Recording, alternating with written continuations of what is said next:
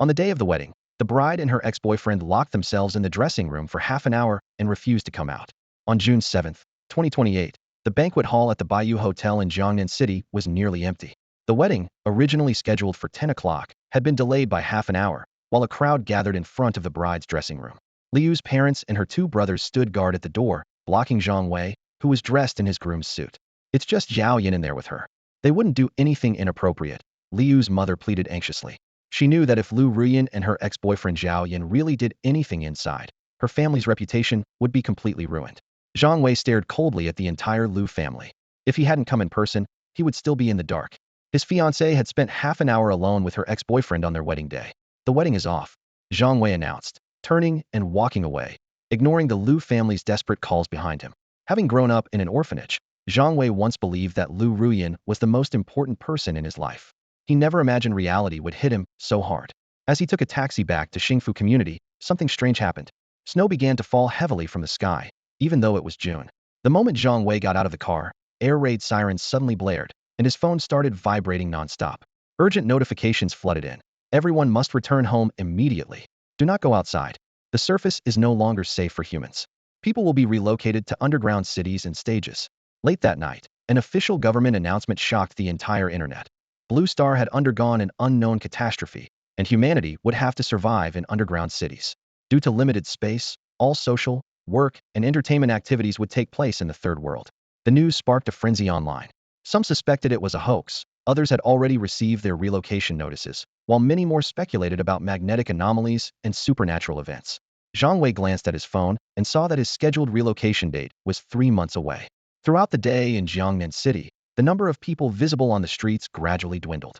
The roads became deserted, making the city feel like a ghost town. Strange phenomena in the sky grew more frequent, with temperatures swinging unpredictably between hot and cold. One day at noon, the sky suddenly turned pitch black for 3 minutes. When the light finally returned, the sun was no longer its familiar self. It had transformed into a massive, blood-red sphere. A chilling sense of dread spread through the city, and eventually, it was Zhang Wei's turn to be relocated. He was escorted into an air raid shelter. The elevator descended slowly, passing through a shaft-like tunnel, until the underground city unfolded before Zhang Wei's eyes. The scale of the project stunned him. Countless honeycomb-like buildings were densely packed together. Above the city, an artificial sun shone brightly, illuminating the entire underground complex.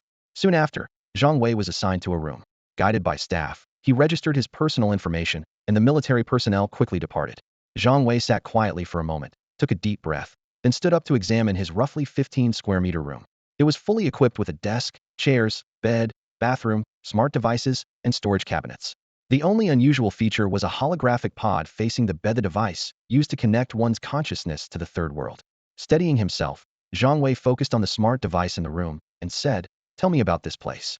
Almost immediately, a 3D holographic projection bathed in blue light appeared. A clear voice spoke from the projection. "Zhang Wei, welcome to room 678234111, Zone H, in the Longhua Underground City Cluster." As the projection continued its introduction, Zhang Wei gradually learned about the structure and lifestyle of the underground city.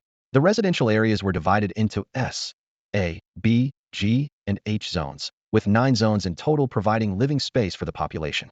He was currently in Zone H, the most densely populated area.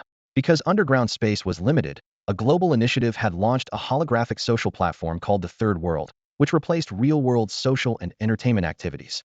The 3D projection explained further that the underground city had abolished traditional currency, using contribution points CNY as the new unit of exchange. Your initial survival account has been activated, with a balance of 6,000 Chinese yuan contribution points. The projection continued. Please note, all survival resources in the underground city are charged in real time. Room utilities activate at 5 a.m. daily. Food and water rations are distributed at 10 a.m., and the holographic pod is available from 10 a.m.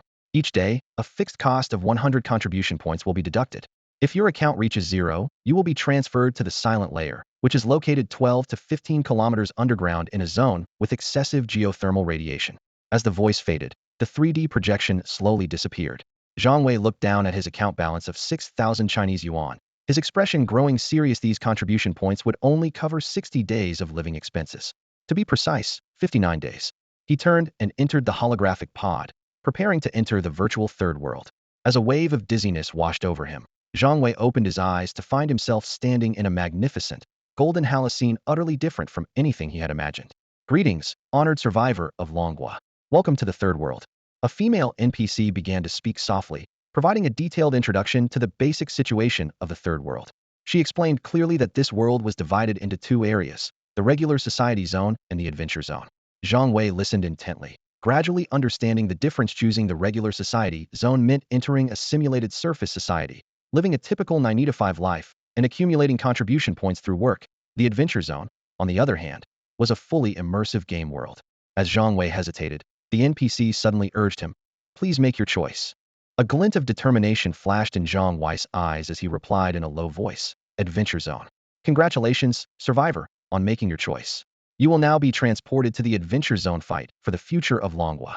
The NPC's words had barely finished when Zhang Wei's surroundings began to shift dramatically, leaving him no time to ponder the meaning behind "fight for the future of Longhua." In the blink of an eye, a massive, multi-layered roulette wheel appeared before him. The wheel was engraved with complex symbols, heavenly stems, and earthly branches. 9 palace flying stars, the 24 directions, and several concentric discs were slowly rotating. Soon, the wheel came to a stop. "Scan complete. Please create your character name," a mechanical voice announced. "Yongya," Zhang Wei answered without hesitation, giving the online name he always used. "Congratulations, survivor. Character creation successful. Congratulations on becoming a rare class holder in Longhua. Class, Clown. You are the 11th clown in Longhua." Clown. Zhang Wei was baffled that hadn't even chosen a class yet. Looking at the mysterious roulette before him, he realized this must have been its decision. Although the title Clown made him uneasy at first, knowing there were only 11 of them in all of Longhua instantly lifted his spirits. Unable to contain his excitement, he quickly checked his stats panel. Player, Yongya. Class, Clown. Level 0. EXP, 010, 000. HPMP, 100,100. Attributes, 5,555. Attack, 1,515. Defense, 1,010. General skill. Probe allows you to detect information on monsters up to 10 levels higher than yourself. Exclusive skills. 1. Stage comedy. Imitate and copy an active skill from a nearby target, dealing 1999 random damage. Limit 1. 2. Poker acrobatics. Randomly draws one of 4 suits, granting a special attack effect for 10 seconds. Hearts, taunt. Spades, blind. Diamonds, interrupt. Clubs, slow. Skill cooldown, 60 seconds. Amazing. Zhang Wei couldn't help but exclaim. These 2 exclusive skills were nearly perfect. Although the mimic skill's damage was unpredictable, it was still very powerful in the early stages, and the 4 control effects from poker acrobatics made him ecstatic. Just then, the mechanical voice sounded again. Now entering Longhua Novice Village number 9167. You are the 783,635,252nd player in Longhua. Enjoy your adventure. As soon as the voice faded, a flash of white light appeared, and Zhang Wei found himself in a rundown, yet bustling village. The air was filled with noise, and recruitment calls echoed everywhere. Level 7 swordsman leading a team, need a level 5 healer. Looking for a dedicated party member, currently missing a shield warrior or knight. Any pros willing to help newbies level up? Level 4 mage looking for a group. Don't want to enter the adventure zone. I'm done gaming. I want to go back to the regular social area. Zhang Wei ignored the shouts and headed straight for the village shops. He knew that to get anything done, you first need the right tools. His priority was to equip himself before exploring this unfamiliar land. However, after making the rounds in the novice village, his expression darkened. He glanced around. Though the village was small, it had everything: a blacksmith, a tailor, and herbalist. But whether it was gear or supplies, he couldn't afford a thing. Gold coins here could only be exchanged for contribution points, at a 110 rate. Even the most basic starter gear required hundreds of contribution points a price Zhang Wei simply couldn't pay with his meager resources. On top of that, if he spent all his contribution points on gear and didn't have enough left for the dungeon quota, wouldn't he be finished before he even started? Sighing, he gave up on shopping. Zhang Wei approached an elderly NPC standing by the street, hoping to pick up a quest. Based on his gaming experience, even if there were no main quests in the starter village, there were usually side quests to be found. Maybe talking to NPCs would reveal some clues. "Hello, sir. Is there anything I can help you with?" Zhang Wei asked politely, wearing a friendly smile. The old man glanced at him, a flicker of disdain in his eyes. 500 gold coins. Huh, what? Zhang Wei was caught off guard, stunned by the response. "Another broke kid," the old man sneered, mocking him without mercy. "Think you can take on a quest without any money? Pay up first." Zhang Wei's mind went blank. Had never encountered anything like this before, and the old man didn't feel like a regular NPC, seemed almost human, with genuine emotions and awareness. While Zhang Wei was still at a loss for words, a middle-aged man walked over and patted him on the shoulder. "New here, huh? The man asked. Zhang Wei nodded.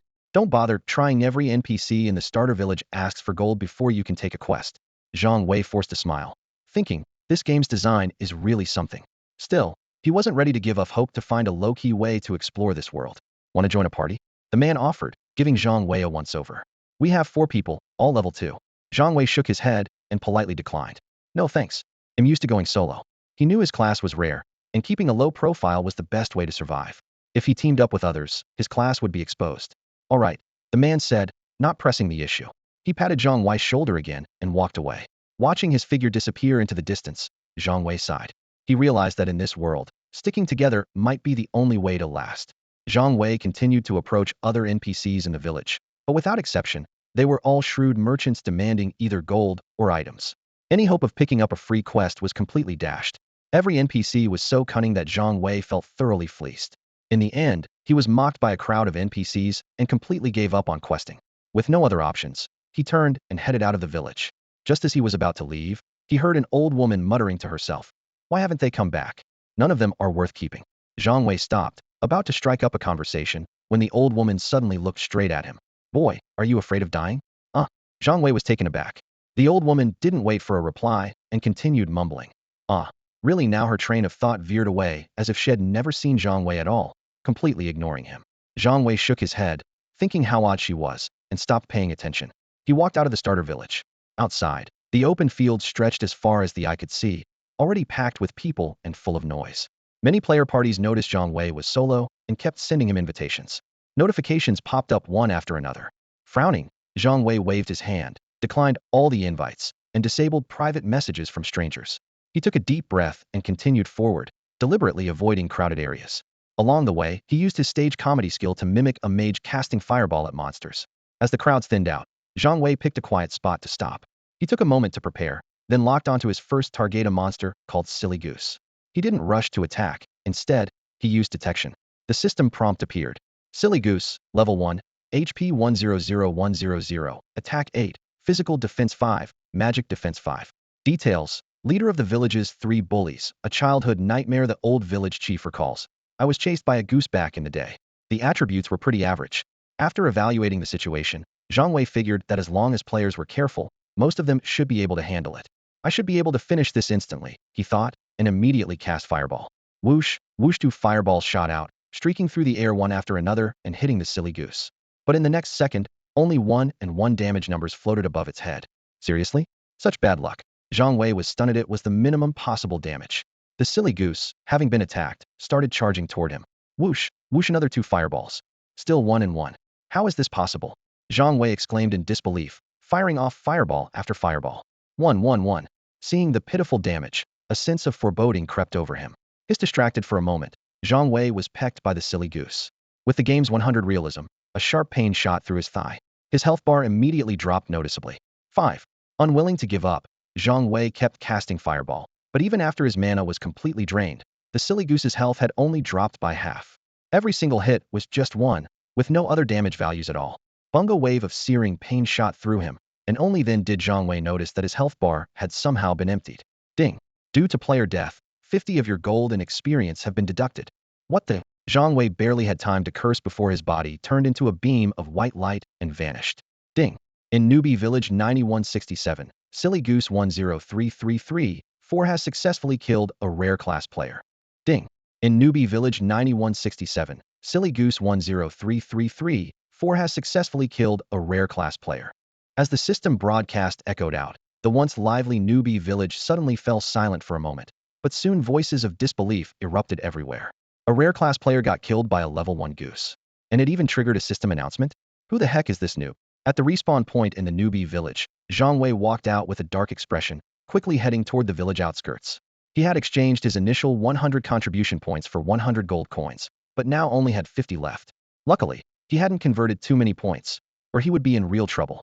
Still, Zhang Wei put the loss behind him. Right now, he just wanted to figure out what was going on with the clown class. Why did copying and mimicking other classes' active skills, which were supposed to deal 1999 random damage, always result in just 1 point of damage for him? If he couldn't figure this out, things would get much worse than just dying. Ingami's contribution points would only let him survive 2 months in Dungeon Zone H. Returning to the spot where he had died, Zhang Wei found the same conspicuous silly goose still there. This time, he applied the poker acrobatic skill to himself first, which would randomly add one of 4 negative effects to his attacks for 10 seconds. When he attacked the silly goose with Fireball, the goose froze for a moment. The slow effect had triggered, but the damage numbers floating up were still 1, 1, 1. Ding. In Newbie Village 9167, Silly Goose 10333, 4 has successfully killed a rare class player. Ding. In Newbie Village 9167, Silly Goose 10333, 4 has successfully killed a rare class player. Ding. Congratulations to Silly Goose 1033334 for advancing to Silly Goose King, becoming a field boss. Coordinates: XX.XXX. Damn, who is this rare class player? They actually managed to feed a level 1 silly goose until it became the Goose King. This message stirred up a huge commotion on the game forum. Did that pro do it on purpose? Just to take down the Goose King? As soon as the news broke, level 5 and 6 players sprang into action, rushing to the Goose King's coordinates. For them, it was a rare chance to take down a wild boss. At this point in the game, most players were still hovering around level 5. The top players were about to hit level 10, and the top 10 on the leaderboard had already secured their spots at level 10. Meanwhile, Zhang Wei had already logged out and returned to reality. He climbed out of his hollow pod and looked around. The underground city was still shrouded in night, and the artificial fusion star had yet to rise. In the 11th clown, Zhang Wei muttered to himself as he sat on the edge of his bed. The top 10 must have run into the same problem with this class. With this question in mind, he immediately pulled up his smart device, opened the Third World Forum, and searched for posts about the rare clown class. The search results popped up quickly, but the more he read, the deeper his frown became. Top of the joke class, Trash Heap the Clown. As the name suggests, a real clown professionally. Thought it was a rare class. Turns out it's just a crappy one. These posts revealed a harsh truth. The top 10 players who chose the clown class had already become notorious over the past few months. Although they were initially favored by the big guilds, they could never break through the limitation of dealing only 1 point of damage. Even with guild support to help them level up quickly, it didn't make a difference. Just then, a new post caught Zhang Wei's eye. No matter how hard you try, you're still a clown. Level 10 Clown Player Story by Mufeng. The post quickly racked up hundreds of thousands of views. The article detailed Mufeng's experience of struggling to reach level 10 with the full backing of his guild. According to his account, clowns unlocked their third exclusive skill at level 10. Improv Comedia healing buff that restored health based on the damage dealt by the mimic skill, lasting 30 seconds with a 1-minute cooldown. But the skill, which sounded promising, was a letdown in practice. Since the mimic skill only dealt 1 point of damage, the healing was also just 1 point at a time, totaling 30 points over 30 seconds. Even worse, the clown skill damage cap was just 999, which was practically useless once players left the beginner's zone. At the end of his post, Mufeng wrote, "If you ever get the chance to unlock a secondary class or find a class change scroll, my advice is to give up the clown as soon as possible." His words were filled with disappointment. "I thought it was a rare class, a ticket to the top, but it's garbage. Just like the class line you get at level 10. No matter how hard you try, you're still a clown. Is there really no hope?" Zhang Wei stared at the forum page, hesitated only briefly, and then decisively closed it. He got up and walked to the holographic pod. Since there was no way to get a secondary profession or a job change scroll, he would have to solve the problem himself within 2 months. Arriving at Novice Village 9167, Zhang Wei once again faced off against the 3 bullies of the village in a desperate struggle. But his weak attacks made even defeating an ordinary goose seem like an insurmountable challenge. Again and again, he died and revived twice. Then 10 times the number kept climbing, but he never gave up. Form a team? Zhang Wei shook his head with a bitter smile. With his pitiful damage, he'd probably be kicked out as soon as he joined. Yet his persistence inadvertently created a miracle. The ordinary chickens, clueless geese, and lame ducks he fought repeatedly eventually evolved into field bosses. This strange phenomenon quickly became a hot topic among players. Who is this rare class player? Did he receive some kind of special quest? How many deaths does it take to reach his goal? Speculation spread throughout the game. On the Third World Forum, topics related to Novice Village 9167 dominated the trending charts. Novice Village 9167 Goose Farming Specialist. Thank you, pro. I killed 3 field bosses in a day, and shocking. Someone is feeding chickens with their own body. Is this human nature gone awry, or true cross-species love? These posts all hit the top. On the surface, Zhang Wei seemed calm, but a hint of madness began to flicker in his eyes. His contribution points were being rapidly depleted. Each death cost coins, and if he ran out of coins, he had to exchange contribution points. Now, with only 1,000 points left, at his current pace, he had at most 5 days before being transferred to the dreaded silence layer. On the forum, aside from game discussions, more unsettling posts started to appear. My teammate went to the silence layer and never logged in again. What exactly is the silence layer? I chose the normal social zone. But now I'm facing workplace politics in the simulation. What should I do? One post titled "The Survival Status of the Underclass Under the Contribution Point System" garnered tens of millions of views, directly criticizing how, after contribution points replaced currency, the lower classes were becoming subordinates to the elite. However, this post was quickly deleted. That evening, after using up his daily rations in Area H, Zhang Wei didn't log into the third world right away as usual. Instead, he opened the door to his small room and, for the first time, stepped out to look around. Before him stretched a massive, beehive-like complex, with countless rooms arranged in concentric circles. Though most rooms were lit, the entire Area H felt as silent and desolate as an abandoned alley. The rooms were well soundproofed, but more importantly, almost everyone spent their time in the third world. Zhang Wei's gaze swept over each floor, occasionally spotting a few dark, empty room spaces left behind by those transferred to the silence layer. Suddenly, a thought occurred to him. I wonder what things are like on the surface these days. He was among the last group to be evacuated. Looking up, he saw that the star above Blue Star had swollen into a massive red fireball, 4 or 5 times larger than usual, casting an ominous glow. The severe weather had rendered the surface nearly uninhabitable. Zhang Wei stood at the observation station of the underground city, staring at the data panel. As a recent college graduate, he knew exactly what it meant whether Blue Star was drifting closer to the star or the star itself was about to die out. There was only one possible outcome. All of humanity, and even Blue Star itself, would be wiped out. He shook his head and turned back to his room.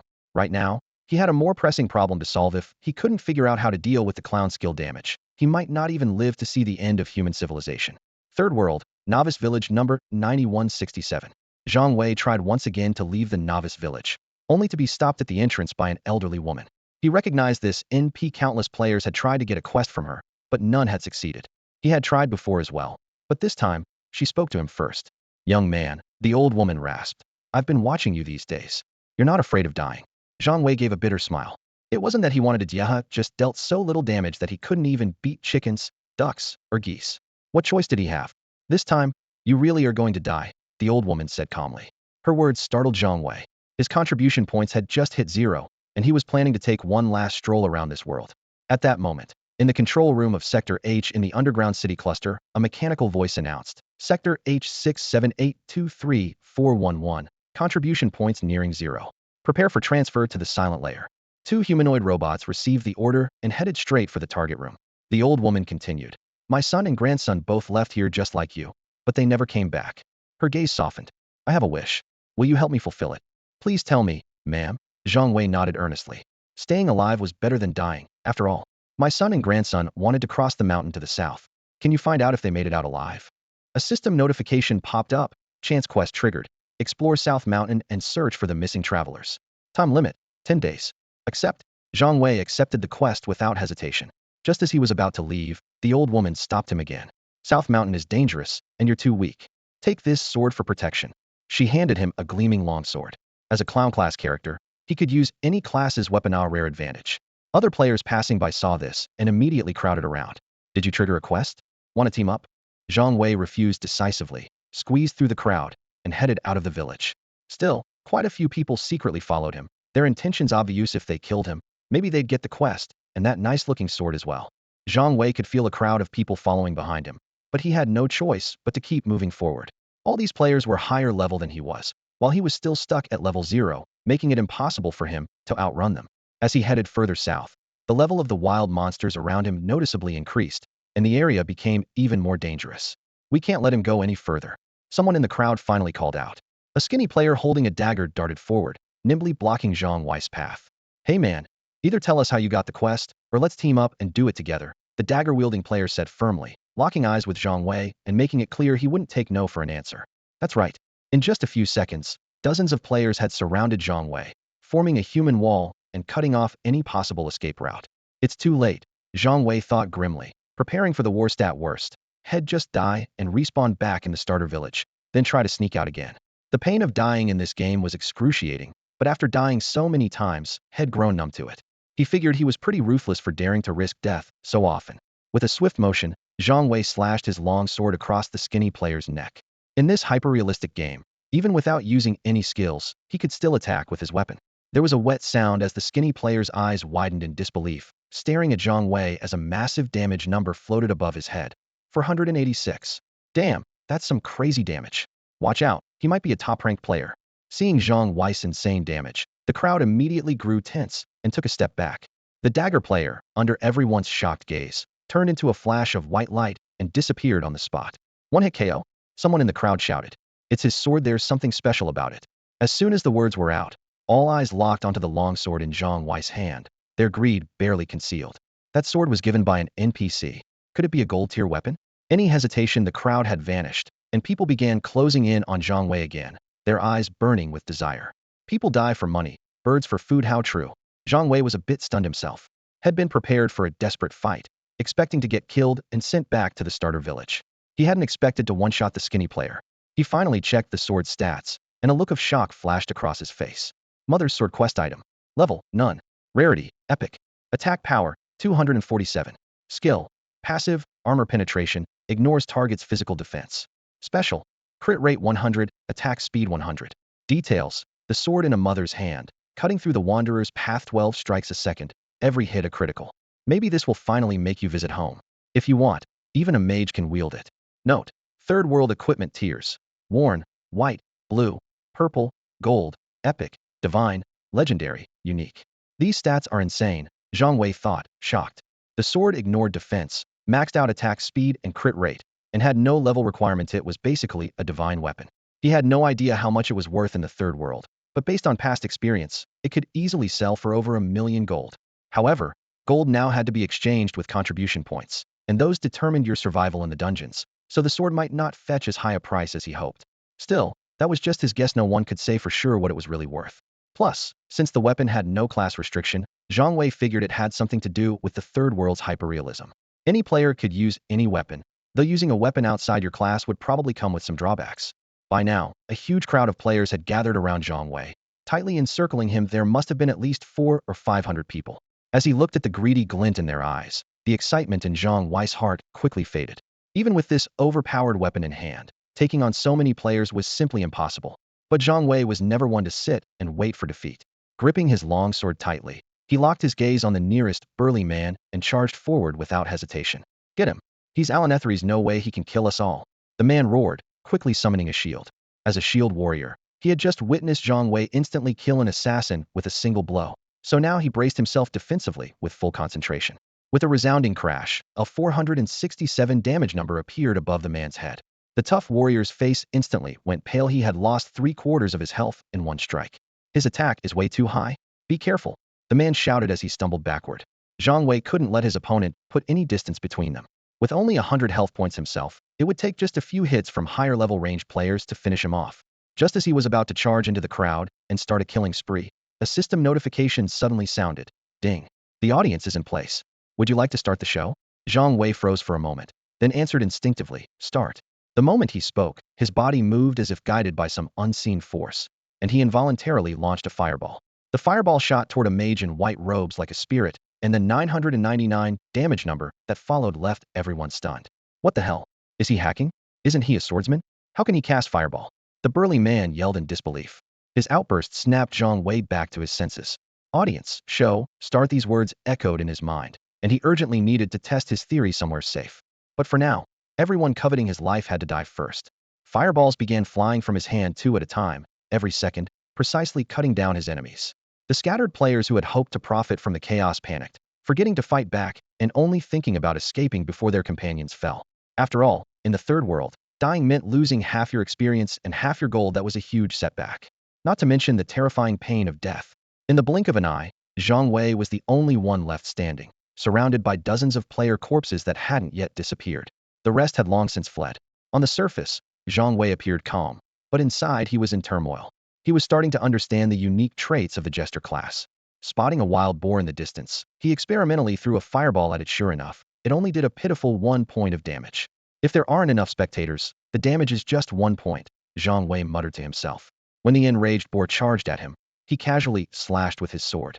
The 498 damage number appeared as the boar fell lifeless to the ground. Ding! The system notification chimed. You've defeated a level 5 wild boar above your rank and gained 50 experience points. Zhang Wei frowned, lowering his longsword. Only 50 experience points for defeating a higher level enemy? No wonder the top players on the leaderboard had barely reached level 10 after 3 months. At that moment, he finally understood just how tough it was to level up in the third world. Oh no, Realization hit him, and Zhang Wei spun around, sprinting toward Nanshan. His contribution points were already at 0. If he didn't complete his quest and claim the gold reward by the end of the day, even knowing the secret of the Jester class wouldn't save him be forcibly transferred to the silent layer the next day. He raced forward, passing monsters whose levels kept climbing level 5, 7, 9. Fortunately, Zhang Wei didn't attack any of them, so he didn't draw any aggro, and the wild creatures ignored him completely. At last, after who knew how long, the silhouette of the towering Nanshan mountain began to take shape in the distance. Ding! You have entered the search area for the Exploring Nanshan. Find the missing traveler quest. As the system message rang out, Zhang Wei let out a long breath. He had finally made it to the quest location. While Zhang Wei was caught up in his storyline mission, the Third World Forum had erupted in excitement. Someone had secretly recorded and uploaded footage of him taking down over 100 players in a row. Even though the game's rules automatically blurred everyone's faces, his display of power was enough to leave everyone stunned. In the video, Zhang Wei took out an assassin with a single strike and dealt a devastating blow to a shield warrior already impressive feats. When dozens of players dropped under a barrage of fireballs, the forum went wild. Is this some kind of sword-wielding mage? This is insane. Wait, could it be the Jester class? Someone analyzed coolly. Jesters can mimic other class skills, and their damage cap is 999. Look, the damage numbers are all 999. But that can't be right. Didn't someone post before that Jester mimic skills only do 1 damage? Plenty of users commented enviously. A player like that probably never has to worry about contribution points. Yet these remarks were quickly drowned out by heated speculation about Zhang Wei's class. Since humanity had only recently moved into the underground city clusters, most people still saw contribution points as equivalent to the old currency system, unaware of the fundamental difference. But as time went on, the true meaning of this new system would become clear to everyone. The wave stirred up by Zhang Wei created quite a buzz in the Third World and on the forums. However, by that time, he had already arrived at Nanshan and entered the quest storyline. Not long after stepping into the quest area, he ran into a tricky situation. 30 gray wolves stood in a neat formation ahead, blocking his path. Zhang Wei considered skirting around the beasts. After all, his experience so far had taught him that as long as he didn't provoke these wild creatures, they usually wouldn't attack. However, perhaps because of the quest, as soon as he approached the pack, the gray wolves immediately bared their fangs and closed in on him menacingly. Damn! Zhang Wei cursed under his breath, gripping his mother's sword tightly as he strode toward the wolves. He raised his hand and cast Fireball, sending a graceful arc of magic through the air that struck a wolf squarely. However, the measly 1 damage that floated up made him frown. Zhang Wei had a few theories about what triggered the clown damage cap, one of which involved the number of spectators. He remembered that when he was besieged by players, he must have met the audience requirement for the clown's performance. But now, even with dozens of wolves, there was no performance begins prompt. Maybe it only counts with players? A sense of unease crept in. If killing players didn't grant experience, his leveling problem remained unsolved. He glanced at the 30 wolves drawing closer, then thought, or maybe it's not enough. Last time, there were over 100 players attacking me at once. While pondering, Zhang Wei tightened his grip on the mother's sword and cast an identification spell. The wolves' information immediately appeared. Guard dog common. Level 7. HP 480,480. Attack 22. Physical defense 15. Magic defense 10. Details: Nanshan guard dog. Seems to be guarding something. Dogs. Zhang Wei muttered in disbelief. All this time, I thought they were wolves. Card juggling. He whispered, charging at the nearest 2 guard dogs with his sword ready. At the same time, 2 fireballs shot from his fingertips. With 2 soft pops, 1 damage floated above the guard dogs' heads. Surprisingly, both dogs suddenly froze in place, unmoving. A system prompt appeared. Card juggling. Randomly draws 1 of 4 suits: hearts, spades, diamonds, or clubs. Attacks gain a special effect for 10 seconds. Hearts taunt, spades blind, diamonds interrupt, clubs slow. Lucky blinding. Zhang Wei's eyes lit up. That meant for the next 10 seconds, all his attacks would inflict blindness. This was exactly his plan: use card juggling to control the enemy, then finish them off with basic attacks from the mother's sword. 10 seconds was more than enough for him. With a mother's sword in hand, every slash counts. 12 strikes a second, and every one is a critical hit. Zhang Wei's wrist flickered, and the mother's sword flashed coldly through the air. The blinded guard dogs didn't even have time to react before being felled by his sword. When 1 blow didn't finish them, he followed up with another. 485,485,485 damage numbers popped up one after another, and system notifications for experience gained followed in quick succession. Ding! You've killed a level 7 guard dog above your level. Gained 100 experience points. Ding! You've killed a level 7 guard dog above your level. Gained 100 experience points. Ding! You've killed a level 7 guard dog above your level. gained 100 experience points. Relying on 10 seconds of solid crowd control and the sheer power of the mother's sword, all 30 guard dogs were turned into experience points, vanishing into the winds of Nanshan. Zhang Wei hadn't expected that defeating a level 7 monster would earn him 100 experience points much faster than killing those level 1 creatures at the village entrance. Watching his experience bar climb rapidly, he felt a sense of satisfaction. Although he still needed 10,000 experience points to level up, he already had 3,050, bringing him one step closer to his goal. The only disappointment was that none of the 30 guard dogs had dropped any loot. For now, he still needed 10,000 experience points, and it was clear that the requirements for future levels would only become more demanding. Taking a deep breath, Zhang Wei composed himself and continued forward. Soon, he found himself facing a steep canyon. As he ventured deeper, the walls on either side closed in, and a thick white mist filled the air, drastically reducing visibility. The silence around him carried an oppressive weight that made his heart race. Zhang Wei wondered if this place might be the way out of the beginner's village. After all, the old woman had mentioned that her son and grandson once tried to cross this area and leave the village. Just as he was lost in thought, a sudden noise ahead snapped him back to attention. More guard dogs? Zhang Wei's eyes narrowed as several more appeared in the canyon before him. Cautiously, he cast his detection spell and observed that while these creatures looked the same as before, their stats could be very different. Battle Wolf Common, Level 8. HP 580580, Attack 27, Physical Defense 27, Magic Defense 25, he muttered to himself, his lips twitching in frustration. Though they looked identical, these wolves seemed to be guarding something important. Fortunately, the canyon was narrow enough to avoid being surrounded. Zhang Wei gripped his mother's sword tightly and launched his attack. This time, luck was on his side, triggered an interrupt effect. Although the wolves' attacks were strong, they slowed down after being hit by his fireball spell, giving Zhang Wei the opening to take them down one by one. Ding! Defeated level 8 Battle Wolf for 150 experience points. Ding! Defeated level 8 Battle Wolf for 150 experience points. Ding! Defeated level 8 Battle Wolf for 150 experience points. Ding! Congratulations! You have reached level 1. With the last wolf defeated, Zhang Wei finally leveled up. This time, the wolves dropped some loot, a piece of white quality equipment and 10 gold coins. He glanced at the white gloves, feeling a bit let down by their mediocre stats. The only thing that really interested him was the 10 gold coins. He was running low on contribution points, and earning a few hundred coins would temporarily ease his current predicament. He considered auctioning the gloves, but quickly dismissed the idea. The third world had an equipment consignment system, but it required a 2-hour display period and a 12-hour bidding period, far too long for him to wait to exchange for contribution points. In the end, he simply stashed the gloves in his bag and continued deeper into the canyon. Before long, the white mist began to clear, and his surroundings became more visible. Eventually, Zhang Wei reached the end of the canyon, where the path suddenly opened up. But he stopped dead in his tracks. Spread out across a wide clearing was a group of fully armed soldiers, at least 200 by his estimate. The soldiers seemed to sense his arrival and turned in unison, their eyes filled with hostility, ready to charge at any moment. A sense of dread washed over Zhang Wei, and he instinctively turned to retreat. At that moment, a system prompt sounded in his ear. Ding! The audience is ready. Would you like to begin the performance? Zhang Wei froze for a moment when he heard the system notification, then glanced back at the guards behind him. He quickly assessed the situation, cursed under his breath, and took off running without hesitation. Even though he could now deal a maximum damage of 999, he knew he was no match for these guardians. As he sprinted away, the system notification sounded a second time, confirming his suspicion audience numbers were indeed a key condition for triggering the performance. Without looking back, Zhang Wei dashed out of the canyon, calculating his options in his mind. The mission deadline was 10 days.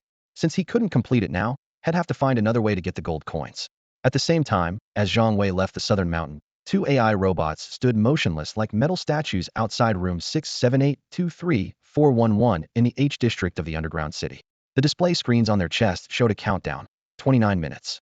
This meant that in 29 minutes, Zhang Wei would be forcibly transferred to the silence layer. Someone's run out of contribution points again? A middle-aged man muttered as he watched the familiar scene through his window. It was the nth forced transfer he'd witnessed in the past 3 months. Each time, it stirred up complicated feelings inside him. His own room was much larger than Zhang Wei's 3-bedroom unit, housing his wife, parents, and a son around 11 or 12. The man knew very well that his family consumed 200 contribution points a day. Although they still had 120,000 left, that was only enough to last them 600 more days. Dad, should we help the person in that room? His son asked innocently, pointing toward Zhang Wei's door. A flicker of hesitation passed through the man's eyes, but in the end, he shook his head. It wasn't that he didn't want to help. He simply couldn't.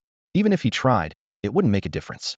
looking out over the vast circular H district. He knew he wasn't the only one who had noticed what was happening, but everyone chose to remain silent.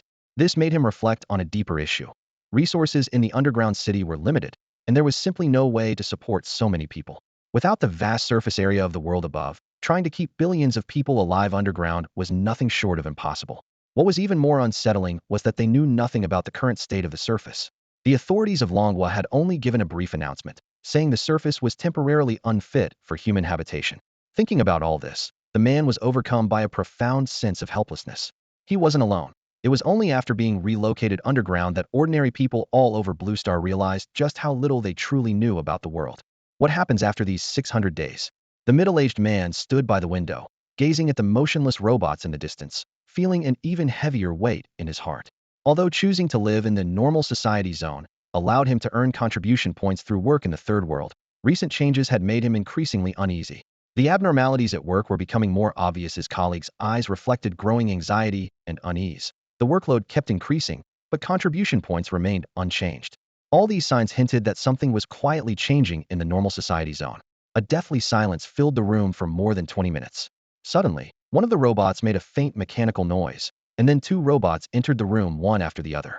Seeing this, the man couldn't help but sigh. "It's over," he muttered.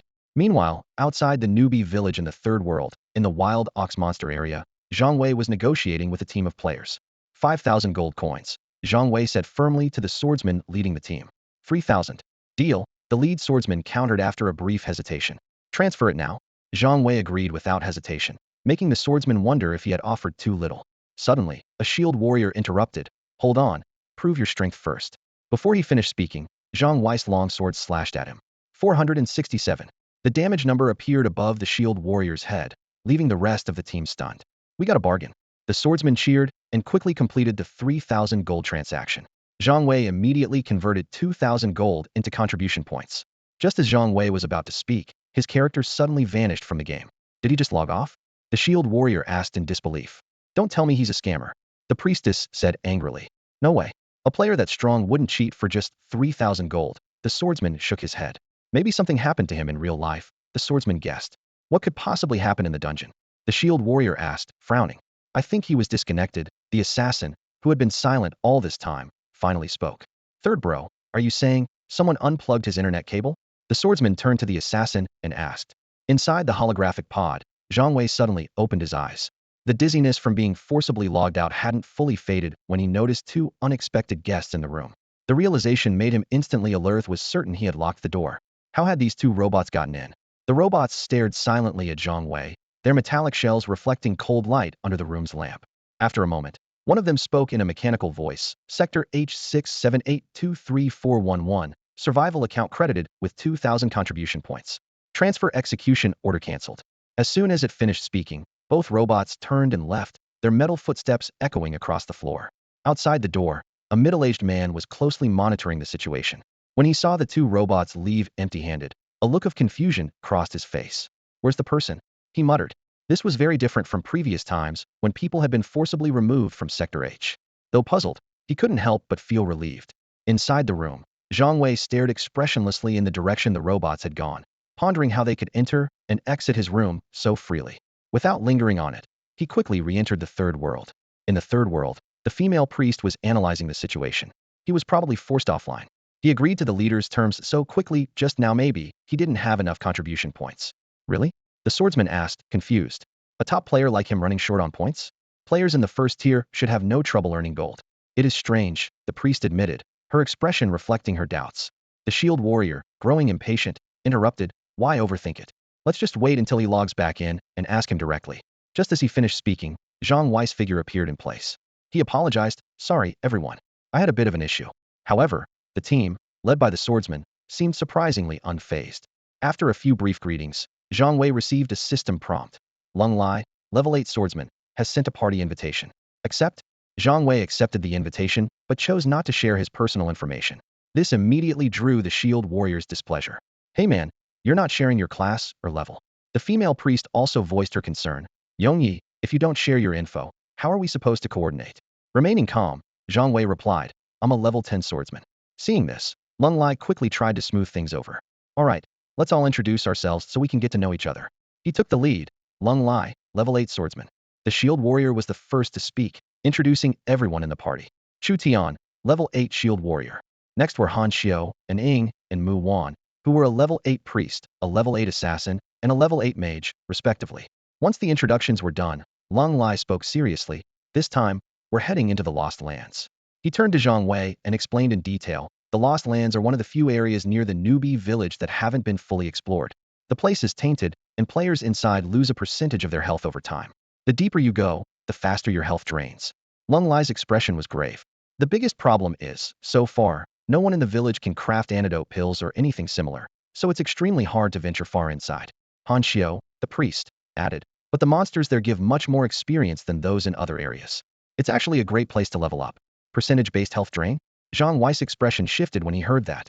As a player who started with only 100 health, even after leveling up once, and without allocating his 5 attribute points, he had just 120 health. But this kind of percentage-based damage was actually an advantage for him. With Yongyi joining us, our damage output has gone up a lot. We should be able to go deeper than before, Lung Lai said. Don't worry, Zhang Wei replied confidently. It'll get us through the Lost Lands. Han Xiao shot him a helpless look. Even the top players on the rankings wouldn't dare talk like that. Zhang Wei immediately asked, does anyone have healing potions? Can you spare me a few? You didn't bring your own? Chu Tian, the shield warrior, looked at him in surprise. Zhang Wei coughed awkwardly. I just got back from soloing Nanshan and used them all up. Lung Lai didn't question him. Some experts did prefer to work alone, after all. Given that Yongyi had managed to solo his way to level 10, he was clearly no ordinary player.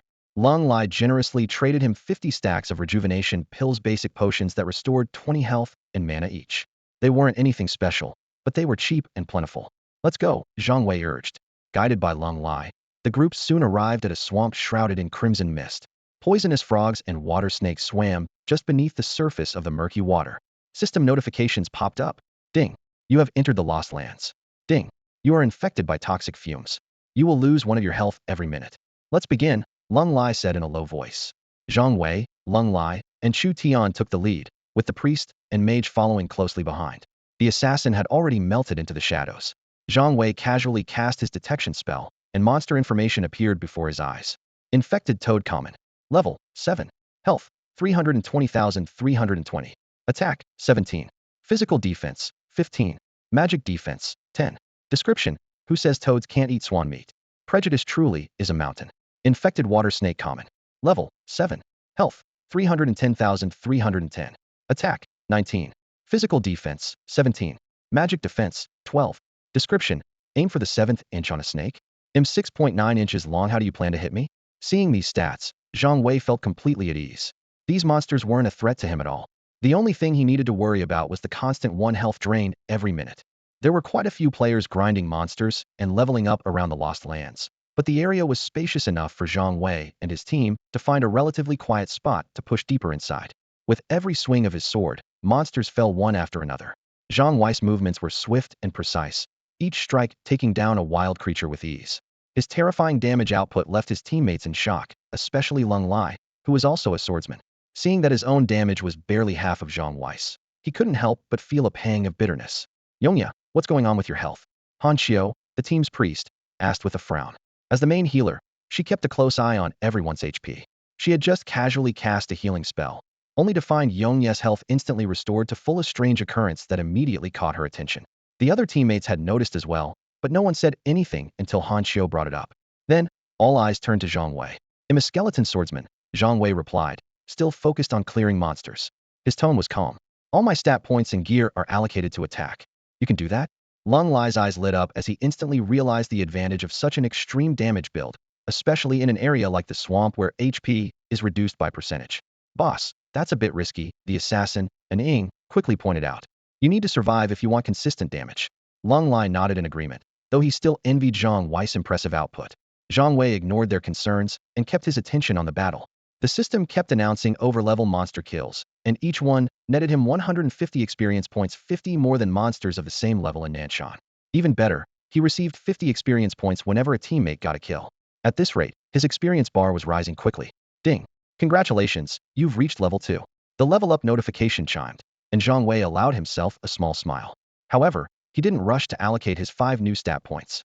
His main damage skill, Stage Comedy, dealt random damage from 1 to 999, seemingly unaffected by his own stats. As long as he triggered the skill, he could reach the upper damage limit. Still, the exponential experience required for each level up was a bit daunting. It took 10,000 experience to go from level 1 to 2, 20,000 from 2 to 3, and so on, increasing by 10,000 with every level. At his current rate of 150 experience per overlevel kill, he'd need to defeat around 200 monsters to reach the next level. Meanwhile, his teammates were all stuck at level 8. To reach level 9, they needed a whopping 90,000 experience points. Worse still, without the overlevel bonus, each monster only gave them a measly 20 experience points. Watching his experience points tick upward, Zhang Wei couldn't help but smile. Compared to other areas where experience gains were much lower, leveling up in the Lost Lands was clearly much faster. As the team ventured deeper, the familiar system notification chimed once again. With a crisp ding, Zhang Wei leveled up to 3, and his health bar, which had dropped to half, instantly refilled.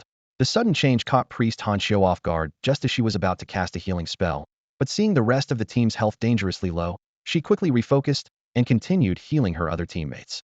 In high spirits, Zhang Wei slashed through the leaping poison frogs while recalling a post he'd seen on the Third World Forum. The post was written by a level 10 Jester named Mufeng, who mentioned that upon reaching level 10, Jesters unlock a third exclusive skill called Improv Comedia Healing Buff that lasts 30 seconds, has a 60-second cooldown, and restores health equal to the skill's damage output. The thought made Zhang Wei's eyes light up, and a look of excitement spread across his face.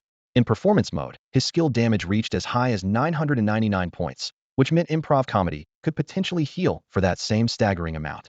Even more thrilling was the fact that he could not only mimic Fireball, but also copy area effect skills, making the potential healing effects almost unimaginable. Just as he was lost in these pleasant thoughts, Chu Tian, the team's shield warrior at the front, called out, "We've entered the poison python zone." Instantly, tension swept through the group. Not only were the monsters in this area stronger, but everyone would lose 2 of their health every minute. Even Han Xiu, the priest, had to constantly replenish her mana to keep up. Zhang Wei immediately used his scanning skill and obtained the following information about the poison python. Infected python elite level 9. HP, 880,880. Attack, 27. Skills. Venom spray deals damage equal to 5 of target's current HP. Physical defense, 95. Magic defense, 95. This was Zhang Wei's first time encountering an elite monster with an active skill, and its nearly 100 points in both defenses were intimidating. Sure enough, the mage's firewall spell saw its damage drop from 90 to just 40, and even Lung Lai's attacks barely topped 100 damage. At that moment, Zhang Wei suddenly stepped past his teammates to the front. "Just focus on healing. Priest, keep me topped up," he said. Before he even finished speaking, his longsword slashed across the python, and an astonishing 482 damage number floated up, leaving everyone stunned. No way. Lung Lai stared at the number in disbelief. He could only deal a little over 100 damage, yet Yongye's output hadn't dropped at all. His gear must have armor penetration, Shadow analyzed calmly. His normal attacks consistently deal over 400, almost 500. That means his attack power isn't much higher than the boss, but he can ignore the target's defense. Man, it's just not fair. Lung Lai grumbled in frustration. "Everyone fall back," Han Xiu quickly called out. The group immediately retreated behind Zhang Wei. Despite feeling a bit dejected, Lung Lai said, "Looks like it's all up to Yongye now." Even for Zhang Wei, it took 2 strikes to bring down a single poison python.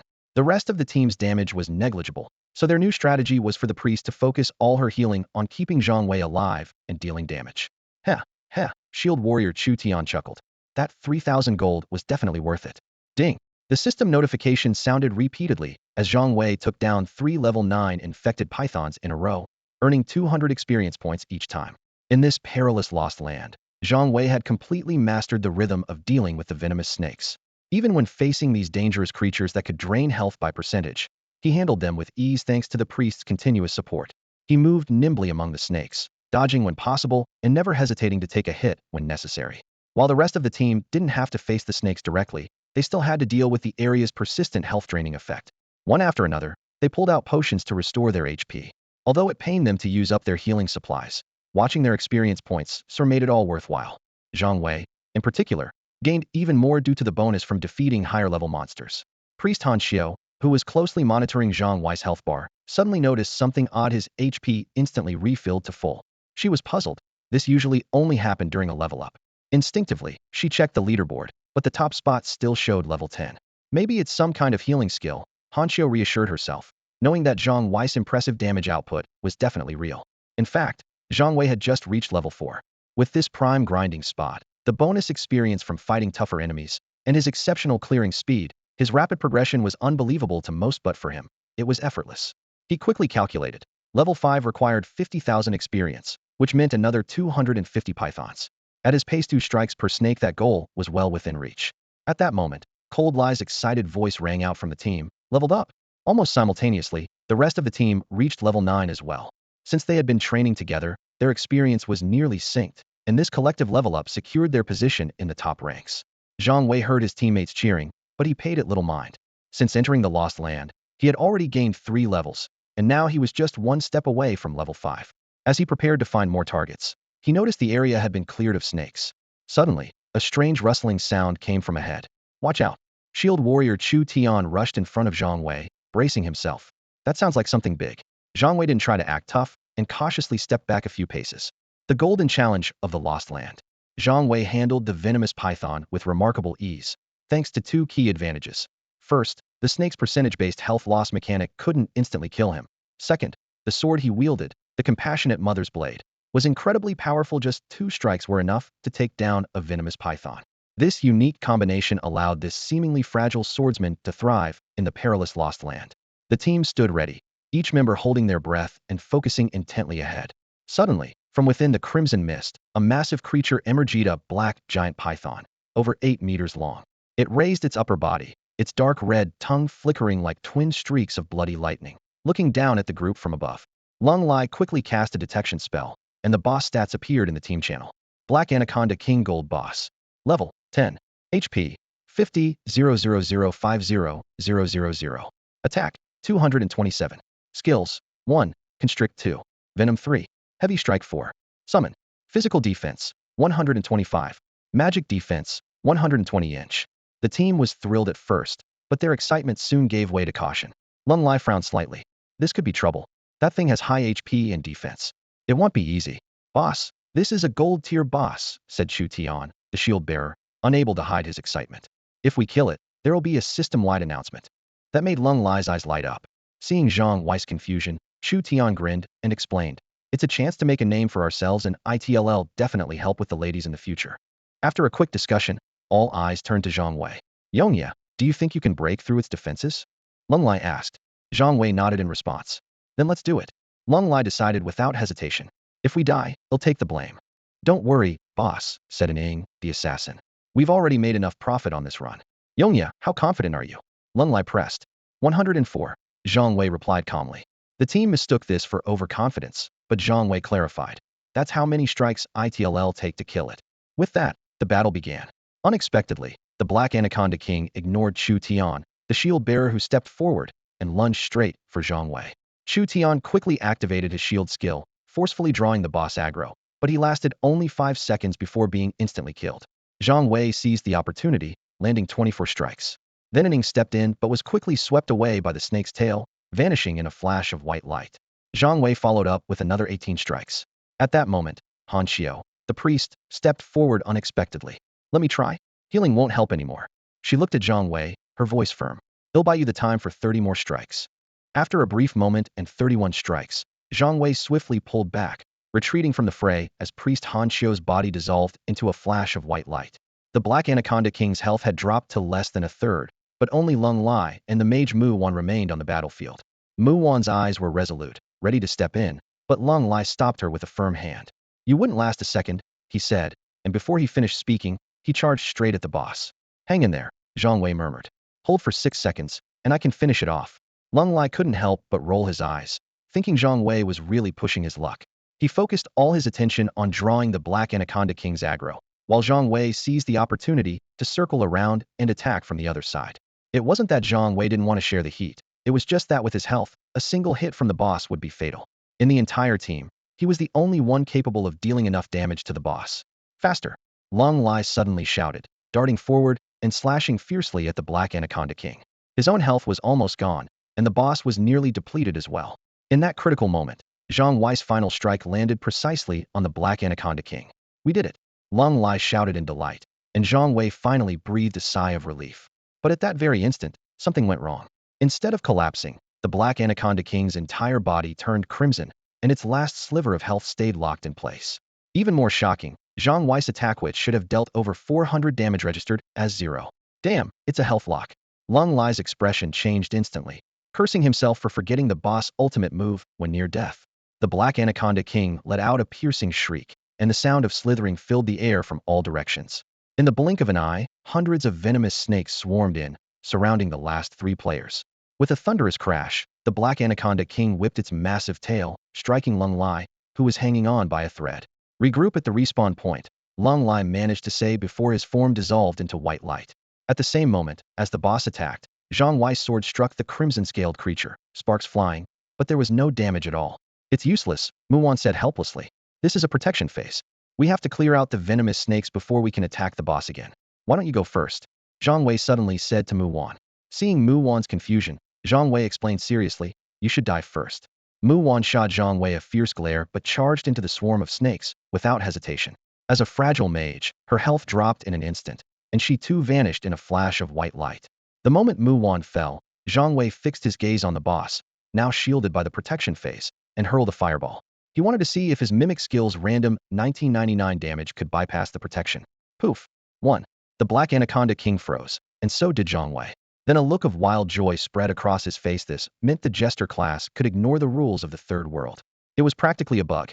To put it simply, the clown's abilities can ignore special skills like damage immunity, invincibility, invulnerability, and absolute defense. This means that when other players are helpless against a near-death boss who has activated these kinds of defensive skills, Zhang Wei can break through their defenses and deal real damage. And this is just the tip of the iceberg when it comes to the clown's potential that he's discovered so far. As Zhang Wei pondered this, a pleasant system notification chimed. Ding! The audience is in place. Would you like to start the performance? Start, Zhang Wei murmured. Through previous experiments, Zhang Wei had figured out the two key conditions to trigger the performance. First, the number of spectators had to meet the requirement. Second, there could only be one main character on stage. That's why he had let Muwan die first. Although there had been enough venomous pythons, the performance couldn't be triggered while they were still in a party. It was only after Muwan died and the team disbanded that the prompt appeared. Now, Zhang Wei began his solo act. One fireball after another arced gracefully through the air, each one striking its target with pinpoint accuracy. 999, 999, 999. As damage numbers flashed rapidly, the venomous pythons fell one after another. A particularly powerful fireball struck the Black Python King right in its weak spot. System notifications sounded in quick succession. Ding! You have defeated a level 9 infected python above your level. You gained 200 experience points. 3 times in a row. Ding! Congratulations, you've reached level 5. Ding! Congratulations, you have defeated the level 10 Black Python King Gold boss above your level. You gained 50,000 experience points. Ding! Congratulations, you have defeated the level 10 Black Python King Gold boss above your level. You gain 100 reputation points. Ding! Congratulations on soloing a level 10 gold boss. This will be announced server-wide. Do you want to reveal your personal information? Zhang Wei chose to reveal it without hesitation. Meanwhile, at the respawn point in the beginner village, Lung Lai and his group were anxiously waiting for Yong Yi to revive. Just after Muwan declared that his death was certain, the system announcement completely proved her wrong. Ding! Congratulations to player Yong Yi from Newbie Village 9167 for defeating the level 10 gold boss. 3 times in a row. Damn! Lung Lai couldn't help but curse. The entire 9167 Newbie Village was instantly thrown into an uproar, with players shocked by this unexpected kill. But Zhang Wei didn't have time to pay attention to their reactions. He focused on clearing out the remaining venomous pythons. Although each one only gave 100 experience points after he reached level 5, after finishing off all the enemies, he smoothly reached level 6. Ding! Congratulations, you've reached level 6. With the system prompt, Zhang Wei finally let out a sigh of relief. While leveling up would get harder from here on out, he wasn't too concerned. For him, it was just another small challenge. Zhang Wei bent down to pick up the loot scattered on the ground, his eyes first landing on the translucent gallbladder of the venomous python. This was a rare ingredient for crafting antidote pills, and in this lost land, it was sure to fetch a high price. As more players discovered this prime leveling spot, the value of python gallbladders would only continue to rise. His attention was soon drawn to a piece of gear glowing with a purple aura. It was a rare drop from the golden boss, Black Anaconda King, that they had just defeated. Zhang Wei picked it up and checked its stats, his eyes lighting up instantly. Anaconda King Scale Armor. Level 10. Rarity, Epic Purple. Defense, 70. Attributes, Constitution 10, Defense 10, Poison Resistance 100. Description, I was slashed 104 times. In this poison-filled lost land, this gear was practically a lifesaver. Unfortunately, Zhang Wei was only level 6 and couldn't equip it yet. However, The white gloves he had picked up earlier could be used immediately. After gathering all the loot, Zhang Wei set off to leave the swamp. Luckily, he had prepared 50 sets of healing pills in advance. Otherwise, the journey back alone would have been a nightmare. He sent a message to Lung Lai, arranging to meet at the entrance of the Lost Land. After all, they had taken down the boss together, and it wasn't his style to keep all the loot for himself. Soon, Lung Lai hurried over with a few teammates. Yongya, that was amazing. Lung Lai looked at Zhang Wei with a complicated expression. Taking down a golden boss solo was something even the top-ranked experts might not manage. Mage Muwan couldn't help but ask, Yongya, how did you manage to kill the golden boss while surrounded by so many venomous pythons? Before she could finish, Lung Lai shot her a look, signaling her to stop. Everyone had their own secrets, and they weren't close enough with Zhang Wei to pry.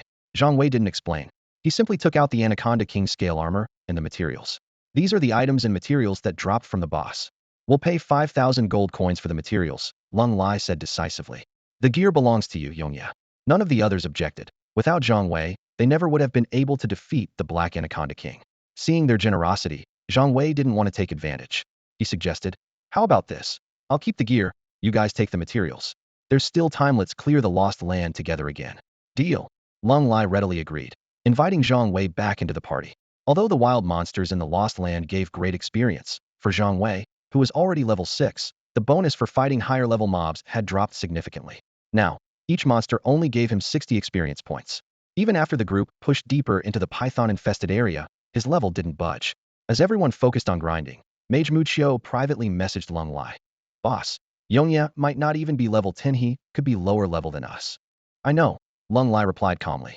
In fact, not only him, but everyone else in the party had noticed as well. No one said anything. It was just understood.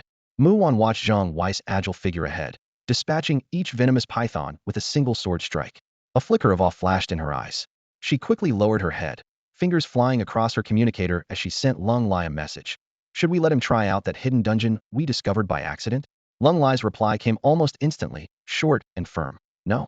Muwan frowned slightly, confused, and pressed further. Why not? That dungeon is too difficult, Lung Lai explained, his tone unusually cautious. Unless we all reach level 10 and gear up with purple equipment, there's no way Yongya could clear it alone. Muwan stared at the screen, hesitated for a moment, and typed another line. But he soloed the Black Python King. Lung Lai read her message, his finger hovering above the reply button as he paused in silence. He could sense Muwan's real intention. You want to figure out how Yongya killed the Black Python King, don't you? He finally responded. Aren't you curious? Muwan's question hit the mark. Lung Lai stared at her message, the balance in his mind beginning to tip. To say he wasn't curious would be a lie. Had always suspected Zhang Wei had drawn a hidden swordsman class otherwise. There was no way to explain how he managed to solo a gold-tier boss in that situation. He'll think about it, Lung Lai finally replied. He then closed the private chat and refocused on clearing monsters. Meanwhile, Zhang Wei continued to cut down venomous pythons, completely unaware of their secret conversation. His mind was entirely focused on how to encounter another gold-tier boss. The loot was important, but what he needed most right now was to level up. As the battles wore on, Zhang Wei became acutely aware of a problem. Leveling up was getting slower and slower. Even in a prime grinding spot like the Lost Lands, the experience gains were dwindling. Worse, without Lung Lai and the others, he wouldn't even be able to farm here alone. Just dealing with the percentage-based health drains was more than he could handle at his current strength. Looks like he'll have to figure out a way to earn some gold, Zhang Wei thought, his lips curling down in frustration. Am I really doomed to keep grinding odd jobs? There weren't many ways to make gold in the third world. Besides selling gear and materials, the only real option was power leveling others. As for robbing people, the thought crossed his mind, but was immediately dismissed. He didn't bother others unless provoked. Besides, in the third world, gold was equal to contribution points, and things could get serious fast. Of course, if someone picked a fight with him, Zhang Wei wouldn't hesitate to hit back. Lost in thought, he was interrupted by Mu Wan's voice. That's about it. We're almost out of potions. Grinding in the Lost Lands was basically trading gold for experience. Even with a priest in the party, they still burned through healing potions at a rapid pace. Zhang Wei glanced at his experience bar. He was close to hitting level 7. Though he was reluctant, he had no choice but to leave with the team for now. After exiting the Lost Lands, Zhang Wei was about to say goodbye when a trade notification suddenly popped up. Lung Lai had just transferred him 15,000 gold coins. What's this? Zhang Wei looked at Lung Lai in confusion. Yongya, Lung Lai said with a faint smile, 5,000 gold each time, and I'm booking you for 3 more runs. Zhang Wei was taken aback. Aren't you worried he'll just take the money and disappear? Lung Lai's expression turned serious as he met Zhang Wei's gaze. If you were that kind of person, then I'd have to admit I misjudged you. Zhang Wei studied Lung Lai in surprise. 15,000 gold, that was 15,000 contribution points. Lung Lai clearly wasn't an ordinary player. No one else would be so generous. All right, Zhang Wei nodded. Let's meet here again tomorrow. With that, he exchanged 10,000 gold for contribution points and logged off. Zhang Wei had just stepped out of the holochamber when a mechanical voice echoed through the room. 14334232XX 2331 survival account, credited 10,000 Chinese yuan, current balance 12,000 Chinese yuan. He stood frozen in place, blinking in disbelief. In just a single day, his survival account had shot up from 0 to 12,000 contribution points. Zhang Wei took a deep breath. If it weren't for Lung Lai's help, he would probably have been sent to the silent zone by now. This experience made him realize just how crucial contribution points were without them. Surviving in the underground city was impossible. Stretching his stiff limbs, Zhang Wei grabbed his daily food ration and gulped it down. Though he had barely moved in the holochamber, a wave of exhaustion washed over him. He was about to lie down and rest when the room's smart device chimed, alerting him to 3 new messages. After listening to the messages, Zhang Wei's expression grew strange. It was Lu Ruyan, and she had also chosen the Third World Adventure Zone, now already an 8th level mage. He wasn't sure why she reached out to him, but he didn't really care. His finger hovered over the delete button, but at the last moment, he changed his mind. With a cold smirk, Zhang Wei quickly composed a reply, summarizing his current situation in the Third World, and sent it to Lu Ruyan. Only then did he return to his narrow bed and close his eyes. Meanwhile, far from H District, residents of D District strolled leisurely through their spacious neighborhood in the underground city cluster. Compared to the cramped and crowded living spaces of H District, D District was noticeably more open. At least here, people had room to move around. The stark difference in living standards would be unimaginable to H District's residents, though. Without some stroke of luck, they'd never get a chance to see this place for themselves. On one of the neighborhood paths, Lu Ruyan nestled sweetly against Wang Yin as they walked together at a relaxed pace. Ruyan, this is the privilege of power, Wang Yin said with a smug smile.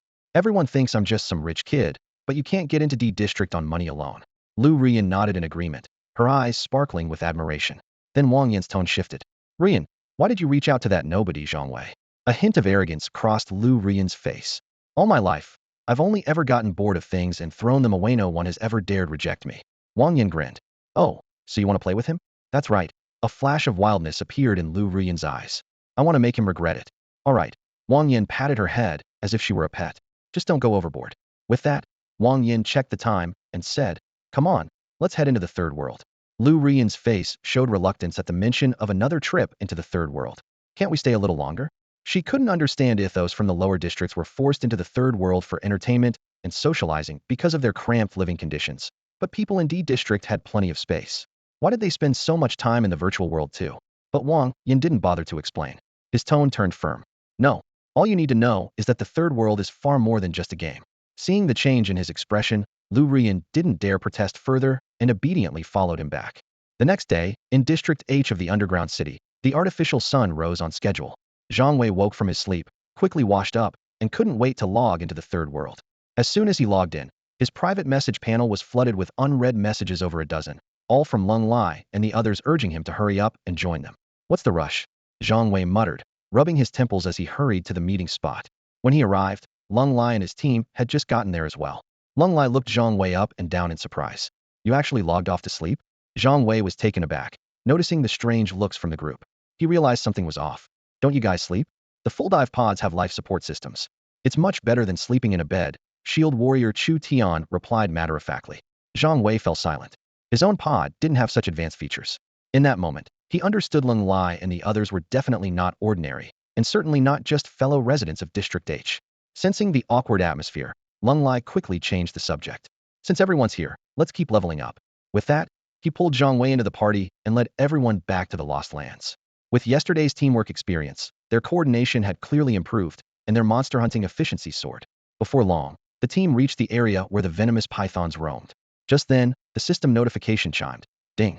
Congratulations, you've reached level 7. Zhang Wei breathed a sigh of relief, was one step closer to his goal of level 10. But as their levels increased, gaining experience became much harder. Now, killing a single venomous python only gave 50 experience points, and with 80,000 points needed for the next level, the road ahead was long. Once they'd cleared out all the monsters in the area, they had no choice but to wait for them to respawn. Beyond this lay the swamp, where even stronger poisons would drain 5 of their health every minute, a risk none of them wanted to take. By the time their supplies ran out, Zhang Wei's experience bar was just over halfway to the next level. What a shame, Lung Lai said regretfully after they left the Lost Lands. No sign of the Golden Boss today. Clearly, he was still thinking about the Black Anaconda King. It probably hasn't respawned yet, Zhang Wei offered, then said goodbye and logged off. After Zhang Wei left, Chu Tian finally spoke up. Boss, I'm guessing Yong Yi is from one of the last 3 districts. Lung Lai nodded in agreement. The underground city was divided into 9 districts, from S to H, and only residents of H, G, and F used the most basic version of the full dive pods. Is it really possible to draw a hidden class using a basic pod? Priest Han Xiu suddenly asked, making everyone fall silent. They had always assumed Yong Yi's hidden class was a swordsman variant, but they all knew the truth. The higher the grade of your pod, the better your chances of drawing a rare class. With a basic pod, the odds of getting a hidden class were almost 0. There's no such thing as fairness in this world. If you think it's fair, it's only because you're still in the dark. The next day, Zhang Wei logged in and found that Lung Lai and the others were still in the game. Through the system interface, he saw several familiar usernames still active in the Lost Lands, clearly grinding monsters to level up. Although the monsters in the Lost Lands offered generous experience, the resource consumption was staggering. Even with a priest in the party, the amount of health and mana potions they went through was astonishing. Zhang Wei knew that without antidote pills, ordinary players wouldn't survive in such a dangerous area. It had become a leveling paradise reserved for the wealthy. Hurrying to the Lost Lands, Zhang Wei regrouped with Lung Lai and the others to start another round of monster hunting. This time, they were well stocked, their bags crammed with healing pills, as if they were planning to camp there forever. As one venomous python after another fell, Zhang Wei finally heard the system notification had been waiting for. Ding! Congratulations! Level 8 achieved. However, the joy was short-lived. The next round of experience gains made him frown. The system announced, Ding! You killed a level 9 infected python and received 20 experience points. The earlier bonus was gone, and the experience per kill had been slashed in half. Looking at his exhausted teammates, Zhang Wei immediately understood why they hadn't broken through to level 10. At this rate, reaching the next level would take a long time. Time was running out. There were only 7 days left for the Nanshan quest. Zhang Wei had to reach level 10 before the deadline, or he would fail the mission. While contribution points weren't an immediate concern, he didn't want to fail his very first quest. His gaze fell on the Simu sword in his hand as he weighed his options. If he completed the quest, this sword would likely be his reward. Although it was better suited for a swordsman, its value was considerably, could easily sell it for hundreds of thousands, maybe even 1,000,000 gold coins at the system's marketplace. If he found a wealthy player like Lung Lai, it could fetch an even higher price, giving him a solid foundation in the dungeon for good. While he was lost in thought, Lung Lai and the others had already run out of supplies, but their levels were still stuck at 9. Forget it, Lung Lai sighed. There's no rush. We'll grind again tomorrow, and that should do it. Tomorrow? Zhang Wei realized they were being considerate, knowing he needed rest. He suddenly spoke up. Why don't you guys go restock? He'll wait here for you. Huh. Lung Lai clearly hadn't expected that. Zhang Wei grinned. You pay me to help, so we'll see it through. Pulling an all-nighter once in a while isn't a big deal. Lung Lai frowned slightly at the words, clearly unwilling to owe anyone a favor. He was just about to refuse when Shadow, the usually quiet assassin, spoke up first. Boss, Yongya has already said it, don't be so stubborn. Level 10 is really important for us. Lung Lai's eyes flickered, but in the end, he just nodded silently and said nothing more. The group quickly returned to the novice village to resupply, and before long, they were back in the hunting grounds, continuing their grind to level up. Time passed by, and as their supplies were nearly depleted again, relieved smiles finally appeared on their faces. We finally made it to level 10. Chu Tian, the shield warrior, clenched his fists, unable to hide his excitement. Zhang Wei couldn't help but feel puzzled at the group's excitement. From his perspective, the rankings were already filled with level 10 players. They had only just reached this level, so their ranking must have dropped to somewhere in the hundreds. What was there to be so thrilled about?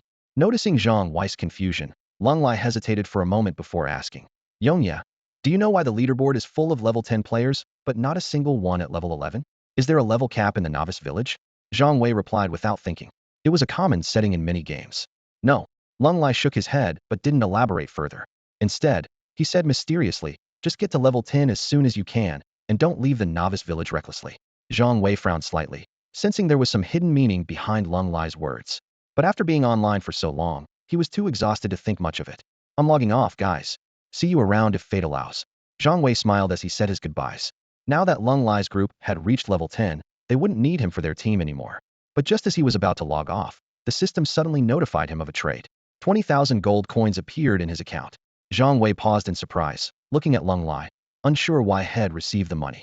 Yongya, that's for the materials from the past few days, Lung Lai explained. We didn't get any equipment drops, but we did collect a lot of snake gallbladders to sell for a good amount of gold. Zhang Wei nodded slowly. had been so focused on grinding that he hadn't paid attention to how many materials they'd gathered. But knowing Lung Lai's character, he was sure he wouldn't be shortchanged. If anything, he'd be overpaid. Thank you, Zhang Wei replied politely. The next moment, Lung Lai and his teammates exchanged glances. Lung Lai spoke up. Yongya, same place tomorrow. Let's run a dungeon together. Sure. Zhang Wei agreed without thinking too much. He still had a way to go before reaching level 10, so he was happy to join a dungeon run. He exchanged all 20,000 gold coins for contribution points, then logged off to rest. Boss, as far as I know, we're the only ones who know about that dungeon, Shadow said in a low voice after Zhang Wei logged off. There might be clues about awakening talents there. So what? Lung Lai replied indifferently. Aside from a few people, I haven't heard of anyone successfully awakening their talent. He paused, his gaze turning serious. Besides, without Yongya, we wouldn't be able to clear it anyway. As he spoke, he looked toward the depths of the Lost Lands, the very place where they had stumbled upon the dungeon. At the southernmost edge of the Lost Lands, there was a nameless village whose residents had all been infected and lost their minds, becoming bloodthirsty monsters. This was the dungeon Lung Lai's group had discovered, one that no player had managed to clear yet, the infected village. Inside the room, Zhang Wei had just opened his eyes in the holographic pod when a notification appeared on the light screen in front of him. A mechanical voice announced clearly, 143342232XX 2331 survival account credited with 20,000 Chinese yuan. Current balance, 31,900 Chinese yuan. Staring at his account balance, Zhang Wei quickly did the math. With a basic daily expense of 100 Chinese yuan, this amount should theoretically last him 300 days. But experience had taught him that reality was far harsher than theory. Life in the underground city had made him painfully aware that, beyond basic survival costs, there were countless other expenses. Everything from the most basic food and daily necessities to a single roll of toilet paper required contribution points. Some people chose to go paperless to save points, but Zhang Wei wasn't willing to compromise like that. What was even trickier was that every piece of equipment in his room, including the holographic pod, came with ongoing maintenance costs. He recalled his recent video call with Lu Ruyan and how her luxurious living environment was a stark contrast to his cramped 15 square meter space. The comparison left Zhang Wei longing for the residential areas above District H. Even though most people spent their time in the third world, the importance of one's real living conditions hadn't diminished in the slightest. More importantly, the holographic pods in districts F, G, and H didn't have life support systems. This meant that people in other districts could stay online 247, while those in his district were forced to log off and rest, cutting their time in the third world in half. If he wanted to catch up with or surpass other players, he had to find a way around this problem. Moving to the smart device, Zhang Wei noticed that Lu Ruyan hadn't left a message this time. He activated the smart system, and immediately a 3D holographic projection appeared, accompanied by an elegant, human-like voice. Hello, how can I assist you? How do I change districts? Zhang Wei asked directly. To qualify for a district transfer from District H, your survival account must accumulate 1 million contribution points, the hologram replied. 1 million, just for eligibility? Zhang Wei was surprised.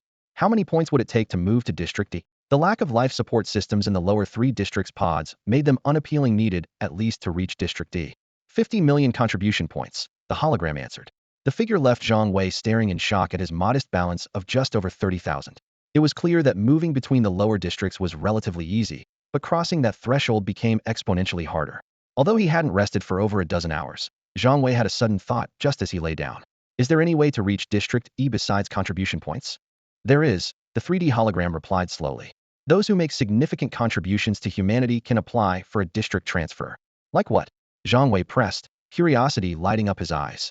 Breaking through technological barriers, making major inventions, improving the underground city's ecosystem, and optimizing human survival models. Zhang Wei sat in front of the 3D holographic projection, listening to its narration, his eyes flashing with indifference. All these concepts felt too distant from his reality, as if they had nothing to do with the world he lived in. He simply couldn't relate. It seemed the only reliable path was to find a way to earn contribution points and exchange them for the things he actually needed. But the next words on the projection screen caught him off guard. There are also special conditions that, if met, allow you to switch zones. The projection's voice rang out, clear and melodious, immediately grabbing Zhang Wei's full attention. What? Switch zones? He frowned in confusion. For example, drawing a hidden class in the third world, successfully awakening a talent, completing a unique quest, or obtaining exclusive equipment. All of these meet the requirements for switching zones. The 3D projection continued. Zhang Wei's heart skipped a beat. So it was actually possible to switch zones by performing well in the third world. This made him wonder, what exactly was so special about the third world? And what did it mean to awaken a talent? When he first entered the game, all he did was choose a class, never even heard of talents. He tried to recall his experience when he entered the third world. All he did was create a character and select a class. Nothing else seemed important at the time. But now, hearing about talents, quests, and equipment, it was clear there was much more beneath the surface. There must be so many secrets in the third world that I don't know about, Zhang Wei thought to himself, his doubts deepening, especially about the unique quest and awakening talent. If a player completes a unique quest, will the system automatically transfer them to a new zone? Zhang Wei couldn't help but ask. It won't happen automatically. Players need to apply themselves, the 3D holographic projection replied. The third world is controlled by the AI core. Humans on Blue Star cannot actively access its internal information, the projection continued. Zhang Wei was taken aback, surprise flickering across his face. So, the third world isn't under human engineers' control? I can't provide any more information. You'll have to explore on your own, the projection replied succinctly, leaving Zhang Wei deep in thought. A chill ran through him as he sensed something unusual. It seemed the third world really wasn't fully under Blue Star's control. After all, it was developed jointly by all of humanity, not just Longhua. If it ever went rogue, the consequences would be unimaginable. The third world wasn't just connected to countless players, it was directly linked to human consciousness. Any accident could be catastrophic. Still, realizing he was just a beginner, Zhang Wei gave a self-deprecating smile. These are problems for the people in charge to worry about, he reassured himself. Since the third world is open, it must be safe enough. With that, he lay back on his bed, closed his eyes, and drifted into a deep sleep. But while Zhang Wei slept, a storm was sweeping through the third world. Ding! Global announcement. Blue Star faction, Longhua's own player Yi Chun has awakened an SS-level talent Divine Punishment, becoming the first SSS talent holder on Blue Star. The system message echoed across the entire third world. One announcement after another flashed across every player's screen, sending shockwaves through the community. Ding! Global announcement. Blue Star faction, Longhua's own player Yi Chun has awakened an SS-level talent Divine Punishment, becoming the first SSS talent holder on Blue Star. Ding! Global announcement. Blue Star faction, Longhua's own player Yi Chun has awakened an SS-level talent Divine Punishment, becoming the first SSS talent holder on Blue Star. The announcement was repeated 6 times, leaving nearly every player in the third world stunned. Meanwhile, in the underground city clusters across the ocean, a white player standing in a luxury villa exclaimed, "What the funk? A Longhua player? SS-level talent? Are you kidding me? Who's Yi Chun? Damn." Of course, the most shocked were the players from Longhua. Damn. A global announcement. Awesome. That's our Longhua player. Man, I'm a guy and I'd marry him. But what's the Blue Star faction supposed to be? Does that mean there are other factions besides Blue Star? One player asked in confusion. Is this a system error? What's a talent anyway? Why don't I have one? In an instant, all the Longhua players were caught up in a frenzy of discussion, and the third world forums were flooded with so many posts that the servers could barely keep up. Someone actually awakened a talent in the beginner's village, and not just any talent, but an SS level 1. This isn't your average talent, it's SS Steer. In the beginner's village of the third world, even Lung Lai and his team couldn't help but gasp in shock. They had all put in a lot of effort to awaken their class talents. After all, once a player reaches level 10 in the beginner's village, completing certain special quests may trigger a talent awakening quest or clue. However, the chances of awakening a talent are extremely low, and only a handful of lucky players ever succeed. It's not just about strength, luck plays a huge role. Even if you're at the top of the rankings, if your luck is bad, you might never awaken your talent. When Yongye logs in, "Let's hit the dungeon together," Lung Lai said in a low voice. When players clear a dungeon for the first time, there's a certain chance to trigger a talent awakening clue. If you miss the first clear, later players can only keep grinding dungeon records or rely on special quests and hope for the best. In short, it only gets harder for players who come later. That's the advantage of being first. That's also why most players are desperate to level up as quickly as possible. After a brief discussion, Lung Lai and his team began buying and upgrading their gear. For them, getting a full set of purple gear wasn't too difficult. Even though drop rates in third world are low, with so many players, someone is always dropping equipment, so you can pick up what you need from the market. Soon, Lung Lai and his team were all equipped with stronger purple gear, not a full set, but their strength had improved significantly, giving them plenty of confidence for the dungeon ahead. Meanwhile, after sleeping for a few hours, Zhang Wei woke up, quickly washed up, grabbed something to eat, and rushed into third world. Ever since he found out that other players' VR pods had life support systems, Head felt a bit of pressure. His leveling speed was insane, but Head started months later than everyone else, and he still hadn't caught up to the top players. As soon as he logged in, Zhang Wei got a message from Lung Lai. "Come to the Lost Lands, XXX.XXX." Seeing the message, Zhang Wei realized they'd probably been waiting for him for a while, so he didn't waste any time and headed straight for the coordinates. On the way, he also saw a server-wide announcement, and the public channel for the beginner's village was buzzing with excitement. Players were all talking about the shocking news that had just dropped. Night Chun, player from the Longwa region of the Blue Star faction, SS level talent Divine Punishment, the first SS level talent holder. Zhang Wei glanced at the level rankings. All those level 10 players knew exactly what was going on. Most of them were still hanging around the beginner's village, probably hoping to awaken their talents. Zhang Wei couldn't help but feel a bit of anticipation. What would his own class talent awakening be like? As a jester, he was already incredibly powerful. If he awakened his talent, wouldn't he just take off? No. Actually, once he hit level 10, he'd be able to unleash his full potential. A simple plan formed in Zhang Wei's minded mimic and copy area effect skills, then solo pull and farm mobs to level up. While soloing, as long as there were enough wild monsters, he could trigger his performance effects, and his AoE damage would skyrocket to 999. Plus, at level 10, he'd unlocked the improv comedy skill, meaning he'd never have to worry about his health again. The only thing he needed to prepare was plenty of mana potions. As long as he had enough MP, he could keep grinding relentlessly and push past his limits. On the outskirts of the Lost Lands, Lung Lai and his companions anxiously scanned the distance until Zhang Wei's figure gradually came into focus. You're finally here, Yongya. Lung Lai's face broke into a delighted smile. Zhang Wei strode over, shaking hands with each person in turn. Sorry to keep everyone waiting. After a brief exchange of greetings, he seamlessly joined the group. Without wasting any time, Lung Lai took the lead and the team quickly headed deeper into the Lost Lands. Along the way, Lung Lai gave Zhang Wei a concise rundown of the dungeon. The dungeon is at the southernmost end of the Lost Lands. We've tried it several times, but failed each time. It's filled with level 10 humanoid elite monsters. They have insanely high HP and thick defenses. The southernmost end? Humanoid elites?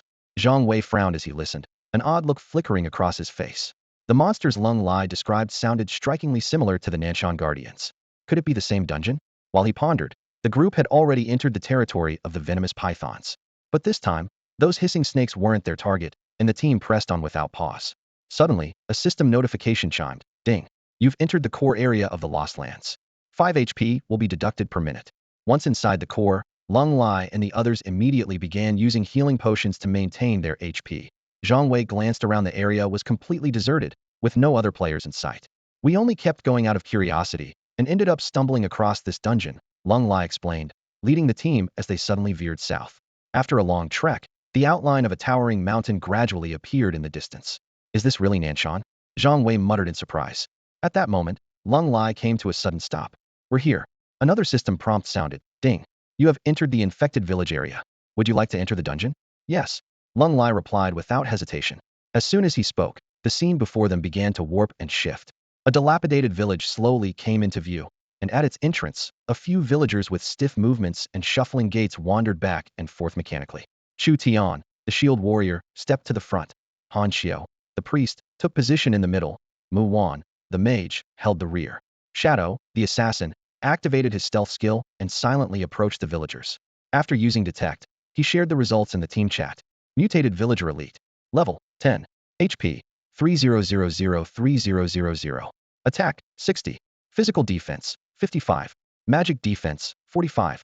Details: polluted villagers who have mutated and now instinctively guard the village temple. Seeing the mutated villagers' stats, Zhang Wei's brow furrowed. These villagers were almost identical to the Nanshan Guardians, and they seemed to be protecting something as well. Mu Wan, the mage, made the first move. Her fingertips flared with fire as she conjured a blazing wall in front of the mutated villagers. 113, 123, 112.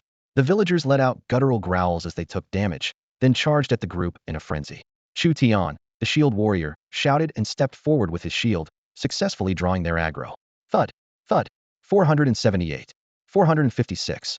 Zhang Wei and Lung Lai attacked almost simultaneously, their sword strikes flashing and numbers popping up in rapid succession.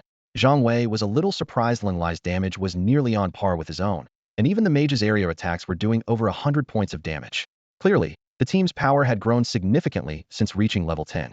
Heh, finally catching up to your damage, Lung Lai said with a smug grin. Zhang Wei ignored his bragging and swung his sword again.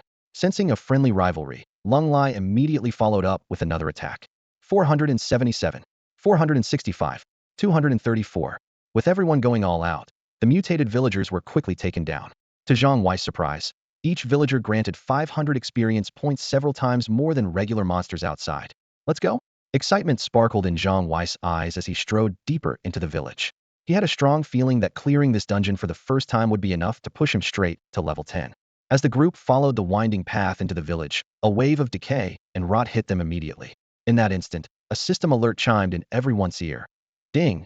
You have been infected by an unknown source. Losing 5 HP per minute. Their faces fell. Give it everything you've got, Lung Lai said in a low, tense voice, his brows deeply furrowed. With this kind of constant HP drain, no matter how many supplies they'd brought, they wouldn't last long.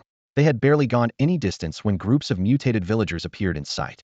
The team instinctively fell into their battle formation. Mu Wan, the mage, set up a wall of fire at the rear to wear down the enemies. Chu Tian, the shield warrior, took the front, drawing aggro, while Zhang Wei and Lung Lai attacked from the flanks. The first wave of mutants was quickly dealt with. But before they could catch their breath, a second wave surged forward twice as many as before. Despite their experience, Chu Tian was clearly feeling the pressure, but thanks to timely healing from Han Xiao, the priest, his HP barely stayed in the safe zone. Something's wrong, Lung Lai muttered, frowning as he watched. No sooner had the second wave fallen than a third flooded in, their numbers doubling again. This is endless. Chu Tian struggled at the front, exhaustion showing in his voice. Zhang Wei grew anxious, but the system wouldn't let him trigger his special effect unless he left the party. Inside the dungeon, the only options were to wait for his teammates to fall or grit their teeth and keep going. Don't just take the hits, guide them, Lung Lai ordered decisively, taking turns with Chu Tian to draw aggro. Using the mutants' slow movement to their advantage, they finally managed to wipe out the wave. Keep moving, Lung Lai said, immediately pressing deeper into the village, the others close behind. But they'd barely gone any further when dozens more monsters blocked their path. Yongya, it's up to you, Lung Lai turned to Zhang Wei. Zhang Wei quickly cast Detect. Mutated Villager Chieftain. Level, 10. HP, 30003000. Attack, 60. Physical Defense, 255. Magic Defense, 215. Details. The mutated chieftain of the villagers, polluted and transformed, instinctively guards the village temple. Such high defense. Zhang Wei was shocked. No wonder their damage output had dropped so much. But with his mother's sword's armor-piercing effect, this wasn't a problem. This was exactly why Lung Lai had invited him. Had been looking for armor-piercing gear himself, but hadn't had any luck. Without hesitation, Zhang Wei charged forward, swinging the mother's sword. Each strike cut cleanly through the chieftain's defense, making Lung Lai look on with envy. Lung Lai stared at Yongya's broken armor gear, unable to hide a hint of longing in his eyes. But he quickly dismissed the thought as a seasoned gamer. He knew perfectly well that legendary equipment like this would never be traded unless there was an even better replacement.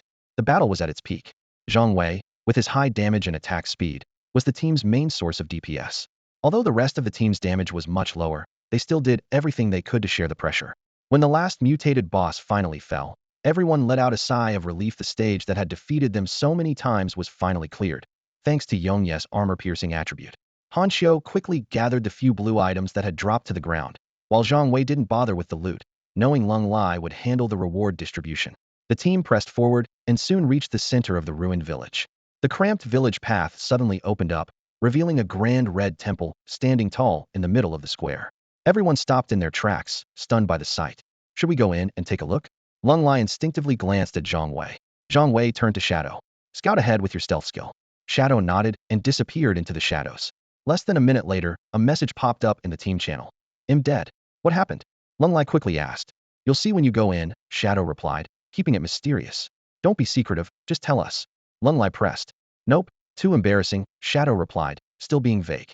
Curiosity piqued. Lung Lai couldn't resist and entered the temple himself.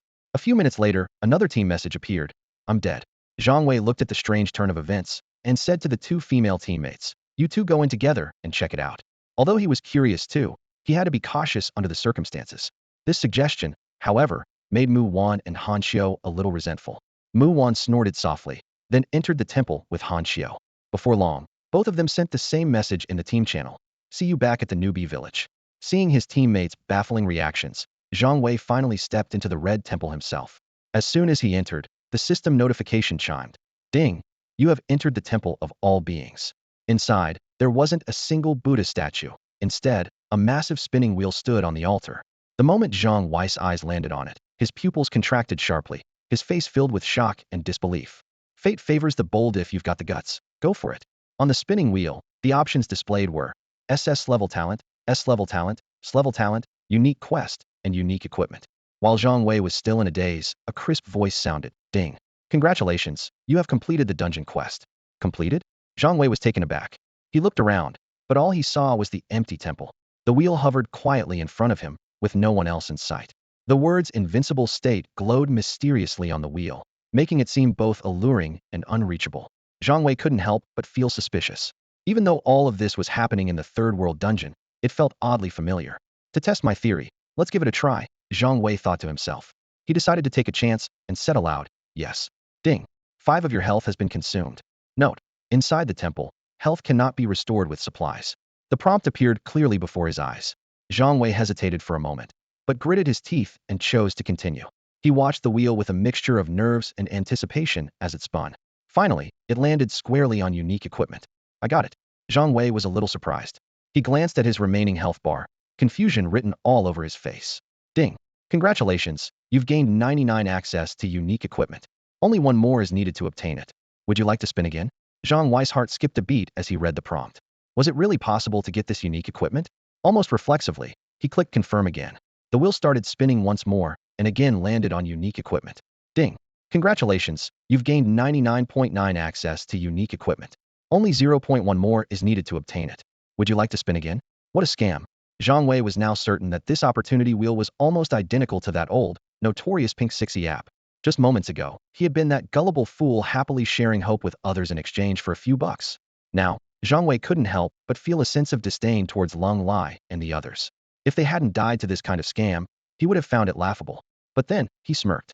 Maybe dying once didn't mean much to people like Lung Lai and his group. Maybe they'd never even used Pink Sixie.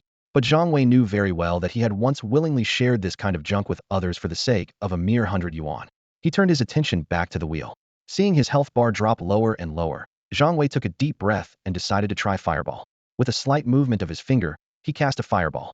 The fireball shot straight at the wheel and struck it. 1. Zhang Wei's eyes lit up instantly.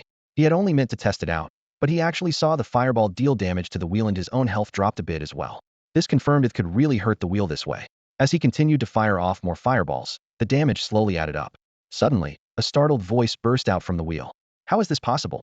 In the next moment, the wheel flashed with white light and shrank down into a small object. In that glow, an old monk with a kind and gentle face appeared before Zhang Wei, firmly grasping the wheel. How could you possibly damage my wheel? The old monk stared at Zhang Wei in disbelief, his tone full of shock. Zhang Wei didn't give him any chance to explain. With a cold sneer, he immediately cast appraisal on the old monk. Red Temple Abbot Dark Gold Boss, level 15, HP 1010, attack 0, status invincible, skill, blood summon. The information from appraisal flashed before his eyes, making Zhang Wei pause for a moment. Old monk. A hint of coldness flickered in his eyes. I don't care if you're a good guy. If you've got a health bar, you're going down. As soon as he finished speaking, another fireball shot out, slamming into the old monk's head. Just as it was about to hit, the monk panicked. Wait, please. I'm a good man. I've never harmed anyone. But the only answer he got was another ruthless fireball one. Zhang Wei didn't give the old monk another chance. The fight had already begun, and in his eyes, whether this good guy was genuine or not didn't matter at all. In a flash, another fireball struck the old monk directly, instantly dropping his health by 1 point. His expression changed dramatically, and a hint of panic flickered in his eyes. In this dungeon, he was supposed to be invincible, yet someone had actually managed to break the rules. Blood summon, the old monk shouted anxiously, actively sacrificing a drop of his own blood. As his voice echoed, the entire temple began to shake violently. Zhang Wei shot a wary glance at the entrance, only to see hordes of mutated villagers charging toward the temple, creating a terrifying scene. So that's how the mechanism works. Zhang Wei instantly understood. If Lung Lai and the others hadn't been so greedy and had refused the roulette option, they would have had to face this dark gold boss Hedon. And with the boss in an invincible state, its 10 health points meant it could summon 10 waves of mutated villagers. Under normal circumstances, clearing this dungeon would require surviving all 10 waves. But unfortunately for this boss, today it was up against Zhang Wei. With a swift series of hand seals, Zhang Wei unleashed a barrage of blazing fireballs from his fingertips, each one hitting the old monk with pinpoint accuracy. 1, 1, 1. With a deafening explosion, the dark gold boss was blown apart, its body splitting into pieces. A tattered sheepskin scroll slowly drifted to the ground. A string of system notifications sounded. Ding. Congratulations on defeating the level 10 Red Temple Master Dark Gold boss. You have gained 80,000 EXP. Ding. Congratulations on defeating the level 10 Red Temple Master Dark Gold boss. Reputation 200. Congratulations on clearing the infected village dungeon. Ding. Congratulations on clearing the infected village for the first time. You have gained 80,000 EXP. Ding. Congratulations. You have reached level 9. Ding. Congratulations on clearing the infected village for the first time. Reputation 200. Ding. Congratulations. You have obtained a unique equipment clue Fate's Carnival Mask Sheepskin Scroll. Ding. As you are the first to clear the infected village dungeon, a global announcement will be made. Would you like to hide your team information? The flood of notifications was almost overwhelming, but amid the barrage, Zhang Wei caught 4 keywords: unique equipment. Without hesitation, he walked over and carefully picked up the worn sheepskin scroll. Words slowly appeared on its surface. Fate's Carnival Mask Sheepskin Scroll. Bring this scroll to the old village chief. He will tell you where the unique equipment Fate's Carnival is hidden. Details. Wear it, and you will see the threads of destiny, but never try to change them. It really is unique equipment. Zhang Wei was overjoyed, his hands trembling slightly. In the third world, equipment is ranked: worn, white, blue, purple, gold, epic, divine, legendary, and unique. Unique equipment means there is only one of its kind in the entire third world. Even more importantly, unique equipment is often closely tied to a player's class. In other words, Fate's Carnival is very likely exclusive to the Jester class. However, just as Zhang Wei was celebrating, a thought suddenly struck him. When he spun the roulette earlier, he landed on unique equipment. Now, after defeating the boss and clearing the dungeon, he had received a clue for unique equipment. Did that mean if he had drawn an SS-level talent, he would have received an SS-level talent reward instead? But Zhang Wei quickly dismissed the idea. If that were the case, players could just farm this dungeon endlessly for talents and unique equipment, which obviously wouldn't make sense. Just as Zhang Wei was about to message Lung Lai and the others, a resounding system announcement echoed through the entire novice village. Ding! Congratulations to Novice Village 9167 players Yongyi, Lung Lai, Chu Tian, Han Xiao, Muwan, and Shadow for being the first to clear the infected village dungeon. The announcement was broadcast 6 times in a row, plunging the village into brief silence before the place erupted in excitement. Whoa, another top player cleared a dungeon first. I've never heard of this infected village dungeon. What is it? Did you notice? It's that Yongyi again. Wasn't he the one who soloed the gold boss last time? And who are Lung Lai and the others? If they're teaming up with a pro like him, they must be pretty impressive too. The buzz of conversation swept through the novice village, creating a lively uproar. At the respawn point in the beginner's village, Lung Lai and the others couldn't hide their overwhelming joy. Not only had they completed the dungeon's first clear and received a system-wide announcement, but even more excitingly, Lung Lai had triggered and Strength Talent Awakening quest. This honor would give him a huge advantage over other players in the early stages of the game. I wonder what rewards Yongyi got? Lung Lai couldn't help but ask. After all, it was Yongyi who led the team through the dungeon, so logically, his rewards should be the most generous. I've already messaged him and asked him to meet us here, Lung Lai said quietly. If it were me, I'd have just died on purpose to get back quicker, Chu Tian, the shield warrior, joked. He wouldn't do that, Han Xiao said with a hint of annoyance. Otherwise, he wouldn't have let us go in first and take the fall. And you have the nerve to complain? Lung Lai shot back. How did you die again? And you're blaming Yongyi? Han Xiao was momentarily speechless, looking a bit embarrassed. If it weren't for Yongyi, there's no way would have gotten such great rewards, let alone cleared the dungeon, Lung Lai added. Boss, Chu Tian suddenly suggested. I bet Yongyi could use some contribution points. Why not invite him to join us? Lung Lai was tempted, but shook his head. He could sense that Yongyi wasn't interested in joining their group. Besides, after this quest, Yongyi probably wouldn't have to worry about contribution points anymore. Meanwhile, on the outskirts of the Lost Lands, Zhang Wei was nervously making his way through the swamp. He rarely carried supplies, so he was down to the last of the 50 stacks of rejuvenation pills Lung Lai had given him at the start. He barely made it out of the Lost Lands alive. Under the expectant gazes of Lung Lai's group, Zhang Wei finally appeared at the entrance to the beginner's village. Brother Yongyi, thank you, Lung Lai said sincerely. We couldn't have gotten the first dungeon clear or the strength talent reward without you. No need to thank me, Zhang Wei replied, waving his hand. He then took out the materials dropped from the dungeon. As for the sheepskin scroll, he kept it for himself, was sure the others had gotten their own share of loot anyway. Without hesitation, Lung Lai transferred 100,000 gold coins to Zhang Wei. That much. Zhang Wei was a bit surprised. Lung Lai laughed. Compared to what we gained this time, that's nothing. Seeing Lung Lai's insistence, Zhang Wei didn't refuse. He was never good at dealing with social niceties anyway. Brother Yongyi, want to team up again in the future? Lung Lai probed. We'll see if there's a chance, Zhang Wei replied, neither agreeing nor outright refusing. In truth, he preferred to go solo. The nature of the Jester class made him a natural loner. Besides, his quest, explore Nanshan and find the missing traveler, was already halfway through, so he needed to hurry.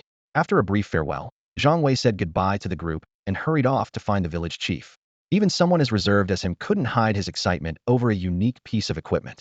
Arriving at the center of the beginner's village, Zhang Wei stood respectfully in front of an elderly man who sat with his eyes closed. resting. Sir, I'm here to exchange an item, Zhang Wei said politely. The old village chief slowly opened his eyes and looked at Zhang Wei in surprise. Who are you? Zhang Wei's mouth twitched slightly. He reached into his inventory, took out the sheepskin scroll, and handed it over. The moment the old village chief caught sight of the tattered sheepskin scroll, he shot up from his recliner as if jolted by electricity. An astonishing sharpness flashed in his eyes, and the intensity of his presence made Zhang Wei's heart skip a beat. It's this. The old chief blurted out, all traces of laziness vanishing from his face. He sized Zhang Wei up with a hint of admiration in his voice. I never expected you to get your hands on this token. Truly, heroes emerge from the young. Zhang Wei wasted no time on pleasantries and got straight to the point. Sir, could you please tell me where Destiny's Carnival is?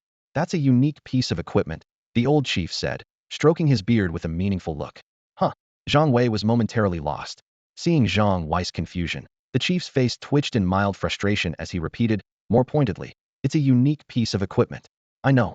I'm here to claim Destiny's Carnival, Zhang Wei replied, utterly serious. Why are you so dense? The old chief finally gave up on subtlety. Something this valuable, you think you can just take it and go? Only then did Zhang Wei catch on the chief was hinting at a bribe. Damn it. He cursed inwardly. This third world game setting was really something else. Even with the token, he still had to pay a fee to claim the equipment? How much gold? Zhang Wei asked warily. The old chief sighed dramatically. Talking about money hurts the relationship. But after keeping this equipment for so many years, I'm a bit attached to it. Just give me $1 million or $2 million in gold, whatever you like. What the hell? Zhang Wei was stunned. Where was he supposed to get that much gold? He eyed the chief, sizing up whether he could just take it by force. The old chief instantly noticed the dangerous glint in Zhang Wei's eyes and warned, Kid, what are you thinking? I don't have the money, but I've got my life. Are you giving it to me or not? Zhang Wei laid his cards on the table. You really don't know how to play the game, the chief said with a shake of his head. You know, you're supposed to haggle. If you bargain, maybe you'll agree. 1 gold coin, Zhang Wei said, poker-faced. The old chief was so choked up he couldn't speak. After a fierce round of bargaining, Zhang Wei finally handed over 10,000 gold coins, and only then did the old chief produce Destiny's Carnival. When the black mask appeared in the old chief's hand, Zhang Wei's pupils contracted sharply. The dark patterns rippling across the mask's surface seemed almost alive, and just looking at them made him feel as if his mind was being pulled in. The moment he took the mask, Zhang Wei eagerly checked its stats, and his heart nearly skipped a beat. Destiny's Carnival. Mask level, no grade restriction. Unique attribute, stage comedy. Clown can mimic and copy 1 additional skill. Special trait, skill cost 100, 90 chance to refresh all skill cooldowns on attack. Details. Are you ready for the final celebration? These attributes were simply insane. Not only could Zhang Wei copy 2 active skills at once, but it completely solved all mana consumption issues. With a 90 chance to refresh skill cooldowns, it was basically unlimited firepower mode. In performance mode, every skill did 999 damage. If he could cast skills endlessly, stacking 10, dozens, even hundreds of them, the power would be terrifying. Not to mention the 10-second poker juggler buff that could randomly inflict taunt, blind, interrupt, or slow now. With such a high refresh rate, he could keep enemies debuffed the whole time. Damn, this is broken. Zhang Wei couldn't help but exclaim. Zhang Wei could hardly contain his excitement as he hurriedly put on the Fate Carnival mask. As soon as the mask fit snugly against his face, a system prompt appeared. Ding! Would you like to hide the mask's appearance? As his only piece of equipment, the Fate Carnival mask not only allowed him to conceal its presence, but also gave him the option to display it when needed. Zhang Wei appreciated this thoughtful feature. Meant he could keep a low profile when necessary, and show off the mask on special occasions without the awkwardness of wearing something so eye-catching all the time. Checking his level panel, he saw he was less than 20,000 experience points away from reaching level 10. The experience reward from being the first to clear this dungeon had far exceeded his expectations, pushing him right up to the peak of level 9. Originally, he had planned to reach level 10 and unlock his healing skill before tackling the opportunity quest at Nanshan, but now his current strength was more than enough. With that in mind, Zhang Wei set off for Nanshan immediately.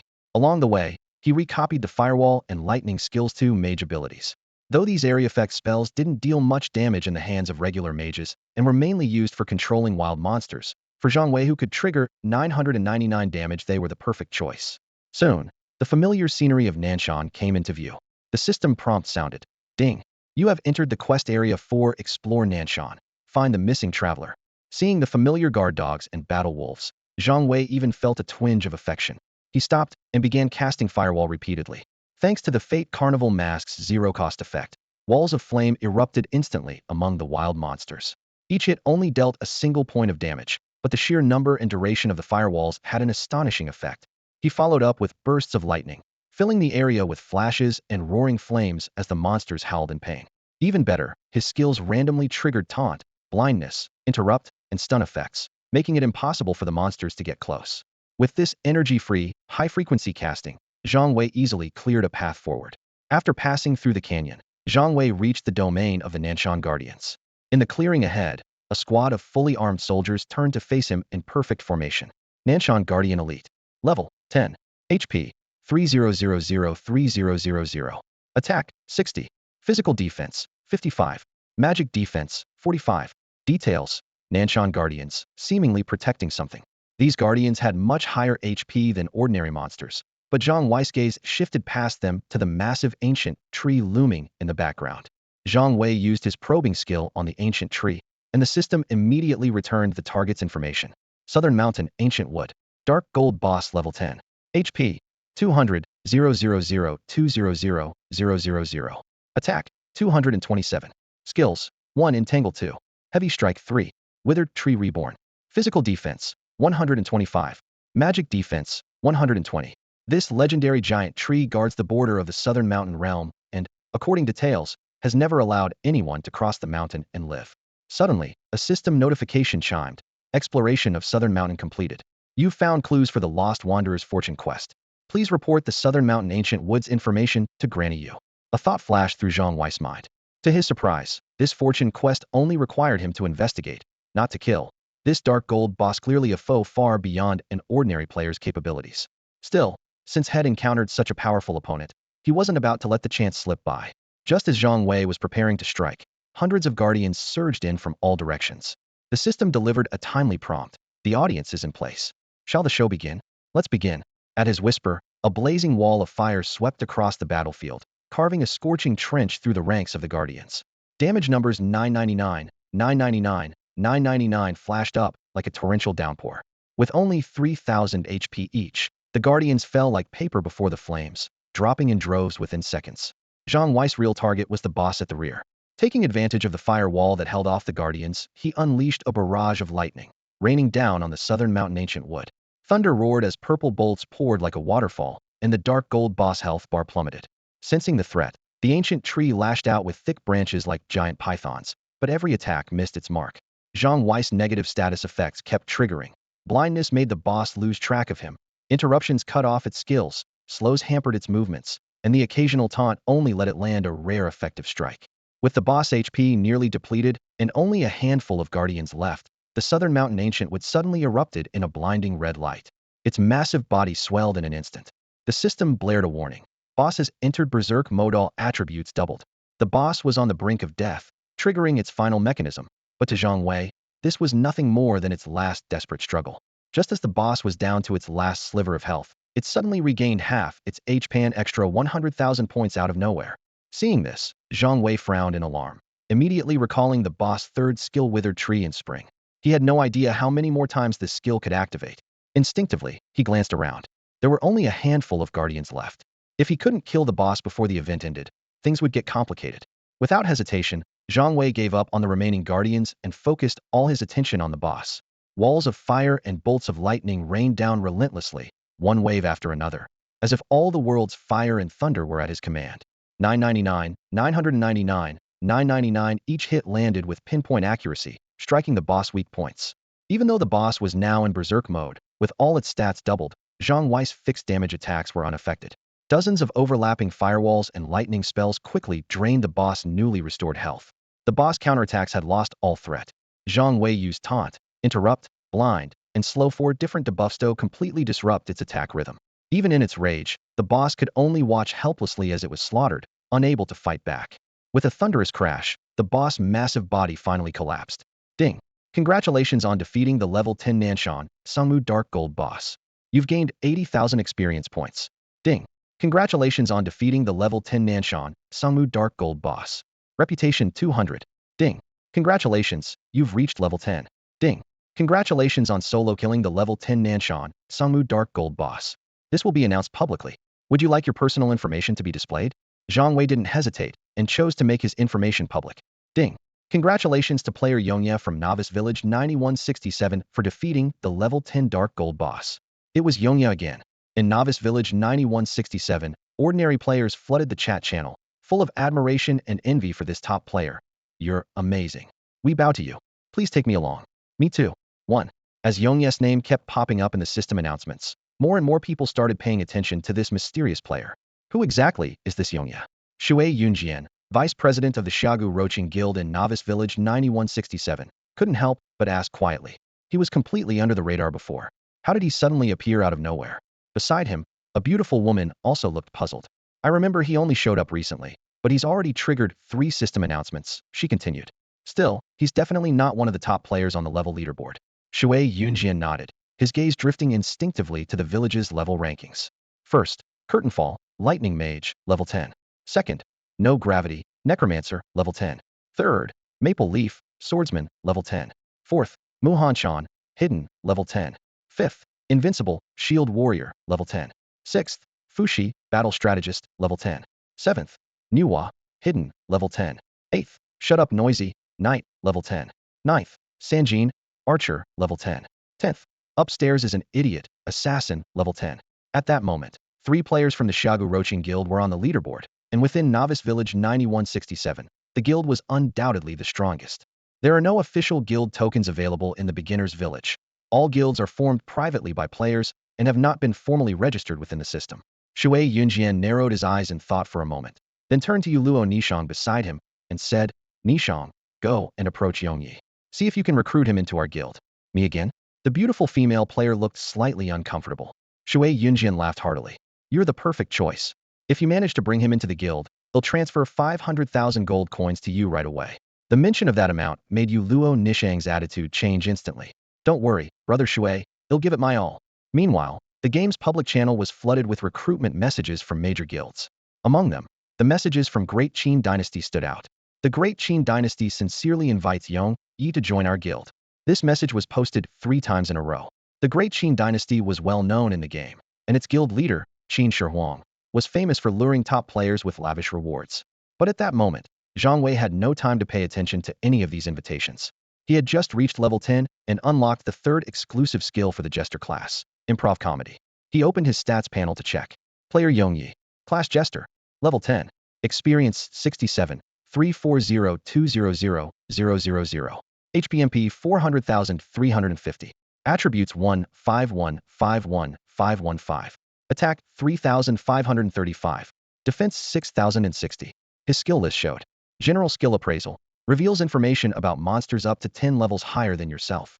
Exclusive Skill 1 Stage Comedy mimics and copies any target's active skill, dealing 1999 random damage. Usable once. Exclusive Skill 2 Poker Acrobatics randomly draws a playing card, granting attacks different effects for 10 seconds. Hearts, Taunt. Spades, Blind. Diamonds, Interrupt. Clubs, Slow. Cooldown, 60 seconds. Exclusive Skill 3 Improv Comedy. Healing buff that restores HP equal to skill damage over 10 seconds. Cooldown, 60 seconds. Zhang Wei didn't rush to allocate the 50 newly earned attribute points. Instead, he took out the epic Gear Python King scale armor from his backpack and equipped it. Not only did it provide 10 constitution and 10 defense, but more importantly, it granted 100 poison resistancia, huge advantage in toxin-filled maps like the Lost Lands. Next, his gaze fell on the loot dropped by the dark gold boss Nanshan Sangmu. A longbow gleaming with golden light and a piece of worn tree bark. The Nanshan longbow's stats were impressive. Level 10. Rarity Gold. Attack 157. Skill Withered Wood Reborn. Restores 50 of the user's HP. Cooldown 180 seconds. Bonus attack speed 10, Constitution 10. Description: swift as the wind, forceful as rain. Even deadwood can be revived. Arrows once loosed do not return. Jackpot.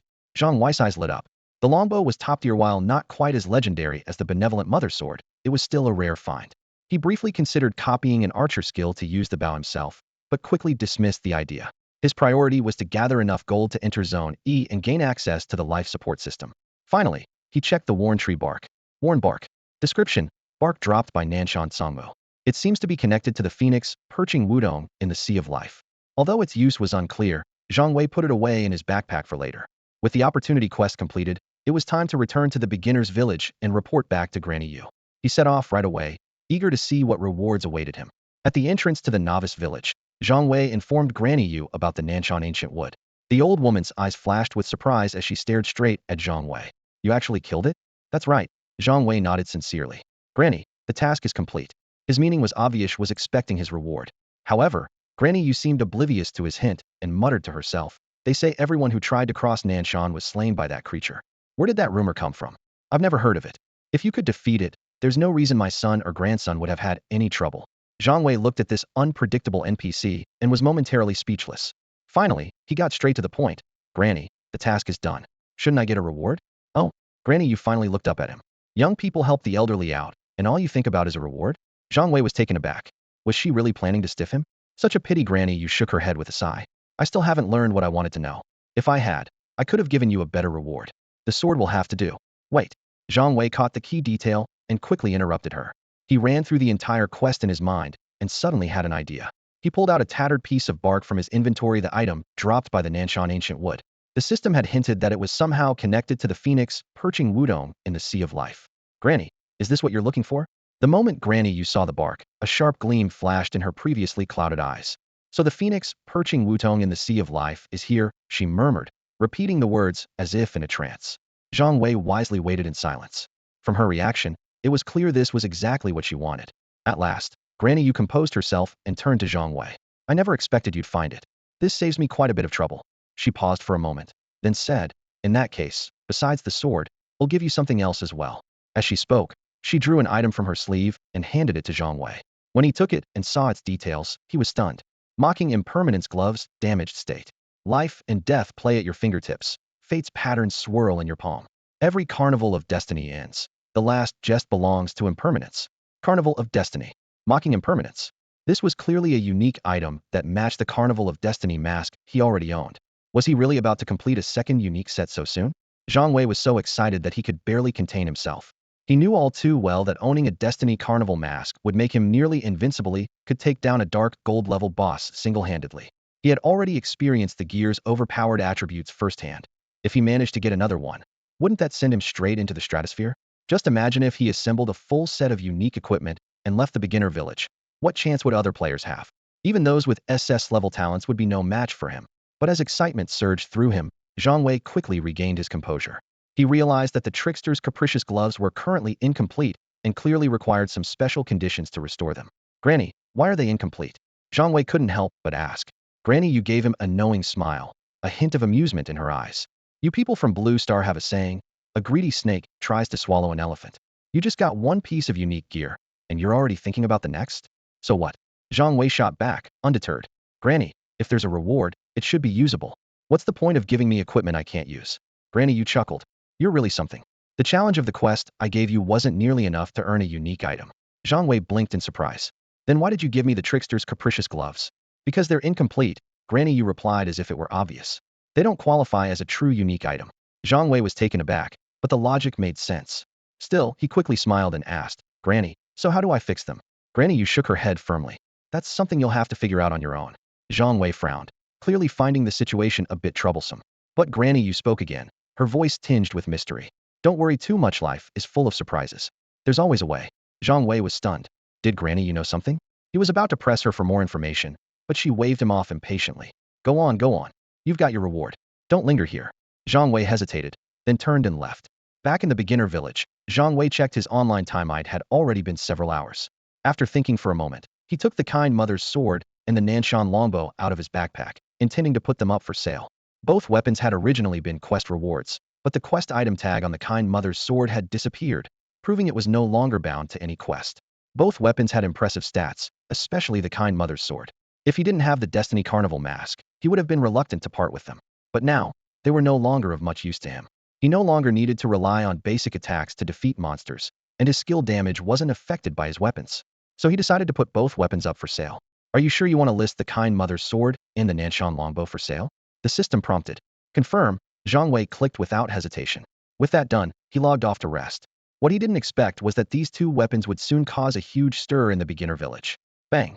A loud crash shattered the village's calm. Hurry! Go tell Grandpa to transfer me some contribution points. I need to exchange them for gold. An anxious voice shouted from a residential block in District D. With this sword, I'm finally confident I can finish that SS Steer Talent Awakening quest I've been stuck on for over a month. I have to win that bow at auction. The interface of the Third World Consignment System suddenly lit up, displaying the attributes of two jaw-dropping pieces of equipment for all to see.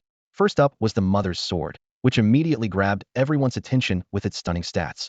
No level requirement, epic quality. Attack power, 247. Skill, passive armor penetration completely ignores the target's physical defense. Trait, 100 critical hit rate, 100 attack speed.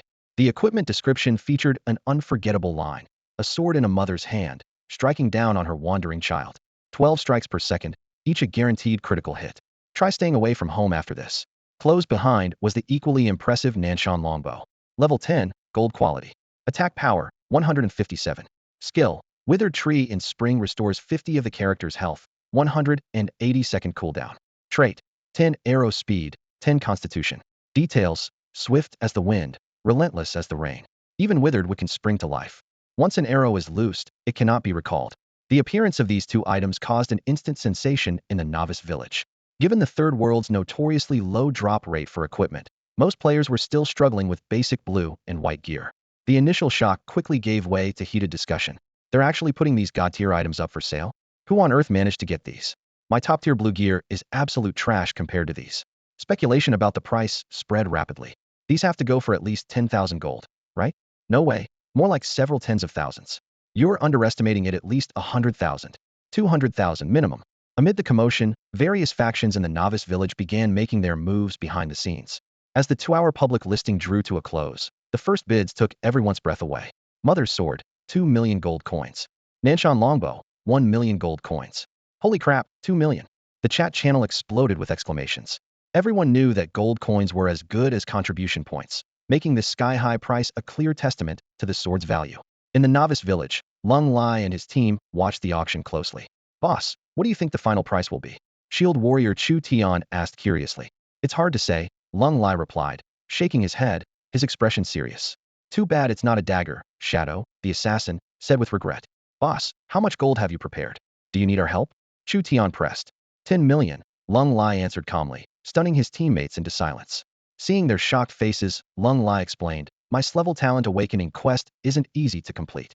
With this sword, my chances of success go up by at least 30%.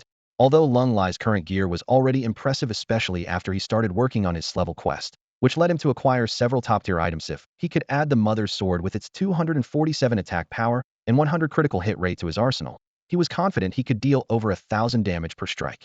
Hearing this, Chu Tian and the others nodded in silent understanding. Right now, many top level 10 players are still stuck in the beginner's village, most of them held back by the talent awakening quest. The higher your talent rating, the harder that quest becomes. But for those with lower talents, even no awakening quest at all, the situation is completely different. Mage Mu Wan suddenly broke the silence. Could this sword be the one Yongyi uses? The armor penetration, critical strike, attack speed, all those stats are just like his sword. Long Lai nodded slightly, his gaze lingering on the sword as he made up his mind. He had already suspected something. The weapon looked almost identical to Yongyi's. Honestly, the moment I saw it, I thought of Yongyi. It's a shame you can't team up for the talent awakening quest. If we could get Chu Tiandao to help, would definitely pass. I really wonder how Yi Chen managed to complete the SS Steer talent awakening quest. Mu Wan frowned, clearly puzzled. Did he collect a full set of epic gear or something? Yi Chen, the name that once triggered a server-wide announcement, the first SS Steer talent holder on Blue Star. Everyone was curious about his true strength.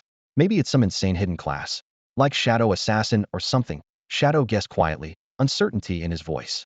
While they chatted, the auction prices kept climbing. The bidding for the Mother's Sword had already surpassed 5 million, and the Nanshan Longbow had quietly gone over 3 million. The ordinary players in the beginner's village had gone from shocked to numb at these numbers. Now, they only cared about the final selling price of these two weapons. Meanwhile, the man behind all this, Zhang Wei, was lying in a small room in the dungeon, enjoying a rare moment of rest. Zhang Wei hadn't expected these two weapons to cause such a stir. Had only estimated their worth at around 1 million each. After all, contribution points were vital for survival in the dungeon. So how could the bidding get this high?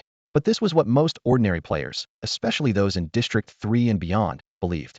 In H District of the underground city cluster, the artificial sun was rising, and the simulated weather system signaled the start of a new day. In reality, since entering the dungeon, people around the world could barely tell day from night, spending most of their time in the third world. Zhang Wei woke up, stretched, but didn't rush to log into the third world. He finished his daily ration and moved around the room for a few minutes, as if weighing an important decision. Should I apply for a district transfer? Zhang Wei muttered, his expression uncertain.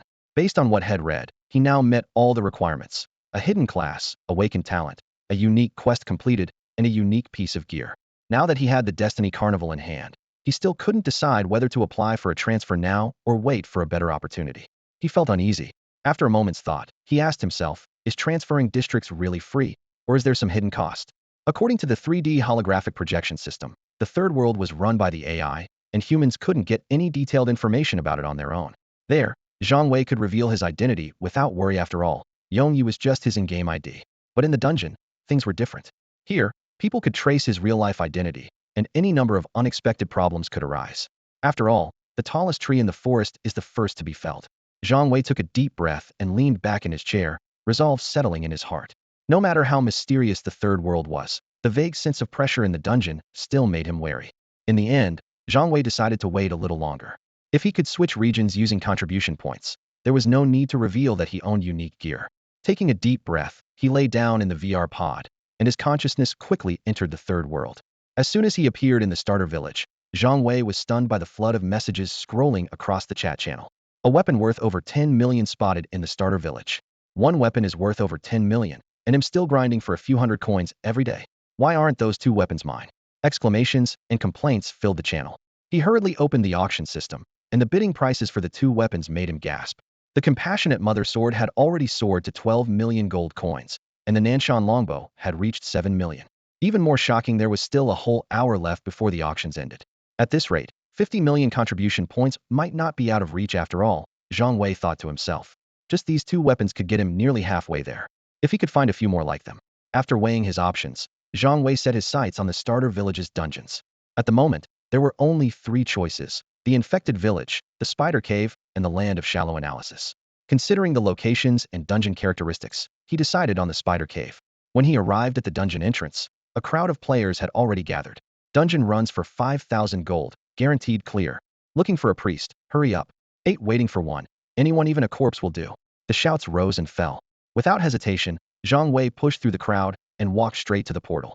The system prompt immediately popped up. Warning, the spider cave is extremely dangerous. Are you sure you want to challenge it alone? Yes. With a wave of dizziness, Zhang Wei's figure disappeared into the portal. In the distance, a party leader asked in confusion, did someone just go in solo? No way. Spider cave isn't a dungeon you can solo, the party's priest replied, shaking his head. Maybe I saw it wrong. When his vision cleared, Zhang Wei found himself in a dark, underground cavern. Ahead stretched a shadowy tunnel with no end in sight, the damp air thick with an unsettling presence. He shivered involuntarily and cautiously made his way forward along the passage. Logically, this dungeon shouldn't pose much of a threat to Zhang Wei, but no one could have predicted that a spider would suddenly crawl inside his clothes. The thought made his back go cold, and he broke out in goosebumps without realizing it. Before he could walk much farther, faint skittering sounds started coming from all around him. Damn! Zhang Wei's eyes narrowed as he hurriedly stepped back. Without him noticing, countless tiny holes had appeared on the stone walls of the passage, and dense swarms of spiders began pouring out like a tide. Cave Spider Elite Level, HP 30003000, Attack 60, Physical Defense 55, Magic Defense 25. The system prompt chimed, ding. The audience is in position. Shall the show begin? Without hesitation, Zhang Wei replied, begin. He quickly formed hand seals, and a blazing wall of fire erupted in front of him. Then, lightning spells rained down on the swarming spiders like a violent storm. The dim passage was instantly lit by firelight. Thunder crackled and flames roared, filling the air with the stench of burning. Ding! Killed level 10 cave spider, gained 80 experience points. Trapped behind the firewall, the cave spiders quickly descended into chaos. Lightning continued to strike, and the spiders around the flames turned to ash, high damage numbers flashing repeatedly. 999, 999, 999. The spiders didn't even have time to react before they were all wiped out. At last, the tunnel fell silent again. The first wave of dungeon monsters had been cleared with ease. Although these spiders didn't drop any equipment, they did leave behind some materials. Zhang Wei picked up some spider silk, stowing it in his backpack while thinking to himself, it's not worth much, but every little bit counts. After all, who doesn't want extra gold? Just as he was about to venture deeper, Zhang Wei soon ran into the second wave of monsters. Venomous Spider Boss Level, HP 50005000, Attack 60, Skill, Venom Spray, deals 5 HP loss. Zhang Wei was already used to seeing monsters like this. Cave spiders, infected villages. The dungeon layouts were all similar, and there was no shortage of spider types. Facing the venomous spiders, he stuck to his tried-and-true method, blocking the passage with firewalls and then unleashing lightning without hesitation. Amidst thunder and flashes, the venomous spiders stood no chance, and were quickly turned into experience points. After collecting his loot, Zhang Wei prepared to move on. Before long, he reached a fork in the tunnel left and right, both leading into the unknown. Zhang Wei paused, hesitated for a moment, and chose the left path, thinking, traditionally, men go left, women right. It's not the best logic, but it's something. As he walked, the tunnel suddenly widened, opening into a massive cavern. The ceiling was almost entirely covered in a dense blanket of black spiders.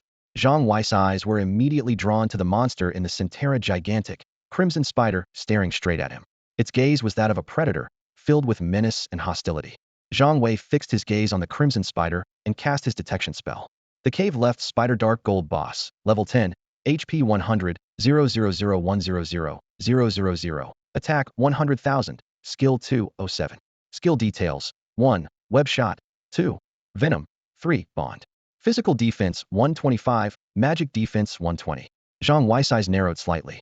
The life bond between the cave left spider and the cave right spider meant they had to be killed simultaneously within 10 seconds, or it would be impossible to defeat them. Life bond. Zhang Wei sneered. Whether you live or die isn't up to you. With a low shout, he quickly unleashed firewall. Walls of flame erupted before him, blocking the way with fierce fire. The black spiders crawled toward him, but Zhang Wei paid them no mind. With a wave of his hand, a bolt of lightning crashed down, striking the cave left spider right on the head, 999 damage. The cave left spider writhed in agony, its 8 legs seemingly broken by the lightning, its movements slowing dramatically. It was usually lightning fast, but now it seemed stuck in slow motion, struggling to move. Watching its labored advance, Zhang Wei let a cold smirk curl at his lips. That strike had dealt a heavy blow. The once formidable spider boss was now thoroughly suppressed. Just then, as the cave left spider's health neared zero, it suddenly lifted its head and let out a low, guttural roar, as if giving orders to the surrounding black spiders. The spiders surged toward the firewall even more frantically, but the flames devoured them. Swarms of black bodies charged into the blaze like moths to a flame, with no hope of escape. As the cave left spider watched its companions rush to their deaths, a trace of despair flickered in its eyes. It could no longer get close to Zhang Wei, let alone kill him. Just as it was about to give up struggling, a surge of red light burst from its body, distorting the air around it. Ding! Cave left spider has activated life bond and entered an invincible state. Please kill the cave right spider within 10 seconds, or the cave left spider will fully recover. Zhang Wei raised an eyebrow. So, it was trying to buy time to heal itself, truly a cunning boss. He took a deep breath and let out a cold smile. Then you can die together. Without hesitation, he quickly cast lightning strike at the cave right spider. Another 999 damage appeared above its head. With a final, resounding ding, both dark gold spiders collapsed. Ding! Congratulations on defeating level 10 cave left spider dark gold boss. Ding! Congratulations on defeating level 10 cave right spider dark gold boss. Ding! Congratulations on solo clearing the cave spider dungeon. Reputation 200. At that moment, a series of system notifications rang out. Zhang Wei smiled faintly, satisfaction welling up in his chest. He had overcome this challenge alone. But what surprised him most was the system's next announcement. Ding! As the first player to solo clear the cave spider dungeon, would you like to hide your personal information? No. With this announcement, all the players in the Novice Village received shocking news. Congratulations to player Yongya of Novice Village 9167 for being the first to solo clear the Spider Cave dungeon. The system announcement about someone clearing the Spider Cave dungeon solo instantly caused a huge stir in the gaming community. Inside the dungeon, Zhang Wei was completely focused on cleaning up the battlefield and collecting his loot. The Spider Cave was famous for its unique mechanics. Teams had to split up at a fork in the path, with each group taking down a separate boss. To clear the dungeon, both bosses had to be killed within 10 seconds of each other. This required precise teamwork, with players constantly syncing the boss's health in the team chat. Only when both bosses were at a sliver of health would the team strike together. Even the strongest players agreed there was no way someone could kill one boss, then run to the other cave and finish off the second boss within just 10 seconds. Everyone believed it was impossible. Yet Yongya's solo clear shattered this belief, leaving countless players in shock. The discussion grew more heated as people questioned and marveled at the achievement. How could this be? Even our 8-person squad couldn't manage it though. Did he do the impossible all by himself? How could this be explained? Some players began to suspect foul play. Yongya must be cheating. If he doesn't reveal how he did it, we're going to report him. It almost seemed as if someone was deliberately stirring the pot. Floods of players joined the debate, demanding that Yongya share his strategy or else be accused of cheating. At this moment, Shui Yunjian, the leader of the Xiaogu Roaching Guild, was discussing the situation with Yuluo Nishang, clearly frustrated. Still no contact with Yongya? Yuluo Nishang looked helpless. He's blocked private messages from strangers. There's no way for me to reach him. A knowing look flashed in Shui Yunjian's eyes. He had tried messaging Yongye himself, but his messages never got through. Looks like we'll have to go through those people instead, he muttered. Who? Yuluo Nishang asked, puzzled. Lung Lai and his group, Shui Yunjian replied, his tone serious. The mention of Lung Lai made Yuluo Nishang frown slightly. She was well aware that Lung Lai had teamed up with Yongye before. Shui Yunjian continued. Lung Lai and his team have cleared dungeons with Yongye before. They'll know how to get in touch with him. Yuluo Nishang nodded in understanding. Let me handle it personally, Shui Yunjian said simply.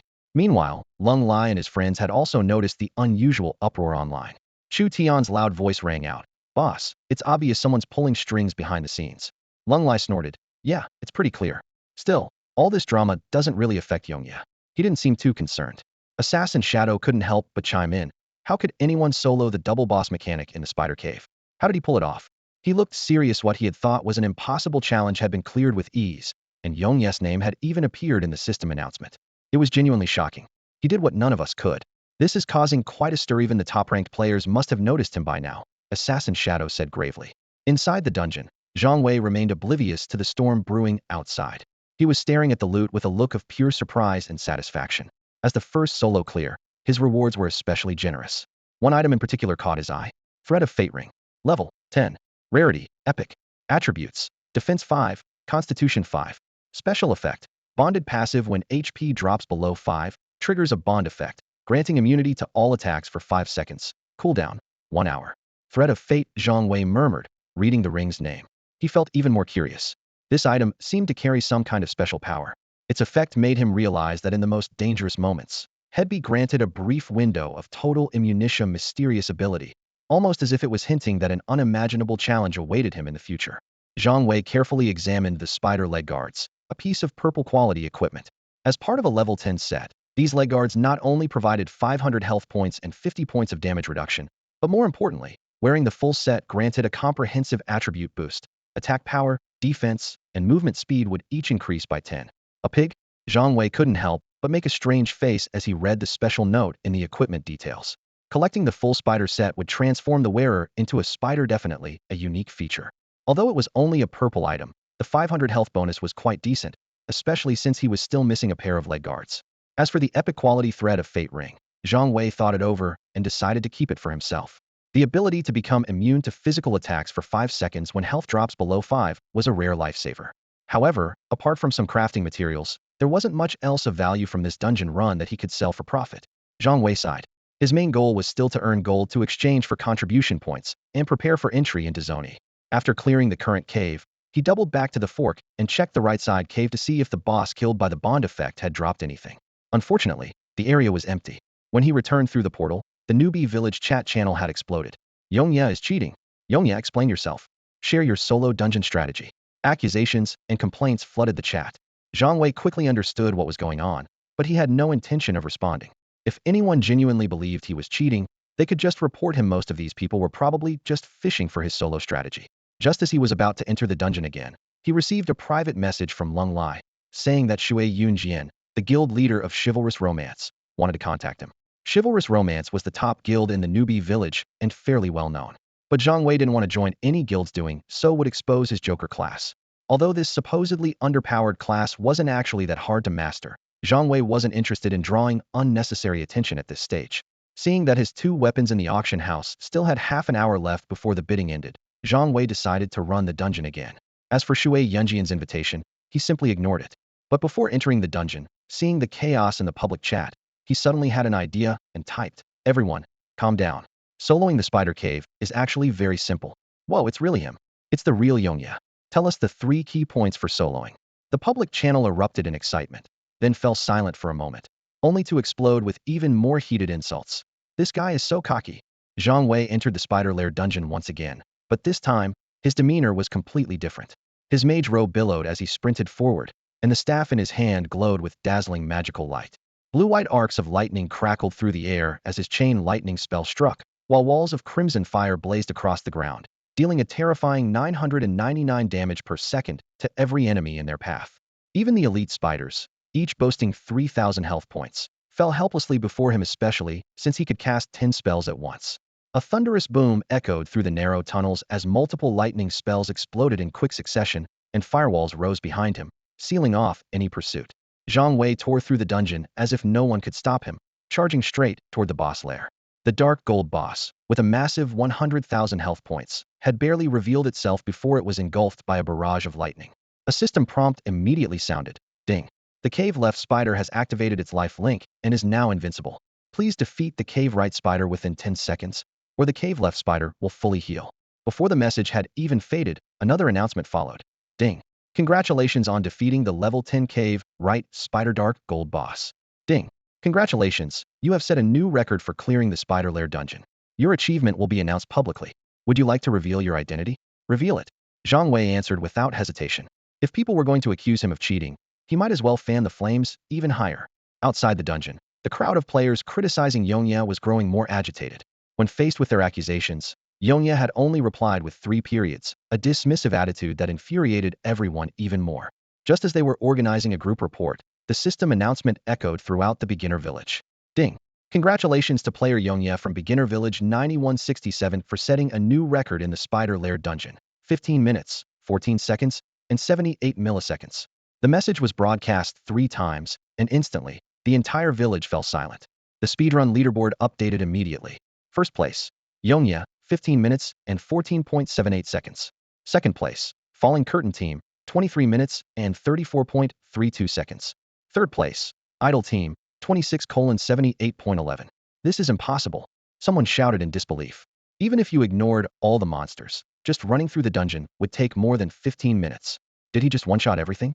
Not even End of the Curtain, the top-ranked player, could pull this off. Outside the village, Lung Lai and his team were just as stunned. Boss, is Yongya really this strong? Asked Chu Tian, the shield warrior, puzzled. They had teamed up with Yongya before and knew he was powerful, but this result was beyond belief. Lung Lai shook his head with a smile. He's doing this on purpose. By not explaining himself, he's only fueling the controversy. Still, I have to admit, it's a pretty satisfying move. Could he have awakened a special talent? Suggested Shadow, the assassin. That doesn't add up, Chu Tian frowned. If he awakened a talent, the system would have announced it. Yi Qin's awakening of the SS-level Divine Punishment talent immediately triggered a server-wide announcement. Such an unusual event caused quite a stir. Under normal circumstances, even a regular talent would at least prompt a notice in the newbie village. Standing off to the side, Lung Lai frowned slightly and shook his head helplessly. Although he was curious, his relationship with Yong Yi wasn't close enough to ask about such a private matter. He decided that unless Yong Yi brought it up himself, he wouldn't pry. Outside the Spider Cave dungeon, Zhang Wei was stunned the moment he stepped out and saw the chaotic game channel. Accusations, exclamations, and reports were flooding in non-stop. However, when it came to the players clamoring to report him, Zhang Wei just smiled faintly, completely unfazed. There isn't even a report button in the third world, Zhang Wei chuckled to himself. Even if there was, what would it matter? My data is perfectly normal. The unique properties of the Jester class, combined with his 1EO Fakened Fate Carnival equipment, made him practically a bug in the game. This only made Zhang Wei even more eager to repair his second unique, Peacemocking Impermanence. If he was already this overpowered with only one unique item, he could only imagine how unstoppable he'd be with 2. The only problem was, Zhang Wei had no idea how to repair Mocking Impermanence. He stood there thinking for a moment, then suddenly had an idea. Forget it, he'll go see the blacksmith in the newbie village. Zhang Wei remembered the blacksmith from the starting area. Because NPCs in the third world were all a bit odd, had rarely interacted with them, and had almost forgotten that the blacksmith could forge equipment. Without hesitation, Zhang Wei strode out of the dungeon and headed straight for the newbie village. In front of the blacksmith's shop, a burly smith was swinging his hammer, rhythmically striking a half-finished longsword as sparks flew. Zhang Wei watched the focused blacksmith for a moment before tentatively speaking up. Excuse me, I have a piece of equipment. Before he could finish, the blacksmith cut him off coldly, not even looking up as he kept hammering. 5,000 gold. In the past, Zhang Wei would have turned around and left without a second thought. But now, he didn't care about a little gold. He took 5,000 coins from his inventory and placed them on the workbench. The crisp sound of the coins hitting the table made the blacksmith pause. He looked up, and his cold expression instantly turned into a genial smile, as if he were a different person. Straightforward. The blacksmith pocketed the gold and grinned. So, do you want to buy or repair a weapon? This sudden friendliness caught Zhang Wei off guard, but he quickly regained his composure and took out Mocking Impermanence, handing it to the blacksmith. I have a pair of gloves that need repairing. No problem, as long as the price is right. Anything's possible. The blacksmith took the gloves with a smile, but the moment his eyes landed on Mocking Impermanence, his words stopped abruptly. This. The blacksmith's eyes widened as he ran his hands over every detail of the gloves, as if admiring a long-lost treasure. Can you fix them? Zhang Wei asked eagerly. Of course. The blacksmith's gaze never left the gloves as he replied. Zhang Wei was overjoyed and was about to thank him when the blacksmith added something that left him speechless. I can't. Zhang Wei felt like he was on a roller coaster. His hope had just soared, only to be dashed in an instant. If you can't fix it, why get so worked up? He grumbled inwardly. Sensing Zhang Wei's stare, the blacksmith looked up and explained confidently, I'm only a purple-ranked smith. Naturally, I can't repair something like this. But then, the blacksmith's tone shifted, and his eyes glinted with excitement. I don't know where you can get it fixed. This item shouldn't be left to gather dust. Zhang Wei immediately pressed. Where can I get it repaired? The blacksmith glanced at him and slowly raised a finger. 1,000,000 gold. Huh. Zhang Wei was stunned. He couldn't help but think that NPCs in the third world were all rip-off artists. Just then, 2 system notifications sounded in Zhang Wei's ears. Ding. Maternal sword auction successful. Final sale price, 16,000,000 gold. Ding. Nanshan longbow auction successful. Final sale price, 11,000,000 gold. It's sold. Zhang Wei looked at the transaction record, a delighted smile spreading across his face. The compassionate mother sword had fetched 16,000,000 gold coins, and the Nanshan longbow had gone for an impressive 11,000,000, far exceeding his original estimate of 1,000,000 at most. Still buzzing with excitement, Zhang Wei turned to the blacksmith and paid him a crisp 1,000,000 gold coins. The blacksmith's attitude shifted instantly. He plastered on a flattering grin, which left Zhang Wei speechless for a moment. Nonetheless, he kept his patience and asked, where can I get it repaired? The main city, the blacksmith replied curtly. The main city? Zhang Wei was taken aback, his expression darkening. Are you saying I can only repair it after I leave the novice village and go to the main city? The blacksmith nodded. Only then did Zhang Wei realize had been duped. He could have repaired mischief unbound in the main city after leaving the novice village. Anyway, there was no need to pay this 1,000,000 gold at all. What's with that look, kid? The blacksmith noticed Zhang Wei's displeasure. You think this old man's a scam artist? I can go to the main city myself in a while, Zhang Wei replied irritably. In a while? The blacksmith eyed him suspiciously. Don't you want it repaired now? Now. You can send me to the main city? Zhang Wei asked urgently. Of course not. The blacksmith shook his head. Once you go to the main city, there's no coming back. But I can make the trip for you. Just leave your item here and pick it up in 3 days. Zhang Wei agreed. Even though NPCs in the third world weren't always trustworthy, at least they wouldn't steal a player's equipment. That much he could rely on. After leaving the blacksmith shop, Zhang Wei noticed that plenty of players were still complaining about Yong Yi in the novice village chat. The thought of running the Spider Cave instance again crossed his mind, wanted to beat his previous completion time. But he quickly dismissed the idea. There were 2 more important things to focus on right now. Raising 50,000,000 gold coins, and figuring out how to awaken his talent. Checking his experience points, Zhang Wei estimated that a few more runs would be enough to level up. According to the game rules, once he maxed out his experience, he'd have to find the village elder and leave the novice village before he could continue leveling. As for why so many players chose to stay stuck at level 10 instead of leaving, based on what Lung Lai and others had said, plus his own speculation, it probably had something to do with the talent awakening quest. I really am an idiot, Zhang Wei suddenly muttered to himself. Why not just search the third world for him? With that, he immediately logged off, though not before exchanging all his remaining 26,000,000 gold coins. Not long after Zhang Wei went offline, a closed for business sign quietly appeared at the entrance to the blacksmith shop. The blacksmith appeared before the village chief without anyone noticing, his expression calm but tinged with urgency. You're heading to the main city? The old village chief frowned as he studied him. That's right, the blacksmith replied with a curt nod. Why? It's not exactly safe out there right now, the chief said, concern clear in his voice. A faint smile tugged at the blacksmith's lips. I was paid to take care of someone's problem. How much did they pay you? 1,000,000 gold coins, the blacksmith answered bluntly. The chief was taken aback. Is that really worth the risk? Enough with the questions, the blacksmith said, irritation flickering across his face. Just activate the teleportation array. He'll be back soon. The old village chief held the blacksmith's gaze for a long moment before responding. You know the rules. If something happens, you're on your own. With that, he activated the teleportation array. Spare me the lecture, the blacksmith muttered impatiently, waving his hand as he stepped into the array. Instantly, a swirl of dazzling colors engulfed him. In the blink of an eye, the blacksmith rematerialized in a secluded corner of the main city. He moved with the wariness of an old alley cat, scanning his surroundings carefully. Once he was sure it was safe, he looked up. The sky above was dominated by a massive, blood-red orb looming over the city. He sighed softly, then sniffed the air with sharp intuition. Fixing his gaze in a certain direction, he vanished in an instant. Meanwhile, in the H district of Dragon Country's underground city, Zhang Wei received a system notification. 1433-4232XX 2331 survival account credited with 26 million Chinese yuan. Remaining balance 2,608,900 Chinese yuan. Contribution points exchanged. He was still far from his 50 million target, but for now, he was out of immediate danger. After leaving the holopod, Zhang Wei opened the Third World Forum. A pinned post immediately caught his eye. Record broken. Player Yongye from Novice Village 9167 clears Spider Cave instant solo. The forum was buzzing with discussion about this unprecedented achievement. Unlike the skepticism within the Novice Village, players here were more interested in how Yongye managed to clear the dungeon alone. Some speculated he possessed a clone ability, others guessed he was a special summoner, and a few even boldly suggested he could ignore the life bond mechanic. While varied, these theories were surprisingly close to the truth. When Zhang Wei searched, "Why don't level 10 players leave the Novice Village after Talent Awakening quests?" The title of the first post made his expression change. Novice Village, the last sanctuary for players. After reading the post, Zhang Wei's expression grew serious. His eyes lingered on the screen, repeatedly scanning the thought-provoking Lanisa level 10 player from newbie Village 011 had accidentally triggered an exploration quest after maxing out their experience. The player described the quest in detail. Its location was outside the newbie Village map, and, even more shocking, the quest warning clearly stated, if the player dies, revival is impossible. As soon as the post went live, it sparked heated debate on the forum. The comments section quickly filled with opinions. Most players scoffed at the idea, insisting it went against the game's established rules. They pointed out that in the Third World's newbie villages, dying only meant losing half your experience and coins, after which you'd respawn at a revival point there had never been an exception.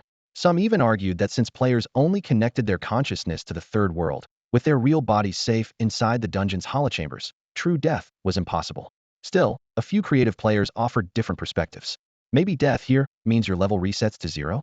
Someone speculated in the comments.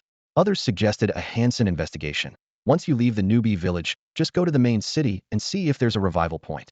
Any level 10 players willing to test it out? Although most people dismissed the post, Zhang Wei couldn't help but feel there was some truth to it. He shook his head, pushing the thought aside for now. After all, he hadn't maxed out his experience yet and wasn't planning on leaving the newbie village anytime soon. It was a problem he could shelve for later. Shifting his attention, Zhang Wei started browsing posts about Talent Awakening. After some thorough searching, he gathered several key points. Talent Awakening quests are triggered randomly. They might appear after clearing a dungeon, defeating a field boss, or completing special tasks.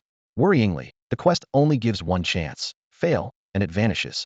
Even more frustrating, not every player gets the opportunity. Many level 10 players still hadn't triggered an Awakening quest. After weighing his options, Zhang Wei closed the forum.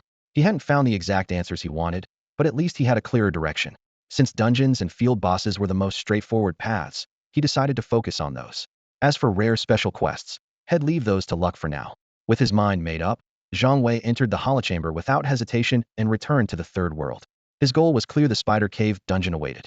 There were still a few people in the Novice Village trying to stir things up, accusing Yongye of cheating and even blaming the Third World officials for not taking action, allowing Yongye to use hacks to break records. They claimed it was unfair to all the players. Zhang Wei knew he had become a target for some. So as he made his way to the dungeon entrance, he decisively equipped the Destiny Carnival outfit and covered his face with a mask. Sure enough, a group of suspicious players had gathered around the entrance to the Spider Cave, their eyes fixed on the dungeon portal. Zhang Wei paid them no mind and walked straight in. As soon as he entered, someone shouted, "A masked player just went into the dungeon alone. Tell the guild leader." A dozen minutes later, the system notification sounded. Ding. Congratulations to player Yongye from Novice Village 9167 for setting a new Spider Cave dungeon record. 15 minutes, 14 seconds, and 23 milliseconds. Not long after, Zhang Wei, still masked, walked out of the dungeon. "Yongye is out," someone yelled, and the crowd started shouting as they saw him. But to everyone's surprise, Yongye didn't respond. He simply turned and entered the dungeon again. "Damn it, let's just stay here and watch. He can't keep running it forever." Another dozen minutes passed, and the system announced again. Ding. Congratulations to player Yongye from Novice Village 9167 for setting a new Spider Cave dungeon record. 15 minutes, 13 seconds, and 57 milliseconds. Yongye came out again. He's going in again. Doesn't he need to go back to the village to restock? More and more players gathered around, discussing what was happening. The entrance to the Spider Cave was now packed. Yet Yongye seemed tireless. Every time he exited the dungeon, he immediately went back in. With each run, the record was refreshed, and a new announcement echoed through the Novice Village almost every 10 minutes, becoming a regular broadcast. Ding. Congratulations to player Yongye from Novice Village 9167 for setting a new Spider Cave dungeon record. 13 minutes, 8 seconds, and 88 milliseconds. Outside the Spider Cave, players had become numb to the constant notifications. Yongye's completion time had dropped from over 15 minutes to just over 13. When he came out again, the crowd only muttered Mechaniclino. One was surprised or excited anymore. But this time, something unexpected happened. Instead of going back in, Yongyi stopped. Huh, he's not going in again. A player froze, blurting out in surprise. Soon, more people gathered around, a mix of curiosity and excitement filling the air. In fact, Zhang Wei really didn't plan on doing another run. 13 minutes was already his limit. It wasn't a matter of how fast he could clear monsters even if he wiped out every single one. Just walking through the dungeon took that long. He kept breaking his own records, but still couldn't trigger the talent awakening quest. Not even a single clue had appeared. Just as he was about to give up and look for another approach, a group of players suddenly blocked his path. Zhang Wei glanced at them, his tone icy as he asked, "What do you want?" "Yongye, I'm Qin Shihuang, guild leader of the Great Qin Dynasty. I'm inviting you to join our guild. Name your terms. Our Swordsman Alliance can offer the same." Someone else chimed in. "That's nonsense. How can your Swordsman Alliance compare to our Great Qin Dynasty? Hey, join my newbie class guild. He'll step down and let you be the leader." Everyone started talking at once, and to his surprise, all of them were there to recruit him. "Thanks for your offers, but I'm not planning to join any guild for now," Zhang Wei declined directly. He also noticed that the Chivalrous Hearts Guild, which had contacted him through Lung Lai earlier, hadn't sent anyone. Qin Shihuang remained polite. "Yongye, at least add me as a friend. If you ever need anything, just reach out." Zhang Wei felt the sincerity and agreed. Since had blocked all private messages and friend requests from strangers, he added Qin Shihuang himself. The other man didn't push further, knew someone like Zhang Wei wouldn't be persuaded on the first try. After adding him, he simply led his group away. But plenty of people still lingered. "Anything else?" Zhang Wei asked. "Yongye, how did you solo the spider dungeon?" Someone in the crowd called out. "Shouldn't you tell everyone? The rest of us still have to grind in teams. If you found a good method, you ought to share it, right?" "Yeah, you should let everyone know." Others echoed. Zhang Wei stared directly at the first speaker. "And who are you? Why should I tell you? If you don't say, it means you're cheating." The man shouted. "Sure, I'm cheating," Zhang Wei replied with a laugh. "Want to buy my cheat?" The man was caught off guard. "How much are you selling it for?" 10 million gold, Zhang Wei said seriously. "It's a 1EO fake and cheat guaranteed profit." The man's face turned green. Clearly, he couldn't afford that kind of money. "If you can't pay, move aside," Zhang Wei said bluntly. "Don't expect to get something for nothing." A cold laugh suddenly came from the crowd. "If you want share, you're not getting out of here." As soon as the words were spoken, a group of players rushed toward Zhang Wei. Onlookers in the distance perked up, ready to watch Yongye get ganged up on. But what happened next left everyone stunned without warning. Yongye struck first, unleashing a barrage of lightning spells that instantly engulfed the incoming players. 999999, a dense flurry of damage numbers floated up from the crowd as streaks of white light soared into the air. Before many players could even react, they were instantly wiped out in a blinding flash. "Holy crap, he's a lightning mage!" Someone shouted from the distance, voice full of shock. "Wait, that's not right." Another sharp-eyed player frowned. "Why aren't they fighting back?" His words made others realize something was off. The group being attacked by Yong Yi just stood there, frozen, not casting a single skill, as if they'd been paralyzed. As confusion spread, walls of fire suddenly erupted out of thin air, one after another, the blazing barriers quickly blocking the onlookers' view. Firewall. Is he a fire mage? The crowd was instantly thrown into confusion, their faces filled with doubt. Yongyi was just casting lightning spells. How can he use firewall now? Could he be a dual element mage? Someone guessed. Maybe, probably a lightning fire hybrid. Another person chimed in, though his tone was uncertain. Before they could recover from their shock, the firewalls vanished one by one. In the stunned silence, only Yongyi remained standing alone at the center of the battlefield. Everyone else had disappeared. "No way, am I seeing things? 200 or 300 people just got wiped out in seconds." A player muttered, rubbing his eyes in disbelief. No one could accept what they'd just witnessed, but the truth was undeniable. The hundreds of players who'd surrounded Yongyi were gone without a trace, as if they'd never existed. "This is insane." Someone swallowed hard, his voice trembling. It only took a moment to clear out hundreds of people. Zhang Wei slowly turned, his gaze as sharp as a blade, sweeping over the distant crowd. Many people felt the chill in his eyes and quickly looked away, pretending to be uninterested, terrified they'd be his next target. "Anyone else want to get in my way?" Zhang Wei's masked voice was icy cold, each word laced with threat. The players around the perimeter were still shaken, no one dared make a sound. If hundreds of people could be erased just like that, who would dare stand in his path? With no one answering, Zhang Wei walked away, his retreating figure radiating an overwhelming confidence. Only after he had disappeared from sight did the onlookers finally breathe a collective sigh of relief, as if a heavy weight had been lifted from their shoulders. Where the hell did this monster come from? One player couldn't help but mutter, his voice tinged with fear. "How can there be such a huge gap between us and Yongyi? He must have a hidden class. I never imagined a hidden class could be this overpowered." This event caused a sensation, not just in Novice Village 9167, but quickly spread across the forums of the Third World. Yongyi became a name that caught the attention of players from every region.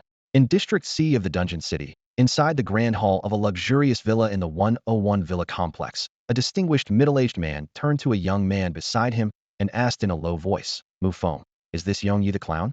The young man was none other than Mufong, the level 10 clown who had posted on the Third World Forum. Mufong hesitated, then replied cautiously, Guildmaster, Young Yi's class should be clown otherwise. Even with a hidden class, it's impossible to have such a big advantage early on. But what? The middle-aged man's sharp gaze pressed him for more. Mufong took a deep breath and analyzed. With performance, the clown can hit maximum damage, but the clown can only copy one skill.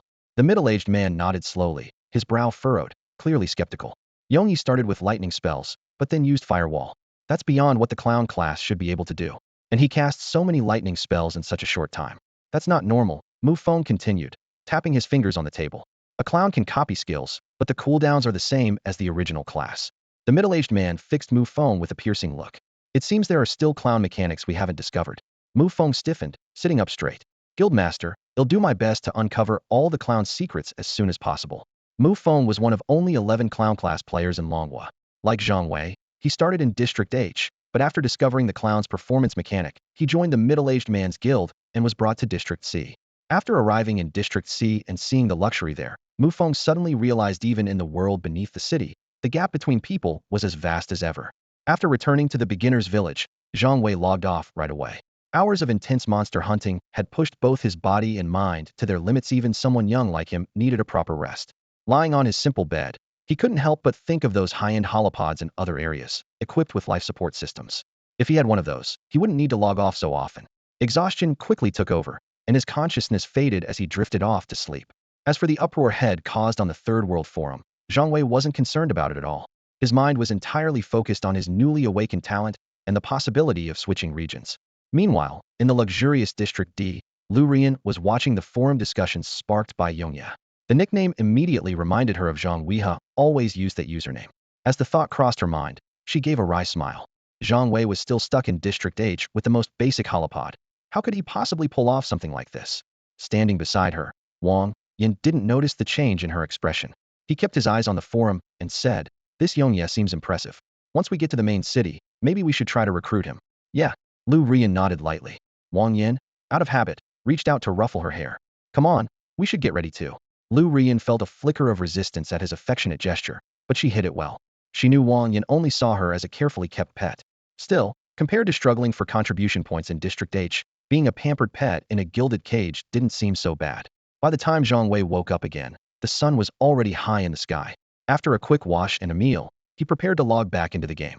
Just then, he received a message from Lu Rian, asking for his name in the Third World and mentioning she could give him some equipment in the main city. Zhang Wei barely glanced at the message before diving back into the game.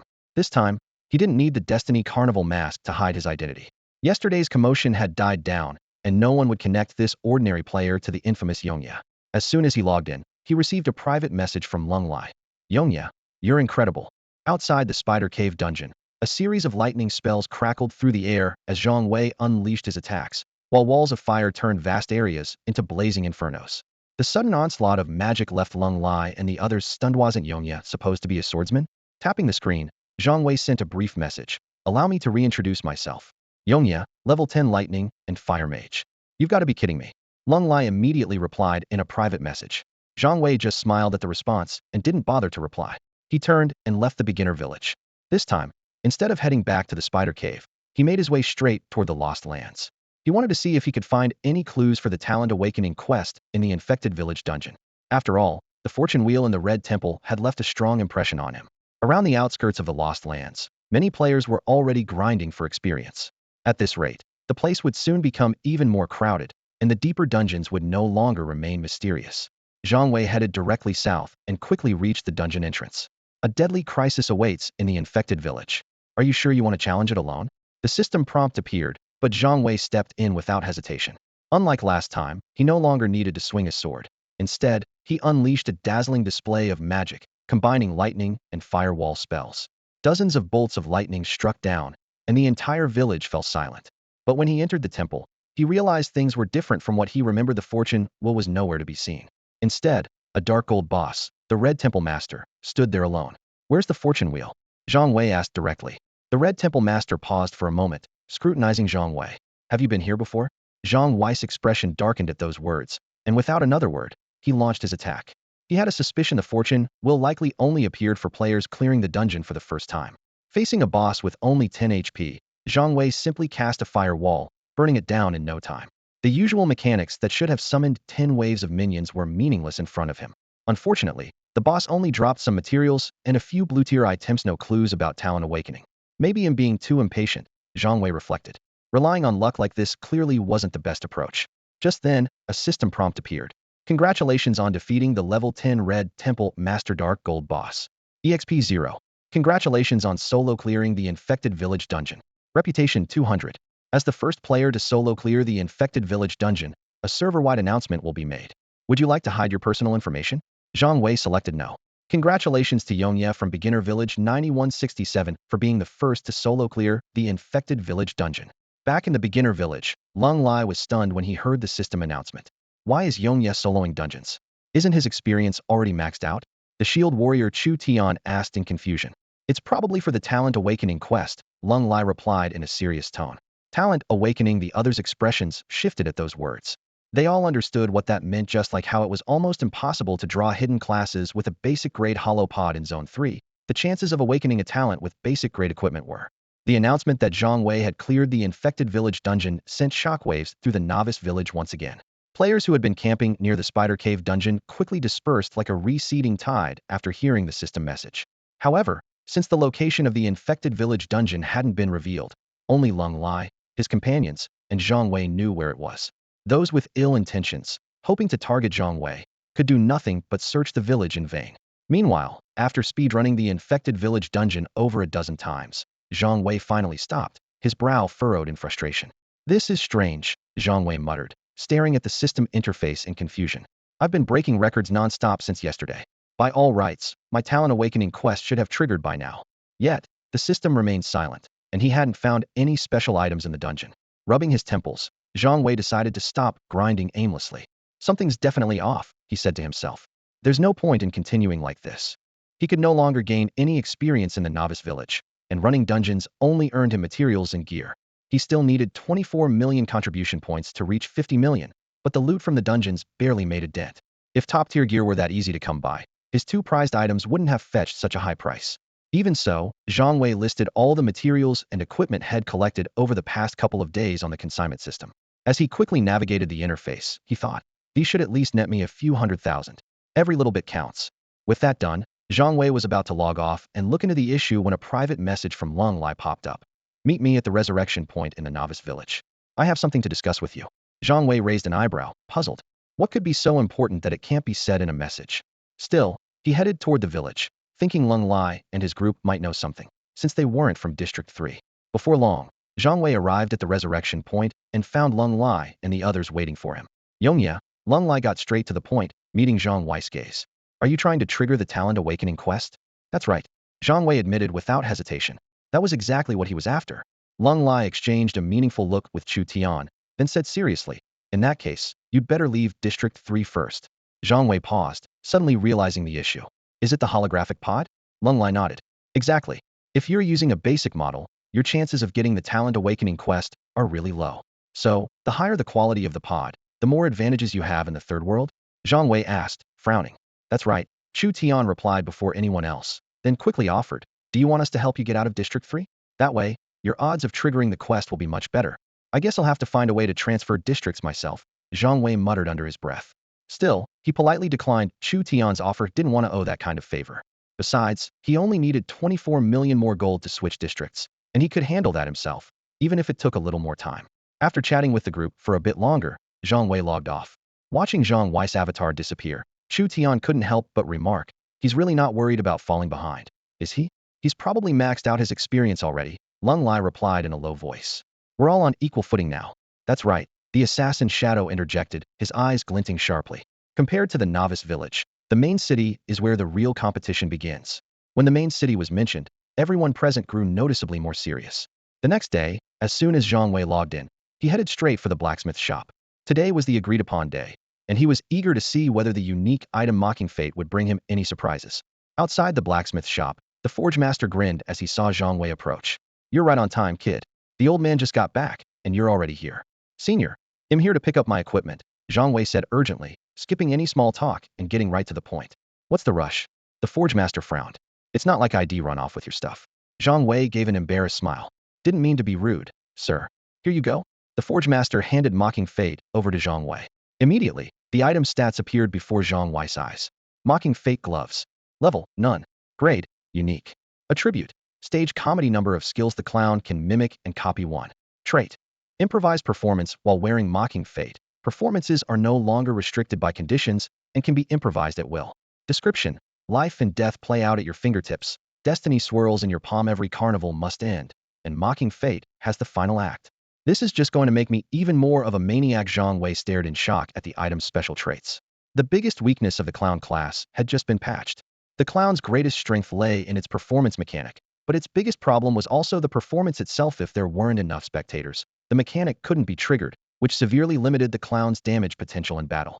This was especially true when facing a single boss or in unknown duels, where the clown was at a clear disadvantage. Now, with Mocking Fate, that weakness was completely resolved. Even better, the stage comedy attribute let him mimic an additional skill, meaning he could now copy 3 skills at once. Zhang Wei looked at his 2 unique items, Fateful Carnival and Mocking Fate. Both had the skill 1 attribute. If this trend continued, it was likely all unique clown equipment would increase the number of skills he could copy. The Forge Master noticed Zhang Wei's expression and chuckled. Not bad, kid? Thank you, Senior. Zhang Wei nodded in satisfaction. Not bad was an understatement. This was fantastic. After a moment, Zhang Wei said, Senior, you've helped me so much. Do you need anything from me in return? The Forge Master paused, then eyed Zhang Wei warily. Are you trying to get more out of me, kid? Zhang Wei gave another awkward smile. Had been found out. He was hoping to see if he could get a special quest from the Forge Master, but the old man wasn't so easily fooled. Just as Zhang Wei was about to leave, the Forge Master suddenly said, Actually, there is something you could help with, but you're not able to do it right now. Zhang Wei's eyes lit up. Senior, not to brag, but if I can't do it, I doubt anyone can. The Forge Master laughed heartily. Is that so?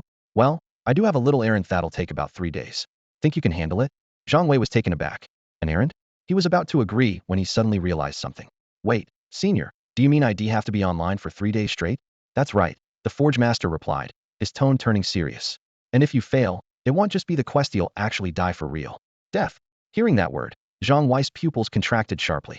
Instantly, his mind flashed back to a post he'd seen on the Third World Forum about Novice Village 011. Once a player dies, there's no coming back. This realization hit him hard, making him aware of just how little he truly understood about the Third World. The Third World was like a massive iceberg lurking beneath the ocean's surface. What people could see was just the tiniest tip. The idea that a virtual world could cause real-world death left Zhang Wei deep in thought. If this was true, why would governments around the world promote the Third World? Surely, they must know about this risk. He couldn't help but recall his own experience as one of the last survivors to enter the underground city, witnessing with his own eyes the star that had swollen into a huge, blood-red sphere. Humanity had been forced to move underground. Was it really just because of the star's changes? The destruction of Blue Star's surface ecosystem, the construction of the underground cities, the emergence of the Third World, all of it seemed shrouded in impenetrable mystery. But Zhang Wei knew all too well that, with his current status, he was nowhere near uncovering the truth. Give me a few days, he said solemnly to the blacksmith after a moment of silence. He'll come back for this quest. He wasn't trying to dodge responsibility. His basic model H-Zone holopod simply couldn't support staying online for 3 days straight. You're not afraid of dying? The blacksmith asked in surprise. Kid, that's real death. There's no respawn point for you. Of course I'm afraid, Zhang Wei replied with a wry smile, then shifted the topic. By the way, are you an NPC? The blacksmith froze. From the reaction, Zhang Wei seemed to confirm something. He offered a brief goodbye and turned to leave. If the world had gone mad, he had no choice but to go mad with it. After leaving the forge, Zhang Wei no longer bothered to hide the visual effects of his fate revelry gear. Wearing his signature mask, he strode boldly out of the novice village. It's Yongyi. Passing players recognized him immediately. After all, the chaos had caused in the spider cave was still fresh in everyone's memory, and no one else wore that distinctive mask. Zhang Wei headed south, passing through the territories of the village's 3 biggest factions, and soon a crowd gathered behind him. Some were just there for the spectacle, while others clearly had ulterior motives. That suited him perfectly. I wanted to draw these people out and see who was targeting him from the shadows. After walking for a while, Zhang Wei suddenly stopped and turned to face his followers. 1 minute, he said coldly. Leave now, or lose half your experience and Goldie'll die right here. He showed no fear. The Bond of Fate ring was his trump card. 5 seconds of invincibility was more than enough for him to fight back and heal to full. However, His arrogance immediately drew the ire of many players. Do you think this is your private property? We're just here farming monsters. What's it got to do with you? Yeah, just because you've got some skills doesn't mean you can do whatever you want. The players started talking all at once, and the atmosphere became heated. But just then, Zhang Wei suddenly stepped forward, causing those in the front row to instinctively back away a few steps. With 30 seconds left on the timer, Zhang Wei's voice rang out cold as ice. 30 seconds left. His calm tone carried an undeniable sense of pressure. As soon as he spoke, the noisy scene fell silent. Some players who had just been there to watch grew uneasy at Zhang Wei's demeanor and quietly slipped away. Still, plenty of people remained. Zhang Wei swept his gaze around, his eyes as sharp as blades. Looks like you're all asking for trouble. With that, he prepared to make his move. Suddenly, the players in the crowd pulled back, leaving only about 30 people encircling him. At that moment, a swordsman player sneered. Yongyi, do you really think we came unprepared? You're just a clown. So what if you have a performance mechanic? Can you even deal any real damage? He smirked with confidence as he spoke. His broadsword flashed with a cold light as he swung it forcefully at Zhang Wei. A glint of frost flickered in Zhang Wei's eyes. Clearly, these players had studied him, and they even knew about the clown's performance mechanic. Their seemingly simple reactions actually hid a lot of calculation. Heh! Zhang Wei's lips curled into a cold smile, his gaze turning deep and unreadable. Things are different now. With a wave of his hands, a blazing wall of fire sprang up in front of him, separating him from the swordsman. The swordsman only sneered harder. Without your performance mechanic, you're just a weakling who hits for 1 point of damage. Without hesitation, he charged straight through the wall of fire, clearly imagining the glory of defeating Zhang Wei. But the moment he leaped into the flames, a glaring red number appeared. 999. The swordsman froze, his mind blank, stunned into inaction. Another 999 flashed, and his figure instantly vanished in a burst of white light. No way. Without 100 spectators, how can he deal so much damage? The players in the back were dumbfounded, unable to process what they'd just seen. All their intel said that Yongyi's class was clown, and he could only deal huge damage when the performance mechanic was triggered, which required at least 100 spectators. But right now, there was no sign of the mechanic being active, and yet Zhang Wei's damage was overwhelming. 100 spectators, huh? Zhang Wei was a little surprised himself. He knew his skills required an audience, but had never paid attention to the exact number. He cursed inwardly, realizing that their information was clearly off. Damn it, our intel was wrong. One player muttered, turning to run. But Zhang Wei didn't give them a chance to escape. Seeing them try to slip away, he smirked and waved his hand, conjuring another wall of fire in their path. You think you can get away? He threatened quietly. Unless you plan to stay in the newbie village forever, you'll be waiting at the entrance. 1 life for 10,000 gold coin, shows that for a deal? Zhang Wei suggested with interest. A few players hesitated at the number, clearly weighing their options. Zhang Wei could see they were considering it. After all, dying not only cost them gold but also experience. 10,000 gold. Some players' eyes flickered with indecision, wavering in their resolve. But then Zhang Wei gave a cold laugh. Don't even think about running. At his threat, those who'd been considering escape immediately turned pale. They realized that Yongyi standing before them was not someone to be underestimated. You're blackmailing us, one player shouted angrily. Zhang Wei's face remained expressionless as he replied coldly. You were the ones who targeted me first. You. Another player suddenly interjected. You're setting us up. This is entrapment. You baited us on purpose. Are you paying or not? Zhang Wei's tone grew impatient, a cold glint flashing in his eyes. Your money or your life? Without wasting another word, Zhang Wei cast a wall of fire straight into the crowd. In an instant, flames spread out like a massive barrier, trapping 7 or 8 players inside. Their health bars plummeted like shattered glass, dropping rapidly. Well pay. One player cried out, scrambling to transfer the money in a panic. As long as you pay, that's fine. Once someone took the lead, the rest quickly followed suit, pulling out their gold coins and making transfers in a hurry. However, a few players simply didn't have that much gold on them. Zhang Wei showed no mercy. With a wave of his hand, he kicked those players straight back to the newbie village. Minutes later, only Zhang Wei remained in the area. The other players scattered as if fleeing a plague. With 1,320,000 gold coins credited to his account, Zhang Wei glanced down in satisfaction. A hint of contentment flashed in his eyes. Money really does come fast this way. Robbing people is always easier than earning it, he thought. Still, Zhang Wei knew he couldn't keep using these strong-arm tactics forever. If ID really pushed it and demanded 100,000 gold from each person, I could have walked away with over 10 million by now, he mused. But no one carries that much gold around. After all, dying once means losing half your coins. If this doesn't work out, I might have to find a more legitimate way to make money, he considered. After a brief moment of reflection, Zhang Wei decided to try a different approach. He immediately opened the public channel and started spamming advertisements. Yanji leveling services, dungeon carries, record runs, boss fights. If it's from Yongya, it's guaranteed top quality. Yanji leveling services, dungeon carries, record runs, boss fights. If it's from Yongya, it's guaranteed top quality. Yanji leveling services, dungeon carries, record runs, boss fights. If it's from Yongya, it's guaranteed top quality. Zhang Wei sent dozens of similar messages until he was satisfied. To make it easier for potential clients to reach him, he even turned on private messages from strangers. Back in the newbie village, Lung Lai and his group saw the messages flooding the channel and exchanged glances. What's Yongya up to this time? Chu Tian, the shield warrior, muttered under his breath. Lung Lai stayed silent for a moment, his eyes flickering. Probably running short on cash, he guessed. Chu Tian nodded in agreement. Makes sense it did come from Zone 3. As soon as Zhang Wei's ads went out, the chat exploded with excitement. The big boss is taking jobs now? What's your rate? He'll pay 1,000 gold. Can you carry me through a dungeon? Yeah, boss. How much for a dungeon run? Seeing these messages, Zhang Wei thought for a moment. They had a point. So he posted a few more details.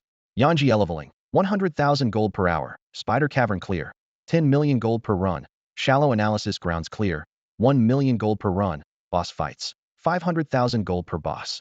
He intentionally set the price for the spider cavern sky high, didn't want others to realize how easily he could bypass its mechanics. As for the other dungeons, he felt the prices were fair. After selling 2 pieces of equipment for astronomical prices, Zhang Wei had learned one thing. There's no shortage of money here, plenty of players are loaded. Besides, his real goal was to do dungeon record runs. There was a leaderboard for fastest clears, and he knew people would pay for fame and rewards. Most importantly, breaking dungeon speed records had a chance to trigger talent awakening quests. Zhang Wei was confident that plenty of people would be willing to pay the 1 million gold coin price. Sure enough, the public chat exploded with debate. Amidst the commotion, the loudest voices were those expressing doubt. 100 million coins? 1 million just to carry someone through a dungeon? Has this guy lost his mind over money? Of course, there were also supporters. I think it's fair. After all, this is a record-breaking run. Who else can guarantee a new dungeon record right now? Just as Zhang Wei expected, it only took a few minutes before he received a private message. Brother Yongya, are you offering carries for the shallow analysis dungeon? And do you guarantee a new record? The sender's ID was Oshi Fushia. Zhang Wei narrowed his eyes. This was the 6th-ranked battle array master on the leaderboard. After a brief exchange of pleasantries, the other party got straight to the point. Is the 1 million gold coins the price for one person, or for a whole team? Zhang Wei thought for a moment. With a maximum of 8 players allowed in the dungeon, it didn't make any difference to him how many joined. You can bring a full team, he replied. Awesome. Brother Yongya, come to the shallow analysis dungeon entrance. They'll transfer the payment right away. Before he finished speaking, a notification popped up. 1 million gold coins had been transferred. Zhang Wei raised an eyebrow. This guy was certainly decisive. At the entrance to the shallow analysis dungeon, a spirited young man greeted him enthusiastically. Brother Yongya, it's me, Fushi, he said, sending a party invite right away. The IDs of the other 6 team members gave Zhang Wei a headache. Strings of unreadable characters. Wei CK Shi, Fan Jing He Wan, Chong Kai Shi Wu, Su Sheng Xiu Shi, Fu Yi Wei, Si Yu Wan Shi. He could only nod in response to their greetings. Once inside the dungeon, Oshi Fushi asked curiously, Brother Yongya, why haven't I seen your name on the speedrun records for this dungeon? I haven't actually run this dungeon before, Zhang Wei replied casually. Seeing the shocked look on Fux's face, Zhang Wei patted him on the shoulder. Don't worry. The dungeon was a gloomy graveyard. According to the records Zhang Wei had checked earlier, the fastest completion time was just over 37 minutes. Wanting to keep business steady in the future, he decided not to break the record by too wide a margin. They hadn't gone far when the ground suddenly split open and skeleton monsters began crawling out. Fushi quickly cast a detection spell, revealing that these were level 10 elite skeletons with 3,000 HP, 110 attack, and 25 physical and magical defense. Zhang Wei calmly cast several walls of fire in front of the party. The skeletons didn't even make it past the 3rd wall before they were reduced to ashes. Nice. That was worth every bit of the 200,000 gold coins. Chong Kai Shi was shouted excitedly. Zhang Wei was taken aback. 200,000? What do you mean? It turned out that each of the 6 had paid 200,000 gold coins. Fushi had collected 1.2 million, paid Zhang Wei 1 million, and pocketed the extra 200,000 for himself. Zhang Wei's expression darkened as he looked at the sheepish Fushi. Brother Yongya, you did say you'd carry a whole team. Fushi explained with an awkward laugh. Zhang Wei looked at Oshi Fushi and felt a wave of frustration. This time, he really had no one to blame but himself. After all, he had said those words. He made a mental note of this lesson, determined never to let anyone take advantage of him again. Oshi Fushi, knowing he was in the wrong, quietly sent a private message to Yong Yi, offering to split the 1.2 million gold coins they had earned. With Zhang Wei's insane damage output in the dungeon, the other 7 teammates barely needed to lift a finger. Even though Zhang Wei was the only one dealing damage, their monster clearing speed didn't slow down at all. Fushi, your War Formation Master is a hidden class, isn't it? Zhang Wei suddenly asked. Fushi nodded proudly. That's right. Show us some of your War Formation skills, Zhang Wei said with interest. No problem. Fushi took out an ornate formation disc and began to cast. Heavenly Palace Formation. Zhang Wei immediately felt a warm sensation sweep through his body, and a system notification popped up. Ding. You are under the effect of a formation. All attributes 5. Cloud Veil Formation. Ding. You are under the effect of a formation, defense 20. So what do you think? Fushi asked after demonstrating 2 formations. Zhang Wei nodded, but he was a bit disappointed. It wasn't that the skills weren't powerful, but they just weren't particularly useful for him. Ever since he acquired the Mocking Mask, he could mimic and copy up to 3 skills. He had already copied Firewall and Lightning Strike, leaving 1 slot open. With both of those being AoE magic skills, he already had some overlap and wasn't making the most out of his potential. He had hoped the War Formation Master's skills would be worth copying, but unfortunately, this support-oriented class didn't fit his needs. Yongyi, do your skills really have no cooldown? Someone in the party asked curiously. Zhang Wei shook his head decisively. Of course they have cooldowns. I just have a few special tricks, that's all. Where did you get that mask? Fushi asked, eyeing the unique mask on Zhang Wei's face. The mask's design was unusual, and the other 6 teammates also looked on with curiosity. Masks weren't even an equipment slot in the game. You won't be able to get one. There's only one in the whole server, Zhang Wei replied casually. Fushi was momentarily stunned, as if he had realized something, and a look of shock flashed across his face. Zhang Wei didn't notice and simply focused on clearing the monsters ahead. The number of skeletons in this dungeon far exceeded their expectations. Wave after wave kept coming, far more than in the spider cave. No wonder the fastest clear record for this dungeon was over 37 minutes, more than 10 minutes longer than the spider cave. But for Zhang Wei, who could consistently deal 999 damage, it was just a matter of time. With Zhang Wei deliberately slowing the pace, the team took half an hour to reach the final boss. Analysis: Skeleton King. Dark Gold Boss. Level 10. HP 200, 000, Attack 207. Skills: 1. Undead Summon. 2. Intimidate. 3. Heavy Strike. Physical Defense 105. Magic Defense 100. Description: a fallen king, resting here for eternity. Yongyi, do you need any help with this one? This boss can summon the undead, can call forth 100 elite skeletons at once. We have to take him down fast. Wei Si Jun, she said, urgency clear in his voice. That number made Zhang Wei raise an eyebrow. But soon, a bold idea flashed through his mind. He quickly pulled up the details for his stage comedy skill. Stage comedy. Imitate and copy an active skill used by any nearby target, dealing 1999 random damage to enemies. Duration: 7 days. Cooldown: 1 day. Limit: 1. Zhang Wei's heart started pounding. He realized he'd been stuck in a rut, assuming he could only copy other players' skills. But the skill description clearly stated any nearby target, which meant any creature using an active skill within range could be copied. With this in mind, Zhang Wei locked his gaze on the Skeleton King, his eyes gleaming with an unusual light. His odd expression made the other 7 teammates glance at each other, even edging back a little. Yongyi and the others couldn't help but wonder, does this guy have some weird thing for bosses? Before they could think too much about it, Zhang Wei launched a fierce assault. Firewalls and lightning strikes alternated in quick succession, with 999 damage numbers popping up over the Skeleton King's head again and again. In just a few breaths, he had unleashed 30 or 40 skills. Damn, Fushi couldn't help exclaiming. Is that even a cooldown? It's like he's just farming mobs. Did you notice? Wei Si Jun, she said in a low voice. It's not just the damage, the Skeleton King looks like he's stuck. Looking closely, they saw that the Skeleton King was holding his battered great sword, moving in an odd, stiff way, barely able to inch forward, as if he was paralyzed. Fushi analyzed. It looks like he's been hit with both blind and interrupt effects, plus he's slowed. This guy's attacks all come with debuffs. Wei Si Jun, she was clearly shaken. At that moment, the Skeleton King let out an earth-shaking roar, venting his fury at being toyed with. His health was nearly gone, and he had no choice but to use his ultimate move, Undead Summoning. It's here. Zhang Wei's heart leapt. This was the moment he'd been waiting for.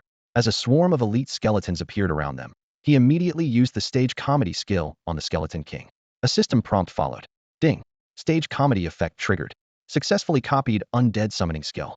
Ding. Congratulations on defeating the level 10 Skeleton King Dark Gold boss. The system notification chimed crisply inside the dungeon, quickly followed by a second message. Ding. Congratulations on setting a new record for clearing the land of analysis. This achievement will be announced server-wide. Do you wish to reveal your team's information? Reveal it. Reveal it. Before Zhang Wei could respond, the rest of the team eagerly jumped in. Excitement sparkled in their eyes. After all, they'd spent a fortune on this partly to trigger the awakening quest, but mostly for the glory of this very moment. Hide the information? That's impossible in this game. The system immediately issued 3 server-wide announcements. Ding! Congratulations to Team Fushi from Newbie Village 9167 for setting a new land of analysis dungeon. Clear time: 36 minutes, 15 seconds, and 21 milliseconds. Ding! Congratulations to Yongyi, Oshi Fushiya, Wei Si Ji Shi, Fan Jinghe Jian, Chong Kai Shi Yun, Su Sheng Qiu Shi, Fan Iwei Wei, and Siyu Jian Shi for breaking the land of analysis speedrun record. These back-to-back announcements instantly stirred up a frenzy in Newbie Village. The chat channels exploded with discussion. Wow, someone actually spent $1 million gold to buy a dungeon record? The way rich people think is just beyond me. Man, give me 100,000 and I'll carry them myself. Yeah, right. Can you even break the record? Most players were just here for the spectacle. At first, no one believed someone would actually pay that outrageous price. Yongye's offer was just too high.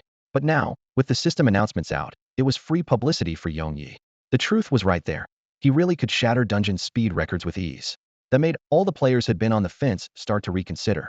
What they craved wasn't fame, it was a shot at breaking a record. Not everyone had received the awakening quest yet, even in the earlier zones, and there were still plenty of players who hadn't triggered it. Now, here was a ready-made opportunity.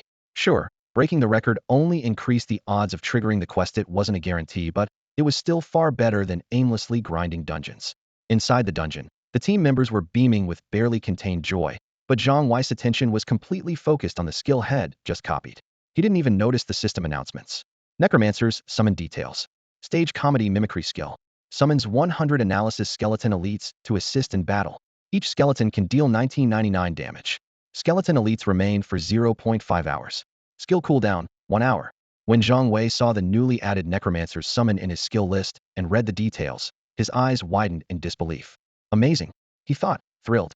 Had been wondering if a copied damage skill could deal up to 999 points. What about summoning skills? Now the answer was clear.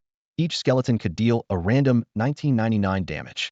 Thanks to his performance mechanics, every skeleton could hit the maximum 999 damage. He could already picture commanding this high-powered undead army, tearing through the third world. 100 skeletons, each dealing 999 damage. It was almost unimaginable what kind of impact that would have. As for the 1-hour cooldown, that was basically meaningless for Zhang Wei. His Destiny Carnival trait gave him a 90 chance to refresh all his skills, so cooldowns were barely an issue. The only downside was the skeleton's time limit. They could only last half an hour if not defeated. That left Zhang Wei a bit disappointed. If not for that restriction, it would be perfect. Still, half an hour was more than enough for his current plans. Zhang Wei couldn't help but sigh to himself. Players these days probably couldn't even handle one of his skeletons. While he was daydreaming about his undead army sweeping across the battlefield, Oshifushiya suddenly pulled him back to reality. Let's head out, he said with a smile. Zhang Wei nodded, his eyes shining with anticipation. All right. He was eager to try out the power of his skeleton army. After all, he had just mastered the necromancy summon skill, which felt like commanding a true undead legion. As soon as the group left the dungeon and said their goodbyes, Zhang Wei began advertising in the chat. Yongya, power leveling 100,000 x4, Spider Cave run 10 million gold per run, Chinchi Land run 1 million gold per run, boss kills 500,000 gold each. He lowered the price for the Spider Cave, figuring that with his new summoning ability, he could easily bypass the dungeon's restrictions. Yongya, not 100 million, not even 50 million, just 10 million gold to learn the secret of soloing Spider Cave. It's a bargain you won't find anywhere else. To his surprise, his offer actually caught the attention of quite a few players, especially those interested in the Chinchi Land dungeon. Unfortunately, no one contacted him for the Spider Cave run. Apparently, rich players weren't so easily fooled. Zhang Wei shook his head with a wry smile. Even Oshifushiya knew brokers made money off the price difference. Other players weren't naive either. After a quick calculation, Zhang Wei thought it shouldn't be too hard to earn over 20 million gold. Still, he was feeling impatient and wanted to make more money, faster. Just as he was starting to get anxious, a private message popped up. Yuluan Nishang, Yongya, Spider Cave, 10 million gold. Zhang Wei was caught off guard. Was there really a big spender interested? He was surprised, but replied immediately. Yongya, meet at the Spider Cave dungeon entrance. Yuluan Nishang, okay. When Zhang Wei arrived at the entrance, a beautiful woman approached him. Thank you for your help, Yuluan Nishang said with her signature smile. Shall we start now? They'll transfer the payment first. Zhang Wei didn't hesitate or try to be polite. Yes, payment first. Yuluan Nishang paused for a moment, then quickly regained her composure. All right. She seemed used to this sort of thing and completed the transfer without delay. Once Zhang Wei received the notification for 10 million gold, he nodded. Good. Invite me to the party and let's go. Yulua Nishang hesitated, a trace of doubt in her eyes. Oh, don't you want me to lead the party? Zhang Wei explained, I can lead. The party leader gets slightly better rewards. Yulua Nishang gave a resigned smile. All right, you lead then. Although he sensed something was a bit off about her, Zhang Wei didn't dwell on it. After inviting her to the party, he entered the dungeon. Wanting to impress his client, Zhang Wei used necromancy summon twice, without hesitation. What he hadn't anticipated was how cramped the spider cave was. Suddenly, the skeleton army swarmed in, crowding the two of them completely. Zhang Wei felt awkward and quickly commanded the skeletons to move deeper into the cave. It looks like things are getting a bit out of hand. Yulua Nishang turned pale from fright and instinctively clung to Zhang Wei. Yongya, can you keep your skeletons away from me? Had overdone it and ended up scaring his client. Zhang Wei chuckled awkwardly, feeling a bit stunned. It was his first time using necromancy summon in action, and he hadn't considered this kind of situation. Fortunately, the skeletons obeyed his orders and began to shuffle forward through the narrow cave passage. Zhang Wei laughed. That was unexpected, but don't worry, it won't slow us down. Yulua Nishang forced a smile, though she still looked uneasy. All right, inwardly, she was in turmoil. She had originally been sent by Shui Yunjian to recruit Yongya, but she hadn't expected things to turn out like this. Usually, whenever she made a move, she attracted plenty of attention, people focused on her beauty. But this Yongya hadn't even glanced at her, completely absorbed in clearing the dungeon, which left her at a loss.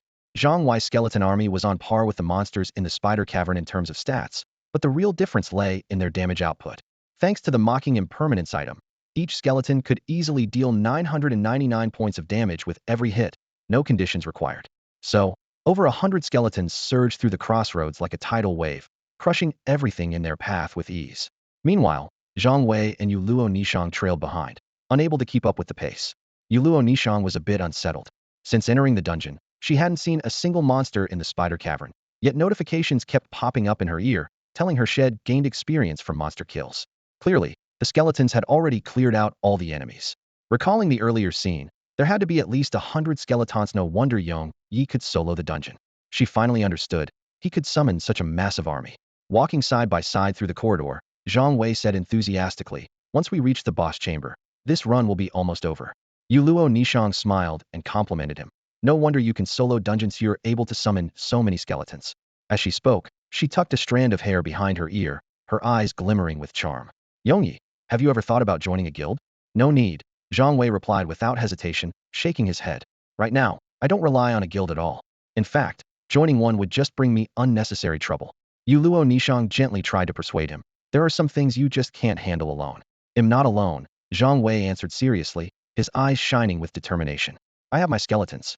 Yuluo Nishang was stunned, her expression turning a bit bewildered. Is there something a little off about this Yongyi? She wondered silently, at a loss for how to respond. At that moment, the battle inside the boss chamber was already underway. The skeleton horde was swarming the dark gold boss, each strike landing for a solid 999 damage. A flurry of damage numbers floated above the boss head. However, the skeleton army's weakness became apparent. Those on the outskirts couldn't squeeze into the fight, left standing at a distance, unable to participate.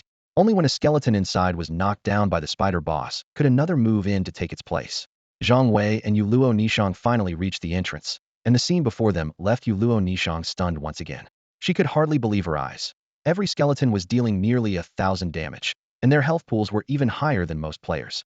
The boss health bar was already dangerously low, on the verge of triggering its life bond mechanic. Are there more skeletons fighting the other boss? Yuluo Nishang couldn't help but ask. That's right, Zhang Wei replied confidently. My skeleton army can take down 2 bosses at once. That's how I'm able to solo this dungeon. Yuluo Nishang looked at Zhang Wei, her expression complicated. If she could recruit Yongyi to her guild, Chivalrous Heart would undoubtedly secure the top spot. Even in future battles for the main city, they'd have a massive advantage. After all, Yongya's skeleton army was overwhelmingly powerful. Alone was worth hundreds of players. But as she was lost in thought, a system alert suddenly rang out. Ding! Left spider in the cavern has triggered its life link and entered an invincible state. Defeat the right spider within 10 seconds, or the left spider will fully heal. Upon hearing this, Zhang Wei didn't hesitate. He cast a lightning spell, instantly triggering the bond effect. 999. Ding! Congratulations on defeating the level 10 cavern left spider dark gold boss. Yuluo Nishang gasped in astonishment as she watched the boss health bar plummet and disappear, a wave of indescribable shock washing over her. Is it really over just like that? She and Yongyi barely lifted a finger. With just an army of skeletons, they cleared the dungeon with ease. The system notification chimed in. Congratulations, you've set a new record for clearing the spider cavern. Would you like to announce your team information? Zhang Wei glanced at Yu Luo Nishang, who was still in shock, and sighed. Go ahead, announce it. Immediately, the system broadcasted across the server. Congratulations to Team Yu Luo Nishang from Novice Village 9167 for setting a new Spider Cavern clear time. 15 minutes, 7 seconds, and 21 milliseconds. Congratulations to Yong Yi and Yu Luo Nishang for breaking the Spider Cavern speedrun record. It wasn't until after they'd left the instance that Yu Luo Nishang finally snapped out of her daze. She composed herself and said earnestly, Yong Yi, on behalf of Xia Gu Ro Qing, I'd like to invite you to join us. I've already said, am not interested, Zhang Wei replied without hesitation. Although Yu Luo Nishang felt a twinge of disappointment, she quickly managed a graceful smile. All right, but if you ever want to join a guild, be sure to contact me. With that, she turned and left with poise. Zhang Wei didn't give it much thought and focused on his account-boosting work. To his surprise, Lung Lai reached out to him directly. Yong Yi, meet me at Qianqi Land. We'll be waiting at the dungeon entrance. At the same time, 1,000,000 gold coins were transferred to his account. So generous? Zhang Wei muttered, then headed straight for Qianqi Land. As soon as he arrived at the dungeon entrance, Lung Lai, now level 10, teased him. Thunderfire Mage, long time no see. It was clearly a jab at Zhang Wei's earlier claim of being a Thunderfire Mage. Yeah, it's been a while, Zhang Wei replied coolly, since Lung Lai was essentially here to pay him. Once inside the dungeon, Zhang Wei summoned 10 waves of skeletons in quick succession, leaving the entire party stunned. The 1,000-strong skeleton army swept through the dungeon, leaving Lung Lai and his team speechless. Damn, the shield warrior Chu Tian blurted out. He was a swordsman, then a mage, and now he's a summoner? That's insane. He can already summon 1,000 minions. Who could possibly compete with that? The assassin and Ing couldn't help but marvel. When the skeleton army surrounded the dark gold boss, the skeleton king, Lung Lai asked in confusion, why aren't you attacking? Waiting for the timer, Zhang Wei explained calmly. If I break the record too quickly now, it'll be harder to beat it later. After a moment, Lung Lai pressed. How much more gold do you need? Still a bit short, Zhang Wei replied vaguely. In reality, had already saved up 15 million gold, just 9 million shy of his 50 million goal. The money came from various sources, tens of thousands from selling gear and speedruns, over 1 million from fishing for outlaws in the novice village, 1.5 million from Oshi Fuxia, plus 10 million from Yu Luo Nishang, and 1 million from Lung Lai. I'll add more, finish it quickly, Lung Lai urged. Zhang Wei answered seriously, no, a deal's a deal. We agreed on 1 million, and that's what it'll take. Business is about trust. I'll add another 1 million, Lung Lai insisted, holding up one finger. Boss, meet your end, Zhang Wei commanded, and the skeleton army instantly swarmed the skeleton king. As Zhang Wei unleashed his full power, the boss was quickly defeated. Lung Lai and the others stood frozen, staring in disbelief as Yongyazhang Wei's in-game character took down the boss without a scratch. Their shock was obvious, especially for Lung Lai, who still wasn't confident about completing his own Scrade Talent Awakening quest.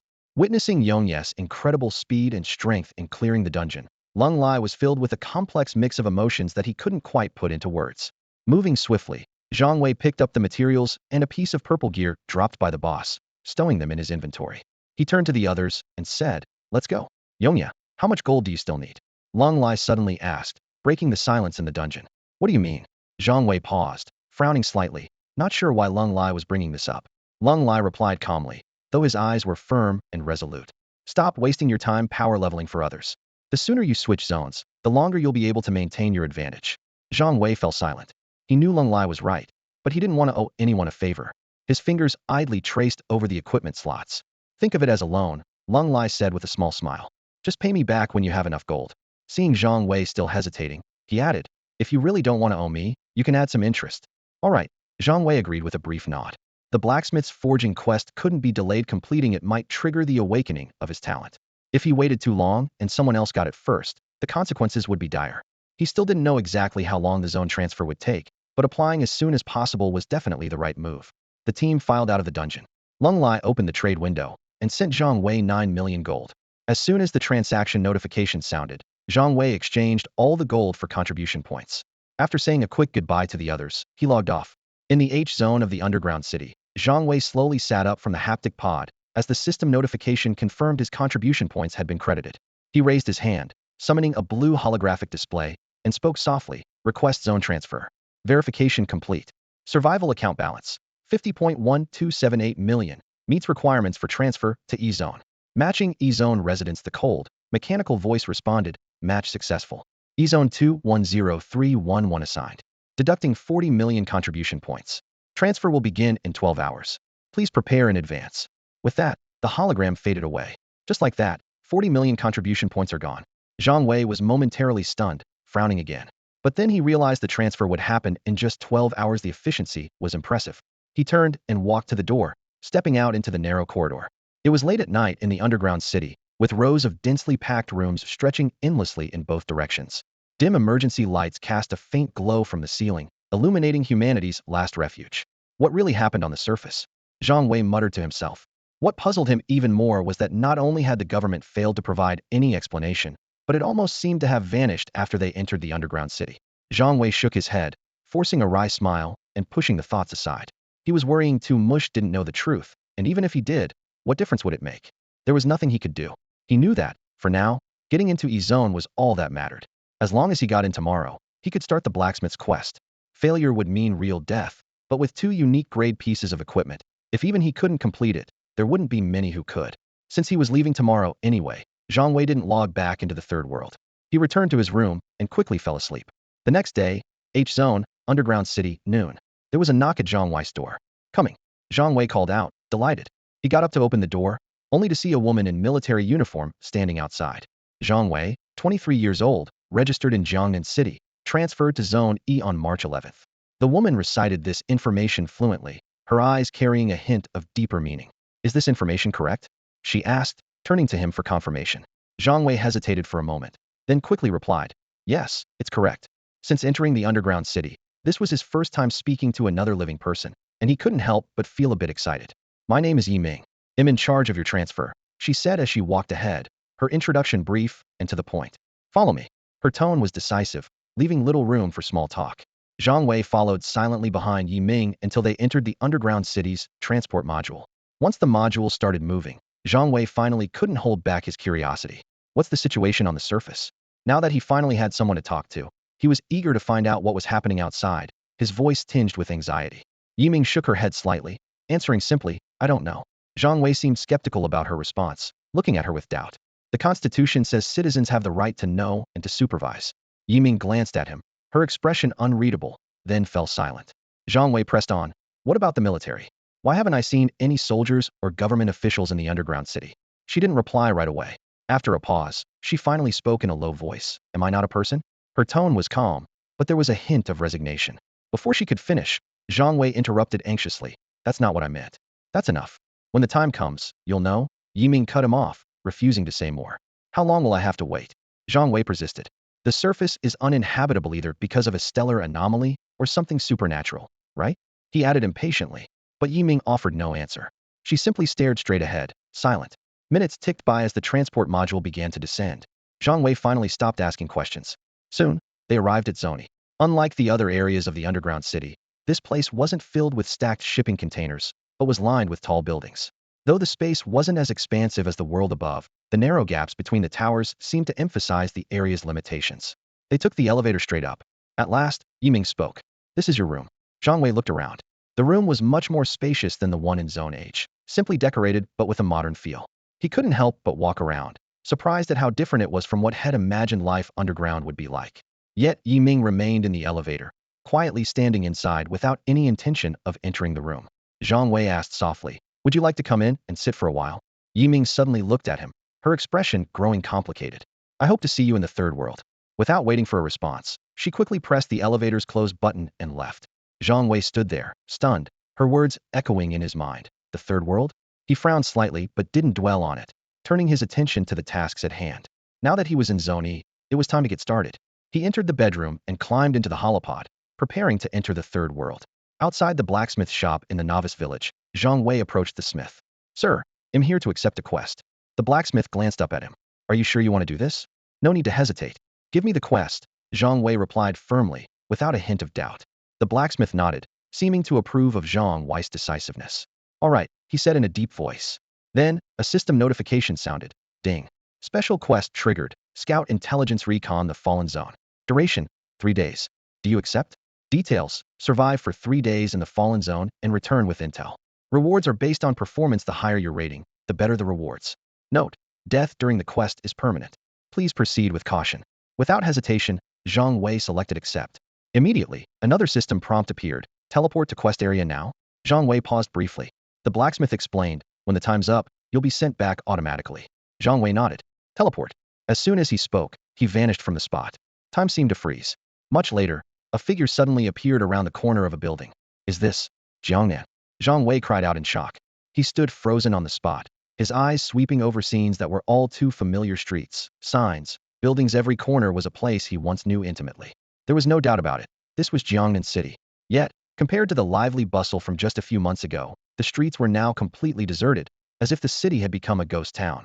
The once crowded high-rises now stood battered and broken, with shattered walls and missing windows, as if a fierce battle had just taken place.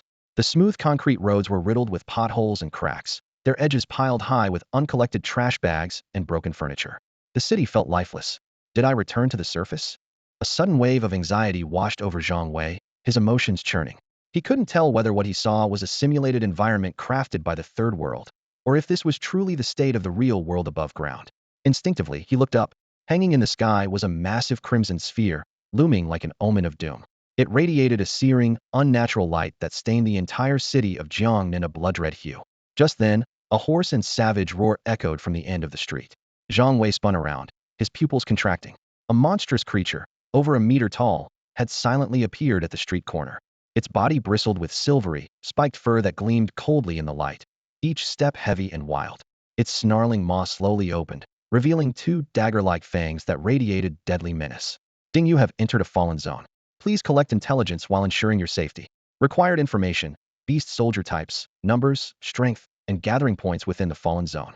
The sudden system prompt snapped Zhang Wei out of his shock. He immediately realized that the monster was slowly approaching him. Taking a deep breath, Zhang Wei forced himself to stay calm. He knew he still had 3 days and didn't need to fight the creature he'd in right now. According to the system, his mission was to scout enemy forces in the fallen zone. Staring intently at the approaching beast, Zhang Wei moved his fingers, quietly casting a detection spell. Flame Howler Beast Soldier. Level 20. HP 80,000. Attack 200. Physical defense 155. Magic defense 175. Description: the most common beast soldier in the fallen zone, roaming the ruined city in large numbers. The results of the detection spell appeared before his eyes, and at the same time, a small number popped up in the mission progress: 0.01. A spark of understanding lit up Zhang Wei's eyes. The mission's completion rate was calculated by the percentage of intelligence gathered. The higher the progress, the better the final rating and rewards. In 3 days, I need to push the completion rate to 100%. Zhang Wei set his mind firmly. He looked again at the flame howler ahead. Although the system described it as the most basic beast soldier, its 80,000 HP and 200 attack points were comparable to a boss in a beginner's village. Fortunately, for Zhang Wei now, defeating it wouldn't be too difficult. He quickly scanned his surroundings, confirming that aside from this flame howler, there were no other enemies nearby. Roar! The flame howler had clearly noticed him as well. With a low growl, it charged at him on all fours. Zhang Wei remained calm, raising his hand to cast a blazing wall of fire in front of him, immediately followed by a barrage of lightning spells. 999. 999. 999. Bolts of lightning crackled, striking the charging flame howler and interrupting its attack, forcing it into a stunned state. Its movement slowed, limbs heavy, but it stubbornly pressed on, struggling toward Zhang Wei. Still, its health bar was dropping rapidly, visible to the naked eye. Step by step, it staggered forward. When it was less than a dozen meters from Zhang Wei, its health was nearly gone. The flame howler let out a final, furious roar before collapsing with a crash, dissolving into system resources that faded into the air. Looking at the fallen beast soldier, Zhang Wei showed little satisfaction. Even though this flame howler was just a basic beast soldier, it still took me a few seconds to deal with. My firepower isn't enough yet. He frowned slightly, a faint sense of unease rising in his heart. Ding! Ding! 2 consecutive system notifications sounded in Zhang Wei's mind, catching him by surprise. The display showed that not only had he gained 1,000 stored experience points, but his task completion rate had also risen to 0.02. More importantly, he realized that defeating beast soldiers could also increase his progress. This discovery instantly sparked an idea: necromancer summoning. Soon, a chilling scene unfolded on the streets of Jiangnan City. Countless skeletal warriors surged in from all directions, their bleached bones glinting eerily in the sunlight, with strange flames flickering in their hollow eye sockets. These were the elite skeletons Zhang Wei had summoned. Each one had only 3,000 health points, far less than the beast soldiers, but their damage was impressive, and most importantly, there were a lot of them. Zhang Wei could summon 100 skeletons at a time, and as he continued casting spells, the skeleton army quickly filled the city center. Rough estimates put their numbers at tens of thousands. Watching his masterpiece, Zhang Wei couldn't help but smile in satisfaction. Even against a boss with 1,000,000 health points, his skeleton horde could wear it down. The only drawback was that the skeletons would only last for half an hour. In a wide-open plaza, over 100 beast soldiers lounged under the crimson glow of a blood-red orb overhead. Suddenly, a wave of skeletons appeared at the end of the street. The beast soldiers let out angry roars and charged at the approaching army. The battle erupted instantly. 466, 482, 999, 999. Damage numbers flashed continuously. A single skeleton was no match for a beast soldier, but their overwhelming numbers and high damage turned the tide. System notifications kept coming. Ding. Cross-level kill. Qinglin, stored experience 1000. Ding. Cross-level kill. Xiaomu, stored experience 1000. The task completion rate soared, climbing from 0.03, 0.04, all the way to 1.15. Standing behind his skeleton army, Zhang Wei watched his experience and completion rate skyrocket, feeling thrilled. At this pace, he wouldn't need 3 days. She could finish the task in just one. Surviving 3 days in the occupied zone was no longer a problem. But just as he was basking in his success, he suddenly sensed that his skeleton army in the southeast was being wiped out at an alarming rate. Zhang Wei frowned. Even against a boss or high-level beast soldiers, they shouldn't be falling this quickly after all. Each skeleton could deal 999 damage, so 1,000 of them could deliver nearly 1,000,000 in total. Soon, he spotted the real, dark, cloud-like shadow was quickly approaching from the southeast. Flying beast soldiers, Zhang Wei's expression turned grim. Now this is trouble. From a distance, Zhang Wei gazed at the sky. Stunned by the sheer number of flying beast soldiers, there had to be at least 1,000 of them. He had believed the skeleton army would be enough to handle anything, but now he realized their close combat abilities were useless against foes in the air. No wonder the skeleton army had been wiped out so quickly. They could only fight enemies on the ground. Zhang Wei let out a bitter laugh, feeling the pressure mount in his chest. The flying beast soldiers circled overhead, spewing flames from their mouths. The fire streaked across the sky, destroying everything in its path, drawing ever closer to Zhang Wei. He quickly estimated the distance between them and cast a detection spell. South Wing Beast Soldier. A string of information appeared in Zhang Wei's mind. Level, 20, HP, 1000, attack, 50,000, skill, blazing flame unleashes fire, dealing burn damage equal to 5 of base attack, physical defense, 105, magic defense, 115. He couldn't help but feel a twinge of envy. These flying beast soldiers moved freely between the city outskirts and the ruined urban areas, and there were so many of them. If only he had an air force of his own. But for now, Zhang Wei could do nothing but wish. As the beast soldiers drew closer, Zhang Wei could already foresee the fate of the skeleton army. Their defeat was inevitable, and he knew escape would be difficult for himself as well. He quickly slipped into a nearby building without hesitation. At the same time, he commanded the skeleton army to charge away from the main city, hoping to lure the flying beast soldiers away from his hiding place. Fortunately, the beast soldiers were not particularly smart. They chased after the skeleton army and soon left Zhang Wei's location behind. But Zhang Wei's expression changed. In a matter of moments, the entire skeleton army had been annihilated. Watching this unfold, he felt a chill in his heart. The crushing defeat of his forces meant the outskirts were even more dangerous. There had to be threats far greater than these beast soldiers. It was as if he'd woken from a dream, suddenly realizing how reckless he'd been. Without knowing the true strength of his enemy, Zhang Wei had charged in headfirst, relying only on the numbers and supposed advantage of his skeleton army. If he had drawn those powerful enemies into the city, it would have spelled disaster. He understood now that his previous actions had been reckless, and with no hope of resurrection if he failed, he needed to be more cautious. A wise man knows when to retreat, he muttered to himself with a wry smile, resolving to slow down and proceed carefully. No longer acting impulsively, Zhang Wei waited until things quieted down outside. He decided to scout ahead with small squads. He ordered groups of 10 skeletons to leave the building one at a time. Since the full skeleton army was too conspicuous, he would use smaller squads to sneak around and gather information for future operations. After watching for a while, Zhang Wei noticed one of the skeleton squads managed to avoid enemies entirely, suggesting that route was relatively safe. With the path confirmed, he decided to avoid direct confrontation with the beast soldiers, opting instead for small, targeted attacks to quietly wear down their forces. The skeleton squads moved like Zhang Wei's eyes, slipping silently through enemy territory. Whenever they encountered groups of beast soldiers, the skeletons would retreat, only to have more skeletons arrive to surround and eliminate the enemy. This approach gradually allowed Zhang Wei to significantly weaken the beast soldiers' numbers. As time passed, Zhang Wei began to understand the distribution of beast soldiers in the city. Most were scattered throughout various areas, rarely gathering in large groups. Even when he spotted a cluster, it was never more than 100 strong. For Zhang Wei, these numbers posed little threat. As he continued clearing out enemies and exploring, his experience and mission progress quickly increased. By the time the crimson sun set and night fell, he decided to stop for the day and found shelter in a dilapidated residential area. The place was in ruins, collapsed walls, shattered windows, debris, and weeds covering the ground. Not a single spot was untouched, clear evidence that beast soldiers had fought here before. Zhang Wei found a relatively hidden corner, allowing himself to finally relax a bit and rest, gathering his strength for what lay ahead. Zhang Wei took stock of his gains for the day. The task completion rate had reached 17.86. After a full day of trial and error, he had figured out some patterns. Defeating a level 20 regular beast soldier granted 0.01 task progress, while a level 25 beast soldier gave 0.02. As for higher level enemies, he still had no idea, since he hadn't encountered any yet. Staring at the 17.86 on the screen, Zhang Wei frowned slightly. At his current pace, pushing past 20 completion felt almost impossible.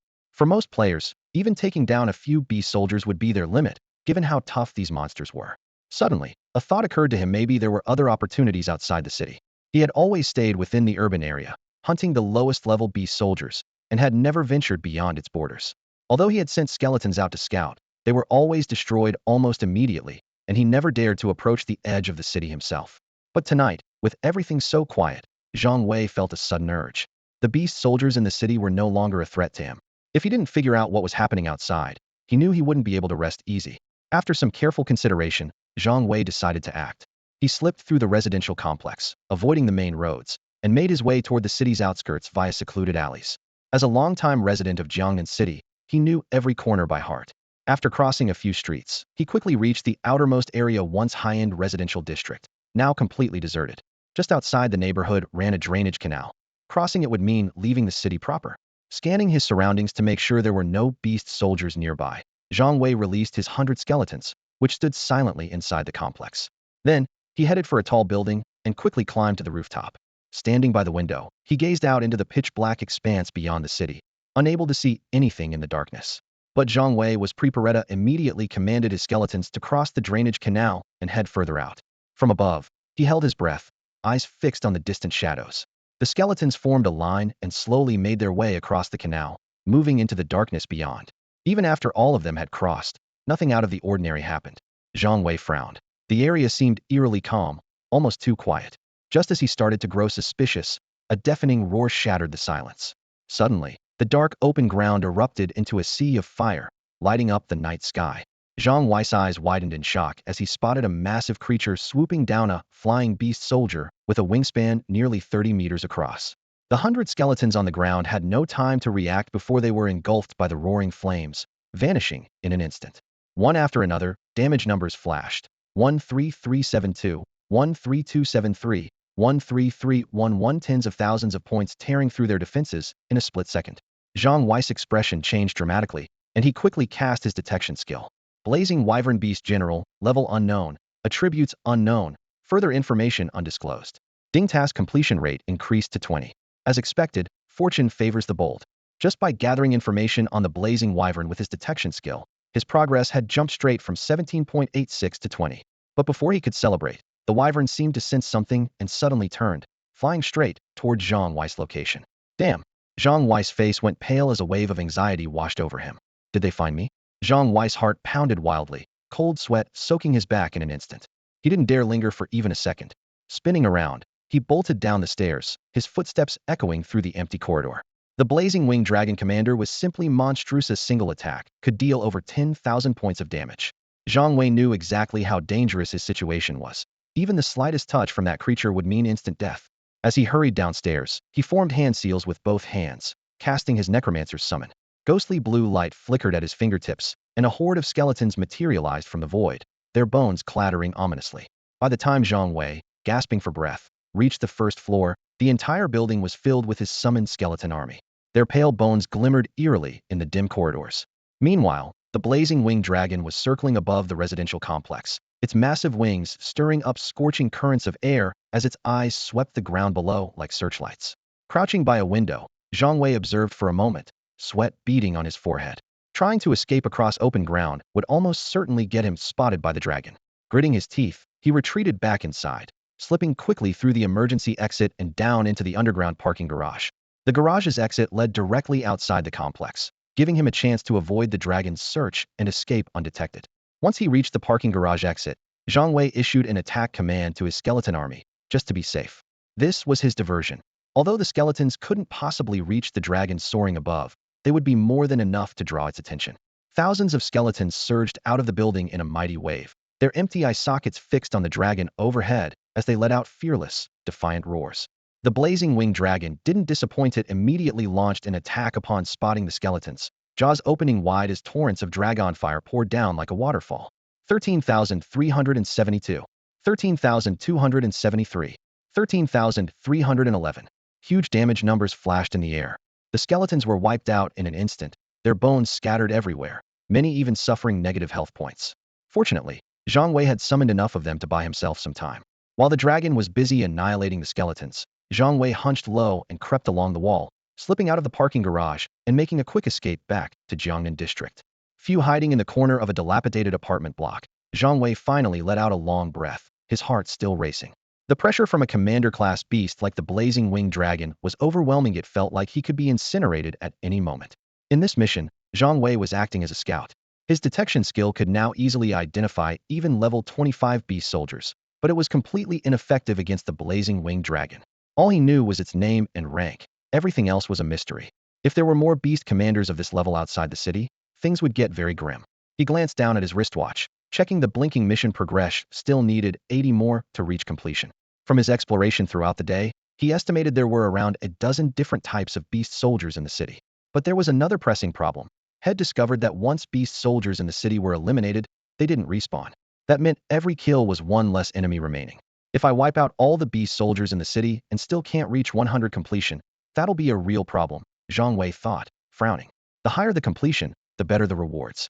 He wasn't sure if this mission would trigger a talent awakening reward, but even the slimmest chance was worth pursuing.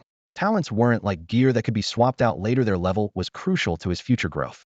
Forget it. He'll focus on taking out the beast soldiers in the city first. Zhang Wei shook his head, forcing himself to calm down and not overthink it.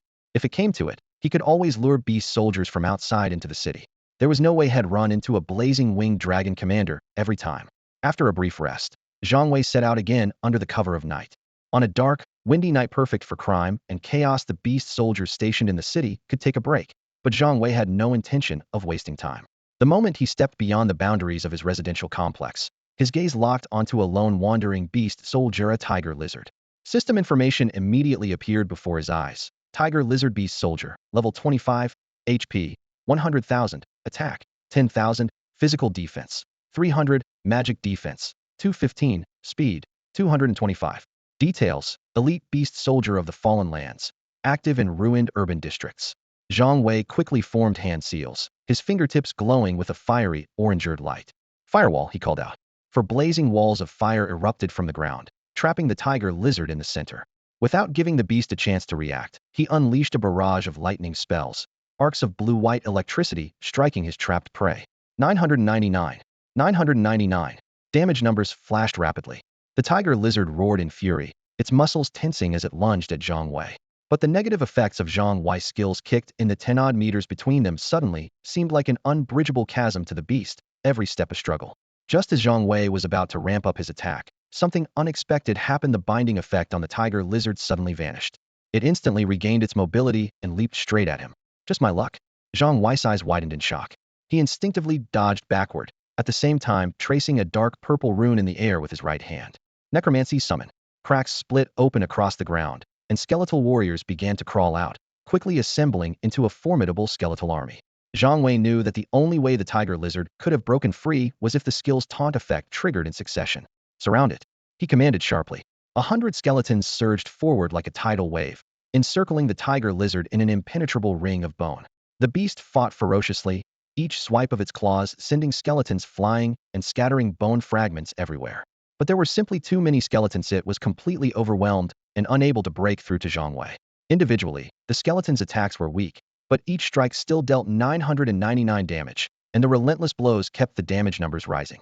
Moments later, the tiger lizard finally fell. Zhang Wei frowned as he looked at the beast's corpse. Damage is really becoming an issue in the late game. The Joker class 999 damage cap was an advantage early on, but against beast soldiers with 100,000 HP, it was starting to feel insignificant. Fortunately, Zhang Wei possessed a unique item that refreshed his skill cooldowns, allowing him to make up for the lack of damage with sheer frequency. Other Joker players would probably struggle much more in the late game. This made Zhang Wei even more eager to awaken his talent or acquire more unique grade equipment to boost his power. In reality, it had only taken him about 10 seconds to kill the tiger lizard far from slow. But for someone used to one-shot kills in the newbie village, the difference was hard to ignore. A system notification chimed. After slaying the tiger lizard, Zhang Wei's quest completion reached 20.02. Each regular beast soldier increased completion by 0.01, while elite beast soldiers counted double. But since elites were rare, most of the progress would still come from killing regular beast soldiers. Strangely, despite having killed so many beast soldiers, not a single piece of equipment had dropped. Perhaps it was related to this particular quest. Without lingering, Zhang Wei continued down the street in search of more prey. Before long, he spotted a group of beast soldiers resting on the main road. Xiaomu. He immediately recognized them. Xiaomu were similar to Yan Ho in stats, both classified as regular beast soldiers. With experience from earlier, this time he summoned several waves of skeletons to charge ahead, while he stayed back and attacked from a distance. After all, this wasn't just one or two beasts. If the taunt effect triggered again, things could get dangerous. Ding. Defeated a higher level Xiaomu. Stored experience 1000. System notifications kept coming, and Zhang Wei was secretly delighted. Once I leave the newbie zone, my level should be way ahead of everyone else. This steady stream of stored experience was the perfect way to widen the gap. When the last Xiaomu fell, another system message appeared. Ding. Quest completion, 21. Quest rating, AA. Huh. Zhang Wei was surprised. Only 21 completion, and I'm already rated AA? Zhang Wei was a bit surprised. He had originally thought that at least 60 task completion would be considered passing. But now, with only 21 completed, his task rating had already reached grade A. At this rate, if he hit 40 completion, the rating might improve even further. He stared at the task rating in front of him, the corners of his mouth curling up slightly. Just as he had suspected, he had underestimated the difficulty of this mission from the start. Ordinary players would never be able to take down high-level monsters like the beast soldiers as effortlessly as he did. For most people, 21 completion was already an unattainable achievement. Looks like I've been underestimating myself, Zhang Wei thought with a touch of self-mockery. Ever since he stepped into the fallen zone, he had worried about not dealing enough damage, never realizing that his strength was already far beyond the norm. With an A rating in hand, could S rank really be that far away? The thought instantly lifted his spirits, and he even felt a reckless urge to trigger another siege by the skeleton army. But the image of the imposing beast general outside the city flashed through his mind, quickly cooling his enthusiasm. Stay calm, Zhang Wei muttered to himself, his fingers unconsciously tapping his knee. Trying to do too much at once is just asking for trouble. The commotion from killing the owl bull hadn't gone unnoticed, and he could sense beast soldiers converging on his location. Zhang Wei quickly got up and slipped away from the main street, melting into the shadows. As expected, shortly after he left, a group of beast soldiers arrived, following the noise. They searched the area briefly but found nothing, soon returning to their wandering patrol, their heavy footsteps fading into the distance. There's still plenty of time, Zhang Wei mused as he leaned against a crumbling wall. It was only the first day. There was no need to take unnecessary risks. He decided to stick with his strategy of taking out small groups, avoiding too much attention. If he accidentally lured the beast soldiers or worse, the beast general into the city, the consequences would be disastrous. Throughout the night, Zhang Wei didn't rest for a moment. Like a ghost, he moved through the city, hunting down isolated and small groups of beast soldiers.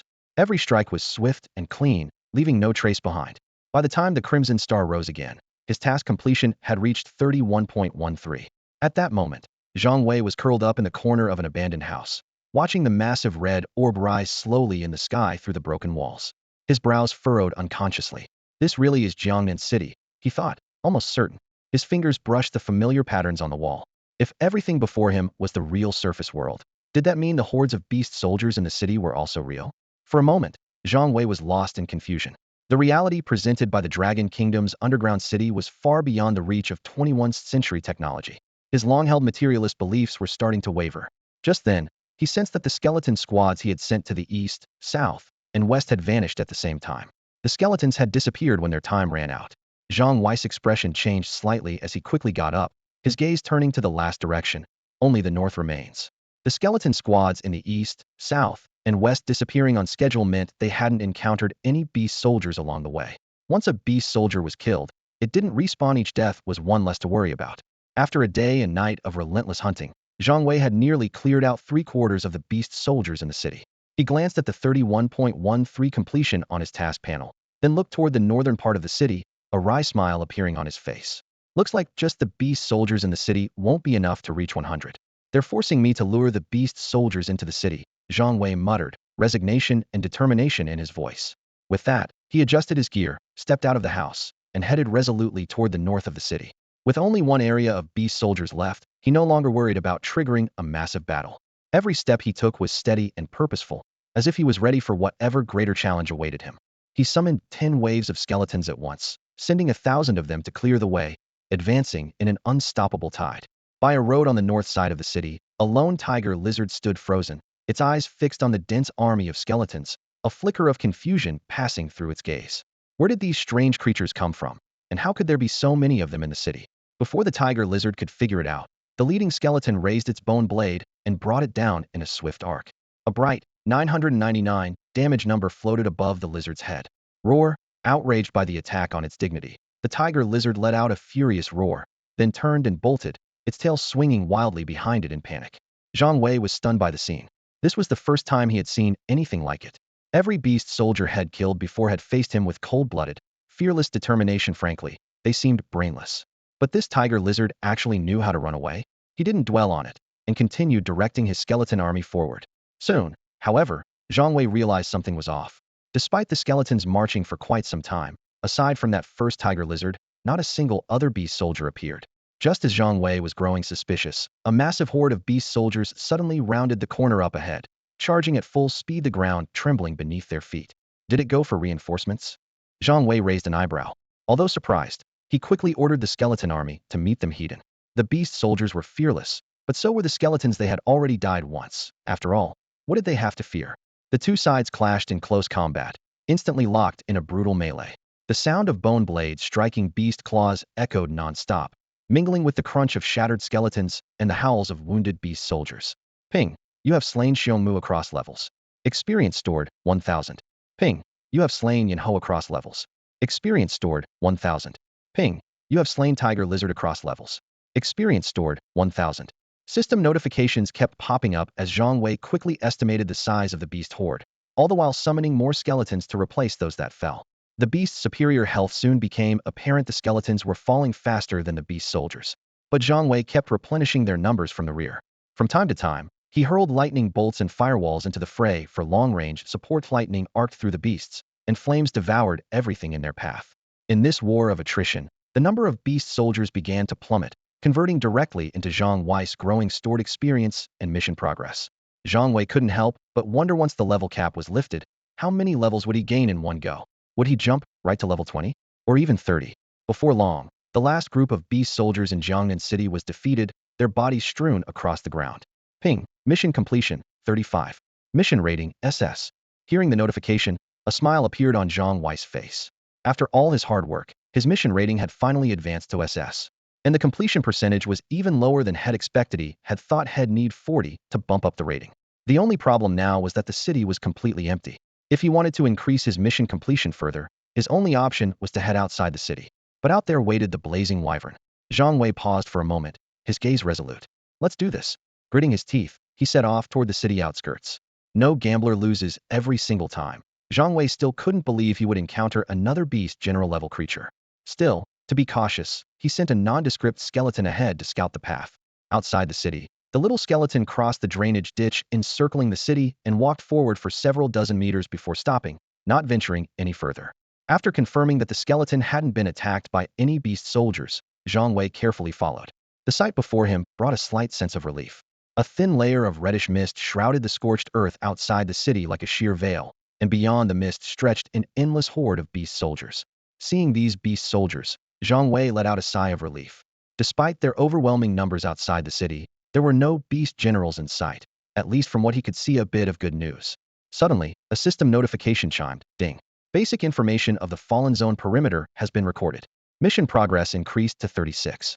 Zhang Wei was taken aback, realizing that his mission progress had just jumped by 1. Until now, each beast soldier he killed only contributed 0.01 to the mission. This sudden leap made him question his approach. Have I been focusing on the wrong objective? Zhang Wei wondered. The mission was about scouting the intelligence of the Fallen Zone and required him to survive for 3 days and return with information. Scouts in ancient times were tasked with reconnaissance, mapping, gathering info on enemy supplies, weapons, and defenses. Their job wasn't necessarily to kill the enemy. However, since entering the Fallen Zone, Zhang Wei had thrown all his effort into hunting beast soldiers. Now he couldn't help but suspect that the mission might not require killing at all. If he focused on collecting information about the city's interior and exterior, as well as the types and numbers of beast soldiers, his mission progress would probably increase much faster. The realization made him feel a bit embarrassed, but at least only he knew about it. But then, another thought crossed his mind. Although the mission might primarily require mapping the Fallen Zone, killing beast soldiers clearly had extra benefits, especially gaining experience points. If the task was purely about reconnaissance, defeating beast soldiers wouldn't grant experience or boost mission progress. So, he decided to stick to his current approach. Experience points were essential, and as for the specifics of the mission, he could figure those out along the way. Whatever, he'll just keep fighting for now. There's no rush, Zhang Wei decided, preparing to continue his strategy of luring enemies deeper. He glanced at the horde of beast soldiers shrouded in the red mist. Even if the mission was about reconnaissance, he wasn't about to foolishly wander outside the city and walk right into a trap. At this moment, Zhang Wei became even more aware that some of the skills had copied were a bit wasteful. After entering the Fallen Zone, his undead summoning skill proved invaluable, letting him move freely in the city with his army of skeletons. But Firewall and Lightning Strike were less useful in this situation.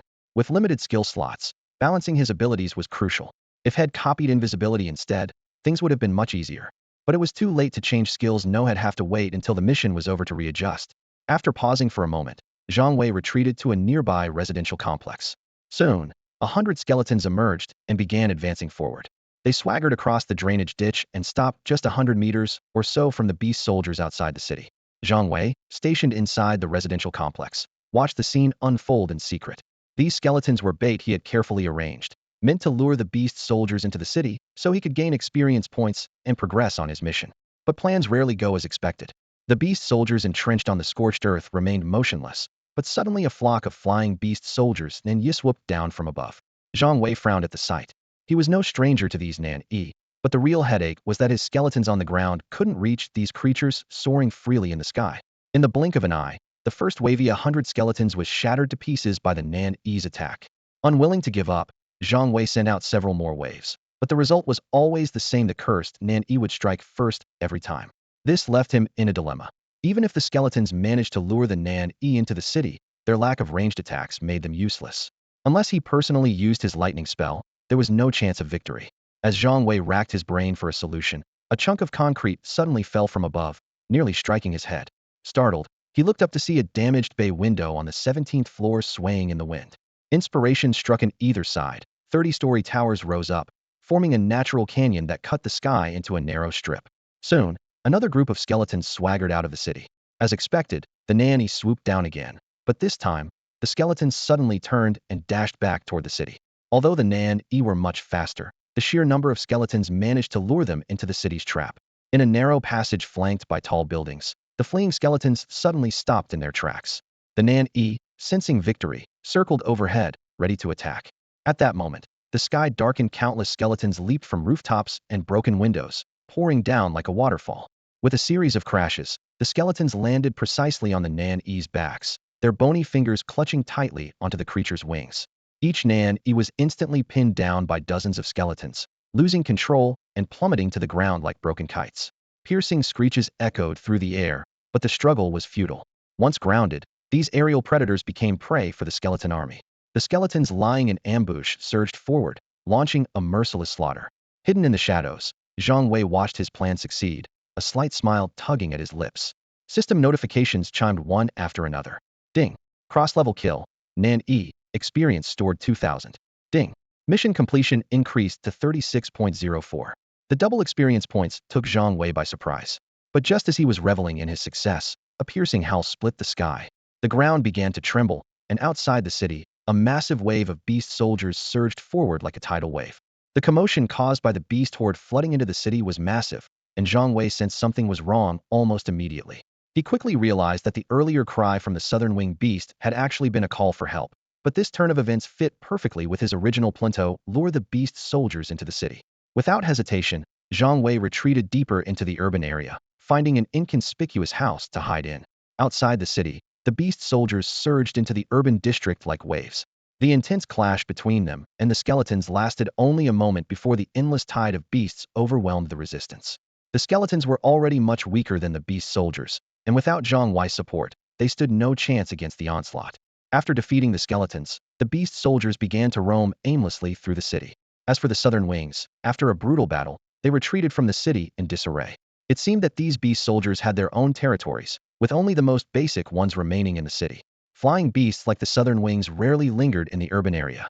Zhang Wei quietly observed the newly arrived beast soldiers from his hidden spot, choosing not to act immediately. The earlier chaos had been too conspicuous. If it attracted the attention of a beast general, things would get complicated. He waited patiently until dusk before slipping out of hiding. Under his breath, Zhang Wei muttered, "I wonder how much this will boost the mission completion rate." He approached the nearby beast soldiers, calculating in his mind. Tomorrow was the last day of the mission, and his strength rating was clearly not the highest. He needed to push the completion rate as much as possible tonight. As long as there was a chance, Zhang Wei wouldn't pass up any opportunity for better rewards. As night fell, skirmishes broke out all over the city. With more and more beast soldiers arriving, the streets were left in chaos. Whether facing isolated beast soldiers or groups, Zhang Wei held nothing back. The skeleton army served as his frontline shield, while he unleashed spell after spell from the rear. Lightning bolts and walls of fire alternated in a relentless barrage. His mission completion rate and experience points soared. By dawn, Jiangnan City had returned to silence. The deserted streets were littered with the remains of beast soldiers. As the last beast fell, the familiar system notification sounded. Ding. Mission completion rate has reached 60. Mission rating, SS. However, Zhang Wei wasn't as excited as he expected. Instead, he muttered, "So there's an SSS rank, or maybe even higher." As he considered whether to lure another wave of beast soldiers into the city, the system chimed again. Ding. 3 hours remain until the mission ends. Zhang Wei froze for a moment, realizing only 3 hours were left. He knew that reaching SSS rank in the remaining time was almost impossible. After a brief hesitation, his gaze shifted toward the outskirts, where countless beast soldiers still waited. After a moment, Zhang Wei whispered, "Let's do it. Fortune favors the bold." He understood that while an SS rating was already impressive, it still wasn't enough for him, especially now that he suspected this was the true state of Blue Star. He realized his strength was still far from sufficient. Even if he could return safely for now, once he left the beginner's area and re-entered this world, he'd never escape the threat of being wiped out. A wave of skeletons was summoned by Zhang Wei, followed by a second, a 10th, and then a 30th, each wave arriving one after another. Each summoning brought 100 skeletons that lasted for half an hour. But how many could he actually summon at once? Even Zhang Wei himself didn't know. He had never attempted a summoning on this scale back in the starter village. There was no need to go all out, and after arriving here, he had always been cautious in the face of beast generals who could annihilate his skeleton army in an instant. But now, he was ready to test his limits. After 5 minutes, the city was already teeming with skeletons, their bleached forms occupying every street. 10 minutes in, the entire city had become a sea of white bones, the skeleton army packed so densely that the ground was barely visible. By the 20th minute, outside the city on the scorched earth shrouded in red mist, countless beast soldiers suddenly turned their heads toward the city in unison. Amidst the towering buildings, the skeleton army surged forward like a flood bursting through a dam, pouring out with unstoppable force. Though the skeletons couldn't roar, the thunderous clattering of thousands of bones shaking and colliding echoed like rolling thunder. A beast soldier let out an angry roar, and more quickly joined in, charging toward the skeleton army in a furious chorus. The two sides clashed heat, the impact shaking the entire area. Standing at the rear, Zhang Wei's eyes gleamed with barely contained excitement. This spectacular scene was all his doing. Who else but him could create such an overwhelming situation? Even so, he didn't let his guard down. His fingers moved constantly, summoning a steady stream of skeletons. After all, the skeletons were individually weaker than the beast soldiers. Their only advantage was their 999 damage strike and Zhang Wei's endless reinforcements. Ding. Cross-level kill, Flame Howl. Stored experience 1000. Ding.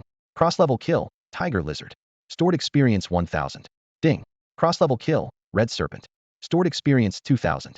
System notifications kept popping up as the two sides became deadlocked along the city's drainage channel, forming a stark black and white dividing line. The battlefield had become a true slaughterhouse, with both beast soldiers and skeletons falling rapidly. At the same time, Zhang Wei's stored experience and mission completion percentage began to soar. Outside the city, more beast soldiers poured out of the red mist, seemingly intent on outlasting Zhang Wei in a battle of attrition. Zhang Wei smirked, "Outlast me." His skill consumed nothing, so he had no fear of a prolonged fight. Ding. Mission completion, 61.02. Ding. Mission completion, 65. Ding. Mission completion, 70. Ding. Mission completion, 85. Mission rating, SSSSSS. Hearing the system prompts, Zhang Wei's eyes lit up with joy. But then, ding. Mission completion, 85.89. Zhang Wei paused. The completion was still rising, so SSS wasn't the highest rating after all. But it didn't matter. With so many beast soldiers ahead, he could easily push the completion to 100. Just then, a deafening roar erupted from deep within the red mist. A massive creature with a wingspan close to 30 meters came hurtling toward the city. Zhang Wei's pupils shrank. It was that blazing wyvern again. Ding. 10 minutes remaining until mission ends. The final 10 minutes. Zhang Wei instinctively glanced back at the city behind him. Maybe he could hide and safely wait out the timer. But when he looked out toward the battlefield and saw the mission completion still climbing, yet not quite reaching 100, a look of determination flashed in his eyes. Suddenly, Zhang Wei charged toward the battlefield outside the city. Life and death are up to fate. Time to take a gamble. Just as Zhang Wei dashed toward the outskirts of the city, the skeleton army shifted in the opposite direction like a receding tide, forming a perfect diagonal line against his path. This was the diversion he had meticulously planned. Earlier battles had confirmed his suspicions. The skeleton army and the beast soldiers outside the city were evenly matched, which meant the number of beast soldiers in this area had reached its limit. The sudden appearance of the blazing wyvern only strengthened his hypothesis. Zhang Wei's plan was straightforward. Use the skeleton army to draw away the main enemy force while he slipped into the mist zone. With thousands of skeletons attracting the enemy's attention, one person could more easily evade the simple-minded beast soldiers. The mission still had a long way to go before reaching 100 completion, and the skeleton army was clearly no match for the wyvern's relentless attacks. Exploring the mist zone outside the city had become his only option, forcing Zhang Wei to take a desperate gamble. Everything went remarkably smoothly. The beast soldiers and the wyvern were indeed lured away by the skeletons, and Zhang Wei easily vaulted over the city's drainage channel, stepping into the area shrouded in red mist. The system chimed immediately. Ding. Red mist zone information acquired. Mission completion increased to 95. I guessed right. A hint of excitement flashed in Zhang Wei's eyes. Although the skeleton army's frantic maneuver had slowed the mission's progress, setting foot in the red mist zone instantly pushed the completion rate to 95. The red mist enveloped him completely, but to his surprise, it didn't cause any discomfort. Still, time was running out. The skeleton army wouldn't last much longer, and he had to uncover the truth quickly. Zhang Wei quickly scanned his surroundings and pressed forward into the depths of the mist without hesitation. Any beast soldiers that appeared were mercilessly struck down by his barrage of lightning spells. She didn't even bother to look back and check the results. At the edge of his vision, a massive shadow loomed in and out of sight. As he drew closer, the shape became clear, a thick, writhing vine guarded by dozens of beast soldiers. Just as Zhang Wei was reeling from this bizarre sight, the beast soldiers noticed him. Instead of attacking immediately, they let out a series of piercing roars, a clear warning to the wyvern. Sure enough, the distant wyvern immediately turned back at the sound, and the beast soldiers outside the city abandoned the remaining skeletons, surging toward the mist zone. Without hesitation, Zhang Wei unleashed a barrage of spells, lightning, fire walls, necromancy, throwing everything he had at the guards. The beast soldiers fell instantly, and the skeletons he summoned charged straight for the vine. As the bone blades sliced through the vine, several translucent eggs the size of human heads were revealed, faint golden patterns flowing across their shells, as if alive. At that moment, the system alert sounded. Ding. Mission countdown, 10 seconds. Immediately after, a deafening roar echoed from the sky above. The blazing wyvern had returned. In midair, the massive beast frantically beat its crimson wings, distorting the air beneath them as it dove toward the nest at an astonishing speed. Zhang Wei's heart raced. His original plan was to steal a dragon egg, but the situation no longer allowed it. Gritting his teeth, he unleashed a lightning spell at the vines entwining the eggs, blue-white arcs of electricity crackling from his fingertips. A system notification sounded in his ear. Ding. Mission countdown, 6 seconds. At that critical moment, the blazing wyvern arrived. It opened its massive jaws, spewing a torrent of scorching dragon fire like a molten waterfall, engulfing Zhang Wei in an instant. 13326, a shocking damage number floated above his head. Yet, to his surprise, he wasn't instantly killed as he had expected. Ding. Bond effect triggered, immune to all attacks for 5 seconds. Hearing this, Zhang Wei breathed a silent sigh of relief. The sentiment bond ring had activated at the crucial moment. His hands didn't stop moving. He unleashed lightning spell after lightning spell at the dragon eggs, electric sparks dancing across their shells. Roar. The blazing wyvern howled in frustration, a hint of fear flashing in its eyes. It realized its breath could not harm this tiny human, and several eggs in the vines were now in danger under the relentless lightning assault. One egg already showed fine cracks on its shell. Ding. Mission countdown complete. Initiating teleport.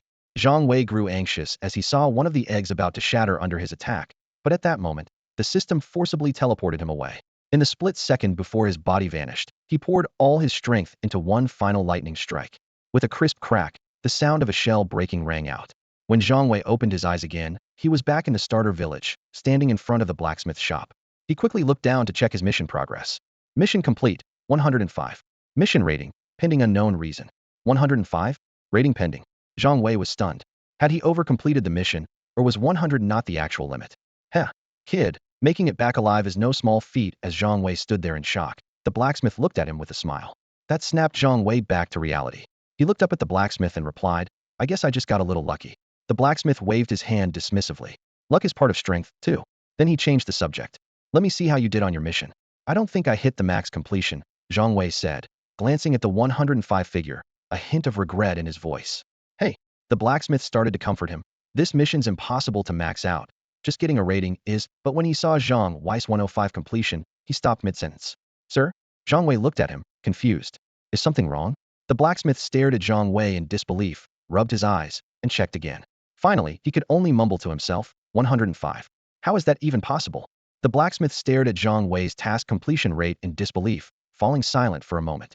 His furrowed brows and awkward expression made the atmosphere increasingly strange. Zhang Wei stood patiently, waiting for his reward, but the blacksmith remained motionless. This unusual behavior put Zhang Wei on alert. After all, in the third world, these NPCs never played by the rules. Even starting a quest required payment, a clear sign of their greedy nature. Senior, what about my reward? Zhang Wei finally couldn't help but ask after a long wait. The blacksmith coughed twice, then lapsed back into silence. This reaction set off alarm bells in Zhang Wei's mind. Noticing Zhang Wei's suspicious look, the blacksmith grew defensive. Kid, what's with that look? Senior, I'd prefer to get my reward first, Zhang Wei said directly. The truth was, the blacksmith wasn't trying to cheat him. Zhang Wei's 105 completion rate had exceeded the maximum reward he could give. Under Zhang Wei's questioning gaze, the blacksmith replied awkwardly, Of course, no problem. I'll give you part of it first. I knew it. Zhang Wei's eyes widened, convinced the old man was trying to keep part of his reward. Don't you trust my integrity? The blacksmith asked urgently. Zhang Wei shook his head without hesitation, which made the blacksmith chuckle bitterly. Indeed, the reward cap at 100 completion made things rather awkward. Just check your rewards, the blacksmith said helplessly. A system notification rang out. Ding. Congratulations, player Yonya, for exceeding expectations in the Scout Exploration quest. Rewards. Dusk Echo Cloak, Aptitude Pill, all attributes 100. Ding. Quest completed. A global announcement will be made. Would you like to hide your personal information? A global announcement? Zhang Wei exclaimed in surprise. In the past, only the rookie village would be notified, but this time it had escalated to the entire server. No need to hide it. Immediately, the message congratulations to Blue Star's Dragon Nation player Yonya for completing the Fallen Zone exploration quest blasted across the server 6 times in a row, causing a sensation throughout the third world. The significance of this announcement was on par with Yichen's earlier awakening of an SS-level talent, sparking widespread speculation about the mysterious Fallen Zone quest. The reactions from different countries varied. In a certain island nation, outrage flared as Dragon Nation players racked up achievement after achievement, shattering the arrogance of former invaders. Across the ocean, players in the West felt more and more uneasy about Dragon Nation's rise. Meanwhile, in Dragon Nation's newbie village 9167, the public chat exploded. That's Yonya, the legend himself. Wow, a global announcement. No wonder he disappeared for 3 days. She was cooking up something big. Kneeling to the master. Zhang Wei's string of system announcements during his time in the newbie village had become a regular occurrence for the villagers. The recent 3 days of silence had actually made them uneasy, so this global announcement only reaffirmed his legendary status in their eyes. Just as players on Blue Star were buzzing about the global announcement, a series of shocking notifications popped up in the third world system. A crisp alert sounded. Ding. Legendary Blue Star quest activated. Reclaim the Fallen Zone. Quest duration, 90 days. More updates followed in quick succession. The Blue Star main city had been overrun by unknown beasts, and the system was issuing a mandatory quest to all survivors. This quest was set as a binding task. No one could cancel or abandon it. Even more alarming, if players failed to reclaim the Fallen Zone, they would be unable to establish a main city and would be forced to live as wanderers, with a survival rate of only 0.0001. The world, which had been in uproar over the Eternal Night incident, instantly fell silent. Players stood frozen, taking a moment to process the news. I actually received a legendary quest. One player muttered in disbelief, eyes wide. After all, many had yet to trigger even the most basic quest since entering the third world. This realization sent the community into a frenzy. Whoa, it's really a legendary quest. What kind of rewards will we get for completing it? Excited voices echoed everywhere. However, some veteran players quickly sensed trouble. A legendary, server-wide binding quest. This won't be easy. According to the announcement, we have to not only take back the Fallen Zone, but also hold it to establish a main city. Zhang Wei frowned deeply. As someone who knew the inside story, he understood that the Fallen Zone wasn't just crawling with beast soldiers, there were even more powerful beast generals. Taking it back might be possible, but holding it would be nearly impossible. Worse yet, he realized the announcement had deliberately left out a fatal detail: dying in the Fallen Zone meant no chance of resurrection. Kid. The blacksmith noticed Zhang Wei's expression and chuckled. Why don't you check your reward first? Only then did Zhang Wei examine the equipment he had received. Echo of the Finale Cloak. Level. No rank restriction. Unique attribute. Stage Comedy Clown can mimic and copy one additional skill. Trait. All damage dealt in Clown Performance Mode will trigger a one-time echo when the performance ends. Details. The curtain falls, but the surprise has just begun. Listen, this is the Reaper's soft song. Zhang Wei stared at the item's description in shock. A one-time echo? Did this mean all the damage dealt during his performance could be unleashed in a single burst at the end? Impressive, isn't it? The blacksmith asked proudly. Trying to act casual, Zhang Wei pressed further. Is there more? Like a talent reward? The blacksmith's face froze. The reason this quest had a rating system was because the ultimate reward was a talent. But a 105 completion rate was beyond what he could offer. The god-tier talent meant for 100 completion, which should have been a coveted prize, now made him feel awkward and embarrassed. The blacksmith fell into deep frustration. Zhang Wei noticed the hesitant look on the blacksmith's face and realized he had guessed the truth. He was about to ask a question when he saw the blacksmith nervously rubbing his hands, still unwilling to make any promises. Having dealt with him before, Zhang Wei already had a poor impression of the blacksmith, and now he became even more wary. Why don't you use the aptitude pill first? The blacksmith suggested with an awkward smile, sensing Zhang Wei's suspicion. Zhang Wei eyed the blacksmith's unusual behavior, but decided to take the pill. Instantly, a system notification sounded. Congratulations, you have consumed the aptitude pill. All attributes 100. His stats increased across the board, but more importantly, his health jumped by 2,000 points, bringing his total to 3,000. Still, considering that beast commanders could deal tens of thousands of damage in a single hit, Zhang Wei felt he was far too fragile. Though he now possessed 3 incredibly powerful unique items, none of them provided any bonus to his health. What about the talent reward? Zhang Wei pushed aside his disappointment and held out his hand, expecting the promised reward. The blacksmith looked troubled. A 105 mission completion rate was completely beyond his understanding after all. The maximum set for this quest in the third world was 100, and even reaching 60 was an achievement few could claim. The blacksmith quickly considered whether he could get away with handing out a god-tier talent. In his mind, a god-tier talent was already an incredibly rare resource in the third world, and should be more than enough to satisfy this clueless kid. But just as he was about to speak, he suddenly froze. Zhang Wei grew even more suspicious and was about to say something when the system chimed in. Ding. Mission completion rate, 105. Your rating exceeds the reward range for the novice village. Please claim your remaining reward from the Grandmaster Blacksmith in the main city. The Grandmaster Blacksmith in the main city? Zhang Wei was taken aback. That's right, the blacksmith replied with relief. Just go to the main city and claim the rest of your reward from the Grandmaster Blacksmith. As Zhang Wei nodded, he suddenly realized a serious problem. The so-called main city was now in a fallen zone. All Blue Star players had received the mission to reclaim the fallen area. And if the main city couldn't be rebuilt, wouldn't he lose his reward? Before he could speak, the blacksmith seemed to read his mind. If the main city can't be rebuilt, not only will the rewards be lost, but no one from Blue Star will survive. Hearing this, Zhang Wei's expression grew grim. He knew the blacksmith was right. In such a dangerous environment, without the main city as a safe haven, players wouldn't stand a chance. What was even more worrying was that no one knew if there were enemies in the fallen zone, even more terrifying than the beast commanders. Do your best while you still can. The blacksmith's gaze drifted into the distance, as if lost in old memories. I've seen too many families and clans wiped out. Zhang Wei stayed silent.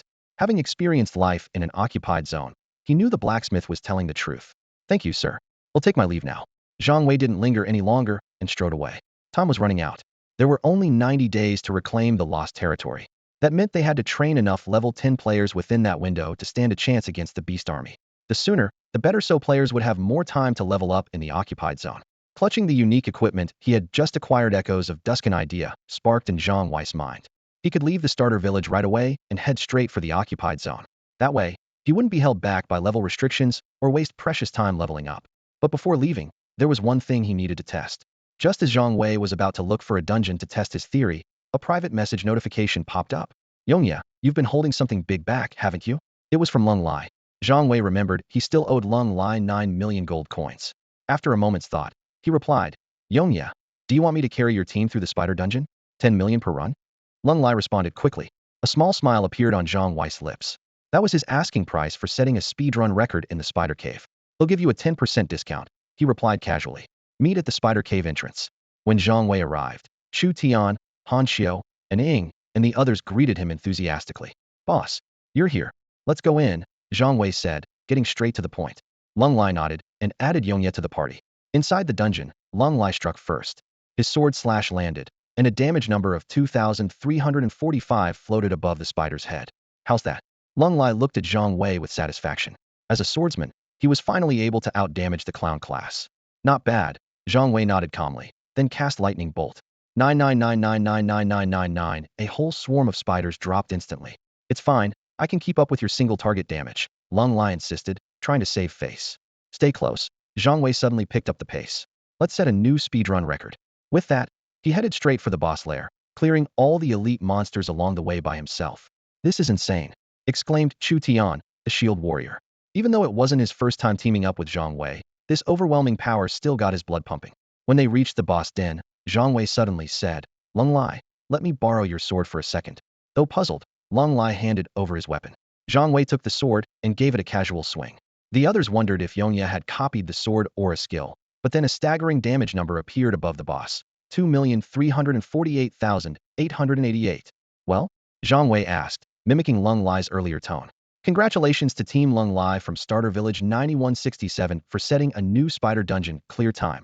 10 minutes, 14 seconds, and 78 milliseconds, the system announced. What would have you been through these past few days? Lung Lai asked in shock. Oh, nothing much. Just a bit of hardship, that's all. Over 2 million damage points left Lung Lai and the others stunned for quite a while. Zhang Wei stared at the numbers flashing on the screen, equally shocked. Although he had guessed that Finale Echo might unleash all accumulated damage at once, seeing such an outrageous figure firsthand still left him astonished by his own power. This isn't just some Finale Echo. It's more like the Grim Reaper's scream, Lung Lai stammered, finally letting out a wry laugh and falling silent. He knew better than to ask too many questions. The fact that Yongyi was willing to show this kind of damage in front of them meant he already saw them as friends, and friends should know when not to cross the line. What Lung Lai didn't realize was that 2 million was only the upper limit for the spider cavern. If there had been more monsters in the dungeon, Zhang Wei could have easily dealt tens of millions in damage.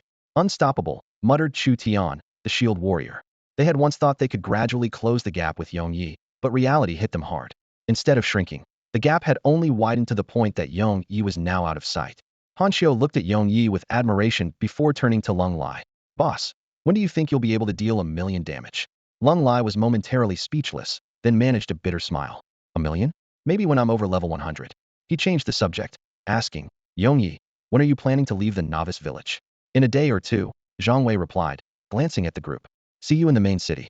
I'm afraid it won't be that soon, Lung Lai interjected. It takes 3 months to conquer a fallen zone and establish a main city, and we probably won't end up in the same one. Zhang Wei was surprised. Players from the same novice village go to different main cities? Lung Lai nodded in a lowered voice. Your main city depends on which real-world city you're in on the day you transfer. This information caught Zhang Wei off guard, but thinking back to his recent intelligence mission in Jiangnan City, it started to make sense. After leaving the spider cavern, they chatted a bit more. As they were saying their goodbyes, Chu Tian couldn't help but ask, are you really leaving the novice village now, big bro? No, Zhang Wei shook his head. I'm logging off to sleep. With that, he vanished, leaving the others looking stunned. Didn't Yongyi switch servers? Why is he still so obsessed with sleep? Chu Tian muttered. Lung Lai, looking conflicted, explained, he's probably been in the third world these past 3 days. Boss, you mean the server-wide announcement about Yongye's Fallen Zone exploration mission lasted 3 days? Yeah, Lung Lai nodded. Otherwise, he wouldn't have logged off so often. Inside room 210311 of Zone E, Zhang Wei climbed out of the holopod and stretched his stiff limbs. Even though modern pods had life support systems, staying inside too long still made his body feel uncomfortable.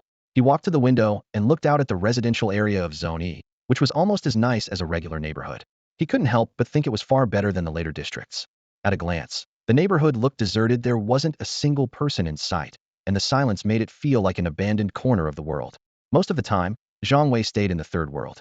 If Zone E was already like this, what about Zone A, or even Zone S? The thought crossed his mind, filling him with curiosity.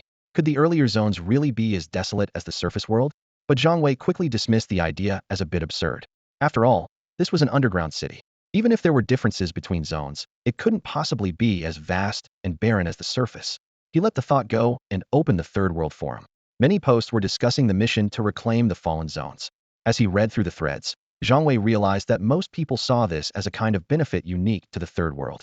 From a practical standpoint, if the mission were so difficult that no main city could be established, how would the game even continue? Some players were already thinking about leaving the beginner village early. Zhang Wei felt a wave of anxiety. At this rate, a lot of people might end up dying in those fallen zones. Even the most basic beast soldiers there had stats comparable to the bosses in the beginner village.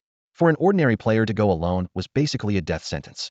He thought to himself, it would be better if everyone could coordinate and act together. Maybe then, fewer people would die. A thought crossed his mind, should he post a warning to everyone? But he hesitated. Even if he did, who would listen? You can't teach someone by telling them. Only experience teaches.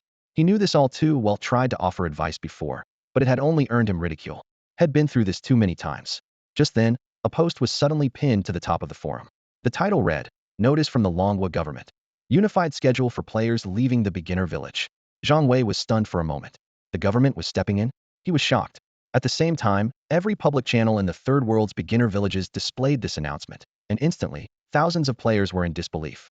Zhang Wei quickly clicked on the post and scanned through it. The message was clear and simple. 1 month from now, all players in Longwo's beginner villages would be organized and let out by the military at the same time. It was clear that the government already knew about the situation in the main cities. Thinking back to before their transfer, when troops had been stationed in each city ahead of time, Zhang Wei suddenly realized that this wasn't just about preventing riots. The government had planned everything in advance to ensure the safety of every beginner village. If that was the case, the chances of success for reclaiming the fallen zones would be much higher. The mission had a 3-month deadline, and the government had set the departure from the beginner villages for 1 month from now. In other words, the players would have to wait another month. Zhang Wei frowned slightly. Standing in the beginner village, he felt time slipping away. Waiting like this felt like a waste. Suddenly, a wild idea flashed through his mind. Could he, on his own, capture a main city? Zhang Wei's idea wasn't just a pure feminine impulse. He analyzed the threats in the occupied zones with a clear mind. The most dangerous were the blazing wyverns, which could unleash tens of thousands of damage in an instant, making even a slight misstep fatal. In comparison, the regular beast soldiers were nothing more than walking experience points to him. But now, things were different. He ran his fingers over his newly acquired unique item, Echo of Dusk, a glint of anticipation in his eyes.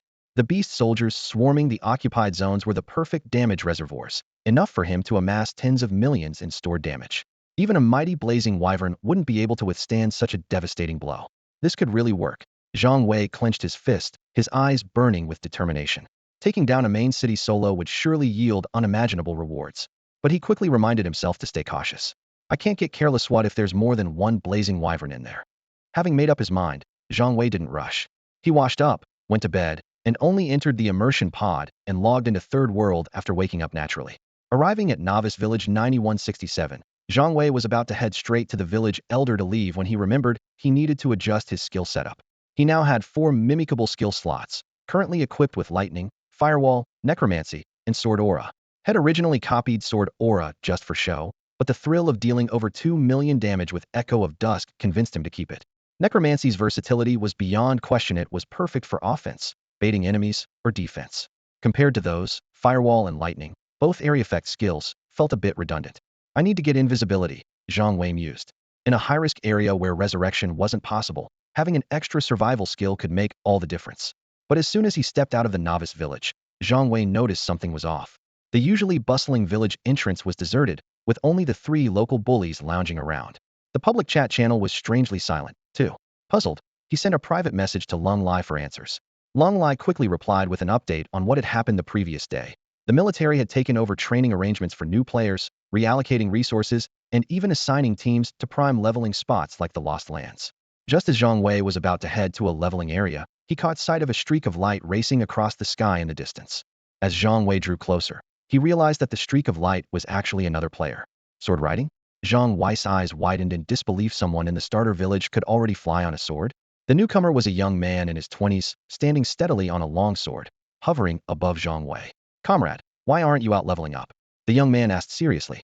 Hearing the word comrade, Zhang Wei immediately guessed the man might be from the military. I'm already level 10, Zhang Wei replied casually.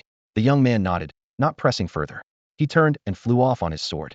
Watching him leave, Zhang Wei made up his mind not to stay where he was, but to head back to the starter village. A few minutes later, Zhang Wei stood before the village elder. Elder, I want to leave the village, Zhang Wei said directly, his tone firm. The elder looked up at him, his voice calm but tinged with concern. It's not as safe out there as it is here. Are you sure about this? I'm sure, Zhang Wei nodded. The elder was silent for a moment, then continued slowly. Once you leave, there's no coming back. Do you understand? I do, Zhang Wei sighed lightly, answering without hesitation. The elder gave him a long look before speaking again. Beyond the starter village, death means no resurrection. Zhang Wei raised an eyebrow, unable to help but interrupt. Can you open the portal now? Yes, the elder replied, his tone meaningful. Go on. The real world is out there.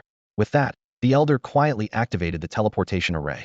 Just as Zhang Wei stepped into the array, the sword-riding young man rushed over, shouting anxiously, wait. Don't go, it's dangerous. But the teleportation array erupted in a burst of dazzling light, enveloping Zhang Wei and making him vanish on the spot. The young man turned to the elder, demanding, why did you let him go to the surface alone? The elder didn't seem angry, only muttering softly, because he met the requirements. The young man froze, as if he couldn't believe what had heard. After a while, he pressed on, who was that just now? The elder was about to answer when a series of system announcements thundered through the air. Ding! Congratulations to player Yong Yi from Starter Village 9167 for becoming the first survivor on Blue Star to successfully leave the Starter Village. The young man stared at the elder in shock, hesitating as he asked, he's Yong Yi? At the same time, players grinding monsters and leveling up in the Starter Village were stunned. Did Yong Yi just leave on his own? No way. Weren't we supposed to leave together after a month? In a luxurious villa in a small island nation, a short, middle-aged man sprang from his seat in fury. Again with Longhua. Again with this Yong Yi. Those people from Longhua keep triggering global announcements there, making us look like fools. A subordinate in a crisp suit quickly bowed and replied respectfully, Prime Minister, there's no need to be angry. No one can survive on the surface. If Yong Yi goes out, he's as good as dead. The middle-aged man raised an eyebrow and sneered, oh, so you're saying Yong Yi will die out there? That's right. The beasts on the surface aren't something one person can handle. He's doomed, the subordinate analyzed. The man nodded, his expression relaxing a little as he considered. Then let's leave it at that. He paused, then added with a smirk. Only Longhua would sacrifice someone to trigger a global announcement for the sake of reputation. Across the ocean, a white man chuckled meaningfully. Go out of the newbie village. This Yong Yi is as good as dead. On Blue Star, almost everyone except those from Longhua agreed. Yong Yi was as good as finished. Jiangnan City, also known as the Fallen Zone, was where Zhang Wei found himself transported once again. He had barely landed and had no time to adapt to his surroundings when a flood of system notifications filled his ears. Ding! Congratulations, Survivor Yongya, for leaving the Novice Village and entering the Fallen Zone. Ding! Congratulations, Survivor Yongya, for reaching level 11. Ding! Congratulations, Survivor Yongya, for reaching level 12. His reserve experience was being converted into actual experience at an astonishing rate, and Zhang Wei watched as his level soared higher and higher. The system notifications kept coming in rapid succession. Ding! Congratulations, Survivor Yongya, for reaching level 21. Ding! Congratulations, Survivor Yongya, for reaching level 37. Ding! As the first survivor on Blue Star to surpass level 20, a server-wide announcement will be made. Would you like to hide your personal information? Ding! As the first survivor on Blue Star to surpass level 30, a server-wide announcement will be made. Would you like to hide your personal information? No. Don't ask again, never hide it. Zhang Wei replied quickly to the endless prompts. A global announcement instantly echoed across the Third Divine Kingdom. Ding! Congratulations to Yongya from Dragon Country, the first survivor on Blue Star to reach level 20. The news sent shockwaves through all players. Everyone still remembered the announcement of Yongya leaving the Novice Village, and in the blink of an eye, he had already hit level 20. It was beyond comprehension. After all, the higher the level, the more experience was needed. Such a rapid climb defied logic. But what truly stunned everyone was what happened moments later. Ding!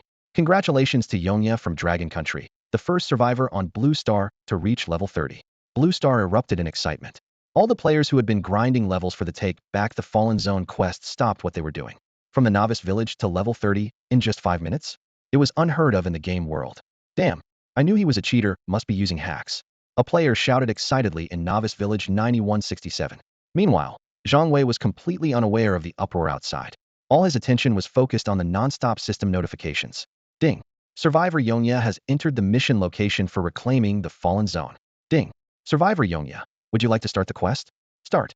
Zhang Wei answered without hesitation. Ding! Only one survivor detected in the Fallen Zone. Would you like to postpone the quest? No, don't postpone. Zhang Wei replied firmly. rejecting the system's suggestion outright. He had come here specifically to complete the Reclaim mission. Why would he delay now? Ding.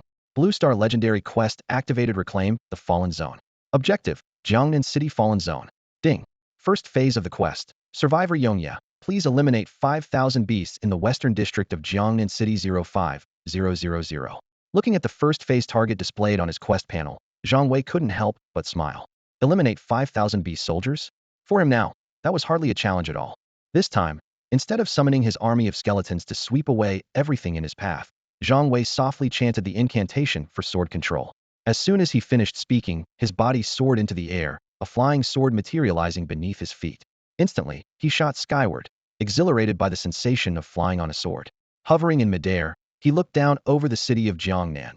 Taking in the distribution of the mutant beasts below, every target was clearly visible to him. Originally, Zhang Wei had planned to copy the invisibility spell, but after seeing a young man flying with a sword in the starter village, he changed his mind and chose to copy the sword control skill instead. In the Fallen Zone, only two types of mutant beasts posed a threat to Zhang Wei's skeleton army. The first was the Flame-Wing Draconian Commander, and the second was the Southern Wing Flying Beast Soldiers. Now that Zhang Wei could fly with his sword, the Southern Wings were no longer a problem for him. Plus, with the high speed of sword flight, he could easily escape even if he encountered a powerful beast commander. Standing on his sword, Zhang Wei sped toward his mission destination, the Western District of Jiangnan City. From above, he could clearly see the entire situation in the West District. Dozens of beast soldiers were resting on the ruined plaza below. Without hesitation, Zhang Wei unleashed his lightning spell from midair. Bolts of electricity shot down like lightning, 999999. Several beast soldiers fell to the ground with shrieks, flashes of light bursting from their bodies. Floating high above, Zhang Wei remained out of reach, and the beast soldiers could only pace anxiously below. In moments, the monsters were wiped out one by one, leaving behind piles of loot. The mission progress updated accordingly. First stage: defeat mutant beasts in Jiangnan City's West District 755000. Landing on the ground, Zhang Wei collected his spoils and began summoning his skeleton army. Although he could clear monsters quickly on his own, it was still tiring. Soon, countless skeletons marched forward under his command, sweeping through the streets of the West District. Zhang Wei took to the sky again on his sword, surveying the entire area from above. He could easily spot groups of beast soldiers and isolated targets alike. With the skeleton army acting as his eyes and ears, even lone beasts hiding in alleyways were quickly hunted down. With the skeleton army's help, the mission progress soared, and the number of defeated beast soldiers soon surpassed 1,000. However, as the kill count increased, the experience gained from each beast gradually decreased. Zhang Wei was now level 37, and killing a level 20 beast soldier earned him no more than 300 experience points. At this point, leveling up required 3 million experience points. The number of monsters in the West District dwindled rapidly, and the first stage of the mission was nearing completion. Still, Zhang Wei hadn't seen any sign of the Flame-Wing Draconian Commander outside the city. He frowned, somewhat puzzled. Just then, a system announcement suddenly rang out. Ding. Congratulations on completing the first stage of the mission. Ding. Congratulations to Survivor Yongya for reaching 5 completion in the Fallen Zone Reclamation mission. Ding. Congratulations to Longguo's Yongya for progressing 5 in the legendary Fallen Zone Reclamation mission. Survivors on Blue Star, keep up the good work. Zhang Wei was stunned, surprised to hear the system automatically announce the news. Usually, such announcements had to be triggered by the players themselves, but this time the system seemed different. As soon as the announcement was broadcast, the entire third world erupted with excitement. Players from Longguo were especially thrilled, buzzing with discussion. Was Yongya really aiming for the legendary mission? Could he possibly reclaim the Fallen Zone all by himself? No way. Players from other countries, however, reacted very differently. Many insisted that Yongya could never complete such an impossible mission, with some even declaring that he would surely die in the Fallen Zone. They believed this was a challenge no one could overcome alone. While everyone was doubting Yongya's chances of success, another system announcement rang out. Ding. Congratulations to Longguo Survivor Yongya for reaching 10 completion in the legendary Fallen Zone Reclamation mission. Survivors on Blue Star, keep up the good work. At this moment, the tension in the third world was higher than ever. In the northern district of Jiangnan City, Zhang Wei stood on his sword in midair, surveying the chaos below. Having just finished clearing out the western district, he wasted no time and, following the mission's guidance, rushed straight to the north. The beast soldiers there stood no chance against the skeleton army, and Zhang Wei's lightning spells they were swiftly wiped out.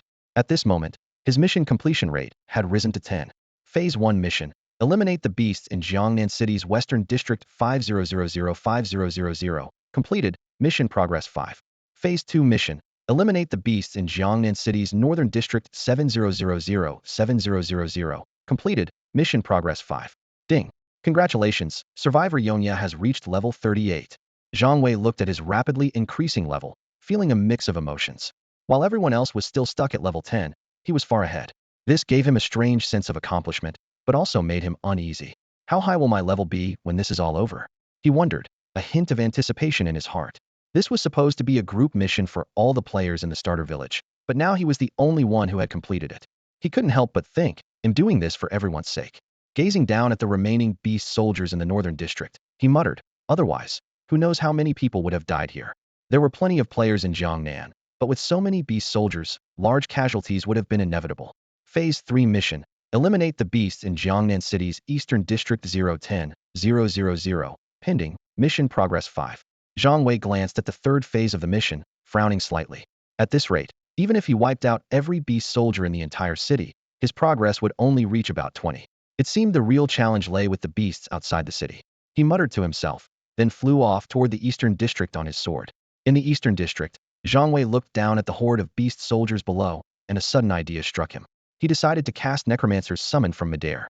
Instantly, groups of skeletons rained down from the sky, slamming into the beast soldiers on the ground. The beast soldiers were aimlessly wandering when the sky suddenly darkened. One of them looked up, only to see countless skeletons plummeting like raindrops.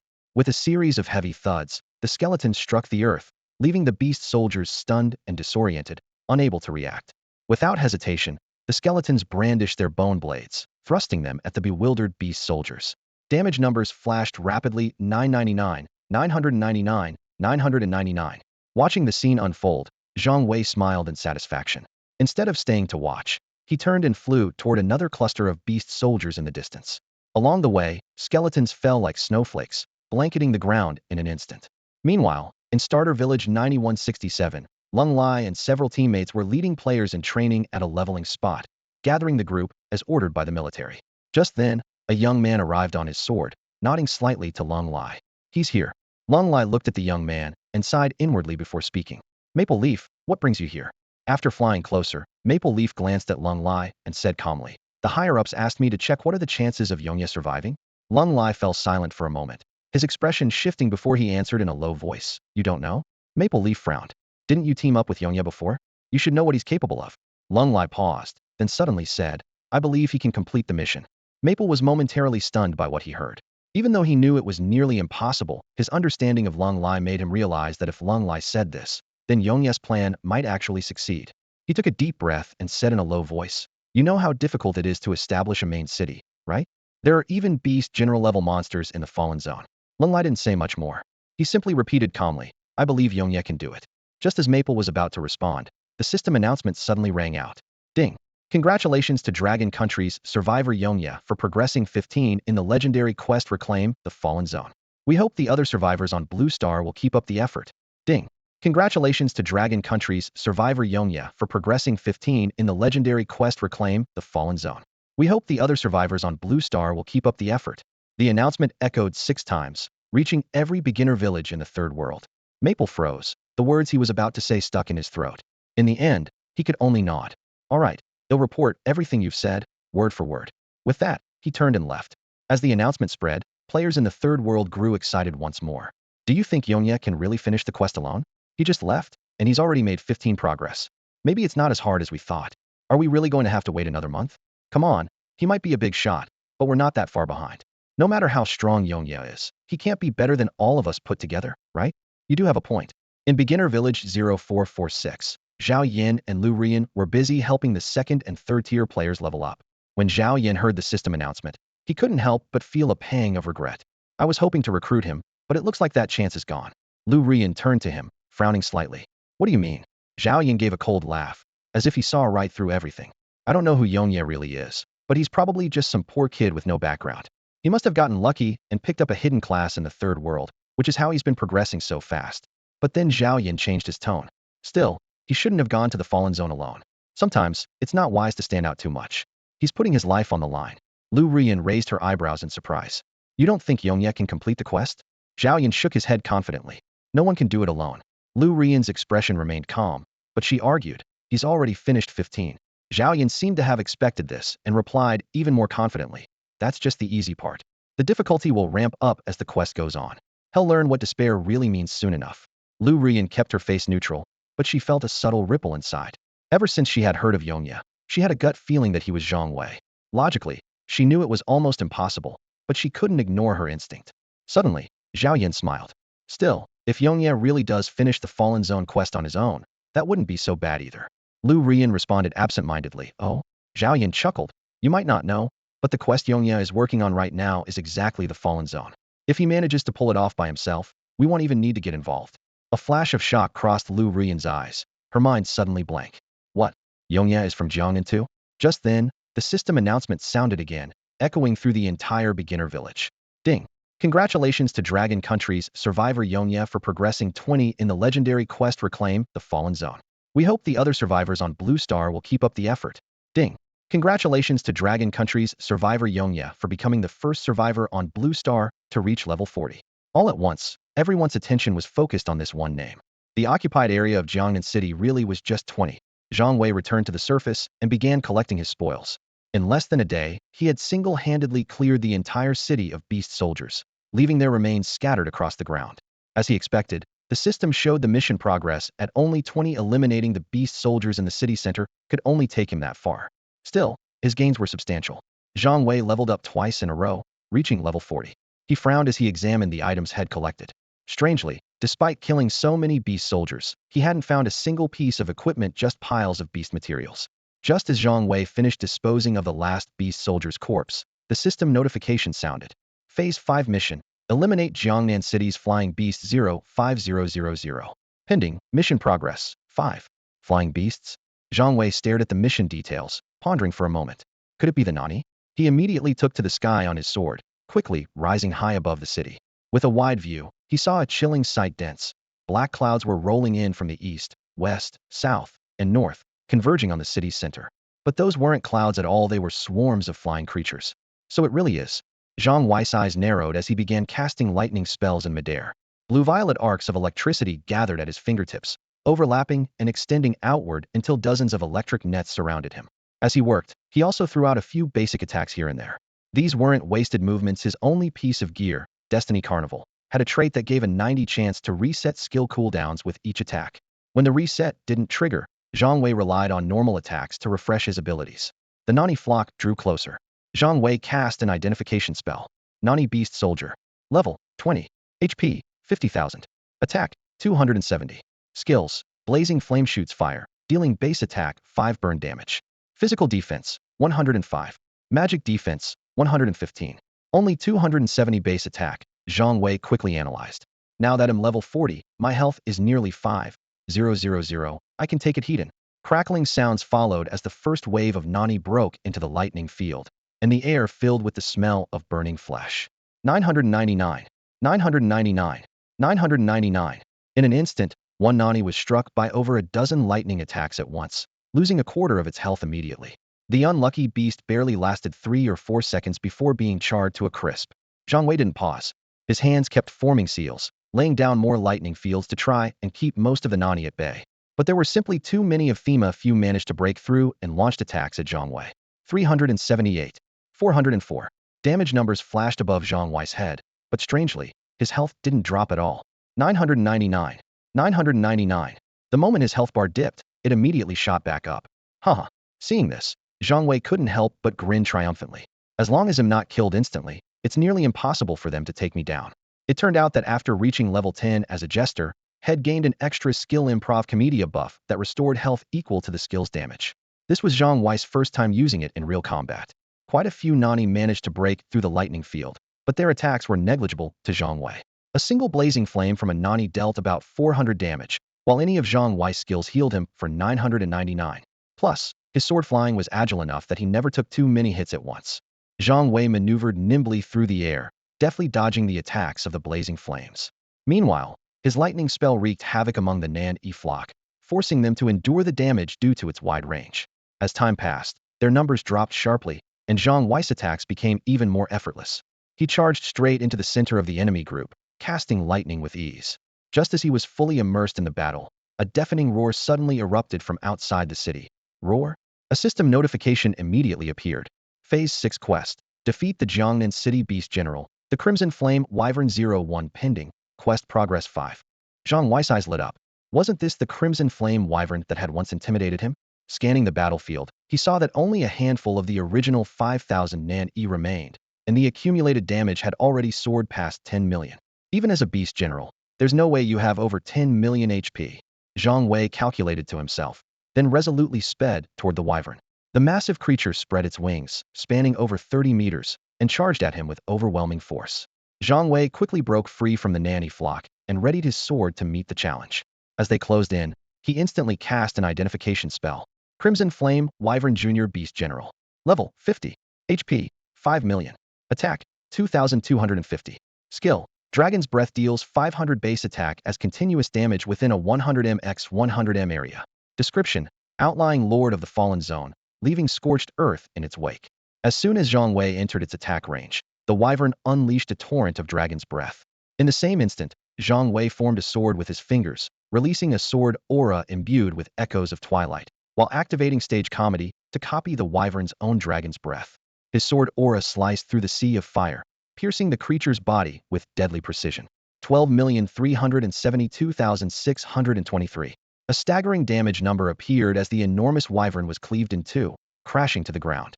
The pursuing Nan-E flock froze in midair, stunned by the sight.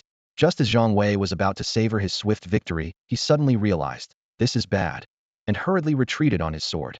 Although echoes of twilight had finished off the wyvern in a single blow, the lingering flames of Dragon's Breath still raged. Fortunately, he reacted in time and narrowly escaped the deadly inferno. Once he regained his composure, Zhang Wei turned to the stunned Nan-E and unleashed the newly acquired Dragon's Breath skill without hesitation. Compared to lightning, its coverage was even wider. Multiple waves of Dragon's Breath swept out, engulfing every last Nan-E. Moments later, system notifications chimed in rapid succession.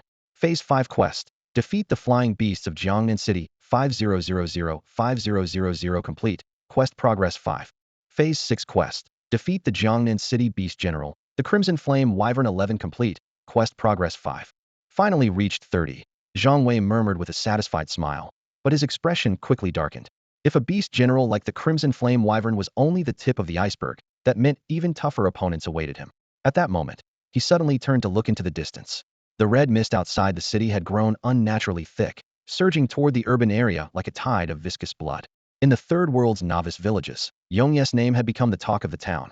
At that moment, the system announcement sounded again. Ding! Congratulations to Yongye, a survivor from Longhua, for reaching 30 completion of the legendary quest Reclaim the Fallen Zone. We encourage other survivors on Blue Star to keep up the effort. 30%? That fast.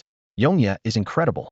At this rate, doesn't it mean he's completed a third of this legendary quest in less than a day? Can someone really handle a quest of this scale alone? I think it's possible. So what are we waiting for? Let's go take a look. This wave of excitement sparked by Zhang Wei quickly spread to every novice village across Blue Star in the Third World. Originally, everyone was focused on leveling up to ensure they could leave the novice village after a month. But now, most people had put their own tasks aside, all caught up in discussions about whether Yongye could really finish this legendary quest solo. At first, most players doubted Yongye's ability to complete the mission. On the Third World forums, players from different countries noticed that governments worldwide had coordinated their plans. Everyone would leave the novice village at the same time. Such large-scale mobilization by global governments showed just how important and complex this mission was. If it were easy, there's no way so many resources would be invested. However, as the system announcements kept coming 5, 10, then 15, 20, and now 30, ordinary players' confidence kept growing. This was no longer about luck or coincidence. It was clear proof of Yongye's strength. Still, this wave of confidence only spread among regular players. Those with inside knowledge had a different opinion. They almost unanimously believed it was impossible for Yongye to finish the quest alone, especially given the dangers of the Fallen Zone, where survival itself was nearly impossible. In Novice Village 9167, Lung Lai and a few teammates gathered, the atmosphere heavy. Boss, do you really think Yongye can finish this quest? Shield Warrior Chu Tian couldn't help but ask. Lung Lai glanced around, a thoughtful look in his eyes. He asked in return, what do you all think? I think he can, Priest Han Xiu said with certainty. I agree, Mage Mu Wan echoed. Chu Tian and Shadow, the assassin, exchanged glances and nodded. Clearly, they also believed Yongye had a good chance. After all, they'd seen with their own eyes Yongye deal 1,000,000 damage in a single strike. But the higher-ups don't seem to think Yongye will make it, Lung Lai said. his tone turning somber, his expression complicated. Why? Chu Tian asked, confused. Don't they see the system announcements? It's only been a day and he's already at 30. Lung Lai shook his head. The Fallen Zone isn't as simple as you think. The quest is only going to get harder. Chu Tian was about to argue, but was interrupted by another system announcement. Ding, congratulations to Yongye, survivor from Longhua, for slaying the level 50 junior beast General Blazing Wyvern. Ding, congratulations to Yongye, survivor from Longhua, for slaying the level 50 junior beast General Blazing Wyvern. Chu Tian was stunned. Yongye just took down a level 50 beast general? Lung Lai also looked shocked, but then he gave a wry smile. Ever since Yongye left the novice village, it was as if a dragon had returned to the sea. The impact he was making was growing more and more astonishing. Lung Lai turned his head to look into the distance. The players, who had been busy leveling up and fighting monsters, were now completely distracted from their grinding, gathering together to discuss the Evernight event. Meanwhile, Zhang Wei, in the fallen district of Jiangnan City, was facing unprecedented trouble. A boundless, blood-red mist was rolling in, thick as blood, surging rapidly toward the city. Suddenly, the system notification rang out. Ding! Mutant Beast Army has launched the 7th phase of the siege mission. Mission objective: defend the city for 3 days under the assault of the Mutant Beast Army. Mission progress: 20. 3 days? Zhang Wei's pupils contracted in shock. The mutant beasts would be assaulting the city for 3 whole days. The sudden challenge left him no room for relaxation. His heart tightened as he immediately mounted his sword and soared into the air. At that moment, waves of skeleton soldiers rained down from the sky like snowflakes. Zhang Wei gripped his sword tightly, hovering steadily in midair as the skeleton army surged behind him like a tidal wave of darkness. Ahead of him, the blood-red mist was closing in, and the ground began to tremble violently. Attack! Zhang Wei called out in a low, deathly tone, commanding his skeleton army to charge forward. He alternated between casting Dragon's Breath and Summon Undead, expertly controlling the battlefield. Each burst of Dragon's Breath tore through the air, exploding into a raging sea of fire. Within the blood mist, mutant beast soldiers surged forward like a flood. Zhang Wei dared not let his guard down, immediately casting detection. Mutant Flame Howler, Mutant Azure Scale, Mutant Xiao Mu. These mutant beasts were far stronger than the regular ones, each with well over 200,000 HP. Zhang Wei frowned. These monsters were much tougher than his skeleton army. His skeletons had only 3,000 HP each, while the mutant beast's health was almost 10 times higher. As soon as the two sides clashed, the situation quickly turned against him. The skeleton army was taking far heavier losses. Gritting his teeth, Zhang Wei was forced to spam Summon Undead to replenish his ranks, barely holding the line. Soon, however, Zhang Wei noticed an unexpected effect from Dragon's Breath's massive area of impact. Each blast swept across 100 meters, instantly igniting a swath of fire in the air. Although the mutant beasts had high HP, the fire's damage was limited. It was the 4 negative debuffs that truly crippled them. Taunt, Interrupt, Blind, and Slow. These 4 debuffs rendered the mutant beasts sluggish and almost comical, like puppets on broken strings. Some stood frozen, while others, provoked by Taunt, managed only clumsy attacks. This gave the skeleton army a chance to counterattack, filling the gaps and launching a fierce assault on the mutant beasts. Ding! Entering the blood mist area, survivors lose 10 HP per minute. Zhang Wei heard the system prompt, but remained calm. With 5,000 HP, losing 500 per minute was no big deal. Meanwhile, the skeleton army's attacks kept restoring his health, creating a vicious cycle. The battle between the mutant beasts and the skeleton army remained at a stalemate.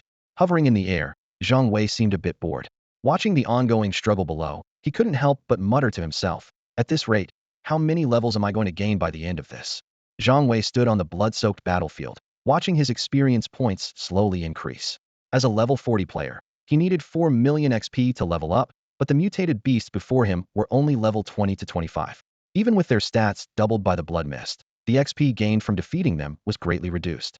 Outside, the city had become a sea of flames, the result of Zhang Wei's relentless dragon breath attacks. Amid the scorching inferno, his army of skeletons clashed fiercely with the endless waves of mutated beasts. Empowered by the dragon fire, the skeletons gradually gained the upper hand, but the number of enemy beasts seemed limitless, growing stronger as the battle raged on. Without the fire's support, the skeleton army alone would have struggled to hold the line. His XP bar kept ticking up. 8, 10, 30, 31. Reaching level 41 was only a matter of time.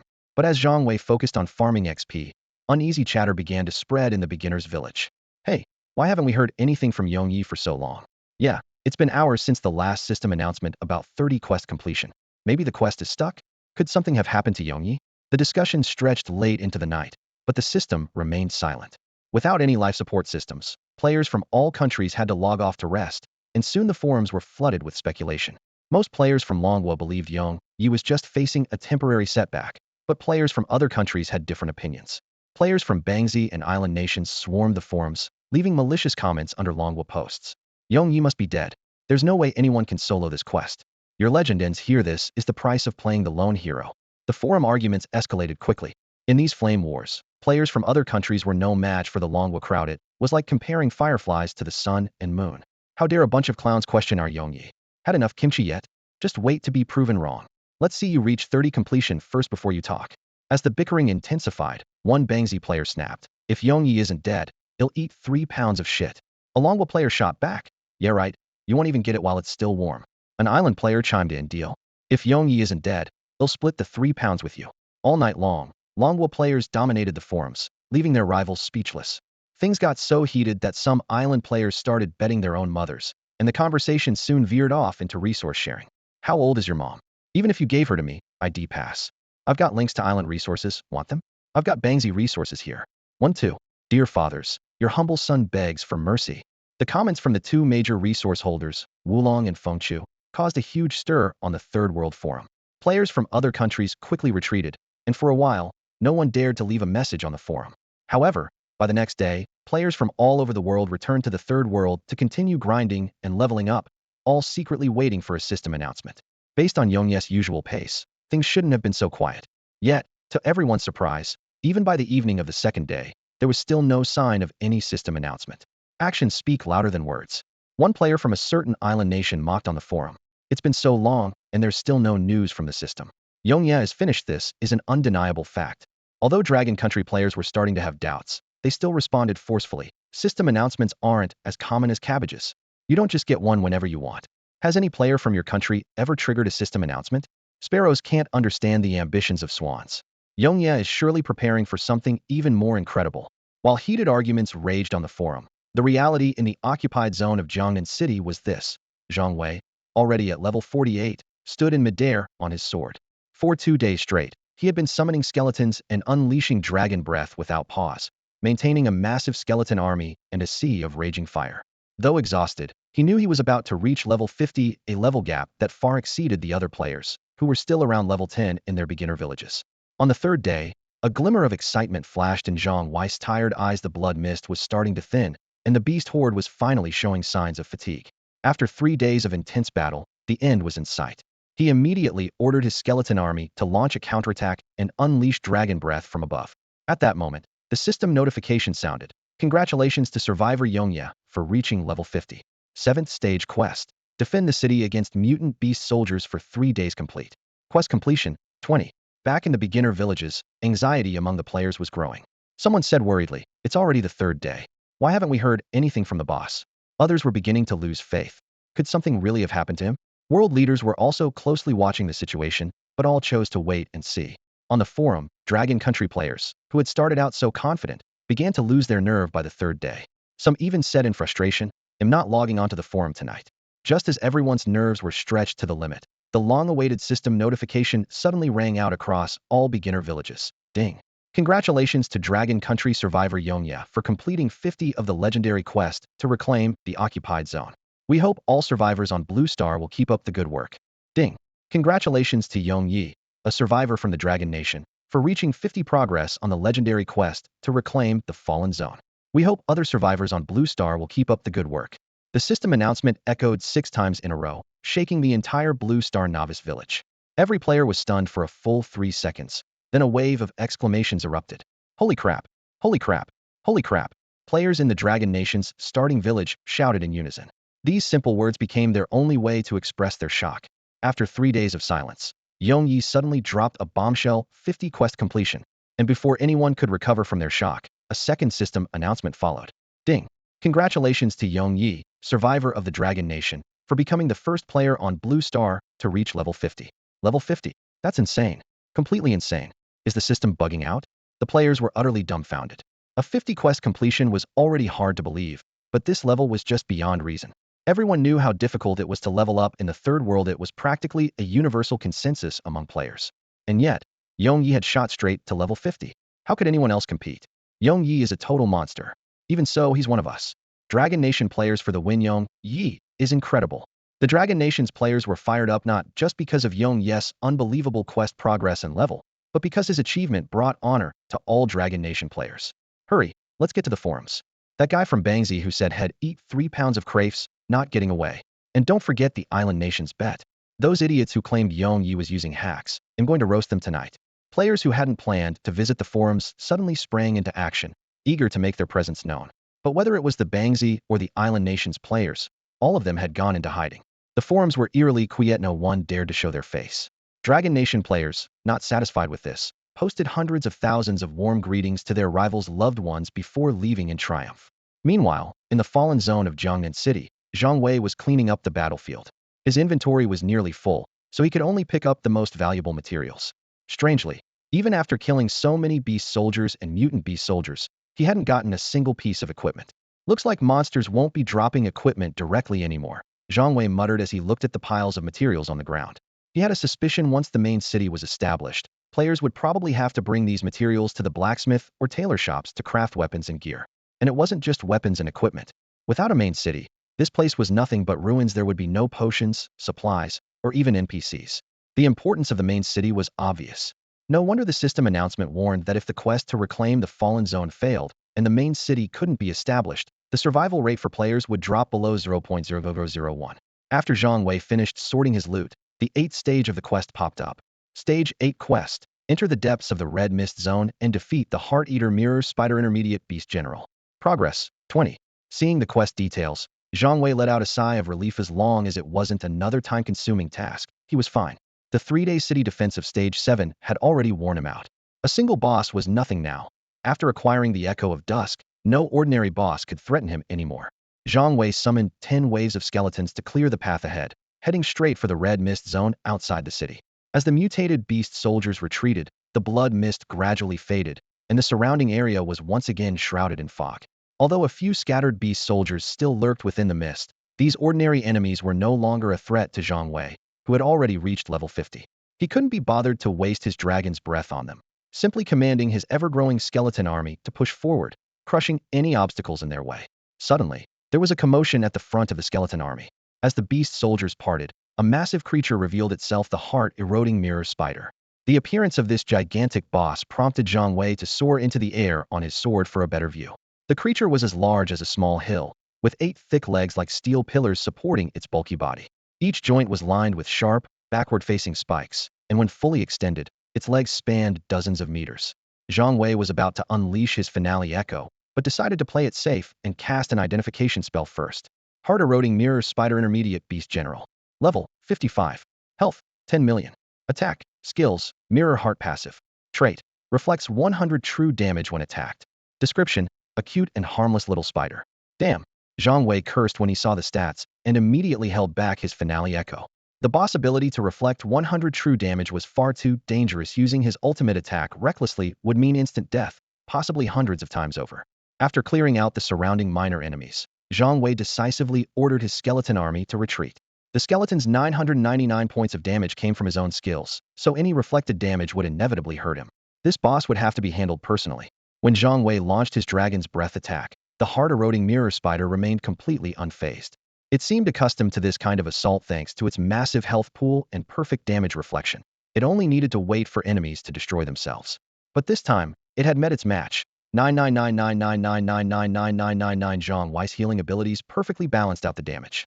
In this battle between two overpowered opponents, Zhang Wei ultimately had the upper hand thanks to his healing skills.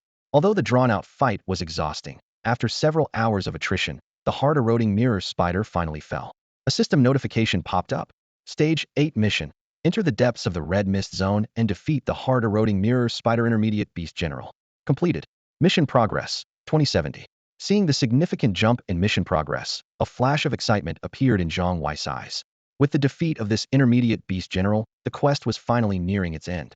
Just as he was guessing that the final challenge would be a high-level beast general, a new mission prompt appeared.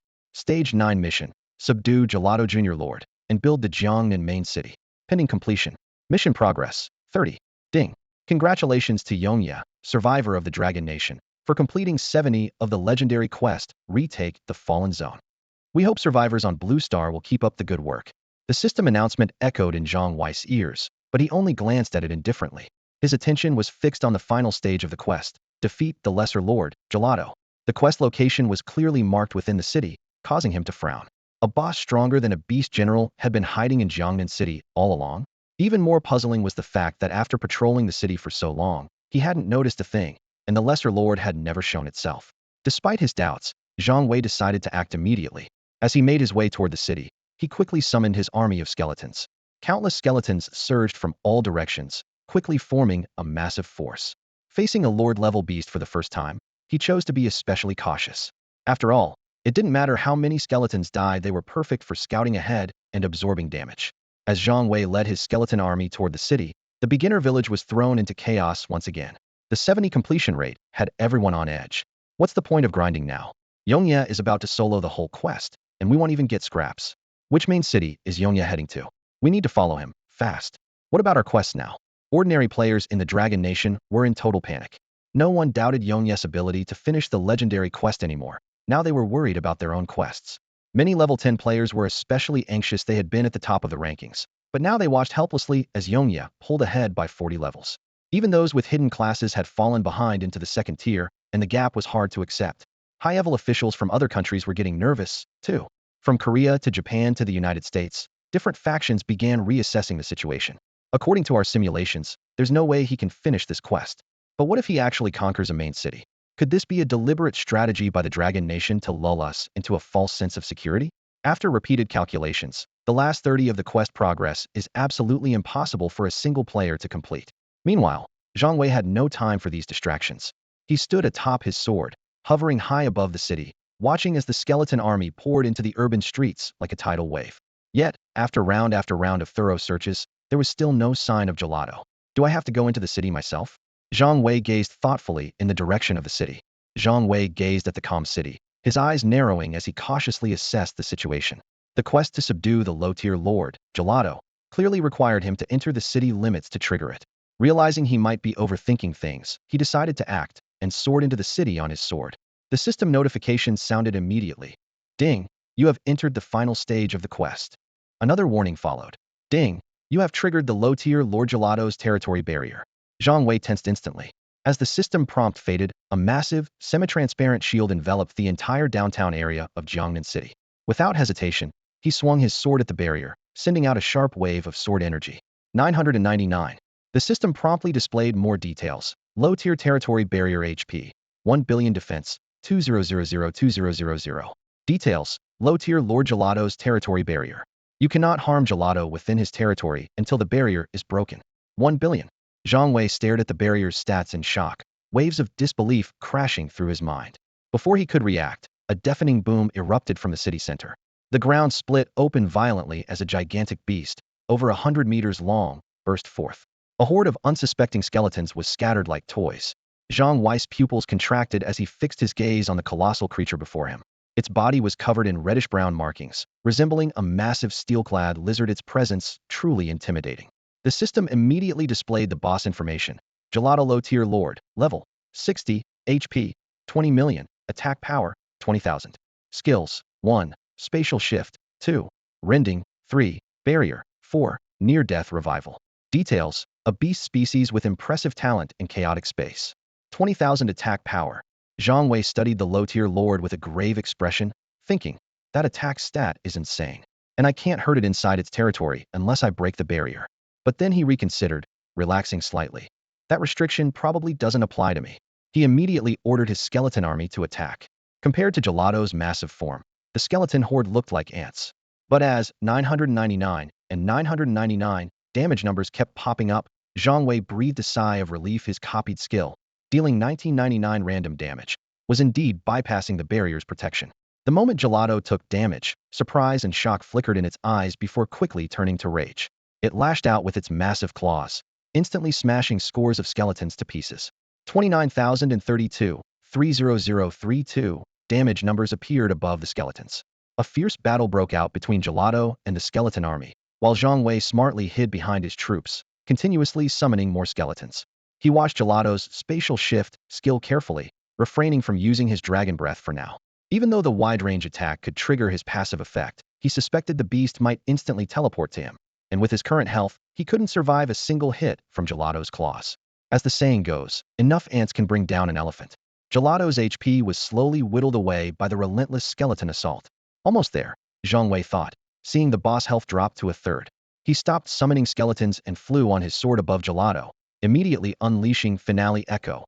A sharp wave of sword energy slashed down without a word. Villains die from talking too much, so never waste time before striking. With a thunderous boom, the sword energy pierced straight through Gelato's massive body, instantly depleting its remaining health bar. System notifications chimed in quick succession. Ding! Congratulations on defeating the low-tier Lord Gelato. Ding! Low-tier Lord Gelato has triggered near-death revival. Ding! After revival, low-tier Lord Gelato will submit to Yongya, maintain the territory barrier, and protect it from other beasts. Ding! Congratulations, the legendary quest to reclaim the Lost Zone is now 100 complete. Ding! Congratulations to Yongya for completing the legendary quest solo. Jiangnan territory now belongs to Yongya.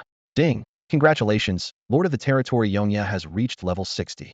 The players in Dragon Country's beginner village were growing restless, all clamoring to leave as soon as possible. With 70 of their quests completed, their patience was nearly at its limit. Just as they were about to take action, a series of deafening system announcements suddenly thundered through the air. Ding! Congratulations to Yong Yi of Dragon Country.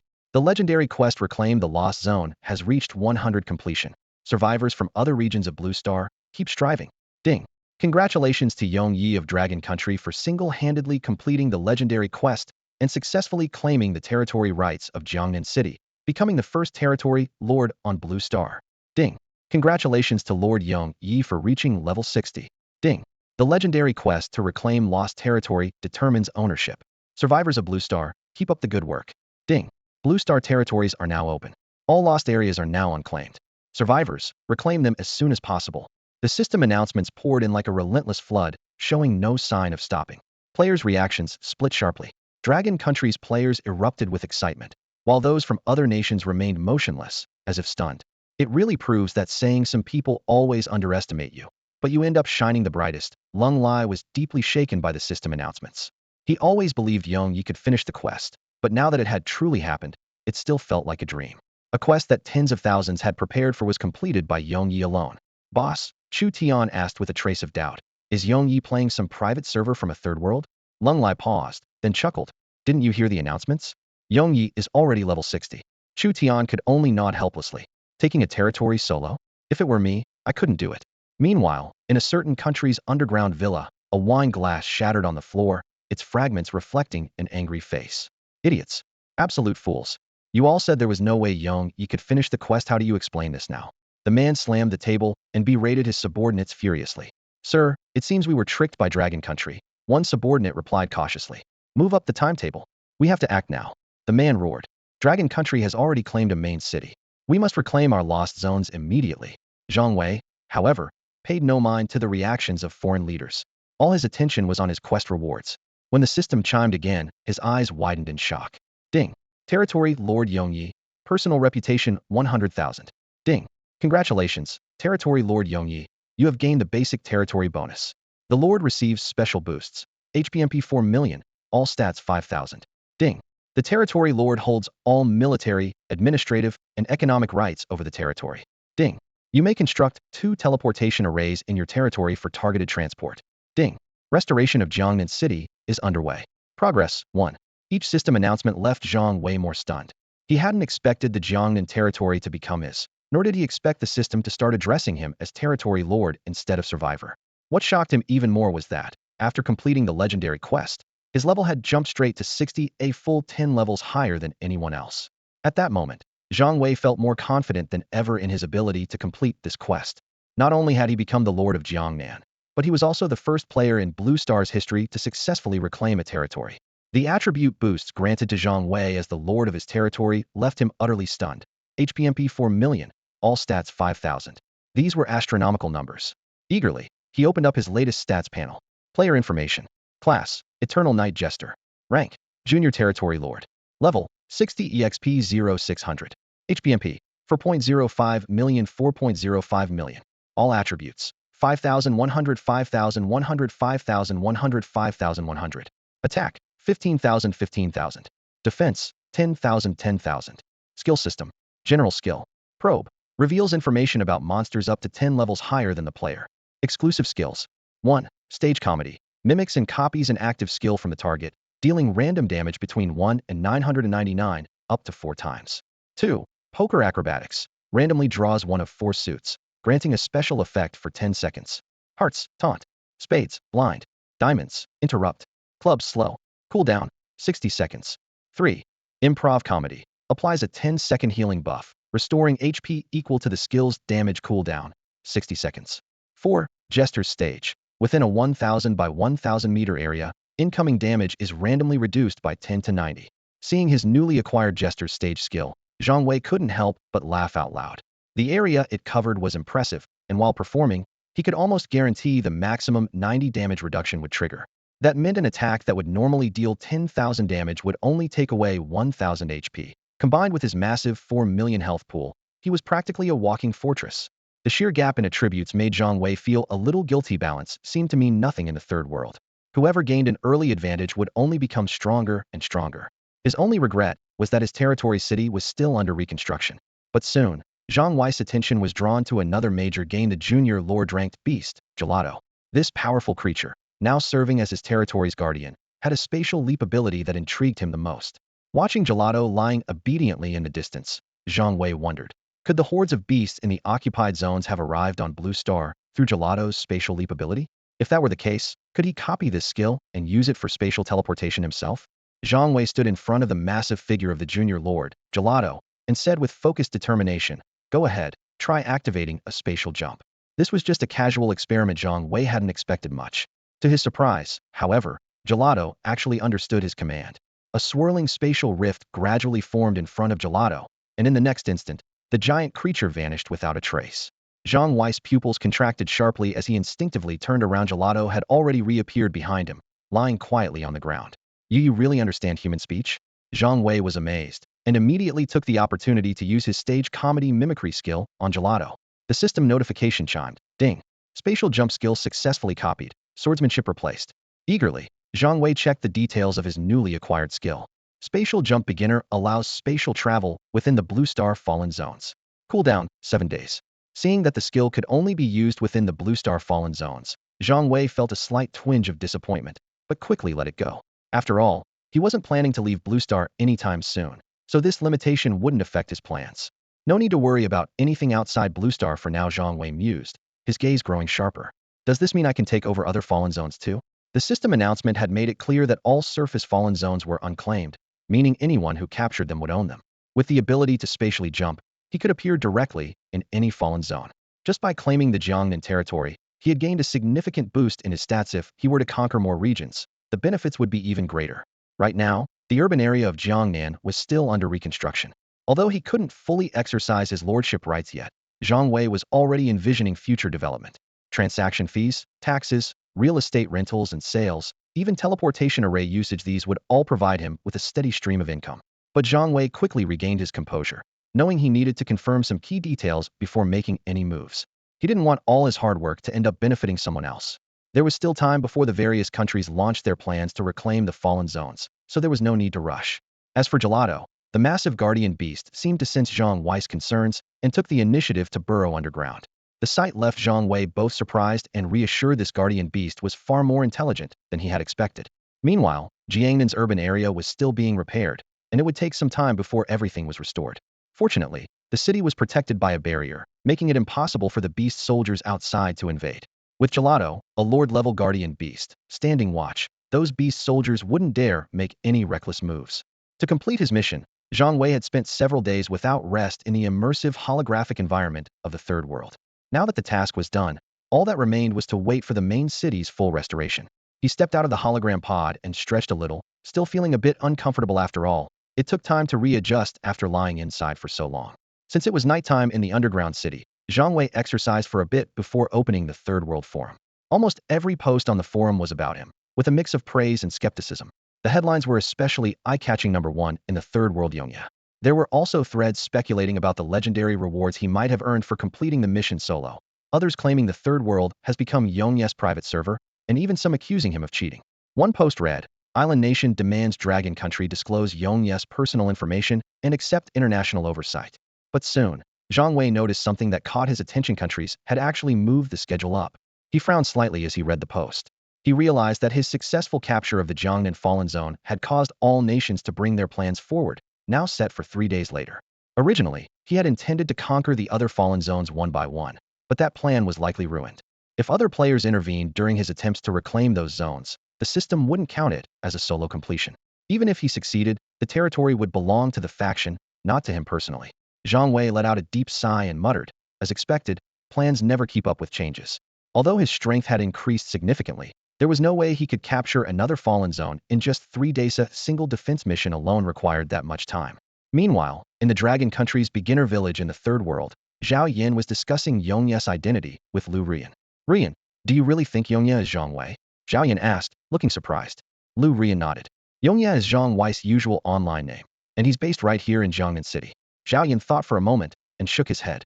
That's not enough to be sure. Lu Rian smiled. I have an idea. It took Yongya nearly 7 days to finish the Jiangnan Fallen Zone mission. Zhao Yin looked puzzled. What does that prove? Lu Rian lifted her gaze, eyes firm. Use your connections to check if Zhang Wei switched zones. If he's still in the back 3 zones, then he can't be Yongya. But if he's left those zones, then it has to be him.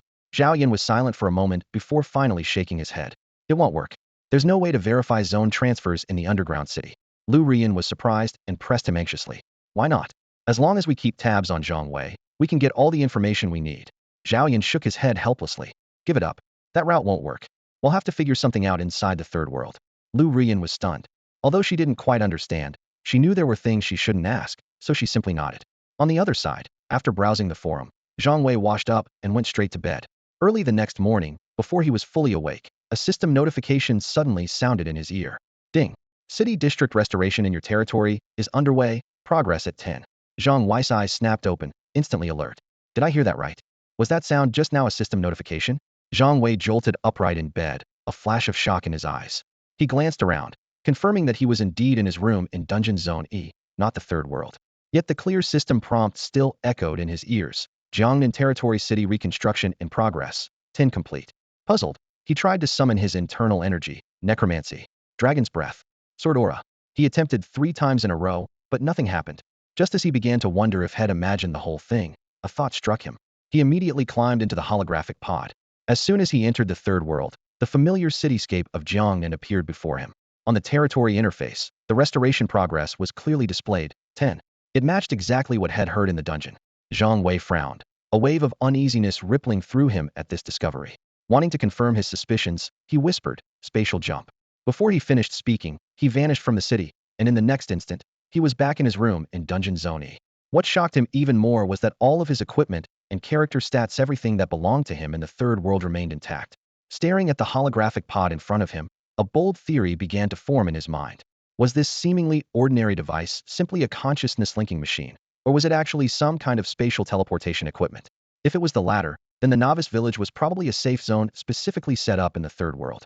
Once a player left the novice village, they were effectively teleported to the real surface of Blue Star. This would explain why players couldn't respawn after leaving the novice village. But if the pod was only a teleportation device, how could he explain his current state? Why was he able to bring everything from the Third World back to reality? Suddenly, an even more shocking idea surfaced. What if the dungeon itself was actually part of the Third World? Meanwhile, in a refined pavilion inside Dungeon Zone S in Longhua, several key figures were having a confidential discussion. A middle-aged man in military uniform hurried over, bringing startling news. We just received a report someone returned to the dungeon directly from the Third World without using a teleportation device. A brief silence fell over the pavilion before someone spoke. It must be Yongya, right? It should be him. Only after capturing a fallen zone and activating the main city teleport could someone manage that. Another person gave a wry smile. I didn't expect it to happen so soon. The man in uniform looked concerned. Should we contact Yongya ahead of schedule? If he causes trouble in the dungeon now, there's no one who can stop him. An elderly man waved his hand dismissively. No need. Right now, the greatest threat to Blue Star is the alien beasts, not our own people. Are we still not getting involved? The middle-aged man stood in the tranquil garden, his brow furrowed and his tone tinged with hesitation. The elder beside him looked calm, his hands clasped behind his back. The upper echelons of Dragon Nation issued a strict order long ago. For Dragon Nation players in the Third World, do not intervene, do not investigate, do not get involved. He paused, gazing off into the distance. To put it plainly, Dragon Nation's strategy is, at best, letting things run their course. At worst, it's outright abandonment. What we need are the strong, those who can lead humanity on Blue Star to survive, the elder said quietly but firmly. Such people can't be cultivated. They have to forge their own path. As soon as he finished, a clear electronic voice echoed through the garden. Ding. Mission failed in the Hiroshima Fallen Zone, Sakura Island Nation. 1,000 survivors dead. Ding. Mission failed in the Hiroshima Fallen Zone, Sakura Island Nation. 1,000 survivors dead. The middle-aged man stiffened, surprise flashing in his eyes. Sakura Island Nation moved ahead of schedule? The elder's lips curled into a faint, unconcerned smile. They've always favored sneak attacks. But this time, it's probably just a test run. The middle-aged man's frown deepened as he tapped his sleeve with his fingers. But now, it's basically announcing to everyone that Fallen Zone missions can really result in death. You can't keep it hidden forever. That day was bound to come, the elder replied calmly, as if discussing a trivial matter. There's one more thing, the middle-aged man continued, his voice a bit tense. Other countries have reached out again, asking for information about the strength of the beasts in the Fallen Zones and a general rundown of each mission phase. In their dreams, the elder scoffed, a trace of disdain in his eyes. Tell them we can't reach Yongya, and that Dragon Nation knows as little about the Fallen Zones as anyone. The middle-aged man couldn't help but show an odd expression. It wasn't that they couldn't reach out, they simply chose not to. Meanwhile, the Third World's beginner village had fallen into a stunned silence after the recent system announcement. Players stood rooted in place, exchanging bewildered looks. What was that? Sakura Island Nation's mission failed, 1,000 survivors dead? What does that mean? Did people really die? Damn, I remember reading a post that said if you die outside the beginner village, there's no coming back. Could that actually be true? Chaos erupted among the players. Nobody was in the mood for leveling up or fighting monsters anymore. Many simply logged out of the Third World, flooding the forums with posts demanding government explanations. Zhang Wei also heard the system notification about Sakura Island Nation's mission failure. He was still in his room, not yet logged into the Third World. Noticing the forum exploding with new threads, his expression remained calm. Looks like, except for me, no one else in the dungeon is receiving system announcements right now.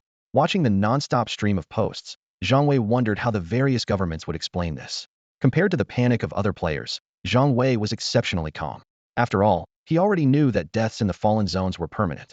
Besides, with his current strength, he wasn't in any danger. Am I basically invincible now? The thought crossed Zhang Wei's mind. Whether or not the dungeons counted as part of the Third World, it was clear that the Third World was starting to impact reality, or maybe it had never really been just a game. The strength players gained there was directly linked to the real world. Since Zhang Wei was way ahead in level in the Third World, it naturally meant he was ahead in the real world as well. Just as Zhang Wei's thoughts wandered, system announcements kept coming in rapid succession. Ding. Mission failed in the Okayama Fallen Zone, Sakura Island Nation. 5,000 survivors dead. Ding.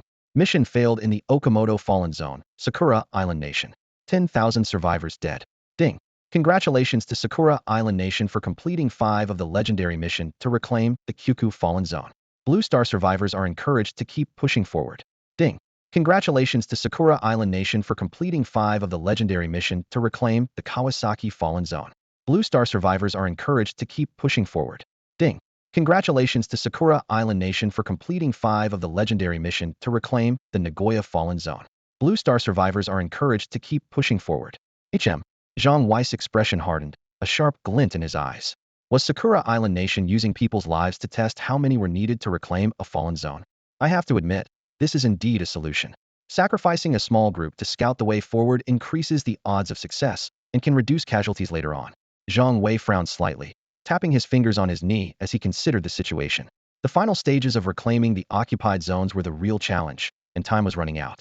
The Sakura Island Nation's early move was sure to trigger a chain reaction. Other countries wouldn't just sit back and watch. Zhang Wei knew that once each nation completed their missions, many players would quickly close the gap between them and himself. But right now, the greatest threat didn't come from human players, but from the constantly evolving beasts on the surface. Who knows what kind of even more powerful beasts will appear after other countries reclaim their occupied zones, Zhang Wei muttered, recalling the intelligence he had gathered. The beast soldiers in the occupied zones were just the most basic creatures, while the entire surface was now shrouded in a red mist. The beast generals found within the mist were far stronger than ordinary beast soldiers. Improving his own strength was the key to facing whatever came next. But there was one thing that puzzled Zhang Wei: why hadn't anyone contacted him? As the first player to complete the occupied zone mission, logically, every country should be eager to get information from him. Yet even Dragon Country had remained silent. As he pondered this, a system notification suddenly popped up. Ding. Territory Lord exclusive mission triggered. Assist Blue Star players in reclaiming occupied zones. Completing this mission will upgrade your territory. Territory Lord exclusive mission? Upgrade my territory. Zhang Wei was taken aback, surprise flashing in his eyes. My territory is only at the basic level. If I level it up, the attribute bonuses should increase as well. He quickly calmed down. Right now, only Sakura Island has started this mission. I'd better wait and see. The temptation to upgrade his territory was strong, but to help Sakura Island?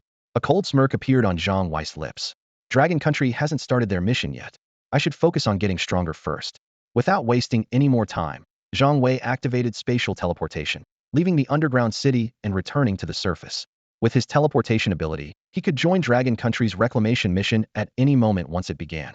On the surface, in Jiangnan City, Zhang Wei headed straight toward the mist zone outside the city.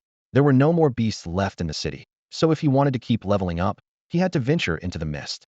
The mist zone was still teeming with beasts, but these creatures no longer posed much threat to him. Zhang Wei summoned his army of skeletons and began sweeping through the mist, advancing deeper inside. System notifications popped up one after another. Ding. Defeated level 20 Flame Howler Beast Soldier, gained 80 experience. Ding. Defeated level 25 Tiger Lizard Beast Soldier, gained 90 experience. Zhang Wei was now level 60, and leveling up required 6 million experience points. Most beast soldiers were only in their 20s or 30s, so the experience they provided was barely noticeable. With his skeleton army and the dragon's breath skill creating seas of fire, he tore through the mist zone with unstoppable force. As he pressed on, the beasts around him began to increase in level, and he even encountered several new types of beast soldiers he had never seen before. Fortunately, as the beasts got stronger, the experience he earned also increased. Meanwhile, on the surface in Dragon Country, flashes of white light appeared in the Suang-occupied zone. In an instant, tens of thousands of Dragon Country players flooded into the city, spreading out across various locations. A player spoke in a low voice. The beast soldiers are incredibly powerful, and their formations appear almost instantly. In every district of Suang City, players from Dragon Country seem to have rehearsed countless times, quickly splitting into countless small squads. Clearly, unlike the players from Sakura Country, it wasn't ordinary players who entered the Fallen Zone first in Dragon Country. The frontline tanks immediately took position, buffs were activated in an instant, and ranged attacks from the backlands rained down on the beast soldiers like a storm. With no restrictions on battle zones, Dragon Country's players launched an all-out offensive across the entire Suang City from the very start. The beast soldiers, caught off guard, were hit by a barrage of skills, leaving them disoriented as their health bars plummeted. Meanwhile, Zhang Wei was deep in the mist zone, fighting with gusto. Suddenly, a thunderous roar echoed from afar, and a massive creature appeared in his line of sight. At last, the big boss had shown itself. Zhang Wei immediately cast an identification spell on the beast. Rock-armored giant rhino intermediate beast commander, level 55, 8 million HP, for 1,250 attack, skills, 1, stomp, 2, splash. Ruler of the mist zone, extremely high defense, a social beast. Seeing the rock-armored giant rhino, Zhang Wei's first thought was, its stats are average, but with the territory bonus, its power rivals that of a beast commander. Even in a 1v1, he wouldn't be afraid. But who would choose to fight alone? Zhang Wei's army of skeletons immediately closed in. Boom. Before the skeleton army could get close, the rock-armored giant rhino unleashed its stomp skill. The ground shook violently, scattering the skeletons in all directions. 13,454, 15,251, 15,032. Entire swathes of skeletons were instantly wiped out, clearing a large area in front of the rhino. Such a wide-range stomp. Zhang Wei was surprised. He hadn't expected the rhino to be so troublesome. But obviously, this skill had a cooldown. Soon, skeletons from the back rushed in, bone blades slashing at the giant rhino. Zhang Wei didn't stay idle either, immediately unleashed his dragon's breath, engulfing the area around the rhino in flames. 999. The rock-armored giant rhino struggled desperately in the sea of fire as its health dropped rapidly. It was only a matter of time before it was defeated. Just then, a system announcement rang out. Ding. Congratulations to Dragon Country for progressing 30 in the legendary quest to reclaim the Suang Fallen Zone. We urge all other survivors on Blue Star to keep up the fight. Ding. Congratulations to Dragon Country for progressing 30 in the legendary quest to reclaim the Suang Fallen Zone. We urge all other survivors on Blue Star to keep up the fight. In the third world, after seeing the system death announcements triggered by Sakura Country's players, many players were too afraid to leave the beginner village. Players from all countries demanded explanations from their governments, and many had already decided not to leave the safe zone. Dragon Country's players were no exception. But when this announcement sounded, the players in the beginner village were stunned. Suang has started? I'm in Suang too. Why wasn't I notified? What's going on? 30% progress? Who's fighting? Who's actually in Suang? 30% complete already. Deep within the mist zone, Zhang Wei's face showed surprise when he heard the system announcement. It seemed that quest progress was different for each fallen zone. Glancing at the badly injured rock-armored giant rhino, he didn't linger and vanished on the spot. Meanwhile, outside Swang City, a red mist rolled in, spreading rapidly toward the city. A slender player watched the blood-red fog and softly said to the burly man next to him, "Boss, are just the two of us supposed to defend the city?" "Cut the chatter," the burly man replied, his expression grim. "If not us, then who?" 20,000 Dragon Country players quickly formed battle formations using the city's buildings for cover. Their eyes were steely as they fixed their gaze on the approaching red mist. Suddenly, the ground began to shake, and waves of mutated beast soldiers emerged from the fog. Even these seasoned, well-trained players felt their nerves tighten at the sight of such a terrifying beast tide. The burly man suddenly shouted, "Brothers, this is our moment." But before he could finish, the slender player urgently pointed ahead. "Boss, over there. Someone's out there." Everyone looked where he pointed and saw a lone figure standing before the endless tide of beasts. Cloaked in black with a mask obscuring his face, he seemed like a mysterious warrior, silently facing the oncoming horde. "Damn!" Zhang Wei exclaimed in shock as soon as he materialized and took in his surroundings. Thick blood mist churned in the air, the ground shook violently, as if an army was about to thunder past. Zhang Wei recognized the scene instantly. It was the start of a beast siege. The Dragon Nation was reclaiming the fallen Suang territory, and as the lord of this land, he was duty-bound to join the fight. Completing this exclusive quest would also level up his territory. But plans rarely keep up with reality. Zhang Wei had intended to sneak in from outside the city, only for the teleportation spell to drop him right at the front lines. The massive beast horde was almost upon him, the trembling ground beneath his feet a constant reminder that, even with his high stats, he'd be crushed if he was caught in their path. He was about to step back and avoid the brunt of the attack when he noticed the stunned gazes of countless Dragon Nation players behind him. Suddenly, he found himself the lone figure at the vanguard, standing tall with his blade drawn, as if he intended to face the horde alone. How could he back down now, with everyone watching? He hesitated for barely a second before gritting his teeth and making up his mind. No retreat. With over 4 million HP, tens of thousands in both defenses, and a 90 damage reduction, why should he fear these low-level beasts? Dragon's Breath. A torrent of searing dragon fire erupted from his palm. Undead Summon. An army of gray skeletons clawed their way out of the ground. Zhang Wei alternated between the two skills, sending his skeleton army charging into the beast horde while the sea of fire from Dragon's Breath rapidly grew. But he had only summoned around 2,000 skeletons before the mutated beasts crashed into them like a tidal wave. Boom. The two sides collided with a thunderous impact, scattering skeletons in every direction. In terms of size and brute force, the skeletons were clearly outmatched. In that moment, Zhang Wei couldn't help but long for his sword-flying skill if only he could take to the skies to avoid the worst of the assault. But once you start showing off, you have no choice but to see it through. Fortunately, the fire from Dragon's Breath proved to be a critical barrier. For different debuffs stacked one after another, drastically slowing the beast horde's charge. Seizing the brief respite, Zhang Wei poured all his strength into summoning more undead. Hundreds, thousands, tens of thousands, the swelling skeleton army formed a wall of bodies, finally managing to blunt the force of the mutated beast's assault. "That's Yongya," someone in the crowd finally realized. Yongya's signature cloak and mask were legendary throughout the Third World. There was no mistaking him. Besides, no one else in the entire Third World could stand firm against a beast horde like this. "Healers, top him up. Ranged units, give covering fire," a burly man bellowed. Immediately, hundreds of beams of white light shot out from the formation, washing over Yongya. At the same time, a barrage of area spells rained down on the beast horde. Can he really hold out? One player asked anxiously, watching the chaos ahead. "He can," a priest replied, looking conflicted. He hasn't lost any HP at all." "What?" Everyone turned to the priest in disbelief. "It's true," another priest confirmed. "Yongya hasn't taken any damage. Our healing spells aren't doing anything." "How is that possible?" Even the most seasoned players struggled to believe what they were seeing. "Boss, could you hold out up there?" a priest asked the burly leader. "Me?" The man shook his head. "No way. Even with my strength defense talent, I couldn't last against that many beasts." "So what's Yongya's talent?" someone asked, staring in awe at Yongya holding back the beast horde alone. "At least SS rank," another answered firmly. "Maybe even a god-tier talent." At the very front of the beast tide, Zhang Wei experienced an astonishing truth firsthand. These mutant beasts posed no real threat to him at all. Whenever their claws and fangs struck his body, the damage barely registered in single digits. His massive health bar, boasting over 4 million HP, didn't budge an inch, almost mocking the futility of their attacks. Even the mutated beast soldiers at level 20 or 30, with their doubled stats, could only deal a few hundred points of damage, nowhere near enough to break through his 10,000 defense threshold. Occasionally, a lucky beast might force through and chip away a single point of health, but even that was instantly healed by his impromptu comedy recovery skill. In this moment, Zhang Wei truly understood the terrifying power he held as a level 60 lord.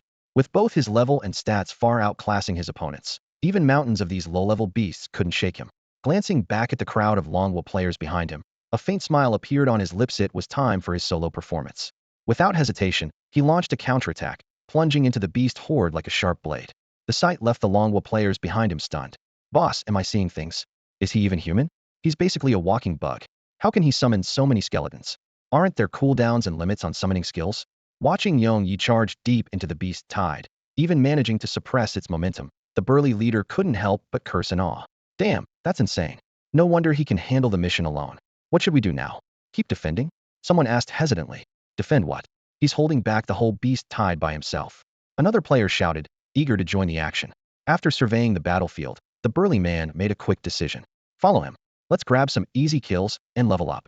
With that, the Longwo players, who had been defending from inside the city, surged out and charged toward the beast tide. They quickly realized that while Yong Yi's stats were ridiculous, his single target damage wasn't actually that high. Whether it was his sea of fire or skeleton army, each attack dealt a fixed 999 damage to the mutated beast soldiers, sometimes even less than their own individual hits. His real strength lay in his wide attack range, sheer number of skeletons, and incredible endurance. This turned out to be a great opportunity for the Longwo players. They focused their fire on the weakened beasts, racking up kills and watching their experience points soar. Yong Yi noticed, but didn't care. The experience from these low-level beasts was negligible to him. With this new cleanup crew on his side, the pace of crushing the beast tide only quickened. Damn, this feels great. I just leveled up again. Someone shouted excitedly. No wonder Yong Yi reached level 60 on his own. Hogged all the experience. Even with 20,000 players sharing the experience, everyone's level was steadily climbing. But just as they were celebrating, Yong Yi, standing at the very front, suddenly stopped in his tracks. He stared into the depths of the fog, frowning slightly. Has the difficulty just gone up? As soon as Zhang Wei finished speaking, a series of chilling, beastly roars echoed from deep within the mist. The battlefield's atmosphere changed instantly. The frenzied beast soldiers, as if receiving some silent command, abruptly retreated in unison and vanished without a trace. With their enemies gone, the skeletal army stood frozen in confusion. But the calm didn't last long. The blood-red mist ahead began to churn violently, and four massive shadows gradually took shape, each one a colossal beast nearly 100 meters tall. Beast commanders? Zhang Wei immediately cast his detection spell. Venomvine Giant Spider Advanced Beast Commander. HP, 550,000. Attack power, 12 million. Skills, 1. Constrict 2. Venom Spray. Traits. Hunter of the Enchanted Mist, 8 legs lined with sticky venom glands, capable of spraying toxic fluid. The stats aren't that impressive for advanced beast commanders, Zhang Wei remarked indifferently. However, the Dragon Nation players behind him tensed up, forming ranks and preparing for the worst. With a wave of his hand, Zhang Wei ordered the skeletal army to charge forward. But all 4 Venomvine Giant Spiders unleashed jets of venom at once, instantly covering the ground in a thick, green, sticky liquid. The skeletons at the front barely set foot in the toxic zone before they were devastated. 34,522. 34,522. 34,522. Damage numbers flashed rapidly as scores of skeletons crumbled into scattered bones. No matter how many there were, they couldn't break through this poisonous barrier. Over 30,000 damage. That's enough to kill most of us instantly. One of the Dragon Nation players exclaimed, his face drained of color. This is bad.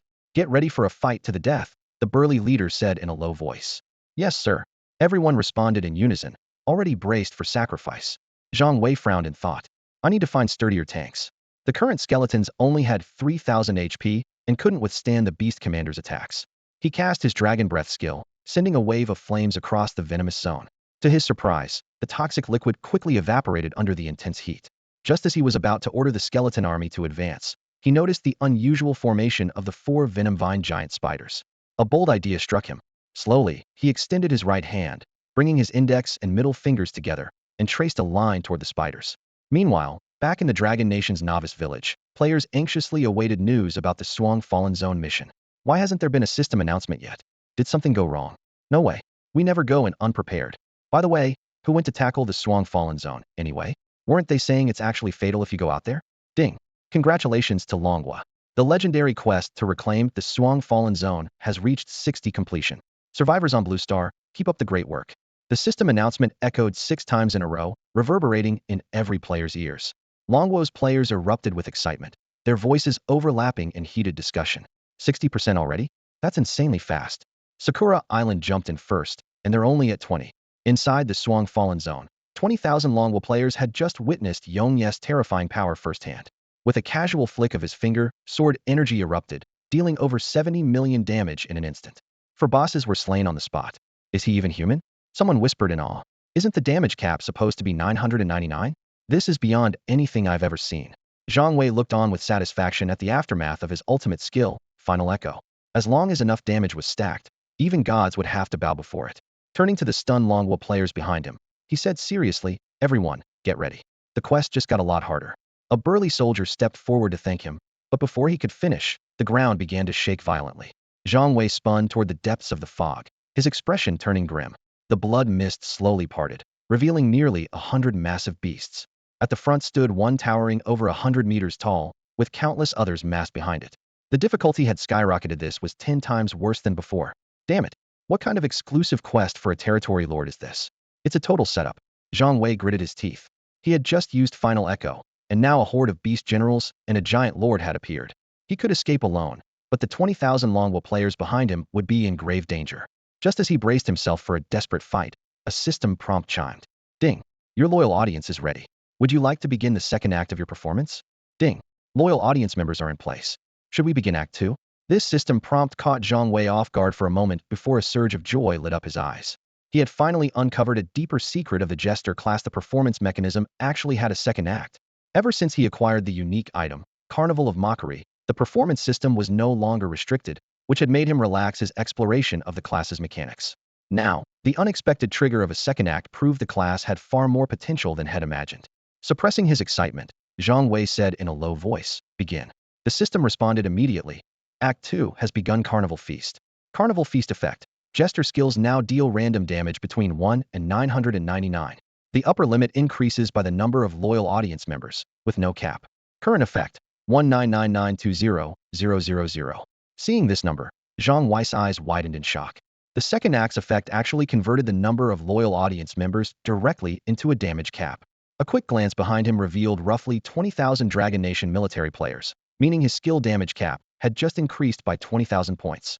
If this had happened in a starter village with hundreds of thousands of players, his damage would be off the charts. And if there were millions, or even tens of millions of spectators, this skill was clearly designed for performing before a crowd. The bigger the audience, the greater the power. As he was thinking, the beast horde was already closing in. Zhang Wei immediately used his probing skill on the massive beast leading the charge, which was over 100 meters long. Normally, anything that size was a lord-level monster, while those in the dozens of meters were usually beast generals. The results appeared instantly. Moyu Intermediate Lord. Level, 60. Health, 28 million. Attack, 42,000. Skills. 1. Corrosive Slime. 2. Abyssal Gaze. 3. Sticky Prison. 4. Blood Rot Regeneration. Details. A beast from the depths of the abyss. Its slimy body can corrode metal. Its abyssal gaze can briefly interrupt enemy skills. These stats were far beyond what Zhang Wei, as a territory lord, could match. Although he only had a little over 4 million HP, with 90 damage reduction, the Lord's 40,000 plus base attack would only deal just over 4,000 damage per hit. Of course, that was just basic. Attack skills were a different story. Looking at the intermediate lord, the hundreds of beast generals, and the densely packed mutated beast soldiers behind them, Zhang Wei couldn't help glancing back at the Dragon Nation military crowd. At this moment, he really wanted to shout, "Go call more people." After all, the more people present, the higher his damage. But since he had already put on the airs of an expert, he had no choice but to tough it out. Skills like Dragon Breath Slash and Summon Skeletons were useless in this situation. Zhang Wei had to face the enemy himself. From the military player's perspective, though, this scene meant something else entirely. Amazing. Boss, should we call for backup? One player asked hesitantly. He looks like he's struggling a bit. The burly man beside him thought for a moment and replied, "Probably not. If Yongye can't handle it, he'll definitely let us know to call for reinforcements." True. If Zhang Wei could hear this conversation, he'd probably be cursing them out. The more spectators there are, the higher his damage gets. On the battlefield, Zhang Wei kept unleashing his dragon's breath, each blast engulfing the enemy ranks in a sea of fire, dealing 20,999 damage per second. As the layers of dragon's breath stacked up, the damage grew exponentially. After just a dozen layers, the numbers soared into the hundreds of thousands. 20,999. 20,999. 20,999. Damage numbers rained down above the enemy's heads. A burly soldier stared at the damage numbers flashing above Zhang Wei, a hint of shock in his eyes. His damage just shot up. He's doing 20,000 more than before. Is his skill based on the strength or maybe the number of enemies? Could be. The military personnel buzzed with speculation, and for a moment, chaos reigned. Fortunately, the leader quickly regained his composure and shouted, "Range support. All range classes, open fire now." Those long-range fighters who had been standing by snapped out of their daze, raised their weapons, and began unleashing their skills. Just then, a low-level lord let out a thunderous roar, spewing a torrent of dark corrosive slime that covered the entire battlefield. With such a wide area attack, Zhang Wei had nowhere to run. 70,211, 92,887, 80,222. The mid-level lord's attacks were terrifying even with a 90 damage reduction. Zhang Wei was still losing tens of thousands of health every second. At the same time, hundreds of beast commanders joined the assault, though their attacks barely scratched him. 1,401, 2,031, 2,923. Sensing the threat from the Lord's corrosive slime, Zhang Wei immediately activated his improv comedy skill. His health bar began to recover at a rate visible to the naked eye. 20,999, 20,999. Improv comedy's healing matched his damage, so as Zhang Wei's damage increased, so did his recovery. More importantly, the inferno created by his dragon's breath was dealing massive damage to the mid-level lord, the beast commanders, and countless other monsters all at once. The total damage output in that instant easily topped 1,000,000. In this situation, Zhang Wei had no reason to worry about his health. Unless the enemy could kill him in a single blow, or force him into a unknown. The healing from improv comedy was basically limitless. The more monsters there were, the more damage he dealt, and the more health he got back. While Zhang Wei and the military fought side by side against the beast horde, an uneasy silence fell over the Dragon Country's novice village. The upper echelons of the Dragon Country posted a direct and concise announcement on both the Third World Forum and the public village channel, answering the ordinary players' questions. 1. Once you leave the novice village, death is permanent, no response. 2. The Suang Fallen Zone is currently under attack by Dragon Country's military. 3. If the surface fallen zones aren't retaken soon, the surface monsters will discover the underground cities. When that happens, humanity on Blue Star faces extinction. After a long silence, the novice village erupted into frantic discussion. Is this for real? What do they mean the fallen zone is the surface? There are monsters on the surface? Isn't the third world just a virtual game? Who cares? Let's go for it. As reactions varied among Dragon Country players, the long-awaited system announcement finally arrived. Ding! Congratulations to Dragon Country. Legendary quest retake, Suang Fallen Zone, has reached 100 completion.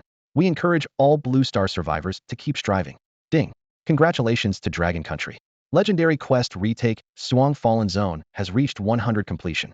We encourage all Blue Star survivors to keep striving. Ding! Congratulations to Lord Yongya. Your territory has been promoted to intermediate level. Ding! Suang and Jiangnan territories are now open.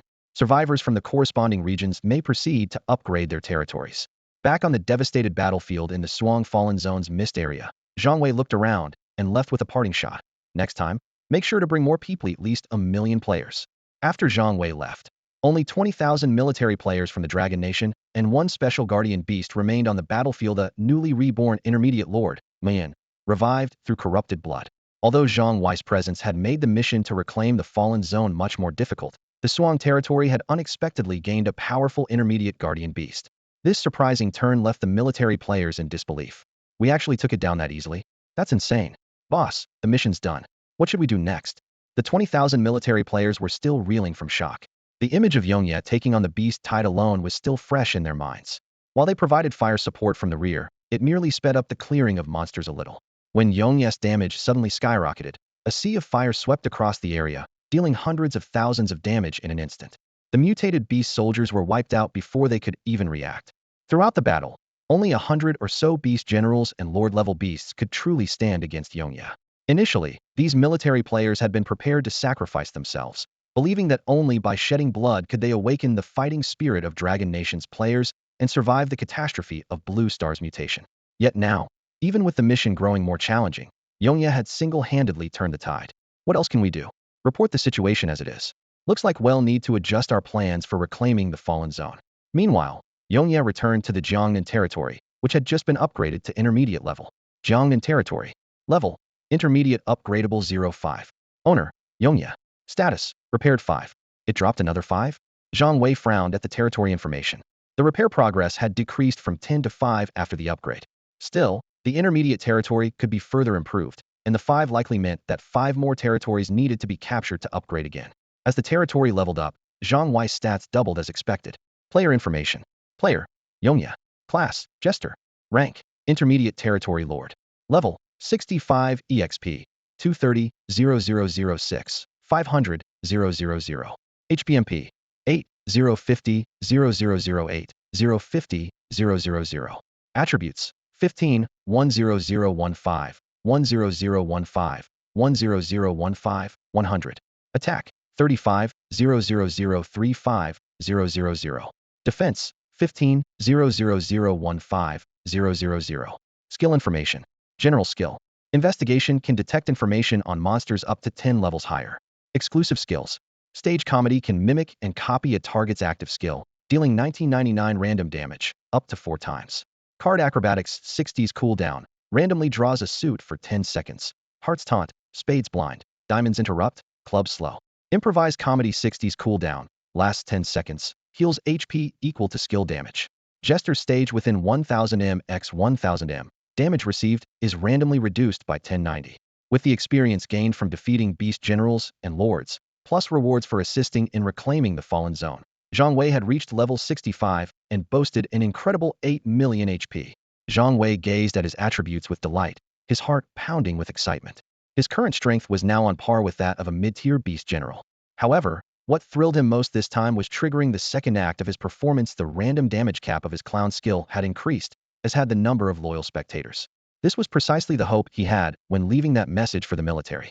If Longwood truly mobilized 1 million players to reclaim the fallen zones next time, his damage would surely reach an invincible level. This wasn't just wishful thinking after all. There were plenty of cities in Longwood with populations exceeding 1 million. Still, Zhang Wei wasn't sure if the military would actually follow his suggestion. Mobilizing such a massive number of ordinary players could indeed overwhelm the beasts, but it also carried enormous risks.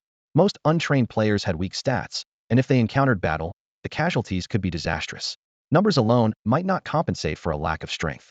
As Zhang Wei pondered this, a series of system notifications suddenly rang out. Ding! Congratulations to the American Federation for advancing the legendary quest. Reclaim the Chicago Fallen Zone. Quest progress. 10. Survivors across Blue Star, keep up the good work. Ding! Congratulations to the Russian Federation for advancing the legendary quest. Reclaim the Gourd Fallen Zone. Quest progress. 10. Survivors across Blue Star, keep up the good work. Ding! Congratulations to the White Elephant. The system announcements kept coming, making it clear that Longwo's actions had spurred other nations into motion. The American Federation, Russian Federation, and others began to act quickly, pushing their quest progress forward. Longwa, Dungeon, S District mobilizing 1 million players? What does Yongya need so many people for? An elderly man asked, frowning in confusion. I'm not sure, replied a middle-aged man in military uniform, sounding helpless. He too had noticed Yongya's incredible strength and was keeping an eye on the other clown players. Although these players could copy skills and boost their area effect damage up to 999, their abilities still had cooldowns. They were stronger than most professions, but nowhere near as formidable as Yongya. Maybe it's the unique nature of the clown class, the middle-aged man thought, though he knew he couldn't simply go and ask Yongya for answers. Let's do as Yongya suggested, the elderly man said gravely. Maybe there's an even bigger surprise in store. The middle-aged man hesitated for a moment before asking. So, which territory is our next target? Kyoto, the old man replied quietly. The middle-aged man was momentarily stunned, but then nodded in silent agreement. Soon after, teleportation arrays in Longwo's major novice villages began to flash more frequently. In Kyoto, the heart of this super city, more and more players started to gather 10,000, 100,000, 200,000 assembling at a rapid pace. A deafening chorus of beastly roars echoed throughout Kyoto, shaking the earth as if the land itself were trembling. At the same time, Zhang Wei suddenly received a private message. He was momentarily puzzled. Players in the novice villages shouldn't have been able to contact him. When he opened the message, his confusion quickly turned to seriousness. Yongya, Kyoto, 1 million players in position. Come now, come now, come now. The message was simple and direct, but the urgency in its words made Zhang Wei instantly realize just how critical the situation had become. Kyoto, this is bad. The team was still led by the same burly soldier from the military. As soon as he entered, he immediately sensed something was wrong. The situation before them was far more complicated than expected. The strength of the beasts in Kyoto was much greater than in Suong. Just ahead, several massive beast generals had appeared. Shin, something's off. One of the teammates exclaimed, pointing at the beast generals in the distance. How are there beast generals in the city? We never saw any when we were clearing the Swang Fallen Zone. The man called Chin's expression grew serious. He replied in a low voice, "It must be that the strength of the beasts varies depending on the Fallen Zone. This is going to be much tougher." "So you mean the bigger the Fallen Zone, the stronger the beasts?" someone else asked anxiously. "That's probably the case." Chun frowned deeply, his eyes grave. As one of Blue Star's top megacities, Kyoto was always going to be hell-level difficulty, probably one of the hardest places to tackle. "What do we do now?" another team member asked nervously. "It's not just us military here, there are plenty of regular players too." Chen's expression darkened further. "I'm afraid we're going to see casualties this time." Just then, a deafening roar erupted from the distance. The sound was deep and powerful, undeniably the roar of a beast general. "Just as I feared," Chen muttered under his breath. Kyoto's urban area was vast, divided into 8 rings and 16 districts, with players scattered across different zones and unable to support each other. Before the mutation on Blue Star, Kyoto had been a city of tens of millions. In District 7 of Kyoto, an ordinary player had just entered when he was attacked by a beast general. "Damn, I can't even scratch this thing," he yelled in panic, turning and sprinting away. But with a thunderous roar, the beast general unleashed a wave of blazing fire, engulfing a huge area in flames. Damage numbers 12011, 10344, 14032 flashed across the screen, and the beast general's area attack instantly wiped out a group of players. "Audit, they're dead. Help!" someone screamed in terror.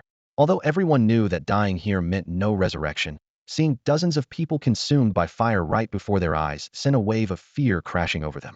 The beast general's power was far beyond what they had expected, and chaos quickly broke out as players scattered in a desperate attempt to escape. All of them were level 10 players maxed out for their starter village. But here, even the basic beast soldiers were at least level 20 or 30, and the lowest beast generals were over level 50. Any advantage the players had was suddenly gone. The real problem was that most of these regular players hadn't awakened any special abilities. Even though they'd reached the required level, their actual strength was among the weakest. They'd made it here mostly through sheer determination and a willingness to take risks. One player used an identification skill and got the beast's information. His jaw dropped in shock. Flame Roar Beast Soldier, level 20, HP 80,000, attack 80,000, physical defense 200, magic defense 155. This is just a basic beast soldier?" he cried out. The other players quickly realized the situation, and their mood grew heavier. In zone after zone, players clashed with the beasts, but it was almost a one-sided massacre. Defeat seemed inevitable. Aside from the military and a handful of elite players, everyone else was in total disarray. "Boss, have you contacted Yonya yet?" a military player asked. "Just sent the message," another replied. He had planned to stabilize the situation before reaching out, but things had gotten too dire to wait. "You just sent it? When will Yonya get here?" the first player asked anxiously. Just as he finished speaking, a calm, steady voice called out from the distance, "I'm here." As soon as he finished speaking, Zhang Wei suddenly appeared in everyone's line of sight. "Yonya!" Many military players who recognized him cried out in unison. Zhang Wei glanced over the group, frowning slightly. "How did you get here?" One of the military players quickly explained, "The main city teleportation array. We all came from the Swang Fallen Zone." "Didn't your Jiangnan territory set up a teleportation array?" Zhang Wei was momentarily at a loss for words. As a basic territory, he could indeed set up 2 directional teleportation arrays, but since he had mastered spatial teleportation himself, he had completely neglected this. "Let's not talk about that," the burly leader of the military players interrupted, his expression grave. "Dragon Nation has suffered huge losses." "Yongyayu." Zhang Wei's face hardened. Although he had just arrived, he could already tell that the situation in Jingdu was much more severe than in Jiangnan or Suang. The beast soldiers here were far stronger, and with the city's vast area and players scattered everywhere, even with his abilities, it was impossible to be everywhere at once. "They'll save as many as I can. Tell everyone to gather here." Leaving these words behind, Zhang Wei's figure vanished. These elite military players would be fine for now. The urgent priority was to rescue the weaker, ordinary players. In District 7 of Jingdu, a group of players was fleeing in panic. Overhead, a blazing winged drake swooped repeatedly, while beast soldiers on the ground gave relentless chase. The situation was extremely dire. Just then, Zhang Wei suddenly appeared in front of the fleeing crowd. "Don't just stand there, run. Head to the military assembly point." Several players who recognized him shouted a warning. But Zhang Wei ignored them, his gaze fixed on the beast soldiers and the blazing winged drake behind. Necromancy summon. With a low command, tens of thousands of skeleton warriors instantly materialized, blocking the beast soldiers' path. While these skeletons weren't particularly strong, they were perfect for diverting enemy fire. The fleeing players couldn't help but pause, whispering among themselves, "Is that really Yonya?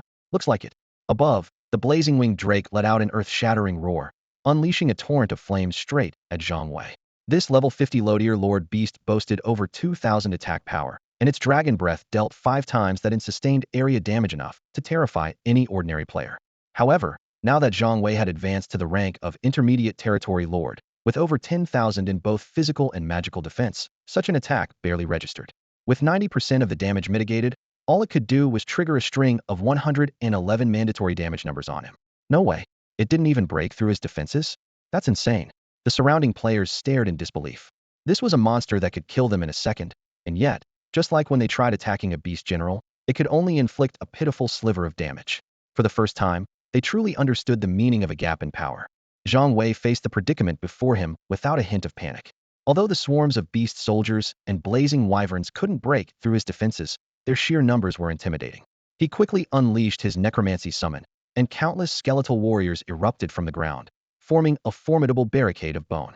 Turning to the frightened players behind him, Zhang Wei said in a steady voice, "Go join up with the military." "Ah, thank you, Yongya."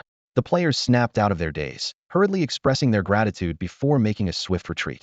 Guiding his army of skeletons, Zhang Wei moved along the city's main roads, drawing all the nearby beast soldiers toward him. Once his tactical diversion was complete, he didn't hesitate to activate spatial teleportation and disappear. He knew that the priority right now wasn't to defeat the beast soldiers, but to rescue as many survivors as possible. In Kyoto District 11, a group of Longwo players were on the brink of despair as they were chased by beast soldiers. At the critical moment, Zhang Wei appeared behind them, single-handedly blocking all their pursuers. "It's Yongya." One Sharpied player recognized him instantly. "We're saved." Cheers of relief erupted, and some timid players were moved to tears. The harsh reality had made these underpowered players realize just how vulnerable they were. There was no time for words. Zhang Wei immediately unleashed Dragon Breath, erecting a barrier between the players and the beast soldiers. He then summoned another wave of skeletons to draw the enemy's attention. His seamless actions bought these exhausted players precious time to escape. "Go join the military," he reminded the still-stunned players in a firm tone. Most had already seized the chance to flee, and the rest quickly followed after expressing their thanks. It wasn't selfishness, just an instinctive reaction in the face of mortal danger. Even though he had successfully rescued another group, Zhang Wei's frown only deepened. Kyoto was simply too large. Even at full strength, he couldn't keep casualties down. He couldn't understand why Longwo's leadership insisted on reclaiming Kyoto so hastily. Surely, starting with smaller cities and allowing players to gradually grow stronger would have been a safer strategy.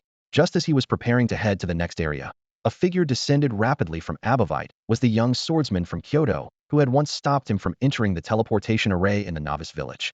"Yongya, District 1 is in a critical state," the young man said gravely. "All the players are converging there, attracting a horde of beast lords. The military can barely hold out." He reached out, intending to take Zhang Wei with him on his sword, but Zhang Wei shook his head. "No need, I'll go myself." With that, he soared into the air, his speed leaving the young man stunned. Zhang Wei had already copied the youth's sword-flying technique, and with necromancer skeletons proving less effective against the beast lords, it was time to change tactics. As he sped over the chaotic cityscape, Zhang Wei looked down at the turmoil below and thought to himself, "It's time to change up my rescue strategy." In District 1 of the capital, countless players were rushing to the area, trailed closely by massive hordes of beast soldiers and a considerable number of beast generals. Within the urban zone, under the military's temporary command, the players had formed a series of defensive strongholds. Flashes of skill light erupted one after another as players unleashed their abilities in a desperate attempt to stem the tide of rampaging beasts. Despite their efforts, the situation looked grim. Most players had low stats, and each attack dealt only a few hundred points of damage, barely scratching the surface of the ordinary beast soldiers, each with nearly 100,000 HP. To make matters worse, more and more beast soldiers and generals continued to pour in. Although new players kept joining the fight, the beast's advantage was growing rapidly, and the makeshift strongholds were on the verge of collapse. "Boss, if this keeps up, we're all done for," a military player cried out, sweat beading on his forehead. The burly man leading the military forces frowned deeply, but there was nothing he could do. After all, this was a fallen zone. Fighting these beasts wasn't just about losing HP, it was a real battle of life and death. On the front lines, aside from the military, most tank players among the regular ranks were too afraid to take the brunt of the damage. Even with priests casting healing spells non-stop, those who did step up to shield the others would often retreat the moment their HP dropped below half. After all, if you die here, you're really dead. No one wants to gamble with their life. "Hold on. We've already sent someone to notify Yongya," the military commander shouted, then muttered under his breath, "I just hope we can last until then. Damn it, I can't take this anymore. Healers, give me some heals." One of the frontline tanks screamed in agony. "What's wrong with the DPS? I'm putting my life on the line and you're only hitting for a few hundred points. This is bullshit." The healers can't keep up. The DPS is useless. I'm done tanking for you. The leading tank player complained bitterly and turned to retreat. The other players, though frustrated by how fragile the tanks were, didn't dare say much. All they could do was frantically cast healing and attack skills. Without tanks holding the line, their situation would only get worse. At the most desperate moment, a streak of light shot across the sky and headed straight for the center of the battlefield. "Boss, it's Yongye." Several military players shouted in excitement, visibly relieved. They had witnessed Yongye's overwhelming strength firsthand. Their reaction quickly drew the attention of the other players. "That's Yongye? Does this mean we're saved?" A mage asked hopefully. "It won't matter. There's no way one person can handle this many beasts," an archer next to him sighed, shaking his head. Although many players had faith in Yongye's abilities, the current situation seemed impossible for any one person to turn around. Most didn't believe he could change the tide. Zhang Wei arrived above District 1, hovering in midair as he looked down at the brutal battle below. Suddenly, a system prompt sounded in his ear. "Ding. Loyal audience in place. Would you like to begin Act 2? "Begin," Zhang Wei replied without hesitation. Ding. Act 2 initiated Carnival Feast. Carnival Feast effect. Clown skills deal random damage from 1 to 999, with the upper limit increased by the number of spectators and no maximum cap. Current effect. 1999 42,056. Only 40,000? Zhang Wei was momentarily surprised there were clearly more than 40,000 players gathered in District 1. Still, he didn't have time to dwell on it. He unleashed his Dragon Breath skill directly onto the densest cluster of beast soldiers below. In an instant, a rain of fire poured from the sky, engulfing the thickest ranks of beast soldiers. 43,055, 43,055, 43,055. Massive damage numbers floated up from the beasts, and these once terrifying creatures were wiped out in just 2 seconds. This scene unfolded right in front of a nearby group of players. "Holy crap, 40,000 damage." Shouts of shock echoed across the battlefield. As expected of Yongye, we're saved. A wave of excited cheers erupted from the crowd. A system notification chimed in, showing that the number of loyal viewers for the Carnival Feast had surged to 47,000. Hovering in midair, Zhang Wei looked down at the ecstatic crowd below and instantly understood the connection. Without wasting a second, Zhang Wei soared over the battlefield on his sword. With a sweeping motion of his arm, a cascade of blazing fire poured down like a waterfall, engulfing the dense ranks of beast soldiers below.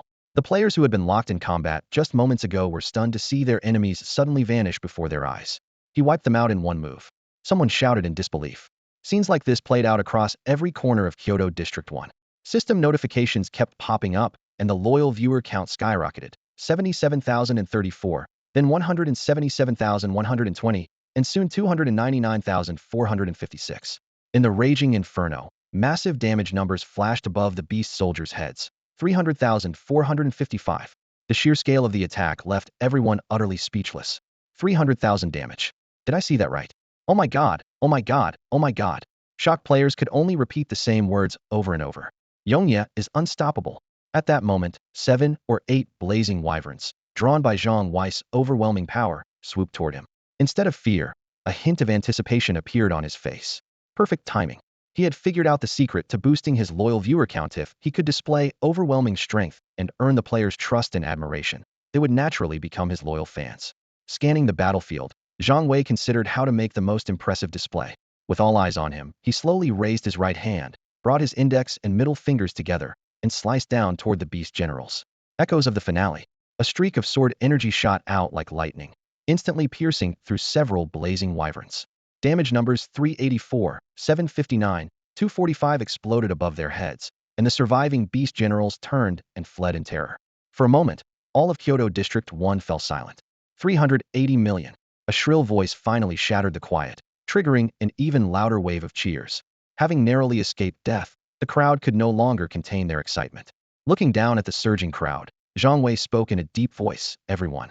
The cheers gradually quieted, and all eyes turned to him. "He'll lead you, let's fight our way back. Charge back. Charge back." In District 1 of Kyoto, thousands of players raised their arms and shouted in unison, their voices shaking the sky with an atmosphere of excitement and intensity. For these players, this moment was more than just an escape from death. It was a profound gratitude toward Yongye for coming to their aid. If not for Yongye's overwhelming strength turning the tide, many of them would have perished here. Yet, despite the cheers around him, Zhang Wei didn't feel at ease. His eyes narrowed slightly as he watched the excited crowd, a new question weighing on his mind. If he hadn't shown up, would the higher-ups in Longhua have stood by and watched these players die? Zhang Wei's thoughts grew complicated as his gaze swept over the military camp. He could sense that the military players were formidable, easily holding their own against ordinary beast generals. Zhang Wei suspected many among them possessed hidden classes or had awakened powerful talents. Still, he knew this wasn't enough, especially when he remembered Yi Chun, the legendary figure who awakened an SS-level talent back in the starter village. On top of that, based on intel from Lung Lai and others, Zhang Wei knew that the higher the quality of a dungeon's full immersion pod, the greater the chance of unlocking hidden classes or advanced talents. If this was true even in his own district, then the higher-ranked D, C, B, and S districts were definitely not to be underestimated. From this perspective, there must be a significant number of hidden class holders and awakened talents within Longhua. Zhang Wei suddenly realized that the power before him was only the tip of the iceberg. But what about the others? He still couldn't figure it out, and shook his head in frustration. Just then, the system notification chimed from the sky, snapping Zhang Wei out of his thoughts. Ding! Congratulations to Longhua. Legendary quest reclaim Kyoto's fallen district progress has reached 10. All other survivors on Blue Star, keep up the fight. Ding! Congratulations to Longhua. Legendary quest reclaim Kyoto's fallen district progress has reached 10. All other survivors on Blue Star, keep up the fight. The sudden system announcement echoed throughout Kyoto District 1. For Longhua's players, this was a moment of immense significance. Not only had they reclaimed part of Kyoto, but they had also made a powerful statement about Longhua's strength in this war. What truly shocked people, however, were the leaders of other Blue Star nations. Was Longhua really planning to retake Kyoto this early? That was insane. At this point, Kyoto was nearly impossible to capture. The defenses and power of a megacity were far beyond what ordinary players could handle. Nearly every other country was focusing on taking over small and medium-sized cities. No one dared to touch a supercity now. Only Longhua was bold enough to attempt something so ambitious, leading others to scoff and dismiss it as mere posturing. But Zhang Wei paid no mind to these opinions. His goal was clear. The real challenge for Longhua was only just beginning. As the cheers in the group gradually faded, Zhang Wei drew his long sword and strode forward with an imposing presence, his massive team following in an endless stream. The sheer number of players was staggering. Zhang Wei had just slain several beast generals with a single sword strike, dealing hundreds of millions in damage and forcing the remaining beast generals to flee. Even more strangely, the beast soldiers within the city disappeared at the same time, as if driven away by some mysterious force. Players continued to gather, swelling the ranks to an unimaginable scale. Fortunately, the military players quickly coordinated and maintained order. Otherwise, such a large force would have descended into chaos. Compared to before, the morale of Longhua's players had undergone a dramatic transformation. Their spirits soared, and every pair of eyes burned with fighting spirit. Yong Yes' feat of dealing nearly 400 million damage and slaying beast generals was nothing short of a wine-inspiring woe. Could possibly stand against him? Yong Yes' reputation in the Jiangnan territory was already legendary, but after witnessing his invincibility firsthand, the players' worship of him bordered on blind devotion. This surge of strength and belief was like a blazing fire, igniting the heart of every Longhua player. Unlike the other players, who were growing increasingly confident, Zhang Wei's expression only became more serious. He knew all too well that Kyoto, as a super city, already posed a formidable challenge. His own presence as an intermediate territory lord would only make things even tougher. He recalled what happened in the fallen area of Suang, where the final battle saw over 100 beast generals along with an intermediate lord. What kind of difficulty would this Kyoto mission bring? Would it be a group of junior lords and a senior lord? Lost in thought, Zhang Wei led his team closer to the city. Along the way, they encountered a few stray beast soldiers who hadn't retreated. Zhang Wei dispatched them effortlessly, and each time he struck, the sheer damage he dealt continued to astonish the players. 474,762. 470,000 in area damage. Yongye's strength has gone up again. 614,389. Oh my god, he's broken 600,000. Is there no limit to this damage? 874,762. As more players joined the group, the damage from Zhang Wei's Dragon Breath skill soared to an incredible 870,000. When the team reached the outskirts of Kyoto, they were greeted by an endless expanse of crimson mist. Zhang Wei landed from the sky, taking the lead, while the Dragon Nation players quickly formed ranks under military command and followed close behind. The moment everyone stepped into the mist, the calm red fog suddenly churned violently, like boiling black blood. Zhang Wei immediately unleashed his Dragon Breath, creating a wall of flames ahead for protection. Suddenly, a deep, rhythmic rumble echoed from within the mist. Zhang Wei's eyes narrowed as a colossal beast, as large as a small mountain, emerged from the flames and walked straight toward them. 874, 762, 174, 952. 874, 762, 174, 952. 874,762. Even though the wall of fire dealt nearly 900,000 damage per second, the giant beast, nearly a kilometer long, lost only a sliver of its health. The players behind Zhang Wei stared in shock at the massive creature, which looked like an enormous wild ox. Some began to waver. Can Yongye really handle this? Zhang Wei quickly used his appraisal skill to check the beast's stats. Kejuan Subking Class. Level, 75. Health, 150 million. Attack, 200,000. Skills. 1. Curse active. Loses 10 max HP per second for 5 seconds. 2. Conversion passive. 20 of incoming damage is converted to HP. 3. Intimidation. Reduces target's stats by 20. Blood Abyss Beast Clan. These stats were far beyond what Zhang Wei had anticipated. Sending a group of level 10 players against a Subking class beast? What's more, there was no sign of the expected beast horde behind Kejuan. That's when Zhang Wei realized the challenge was aimed squarely at him without enough beast soldiers. His Dusk Echo skill would be much less effective. Just then, a system notification popped up. Ding! Loyal audience count for the Carnival Banquet is currently 1999777-034. Even loyal viewers were starting to leave. Before Zhang Wei could process this, an urgent system alert exploded in his mind. Ding! You are afflicted by a Subking level curse, losing 10 of your maximum HP every second. 805000, 805000, 805000. Bright red damage numbers rained above Zhang Wei's head. His HP halved in the blink of an eye. Thun had moved beyond the range of the Jester's stage, causing the damage reduction effect to be completely nullified. Ding! You are losing loyal Carnival Feast viewers. Current bonus, 1999680-034. The system chimed in again. Although Zhang Wei's last attack dealt over 300 million damage, Dragon Nation players were too low-level to see Thun's full stats. Based on experience, they assumed that any skill capable of such massive damage must come with heavy restrictions and a long cooldown, making it impossible to use again soon. This assumption led to an even greater drop in loyal viewers. So that's why? Zhang Wei suddenly understood the reason behind the loss of loyal fans. Seeing Thun take out half of his HP made the Dragon Nation players doubt whether he could actually defeat this powerful foe. Yet the second act of the Carnival Feast required the blind faith of the audience to maximize its effect. Ding! You are under Subking level intimidation, all attributes reduced by 20. The system notification sounded again, and Zhang Wei's stats were cut by another fifth under the intimidation debuff.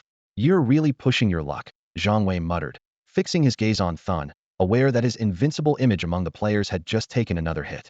Roar! After unleashing 2 devastating skills, Thun let out a thunderous roar and charged toward Zhang Wei, its massive body crashing forward like a tidal wave. The loyal viewer damage bonus was now down to 680,000, a drop of over 200,000, but still more than enough for Zhang Wei. Under the stunned gaze of everyone present, he soared into the air using his sword control technique, flying straight toward Thun. Compared to Thun, Zhang Wei looked as insignificant as an ant challenging a giant. Yet, for the players of the Dragon Nation, this sight triggered a very different reaction. Is Yongye crazy? You don't get it if he's making a move, he must have a plan. The distance between man and beast closed rapidly. Zhang Wei struck first, unleashing his Dragon Breath skill. A torrent of searing flames poured over Thun. 681033136206 681033136206. Damage numbers flashed in succession. Dragon Breath still dealt impressive damage, but Thun's passive skill converted 20 of the damage into HP. However, Yongye's healing speed was even more overwhelming. His improvisational comedy skill instantly refilled his health bar. As Yongye and Thun were about to collide head-on, the Dragon Nation players tensed up. The size difference between them was simply too great. Just as the two were about to clash, Yongye suddenly vanished. Where did he go? The players exclaimed in confusion. He's on top of the beast's head. A Sharpied player shouted. Naturally, Zhang Wei wouldn't be foolish enough to take on Thun head-to-head. He cleverly activated Spatial Leap, instantly appearing above Thun's head. Sword Chi, Zhang Wei thought to himself, clenching his right fist and swinging it at Thun's massive skull. The punch masked the release of his Sword Chi skill. Last time, this skill had dealt over 300 million damage. If the players saw that it now only did a few 100,000 to Thun, the number of loyal viewers would plummet even further. Although this method was less efficient, his Dragon Breath continued to deal steady damage, and Thun's HP finally began to drop at a steady pace. Thun suddenly shook its massive head, its deafening roar echoing through the air. Yet, Zhang Wei always managed to appear right above it, as if he and the monstrous beast were moving as one.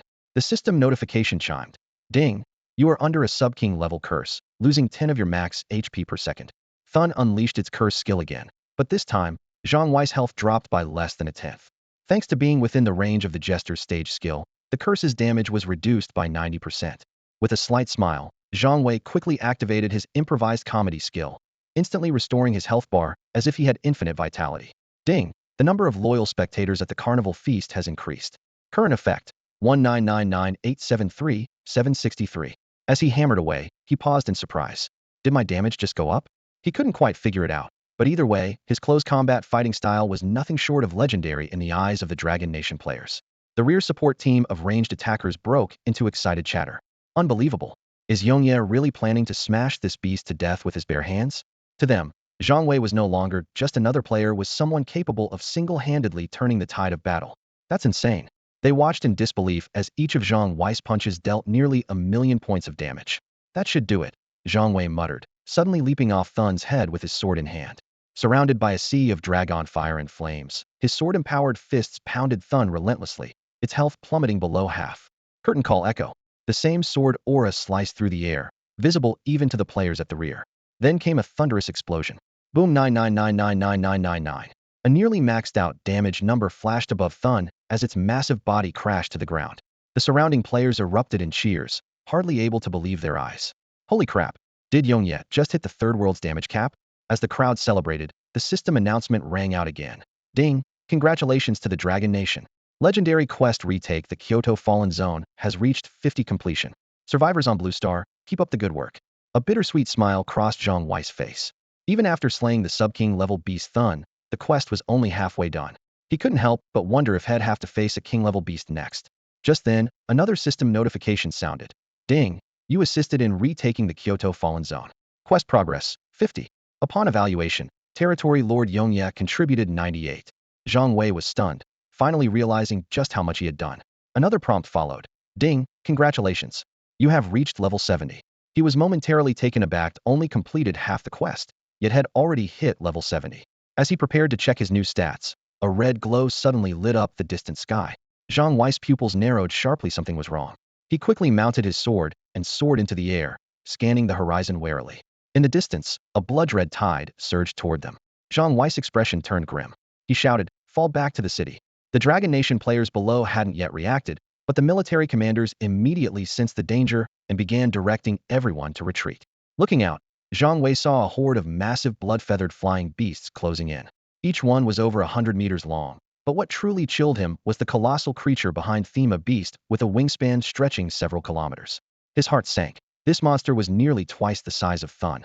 Dragonfire, he growled, rapidly layering firestorms around them. As the blood-feathered beasts drew near, Zhang Wei focused all his attention on the giant at the rear and cast his detection spell. Ergona King level 80, 1 billion HP, 500,000 attack power, 500,000 skill power. The detection spell revealed more details.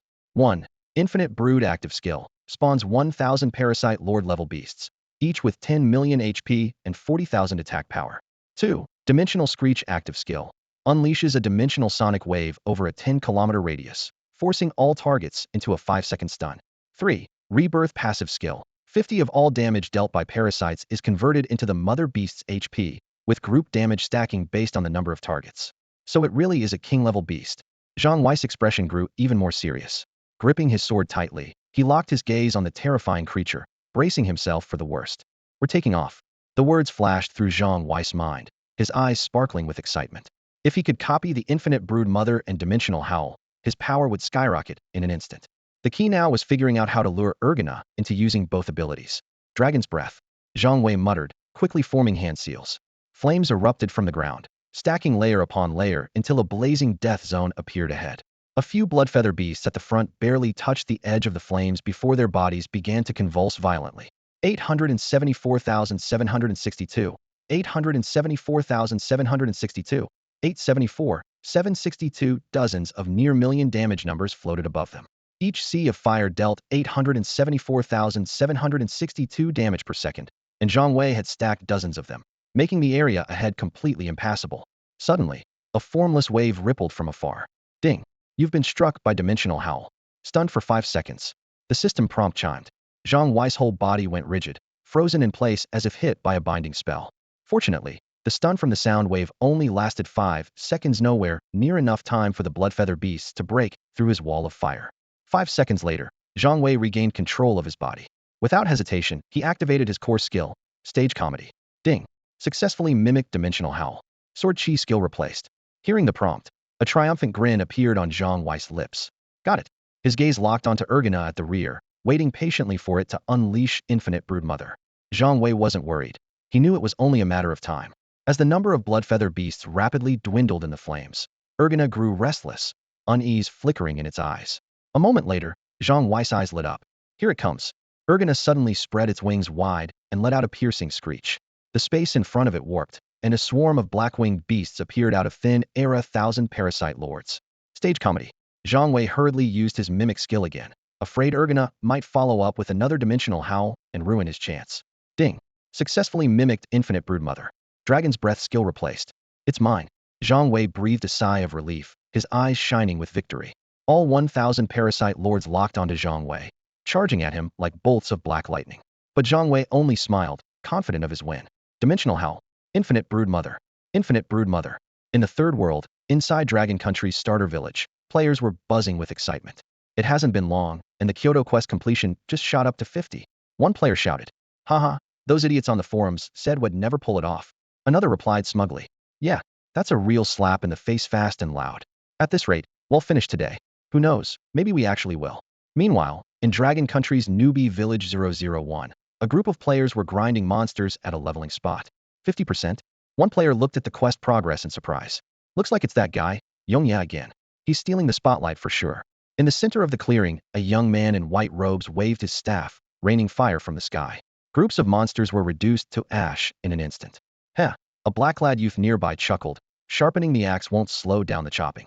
Yi Chun, now that you've awakened divine punishment, how much attack power do you have? Someone asked curiously. The white-robed youth replied calmly, not much, just over 500,000. Only SS level talent, not quite on par with your god tier abilities. He added, why aren't we allowed to take action yet? With Yongya out in the open attracting the third world's attention, we can develop in peace. Slow and steady is the way to go, the black-clad youth explained. But, Yi Chun frowned. If you get ahead early, you stay ahead. Aren't you worried Yongya will really rise to the top? Not a chance, the black-clad youth replied confidently. So sure? Yi Chun was a bit surprised. Haven't you noticed? The core of the third world is all about classes and talents. The young man in black spoke calmly. Level and equipment can always be improved over time. Sure, Yongya has an advantage right now, but those things aren't what truly matter. Someone nearby sneered in agreement. He's just a clown. That class doesn't have much potential anyway. Unlike the composed players from Dragon Country, players from other nations, especially their leaders, were visibly shocked. Dragon Country wants to reclaim Kyoto? That's impossible, one executive whispered. According to our intel, a king-level creature will appear in the super cities. There's no way anyone on Blue Star could handle that. Didn't you say the same thing last time, when Yongya took back the Jiangnan Fallen Zone? Another mocked with a cold laugh. Should we consider using our hidden resources now? Someone asked hesitantly. It's too soon. There's no way they can take Kyoto, another replied. But just then, the system notification sounded again. Ding. Congratulations to Dragon Country for completing the legendary quest Reclaim Kyoto Fallen Zone. Quest progress, 100. We encourage all other Blue Star survivors to keep pushing forward. Immediately after, 2 more messages appeared. Ding. Congratulations to Territory Lord Yongya for slaying the king-level beast Ajana. Ding. Congratulations to Territory Lord Yongya for slaying the king-level beast Ajana. Ding. Congratulations to Territory Lord Yongya for reaching level 75. Ding. Dragon Country has reclaimed Kyoto's main city. The level leaderboard is now open. The system announcements came one after another, catching everyone off guard and throwing the players into confusion. No one reacted right away. Wait, it's done? Wasn't the progress just at 50? How did it jump to 100? Was the quest really this easy? One player wondered aloud. Yongya killed a king-level beast? Another player fell silent, suddenly realizing just how complicated the quest had been. How did he even manage that? Someone muttered under their breath. Check the level rankings. A player urged anxiously. Everyone's attention snapped to the leaderboard, and they were stunned. Level rankings. First, Yongya, Clown, level 75. Second, Lung Feng, Thunder Mage, level 28. Third, Song Lang, Corpse Commander, level 27. Fourth, Zhan Sun, Bloodblade Swordsman, level 27. Fifth, Ingyan, Matrixer, level 27. Sixth, Tushi, Watcher, level 27. Seventh, Yuling, Stalker, level 27. Eighth, Tiechi, Arbiter, level 27. Ninth, number 001, Destruction Archer, level 27. 10th, Zhiga, Protector, level 27. It was only now that the Dragon Country players truly understood Yongya had pulled far ahead, securing his place at the top. They couldn't help but look up at the sky, where black-winged beasts circled around Yongye like stars around the moon. Many players tried using detection skills, only to find that the information about those beasts was completely inaccessible. At that moment, Zhang Wei's gaze lingered on the national rankings. Aside from himself, the top players all had a distinctly military air about them. He quietly sensed the powerful force gathering in the shadows, took a deep breath, and prepared himself for the changes that were sure to come. Although Zhang Wei had been the main force behind both the capture of the Suzhou-Hangzhou occupied zone and now Kyoto, the military players who had participated in these two missions had quickly caught up in level. Staring at the blinking leaderboard on his screen, Zhang Wei frowned slightly. Among the top-ranked players, aside from a single Thunder Mage, there were hardly any mainstream classes to be seen. Arbitrator, Matrix User, Commander of the Fallen. Zhang Wei murmured these unfamiliar class names, each one radiating a unique aura. Even the seemingly ordinary Thunder Mage, upon closer inspection, was quite different from a typical lightning-based mage. At that moment, a harsh reality struck Zhang Wei just how wide was the gap between ordinary players and those with these special classes? A piercing thought flashed through his mind. People call for fairness only when they benefit from it. If you think things are fair, it's probably because you're being kept in the dark. Suddenly, Zhang Wei realized that ever since the partitioning of the Blue Star Dungeon, certain things had been quietly divided. Ordinary players in the later regions could only use the most basic immersion pods, making it nearly impossible for them to draw these special classes. It seems I can't hold back anymore, Zhang Wei muttered to himself, fingers unconsciously tapping the table. Even though I'm far ahead in level, am I really pulling away from those with hidden classes? His rise in the third world had seemed rapid and unstoppable, but many others had started out with hidden classes and special talents. These players kept a low profile, but their true strength might not be inferior to his. After all, everyone hadn't started the race from the same starting line. Zhang Wei recalled how, after claiming the Jiangnan territory, he had unexpectedly become its lord. It was only then, with the territory bonuses, that his real ascent began.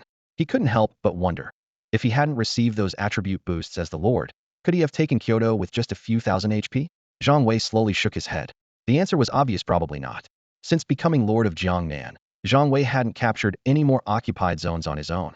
Instead, he worked with Longhua to reclaim occupied zones and focused on completing his exclusive quests as a territory lord, leveling up Jiangnan. He had two reasons for this. First, when players from the same faction worked together to reclaim an occupied zone, the territory belonged to the entire faction, not an individual. But if someone took it alone, it would become their personal territory. Second, each occupied zone involved large numbers of players, and reclaiming them was a shared goal. If he continued to capture too many territories on his own, he would likely become a target. After all, territory was highly valuable, and the higher-ups would never allow him to seize unlimited amounts. But now, Zhang Wei's perspective was subtly changing. Since he had lost some of his early advantages, he had to make up for it with hard work. If you don't look out for yourself, no one else will, Zhang Wei reminded himself. He wouldn't compete with Longhua for territory, but capturing occupied zones on the surface of other countries shouldn't be a problem, right? After all, according to the Third World settings, the Blue Star surface was made up entirely of occupied zones. There were no official national territories. Still, before taking action, there was one thing he needed to deal with first. Zhang Wei's gaze shifted to the crowd of ordinary players still cheering below, among whom military players were mixed in as well. It seemed the military officer sensed Zhang Wei's gaze. After a brief hesitation, the burly man took steady steps toward him. Seeing this, Zhang Wei immediately recalled his beast and landed firmly on the ground. Yongye, I have a message for you from higher up, the officer spoke before Zhang Wei could say anything. You don't need to hold back in any of the fallen zones on Blue Star's surface. Take as much as you can. Zhang Wei was caught off guard by this and paused in surprise. But you'd better start with their capital cities, the officer continued, his eyes carrying a deeper meaning. Right now, the other players aren't strong enough. There's no way they can conquer those super cities. Zhang Wei gave him a strange look. This suggestion happened to line up perfectly with his own plans. Seizing the fallen zones will trigger a system-wide announcement. They'll definitely send people after me, Zhang Wei voiced his concern. That was exactly why he had been hesitant to act. He didn't want to waste his efforts or pave the way for others. After all, once other players got involved, the fallen zones would belong to the faction, not to any individual. Then just kill them, the officer replied coldly. As long as you wipe them out, it won't be a problem anymore. Zhang Wei's pupils dilated in shock. Kill them all? That was ruthless. The military had to know that dying in a fallen zone meant real death. This was clearly an incitement to kill. Don't be surprised, the officer said in a low voice. You have to understand, sooner or later, Blue Star will reach that point. What exactly is the third world? Zhang Wei pressed, fixing his gaze on the man. The officer was silent for a couple of seconds. From what we've inferred, it's a trial or maybe a kind of survival experiment. A trial for whom? Us. He shook his head. That I don't know. Right now, it's just a theory. Maybe it's us, maybe it's these beasts, or maybe the true test subjects haven't even appeared yet. How did the third world and these beasts come about? Zhang Wei asked, voicing the question that had been on his mind all along. The officer looked up at the crimson sphere in the sky and pointed. It's related to that. The star? Zhang Wei also looked up. At this point, Blue Star's sun had become a massive blood-red orb. It's not that the star has grown, it's been wrapped by something. The officer's words were startling. Zhang Wei was stunned, his mind reeling. The star was unimaginably massive. What could possibly be big enough to envelop a star? So, the officer said with a wry smile, do you see now just how much trouble we're in? No, Zhang Wei answered honestly, shaking his head. The officer was taken aback by his bluntness. Had intended to put some pressure on Yongye, to give him a sense of urgency, but it seemed to have had the opposite effect. Suddenly, Zhang Wei pointed at the red sphere in the sky. It's alive, isn't it? The officer's pupils contracted sharply at those words. The burly military officer stared at Yongye in shock, his expression changing dramatically. This was indeed top-secret information. At the onset of Blue Star's mutation, countries around the world detected anomalies in space via satellite surveillance. Initially, nations were actively preparing a joint counterattack, but when that mysterious being, far beyond human understanding, trapped the star itself, almost every country's leadership simultaneously chose to surrender, tacitly allowing the third world's connection to Blue Star. Zhang Wei seemed oblivious to the officer's reaction. He spoke calmly, the strong survive, the weak perish. If this is a trial, how many of us will be left in the end? With that, he gave the officer a meaningful look before vanishing from sight. Since Kyoto was now under control, there was no reason to linger. When Zhang Wei returned to his territory in Jiangnan City, the scene surprised him. The once empty urban area was now dotted with players, bringing a sense of liveliness that contrasted sharply with the previous solitude. He was taken aback. Most of the fallen zones had yet to be reclaimed, yet some players were already leaving the beginner villages for the main city. Looks like the situation in the Shuang territory is probably similar, Zhang Wei muttered as he checked his territory status. Territory, Jiangnan. Level, intermediate upgradable 15. Owner, Yongye. Status, 20 repaired. Seeing the repair progress, Zhang Wei's tense expression eased a little. Although the pace had slowed when upgrading from basic to intermediate, it was now picking up again. He hesitated, debating whether to wait until the territory was fully restored before taking further action. After all, the city's master smith still owed him a talent reward, and he suspected that the relevant NPCs would only appear once the territory was completely repaired, allowing him to claim his prize. Still, Zhang Wei didn't linger long. With 4 more territories needed for the next upgrade, he decided it was better to seize a few fallen zones than wait idly.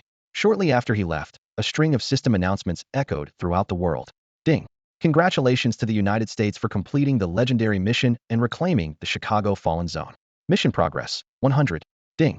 Congratulations to the Russian Federation for completing the legendary mission and reclaiming the Gourd Fallen Zone. Mission progress, 100. Ding! Congratulations to Sakura Island for completing the legendary mission and reclaiming the Okayama Fallen Zone. Mission progress, 100. There were also reports of failures. Ding! White Elephant's Jergoda Fallen Zone mission failed. 150,000 survivors have died. Ding! Stick Nation's Busan Fallen Zone mission failed.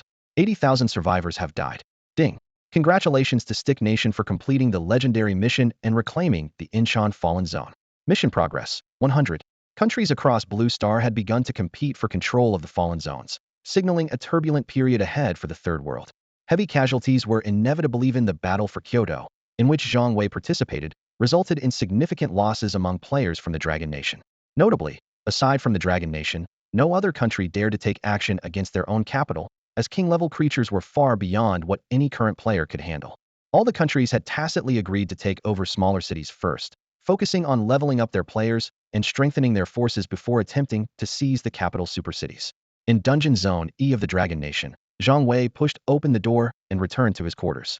The artificial lights in the dungeon had already dimmed, simulating a late-night atmosphere. Even though there was little difference between the surface and the underground for Zhang Wei now, stepping into his room still gave him the odd illusion of logging off to rest. Where should the first fallen zone be? Zhang Wei sat on the edge of his bed, tapping his knee as he pondered.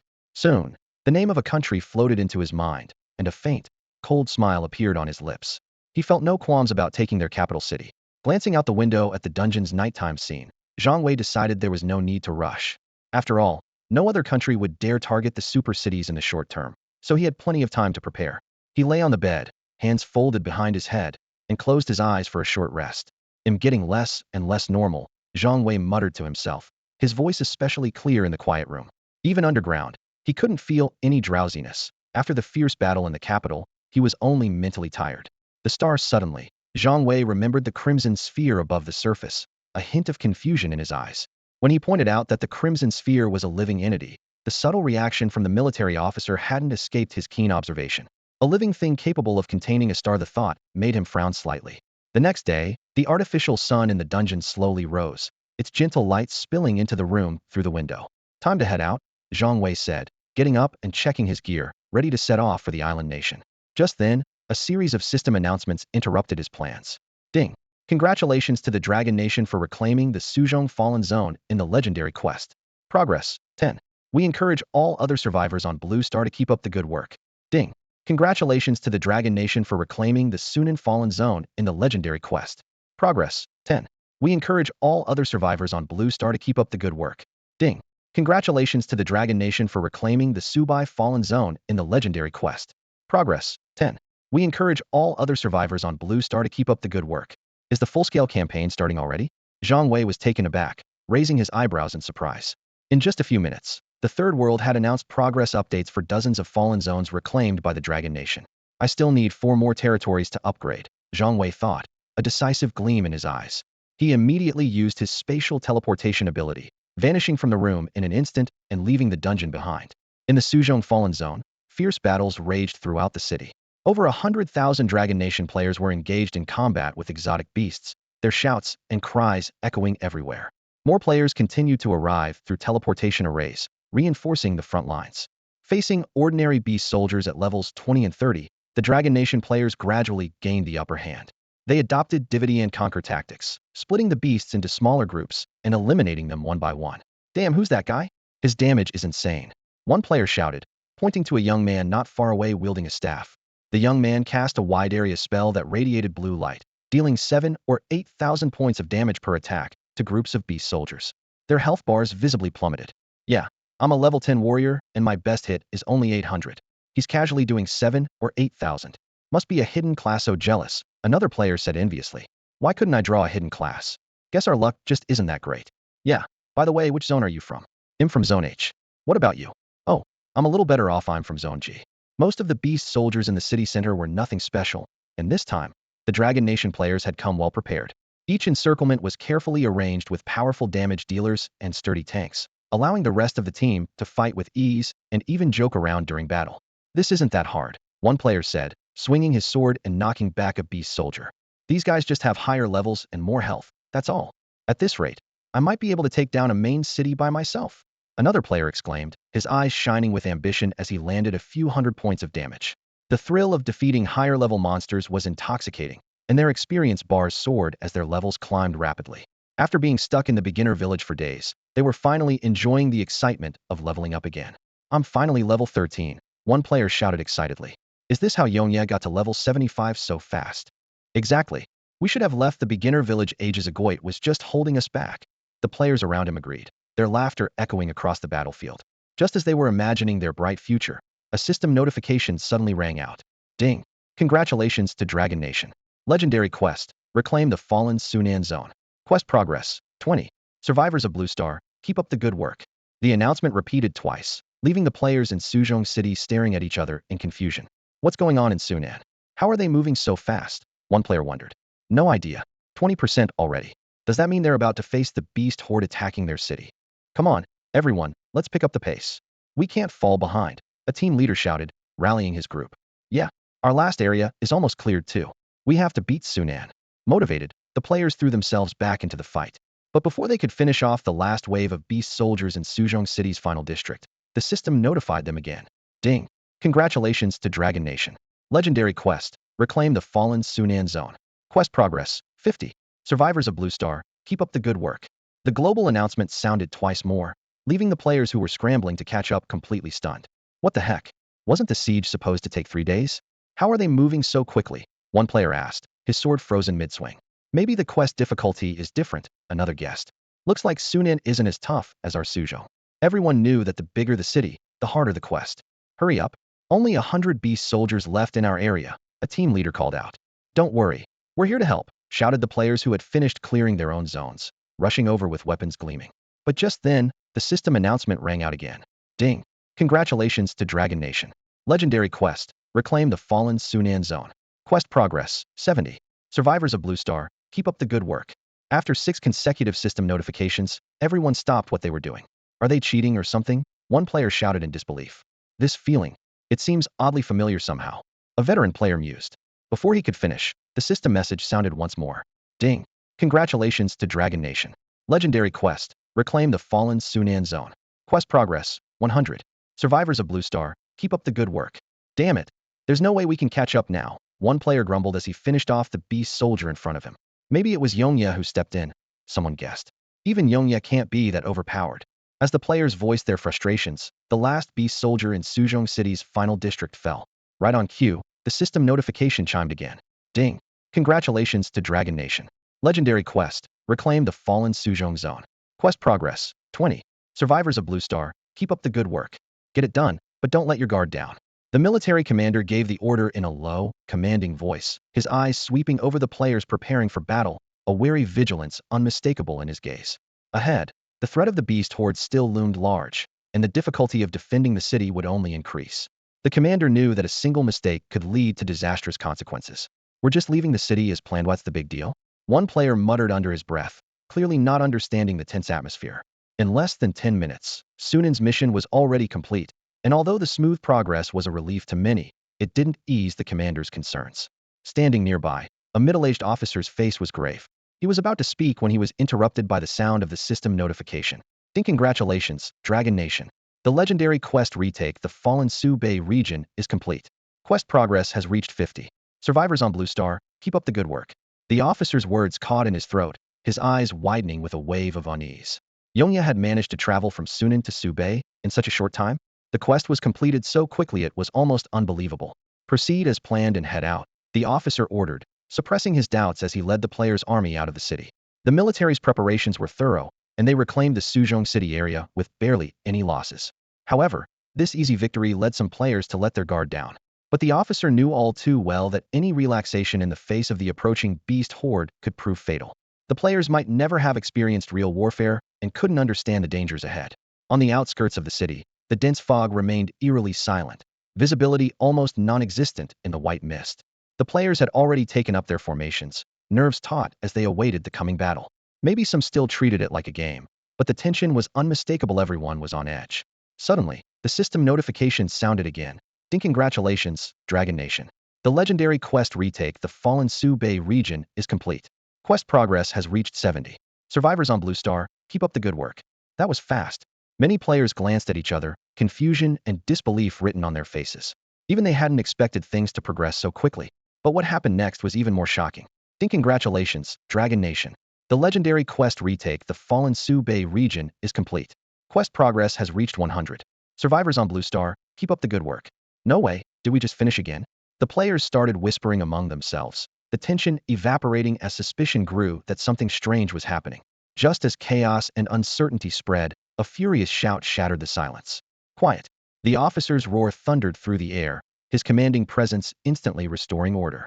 Suddenly, the color of the fog darkened, and a blood-red mist began to spread, carrying a chilling sense of dread. What's going on? Players quickly noticed the change up ahead. The thick, crimson mist sent a cold shiver down their spines. The atmosphere grew even more tense. The officer's expression became even more serious, his eyes sharp and alert. Boom. The ground began to tremble softly, and then the movement within the mist grew more intense, as if countless monstrous beasts were surging forward from its depths. The air was thick with the scent of beasts, tearing through the uneasy calm. Roar. A deafening beast's roar shattered the silence, making the players' ears ring painfully. The air itself seemed to tremble, all the wild energy converging in that single moment. Oh my God! Several players couldn't help but exclaim, their eyes wide with fear as a wave of panic surged through them. Within the mist, the beast horde seemed endless, a tidal wave of creatures crashing toward the players. The sight made many players' hearts pound, and their pupils widen, the tension spreading rapidly. Get ready. The officer ordered, his voice steady but the anxiety in the air unmistakable. But just as the beast horde was about to reach the city, a figure suddenly appeared in Madeira, a person standing atop a sword, hovering above the ground like an invisible barrier blocking the advance. Dimensional howl. With a low, resonant shout, the beast horde came to a sudden, unnatural halt, as if someone had pressed pause on the entire scene. One player blinked in disbelief, rubbed his eyes, and even slapped himself, just to make sure he wasn't dreaming. Yongya. The players finally realized what was happening and shouted in surprise. A look of relief flashed in the officer's eyes as he quickly gave the order. Everyone, get ready to coordinate your attacks with Yongya. Zhang Wei slowly turned, addressing the players behind him in a calm voice. Stay put and don't move. I'm in a hurry. The middle-aged officer was stunned by Zhang Wei's words, staring at him in disbelief. The players, who had been eager to jump into action, froze on the spot, their faces filled with shock. Damn, is he really going to take on the beast horde alone? This isn't just confidence, it's overwhelming dominance. Right on cue, the system notification chimed. Ding. Loyal audience members are ready. Would you like to begin Act 2? A faint smile appeared on Zhang Wei's lips. As expected, nothing draws a loyal audience quite like a dramatic display. Begin. Ding. Act 2 begins Carnival Feast. The system immediately displayed the new effect. The clown skill now deals random damage from 1 to 999, with the upper limit increased by the number of loyal audience members. No cap. Current effect, 1999 82,056.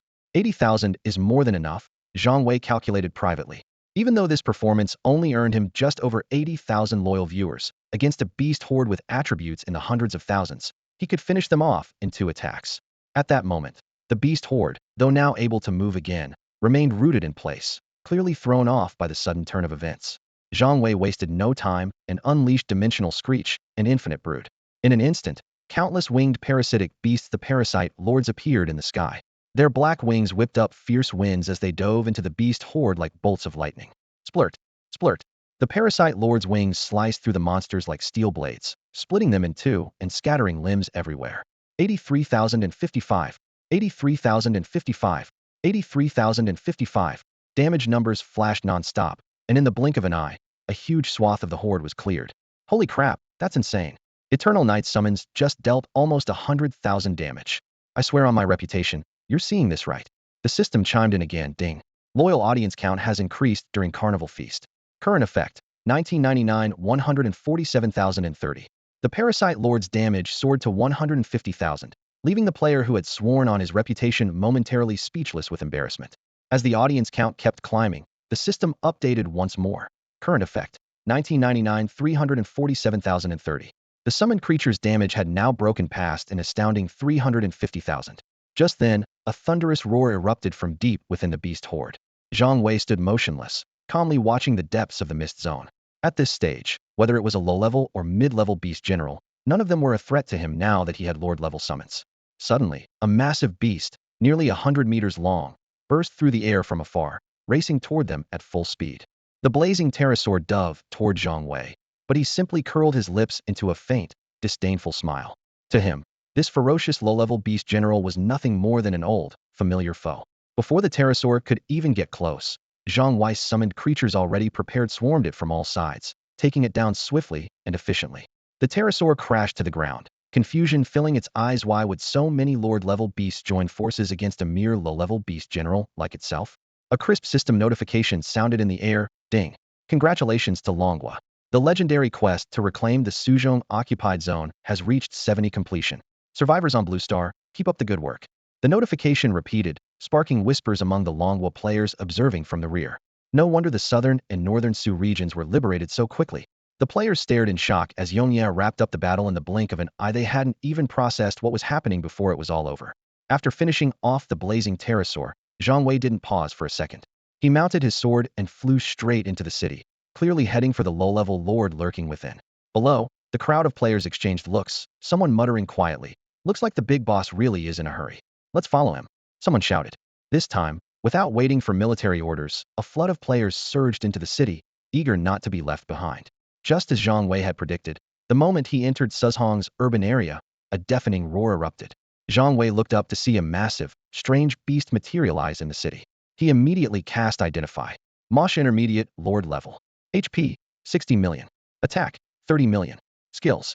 1. Shadow Stealth. 2. Corrosive Claw. 3. Shadow Prison. 4. Life Drain. Details. A native species born from the dark corrosion plane, naturally adept at manipulating shadow energy. Shadow Stealth? Zhang Wei's eyes lit up when he saw Mosh's abilities, but his excitement faded quickly. Head always wanted to copy an invisibility skill, but he was currently limited to 4 copied abilities, with no slots to spare. My reward can't just be experience points. Zhang Wei frowned.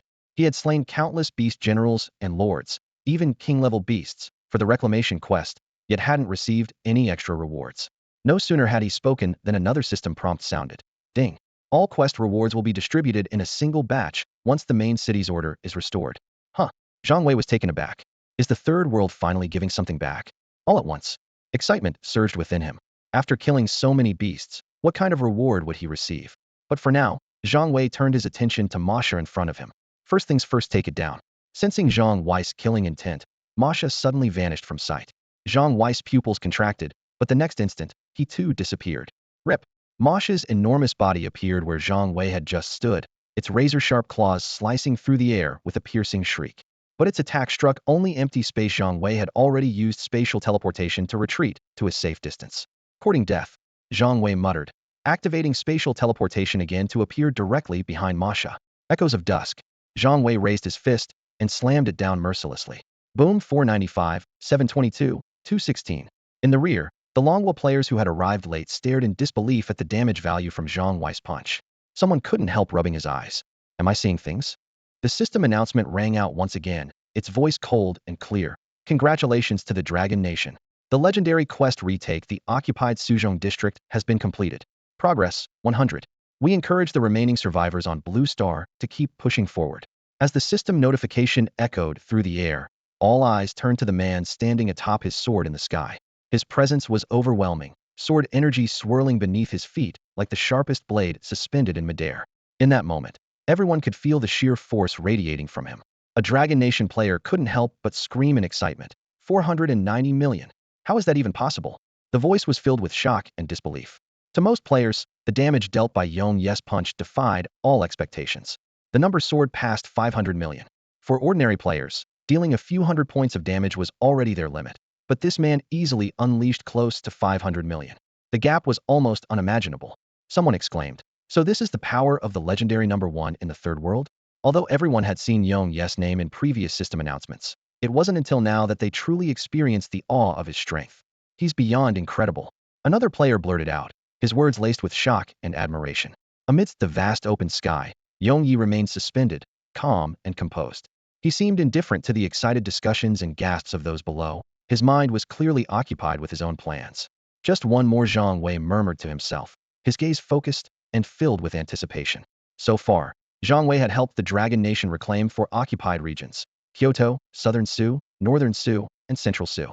Now, with only one more quest to complete before his territory would level up, he couldn't help feeling a surge of excitement. Once his territory upgraded, his HP would likely break 10 million. Just imagining himself with such a huge health poolable to withstand almost any attack filled him with a sense of power. But what Zhang Wei looked forward to most was the restoration of his territory. Once it was fully repaired, he would receive a generous batch of system rewards, including both talent bonuses and the accumulated quest rewards had been waiting for. That prospect sparked another idea. Since the rewards are granted all at once, wouldn't it be smart to go on a quest spree now and maximize his gains? There were hundreds of main cities in the Dragon Nation alone, and countless more across Blue Star. If he participated in reclaiming all of them, how massive would his final rewards be? Zhang Wei's eyes gleamed with determination and knew this was an opportunity he couldn't afford to miss. Ding! Congratulations to the Dragon Nation. Legendary quest retake the occupied Jiangdong District. Progress, 20. The quest continues. Survivors on Blue Star, keep striving. Ding! Congratulations to the Dragon Nation. Legendary quest retake the occupied Jiangxi District. Progress, 20. The quest continues. Survivors on Blue Star, keep striving. Ding! Congratulations to the Dragon Nation. Legendary quest retake the occupied Jiangbei District. Progress, 20. The quest continues. Survivors on Blue Star, keep striving. System announcements came one after another, and within just a few minutes, progress had begun on hundreds of occupied regions. Each announcement marked a significant victory, spreading hope like wildfire. But Zhang Wei was taken aback. How could all these regions be advancing at the same pace? Normally, a beast siege would take 3 days to break through a city, but now so many regions were progressing almost simultaneously. Even a top player like Zhang Wei couldn't keep up. Regardless, it was clear this war would move at an unprecedented speed. They'll do my best and leave the rest to fate, Zhang Wei whispered, a faint smile on his lips. He knew the next 3 days would be crucial. He would complete as many quests as possible and fight for every reward he could get. Even if he couldn't finish them all, he was determined to gain the greatest advantage. Without saying goodbye to the players below, Zhang Wei's figure suddenly vanished from above Suzhong City. Yong Yi had left once again, leaving behind a crowd of stunned and regretful Dragon Nation players. Their eyes lingered on the now empty sky, filled with awe and admiration for Yongyi. Unfortunately, the mysterious Yongya always wears a mask, making it impossible to see their true face. Some people can't help but wonder if Yongya might actually be a woman. A nearby player scoffs, "No way, didn't you hear that voice?" Another player, half convinced, replies, "Maybe they're using a voice changer." In the occupied zone of Jiangxi, players from Longhua had just finished clearing out the beast soldiers in the city. However, there was no sign of celebration on their faces. An unexpected low-level beast general had appeared in the city, causing heavy casualties among the players. After the battle, under the direction of military players, everyone began to evacuate the city and prepare for the coming beast tide. Meanwhile, outside the city in the mist zone, a lone figure suddenly appeared. Zhang Wei stared into the calm fog, a thought crossing his mind. The mission progress is at 20.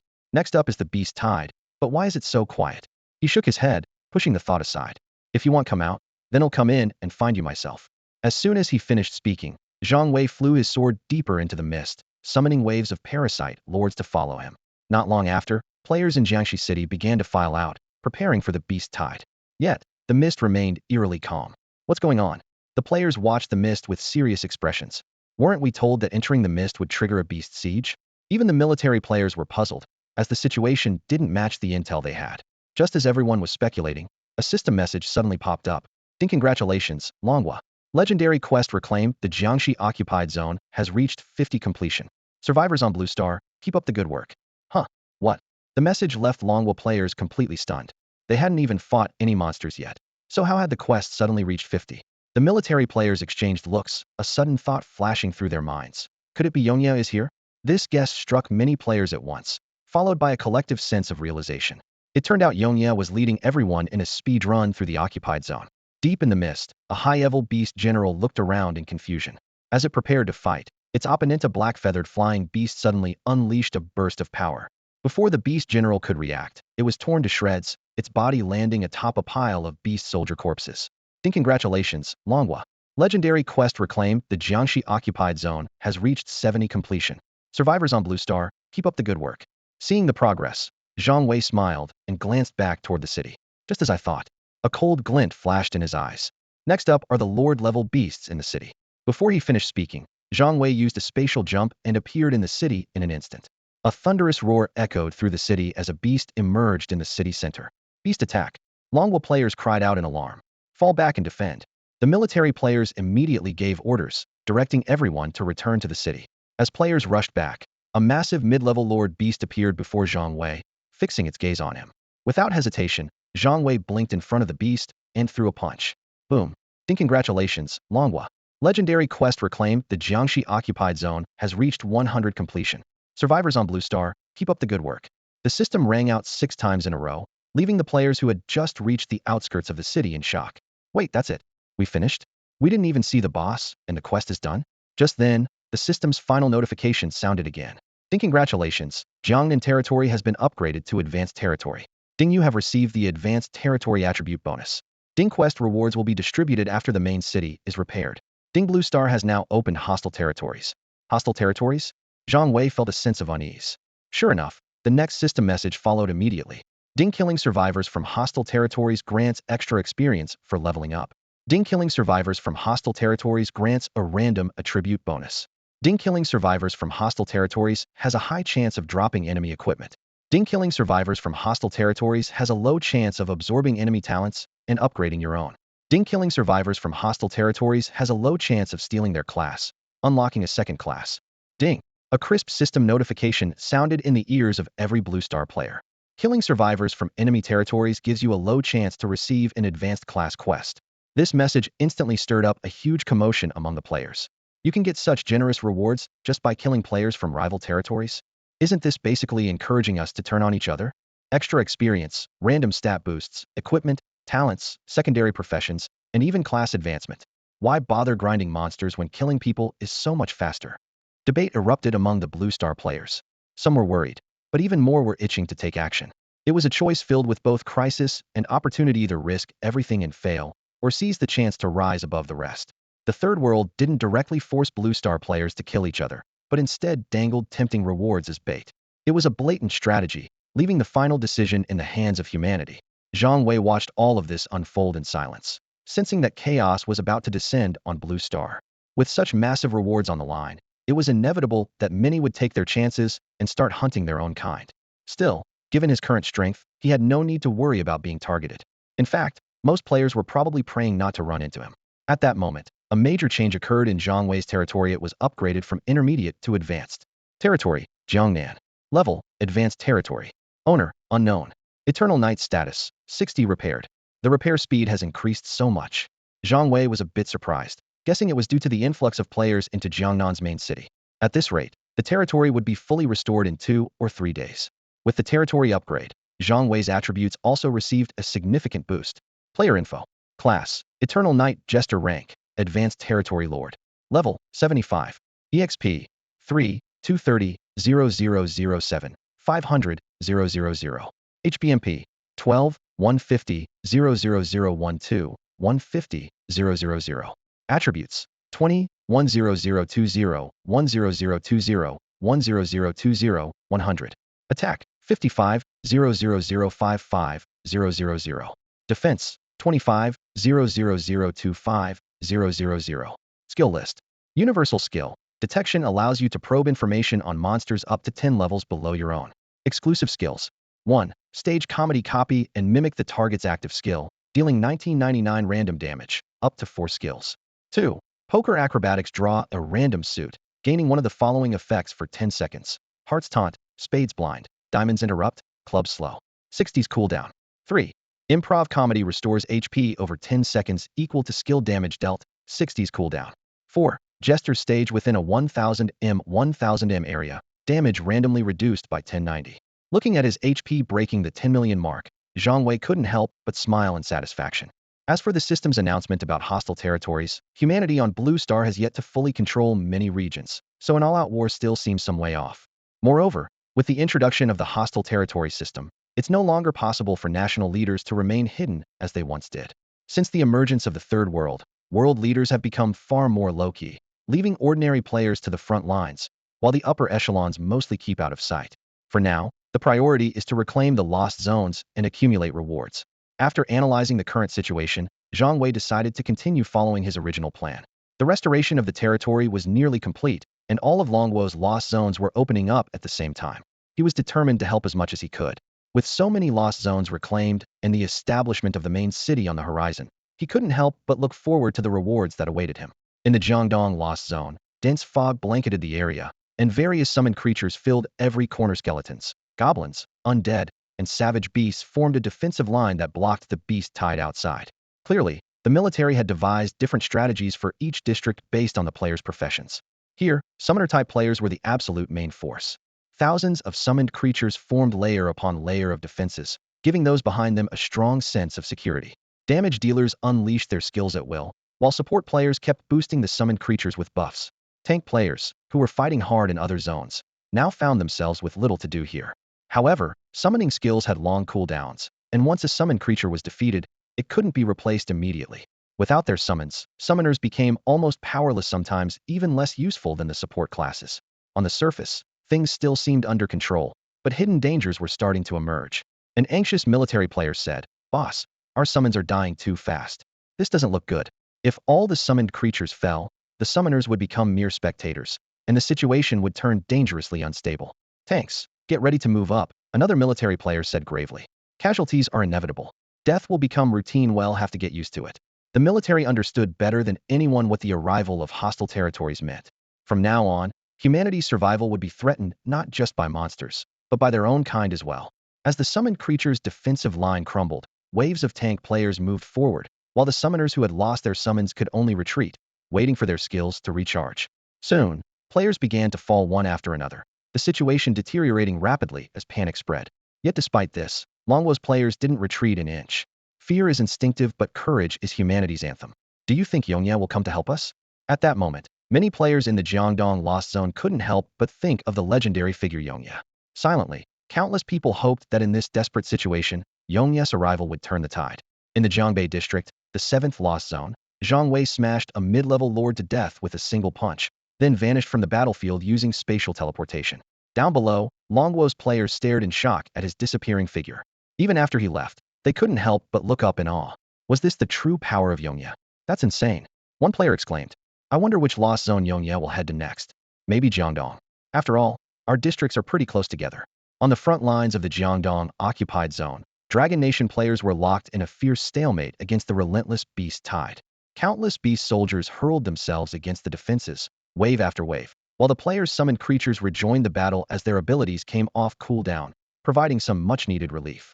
Still, there was no sign that the flow of beast soldiers pouring from the depths of the mist was slowing down.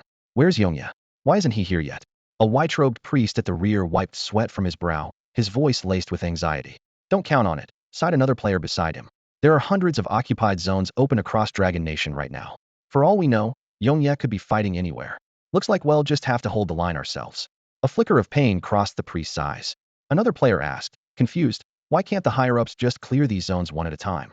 Wouldn't having a top player here mean fewer losses? The priest glanced toward the military players directing troops in the distance and lowered his voice. Maybe that's exactly why the higher-ups are doing it this way. Huh. The players nearby stared at him in surprise. He let out a bitter laugh. Without facing the fire and the deaths, how would we ever truly understand what Blue Star is up against? Just then, a flurry of system announcements echoed across the battlefield. Ding! Congratulations to Dragon Nation for completing the legendary quest. Reclaim Jinling, occupied zone. Quest progress, 100. Ding! Congratulations to Dragon Nation for completing the legendary quest. Reclaim Lingnan, occupied zone. Ding! Congratulations to Dragon Nation for completing the legendary quest. Reclaim Lingxi, occupied zone. Ding! Congratulations to Dragon Nation for completing the legendary quest. Reclaim Gusu, occupied zone. One victory after another flashed through the system, but even by the next day, Yongye still hadn't appeared on the Jiangdong front. Let's stand strong, brothers. Someone shouted. There are hundreds of cities by the time it's our turn. Maybe the beast tide will be over. We can't always rely on Yongye. Stand strong. Fight the beasts. Well, hold the line to the end. The shouts rang out, one after another. Suddenly, the rampaging beast tide came to a halt. A familiar figure appeared, floating in midair. Stand strong? Zhang Wei looked down at the Dragon Nation players below, puzzled by their chants. Should I just leave then? It's Yongye. Don't go. We've been waiting for you. Cheers erupted from the players. At that moment, a system notification sounded in Zhang Wei's ears. Ding! Act 2 begins Carnival Feast. Current effect, 199-938-2056. So many? Zhang Wei was surprised. In other zones, loyal audience numbers had always built up slowly. Dimensional Shriek. Infinite Broodmother. Infinite Broodmother. 383055, 383055, 383055. Terrifying damage numbers instantly wiped out the rank-and-file beast soldiers. Thousands of black-feathered lords formed up in perfect order, wings beating as they surged into the depths of the mist. The beast tide was cleaved in two, as if by a razor-sharp blade. The once endless beast tide vanished in the blink of an eye. Damn, that's insane. What kind of summon creature does this boss have? It dealt over 300,000 damage. Down below, the players from Longwa stared in disbelief, whispering among themselves. From their vantage point, Zhang Wei had remained floating in midair atop his sword the entire time, never making a move himself. Instead, his summoned creatures had wiped out the raging beast tide all on their own. A crisp system notification chimed. Ding! Congratulations, Longwa. The legendary quest Reclaim, the occupied Jiangdong region, has reached 50 completion. Survivors across Blue Star, keep up the good work. That's it. It's all over already? The boss didn't even move. One player rubbed his eyes, mumbling in disbelief. Before anyone could process what happened, another system prompt followed. Ding! Congratulations, Longwa. The legendary quest Reclaim, the occupied Jiangdong region, has reached 70 completion. Survivors across Blue Star, keep up the good work. High above, Zhang Wei heard the system message and murmured, looks like the beast general in the mist zone has been dealt with. With that, he soared toward the city on his sword. Next up were the Lord-level beasts by now. Zhang Wei was more than familiar with this routine. Seeing this, the Longwa players surged forward to follow him. The military players tried to issue commands, but at this point, no one was listening. In other words, once Yongye appeared, the players had found a new anchor to rely on. However, they were a step too late. As the crowd rushed toward the city, another system notification sounded. Ding! Congratulations, Longwa. The legendary quest Reclaim, the occupied Jiangdong region, has reached 100 completion. Survivors across Blue Star, keep up the good work. It's done already? The players looked at each other in astonishment. So this is what it feels like to have a cheat code, someone sighed. But Zhang Wei was already gone from the Jiangdong region. After defeating the mid-tier Lord Beast in the city, he received a new system message. Ding! Congratulations, Jiangnan territory has been restored to 100. Without hesitation, Zhang Wei used spatial teleportation to return to Jiangnan. In Jiangnan City, countless players were cheering in excitement. The once empty city was now bustling tailor shops, herbal stores, blacksmiths, pet shops. All sorts of NPCs had appeared. In front of the blacksmith shop, Zhang Wei stood hesitantly, looking at the shop owner, the so-called master forger from the novice village who turned out to be a little girl of about 6 or 7. You finally made it, the girl said with a bright smile. Are you here to claim your reward? Zhang Wei was taken aback. She knew him? Well, that certainly made things easier. Yes, Zhang Wei replied quickly. I'm here for the talent reward. Of course, the girl said, clapping her hands and raising her chin proudly. I never forget to hand out rewards. Ding. Congratulations, you have obtained the talent Fate's game with all living beings. Fate's game with all living beings. Grade, unknown. Effect, life and death play, destiny's mark. Description, life and death swirl at your fingertips. Fate's patterns flow in your palm. The world sighs, it's just an ordinary talent. Nothing more. Fate manipulator? Zhang Wei stared blankly at the details of his talent, his brows unconsciously furrowing. It seemed like an ordinary ability, but it gave him a sense of unease. Ordinary? That can't be right. He paused for a moment, his gaze lingering on the words rank unknown. What does that even mean? Turning to the young girl beside him, Zhang Wei couldn't help but ask, and what exactly do life and death play and fate mark do? The little girl shrugged with an innocent look, a sly glint flashing in her eyes. It's your talent, and you're asking me? How would I know? Then she added, but since you have it now, you might as well try it out and see what's different. Try it out? Zhang Wei was taken aback. As he was pondering, a system announcement suddenly echoed in his ears. Ding! Congratulations to Longhua. The legendary quest reclaimed the occupied Huangjiang zone has reached 50 completion. Survivors on Blue Star, keep up the good work. A look of determination flashed in Zhang Wei's eyes. Then I'll give it a try. As soon as he finished speaking, he used spatial teleportation and disappeared. The quests in the occupied zones of Longhua were still ongoing, and he had no time to keep talking with the girl. Once Zhang Wei's figure had completely vanished, the girl sighed helplessly and muttered to herself, what a fool. Rank unknown means it's beyond the Blue Star's limits. Of course I wouldn't know. In the Huangjiang fog zone, a few young people stood alone against a raging beast tide, looking completely out of place amid the chaos. Behind them, countless Longhua players had become mere spectators, watching as these few easily held back wave after wave of mutated beasts. Among them, a young man in white robes swung his staff, sending down a storm of fire from the sky. Mutated beasts fell instantly, overwhelmed by the fiery onslaught. Each drop of fire brought massive damage, numbers 604356 flashing across the screen, and the monsters had no chance to advance under the relentless barrage. This is insane. Who exactly is this Yichin guy? Players whispered in the back. No idea. How do you think he compares to Yongya? I wouldn't know, but either way, they're both monsters. Countless players gossiped quietly. Since they were only spectators now, they couldn't help but comment. A young man in black watched the beast tide get wiped out by Yi Chun, a slight smile on his lips. Yi Chun, you may only have an SS level talent, but when it comes to AoE damage, you have a clear advantage. Even I couldn't manage this. The others nodded in agreement. Just as Yi Chun was about to reply, a thunderous roar echoed from deep within the fog zone. The beast horde suddenly retreated like a receding tide, vanishing in the blink of an eye. Yi Chun peered into the mist and spoke calmly. Next up is the Beast General. The young man in black replied coolly. Even a high-tier Beast General only has 10 million HP. It won't last long against your ultimate. Yi Chun just smiled, unconcerned. A Beast General with 10 million HP was nothing to him. But as they spoke, a figure suddenly appeared in midair, standing atop a sword. Yi Chun's pupils contracted slightly. Yongya? It's him. The man in black added meaningfully. That mask, no one else has it. At the same time, Zhang Wei was also watching the group below. The white-robed young man's skills were dealing hundreds of thousands of points in area damage, which left him a bit stunned. This meant the young man's magic attack power had reached an astonishing level. Zhang Wei could also deal that much damage, but not from his own attack power. These people shouldn't be so unknown, Zhang Wei thought to himself. A bunch of survival experts. A beast's roar echoed ever closer from the depths of the fog zone. Boom. The earth shook violently, and even the air around seemed to be crushed by the overwhelming force. A massive beast, nearly 400 or 500 meters tall, crashed down onto the ground, sending dust flying and splitting the earth beneath its enormous body. From a distance, Yi Chun stood firm, his gaze locked on the Beast General. He took a deep breath and spoke in a low, steady voice. Fiery rain catastrophe, let the burning flames descend. As soon as his words fell, a downpour of fire gathered in the sky, flames roaring down like a storm. In an instant, all the fire converged into a single blazing ember, shooting straight at the Beast General. Boom. The ember struck the beast, and a staggering damage number flashed 30, 292, 731. The beast's body trembled violently, blood spraying everywhere. As the blow landed, a system notification sounded. Ding. Congratulations to Longhua. The legendary quest retake, the Huangjiang Occupied Zone, has reached 70 completion. Survivors on Blue Star, keep up the good work. The players from Longhua erupted with excitement, their voices buzzing with chatter. 70%. The boss was insta-killed. Amazing. Wow, that's insane damage. It seems even Yongya isn't as strong as Yichun. Yeah, I think so too. Zhang Wei listened from the side, at a loss for words. He hadn't expected to be upstaged, but Yichun's ultimate move truly shocked him. That meteor strike dealt over 30 million in damage if someone didn't dodge. It could wipe out anyone in an instant. Move into the city. With a command from the military, the players began advancing according to plan.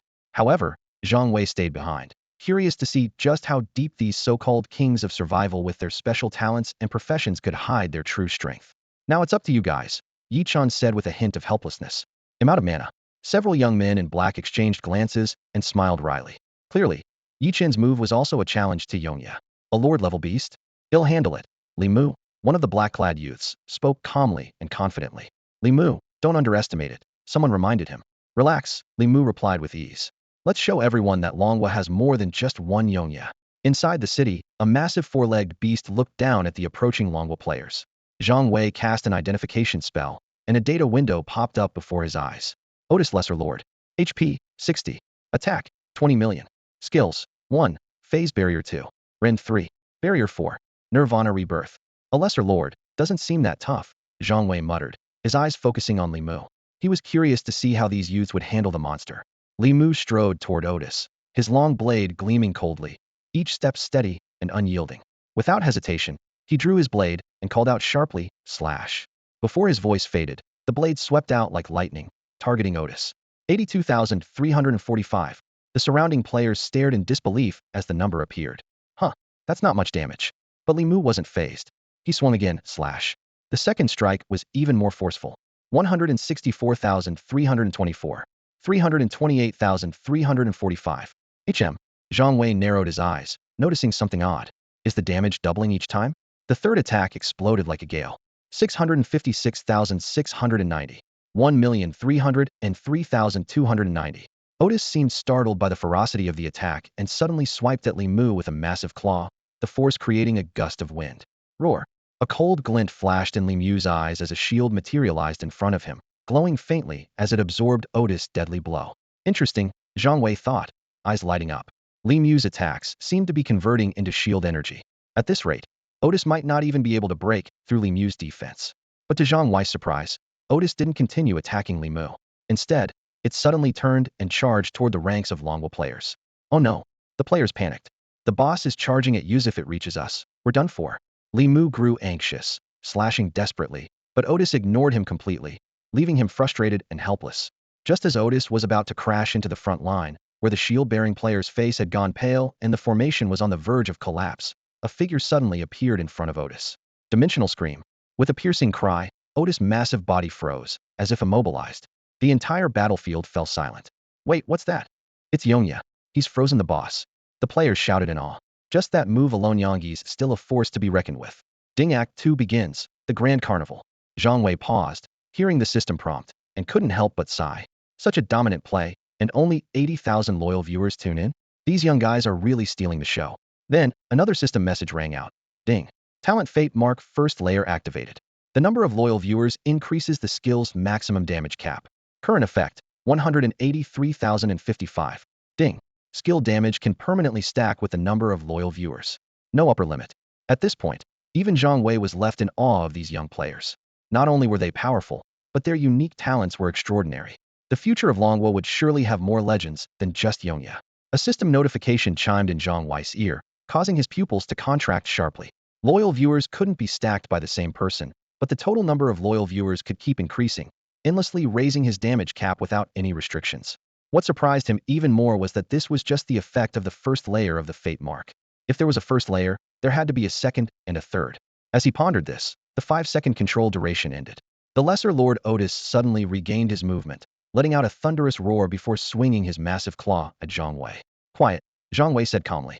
The moment he spoke, Otis froze again, his lethal claw suspended eerily in midair. The surrounding players from Longhua stared in disbelief.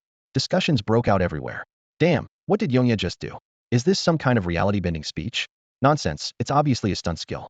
Haven't you guys played enough games to know that? While the players argued, Another system notification sounded in Zhang Wei's ear. Ding. Number of loyal viewers for Carnival Feast has increased. 183,055, 147,030. Ding. Fate Mark first layer effect triggered. Damage cap increases with number of loyal viewers. Current cap, 1230, 085. Zhang Wei couldn't help but smile.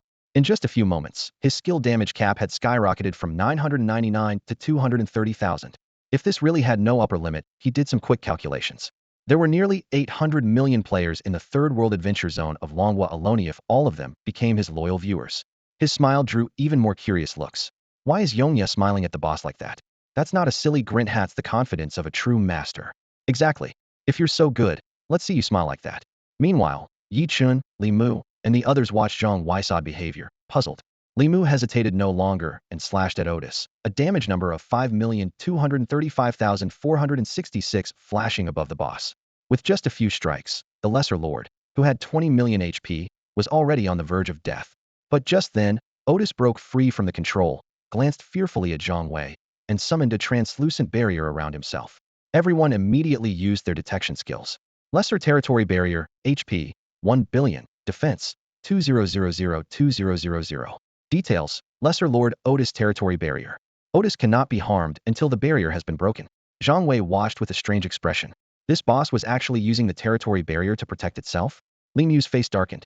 Even though he could now deal over 5 million damage per strike, he was powerless in front of a barrier with a billion HP. Li Mu was well aware of his own limitations at this stage. His damage couldn't stack infinitely, and the highest single target hit he could manage was 50 million. He glanced at the military player and exchanged a look. All units, attack together. Break the barrier. The military player ordered at once. It was as if a floodgate had opened. The Dragon Country players, who had been waiting on the sidelines, finally found their chance to contribute. Instantly, a dazzling array of skills lit up the sky, raining down on the barrier from all directions. 345, 132, 99, 1. Damn, I can't even break through. One player cursed in frustration after dealing only a single point of damage. While their individual attacks weren't impressive, their sheer numbers made a difference. Under the relentless barrage, the barrier's health began to drop rapidly. Just as Zhang Wei was about to make his move, a familiar system notification sounded in his ear. Ding, talent, Destiny Mark second tier effect triggered. Loyal audience damage now counts toward performance damage, second tier.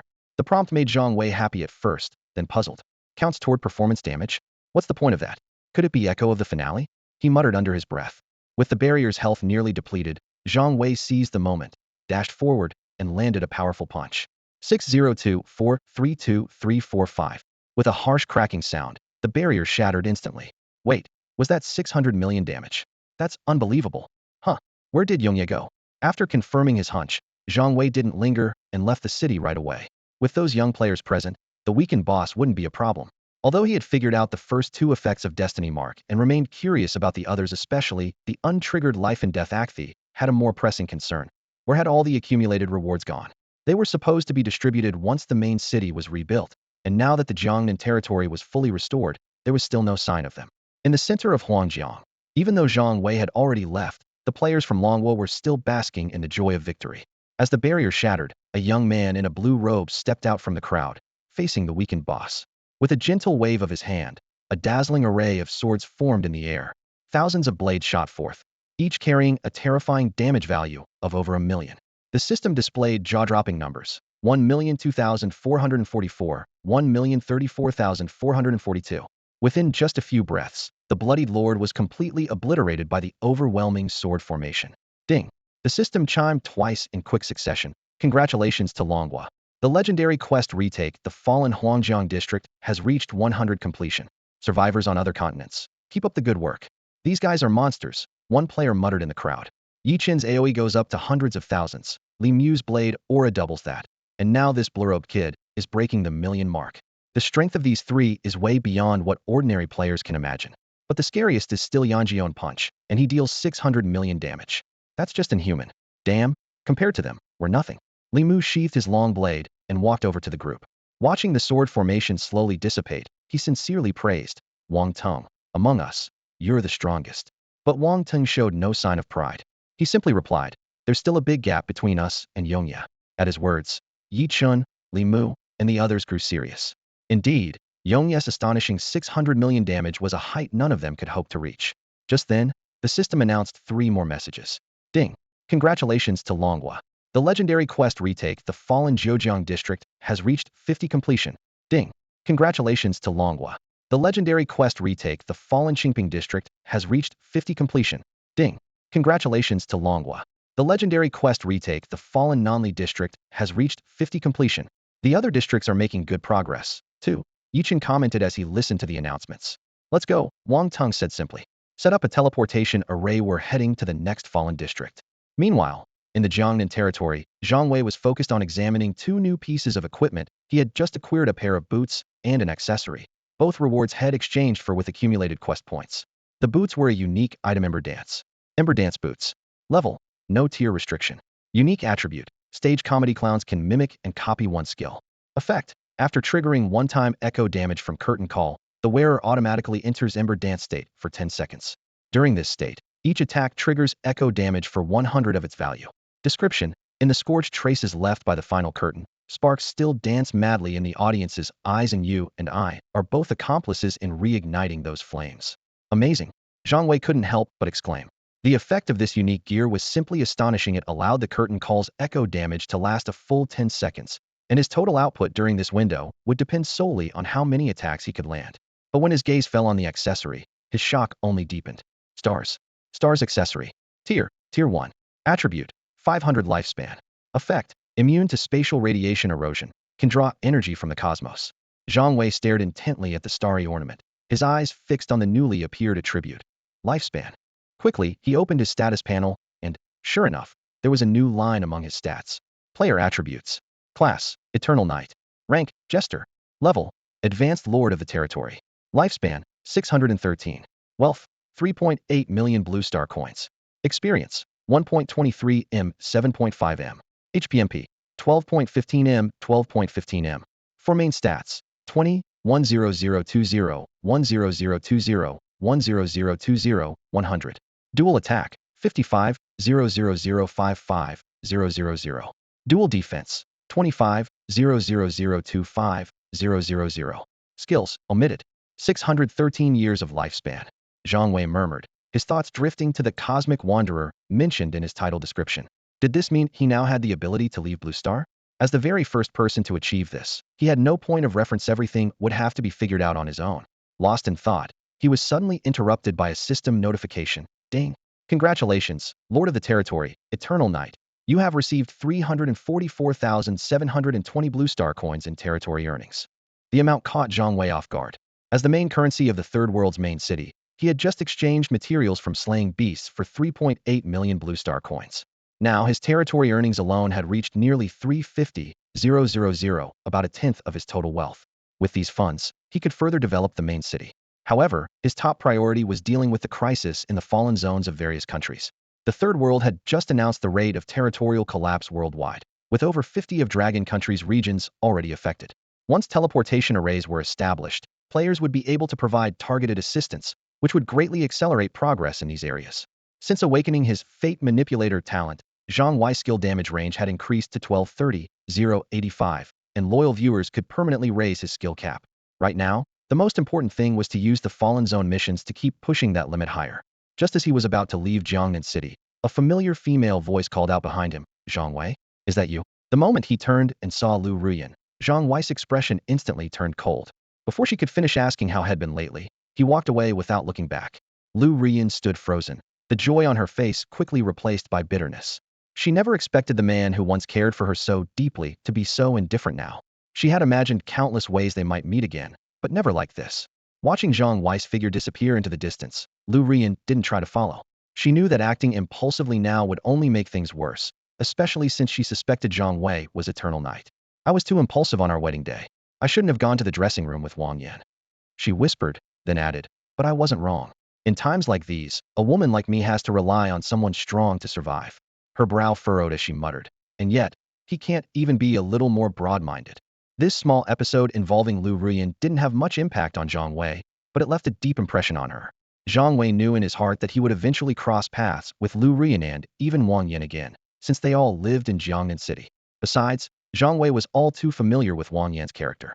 As a typical rich second generation, Wang Yan only saw Lu Ruyan as a plaything. There's an old saying in Longhua. Many people would rather cry in a BMW than smile on a bicycle. Lu Rian surely understood this herself, but she had made her own choices. Even if she was just a toy in Wang Yan's hands, she was willing to accept it. However, this time, she had clearly bet on the wrong person. Although Lu Rian suspected that Zhang Wei was the mysterious Yongya, it was only a guess. Deep down, a thread of fear lingered. If Zhang Wei truly was Yongya, then hadn't she given up the number one in the third world just to become Wang Yan's plaything? The thought both tempted and unsettled her. She knew that Zhang Wei used to indulge her every whim. No matter how unreasonable she was, he never lost patience. He always chose to forgive her, no matter how far she went. At this moment, Lu Rian was preparing for both outcomes. Wang Yin was her financial backer, while Zhang Wei was her backup plan. She felt that things hadn't completely spun out of control yet, and there might still be a chance to turn things around. Meanwhile, in the occupied Qingping zone, Longwo players were engaged in a fierce struggle with the Beast General amid the vast misty territory. Players from various factions took turns attacking, steadily building up aggro while the Beast General's health was slowly whittled down. But this strategy also cost players dearly. One careless move, and someone could be killed by the Beast General. As the boss health bar neared its limit, a military commander shouted, "It's enraged. Priests, get ready to heal." Some DPS players hesitated, knowing that if they drew aggro right before the boss went berserk, they'd be in serious trouble. With a furious roar, the Beast General's massive body glowed with a dazzling red light. A system notification chimed. Intermediate Beast General Qingtian Mangniu has entered berserk mode. All attributes doubled. The faces of the Longwo players turned grim. Everyone knew the battle was about to change dramatically. All-out attack. The commander's order rang out across the battlefield like a rallying cry. The damage dealers unleashed everything they had, their skills pouring down on the Beast General like a flood. But with its doubled stats, the Beast General's defense soared, cutting their damage almost in half.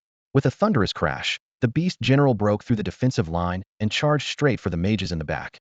The mages' faces went pale. Despite their powerful attacks, they were fragile. If the Beast General reached them, the outcome was obvious. At that critical moment, a figure suddenly appeared in midair, blocking the Beast General's path. With a piercing dimensional screech, Qingtian Magnius' massive body froze in place. The Longwo players looked up in surprise, and then broke out in cheers. "It's really Yongya. Yongya is here," they shouted excitedly. Zhang Wei appeared, wearing the Destiny Carnival mask, standing alone to block the Beast General's rampage. The battlefield fell silent.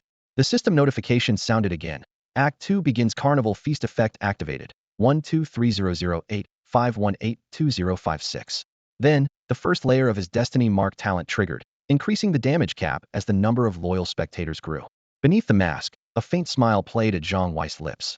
The system displayed that his skill's random damage had reached an astonishing 1 to 412,141,410, and this was only the beginning. He quickly summoned a horde of parasite lords, which swarmed the intermediate beast commander like a pack of wolves. Under their relentless assault, the beast commander fell instantly. Massive damage numbers 412, 141, 412,141, 412, 141 flashed in the air, drawing thunderous cheers from the countless Longwa players below. Right on cue, the system prompt sounded. "Congratulations, Longwa. The legendary quest retake, the Qingping occupied zone, is 70 complete. Survivors on Blue Star, keep up the good work." Zhang Wei's black cloak billowed in the wind as he looked down at the dense crowd of players below. "Let's move into the city. He'll lead you through the final step of the quest." Before he finished speaking, new system messages appeared. Ding! The number of loyal viewers for Carnival Feast has increased. Current effect: 1 to 412,141, 130,456. Ding! First tier of the Destiny Mark talent triggered. Skill random damage: 1 to 542,597,540. This was exactly the effect Zhang Wei had been hoping for. In the Qingping district, he led his parasite lords to surround a low-level lord beast, easily taking its life. The quest progress soon hit 100, but his skill cap only rose to 670,000 before stalling. Zhang Wei understood not everyone could become his loyal viewer, and that was normal. Fortunately, there were still many occupied zones in Longwo waiting to be liberated, so there would be plenty of opportunities to boost his damage further. In the Jiujiang occupied zone, Zhang Wei ran into some old acquaintances, Yi Chun, Li Mu, and others. After a dazzling display of damage, the system prompt sounded again, though this time his damage only increased by 80,000, which left Zhang Wei a bit disappointed. Still, he walked away with a prize, having secretly copied Yi Chen's enviable area effect skill, Rain of Fire Catastrophe. If he could combine it perfectly with Dance of the Fallen Curtain, the damage output within 10 seconds would be unimaginable. Without lingering, Zhang Wei used spatial teleportation to head straight to the next battlefield. As they watched him leave, Li Mu couldn't help but worry. How is his damage rising so fast? He had already surpassed 700,000, overtaking Yichun. Let's move to the next occupied zone, Yichun said gravely. We need to keep leveling up and prepare for the coming conflict with the enemy territories. In the battles that followed, Zhang Wei's strength continued to grow. Under a sky filled with falling flames, one Lord-level beast after another was defeated, and his damage numbers kept climbing, from 750,000 to 1,030,000, then up to 4,550,000. Finally, after all the occupied zones had been reclaimed, the system showed that his skill's random damage had reached a staggering 1 to 5 million. 5 million. Zhang Wei's random skill damage had just hit 5 million. He couldn't push it any higher, not because he didn't want to, but because all the missions in the Dragon Nation's occupied zones were now complete. Since the missions in each occupied area opened at the same time, their progress was pretty much the same. If it weren't for his spatial leap skill, Zhang Wei wouldn't have been able to stack his damage to this level. Looks like he'll need to find another way to improve, Zhang Wei muttered quietly as he returned to Jiangnan City. There was no need to rush increasing the number of loyal viewers. There would be plenty of opportunities ahead. As soon as Zhang Wei returned to his territory, a system notification chimed. Ding. Congratulations, Lord Yongya. Your territory has earned 70,323,440 Blue Star coins. Huh. Zhang Wei was taken aback. 70 million Blue Star coins? This was far more income than he had expected. But when he checked the source, his expression turned a bit odd. Residential properties. Turns out, quite a few players from the Jiangnan territory had purchased housing with Blue Star coins. This caught Zhang Wei off guard. Even as the territory lord, he didn't know what benefits buying a home in the main city would offer. Maybe it's the Dragon Nation's deep-rooted attachment to having a home. In any case, increased revenue was always a good thing, so Zhang Wei didn't dwell on it and started tallying up his gains. With the missions to reclaim Blue Star's occupied zones nearly finished, Zhang Wei now planned to target the capital cities of other countries. As players leveled up in the occupied zones, some with hidden classes were beginning to stand out. If he delayed any longer, the super cities might be taken by others. Missing out on territory attribute bonuses was simply not an option. Zhang Wei glanced at his gear. With his most recent acquisition, he now possessed 4 unique tier items: Carnival of Fate, Mockery Unchained, Echoes of the Finale, and Dance of the Ashen Curtain. Carnival of Fate's trait. Skill cost 100, 90 chance to reset all skill cooldowns when attacking. Mockery Unchained's trait. Improvised performance. While equipped, performances are no longer restricted by conditions. Echoes of the Finale's trait. All damage dealt during the clown performance state triggers a one-time echo when the performance ends. Dance of the Ashen Curtain's trait. After the one-time echo from Echoes of the Finale is triggered, enter Ashen Dance state for 10 seconds. During this state, each attack triggers echo damage equal to 100 of the original. These unique items complemented each other perfectly, covering nearly all the weaknesses of the clown class. But as unique items, there was only one of each in the entire third world. Duplicates didn't exist. Each unique item also unlocked a skill replication slot. Zhang Wei had now replicated 5 skills: Spatial Leap, Sword Mastery, Dimensional Scream, Infinite Brood, and Rain of Fire Catastrophe. Spatial Leap was essential for traveling between main cities. Sword Mastery was also indispensable. Not only did aerial flight help dodge many beast attacks, but the dramatic entrance always won him new loyal fans.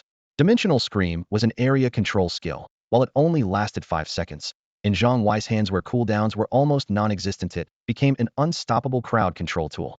Infinite Brood could summon an army of lord-level beasts, making it useful for both offense and drawing enemy fire. As for Rain of Fire Catastrophe, it was now Zhang Wei's main damage skill. Flames swirled around Zhang Wei, growing more terrifying as his damage numbers soared. At this point, he could effortlessly obliterate waves of high-ranking beast commanders in an instant.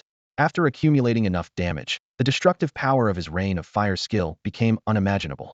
If his total area damage reached 10 billion, say, for example, 100 billion, then, when Zhang Wei unleashed his final Echo skill, he could easily deal 100 billion damage to a single target.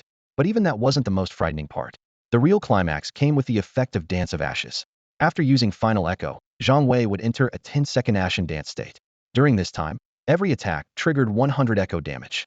This meant that for the next 10 seconds, every drop of fire from the Rain of Fire would deal 100 billion damage.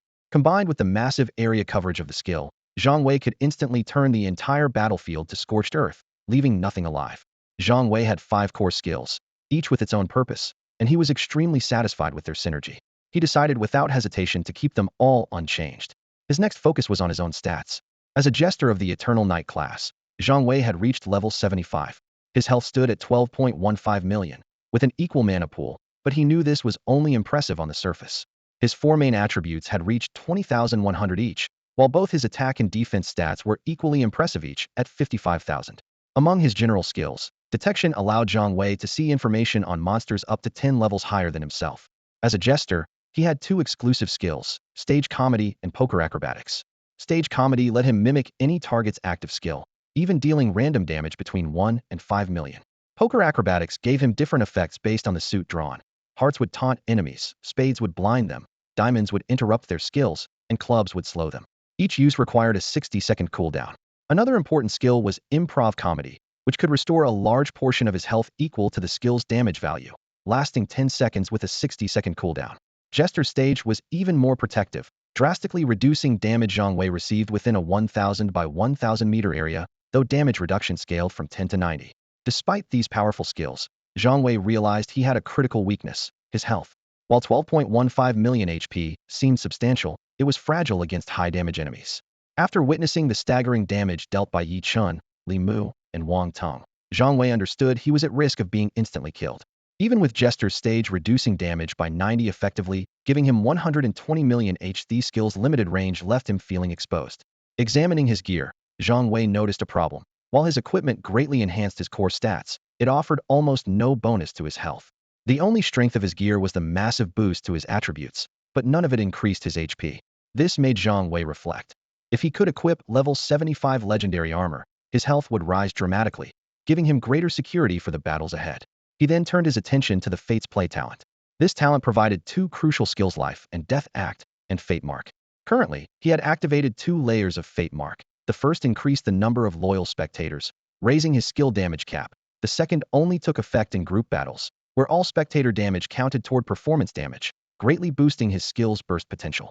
Thanks to the first layer, Zhang Wei's skill damage cap had risen to 5 million. Yet what truly concerned Zhang Wei was a unique piece of equipment, the Threads of Affection.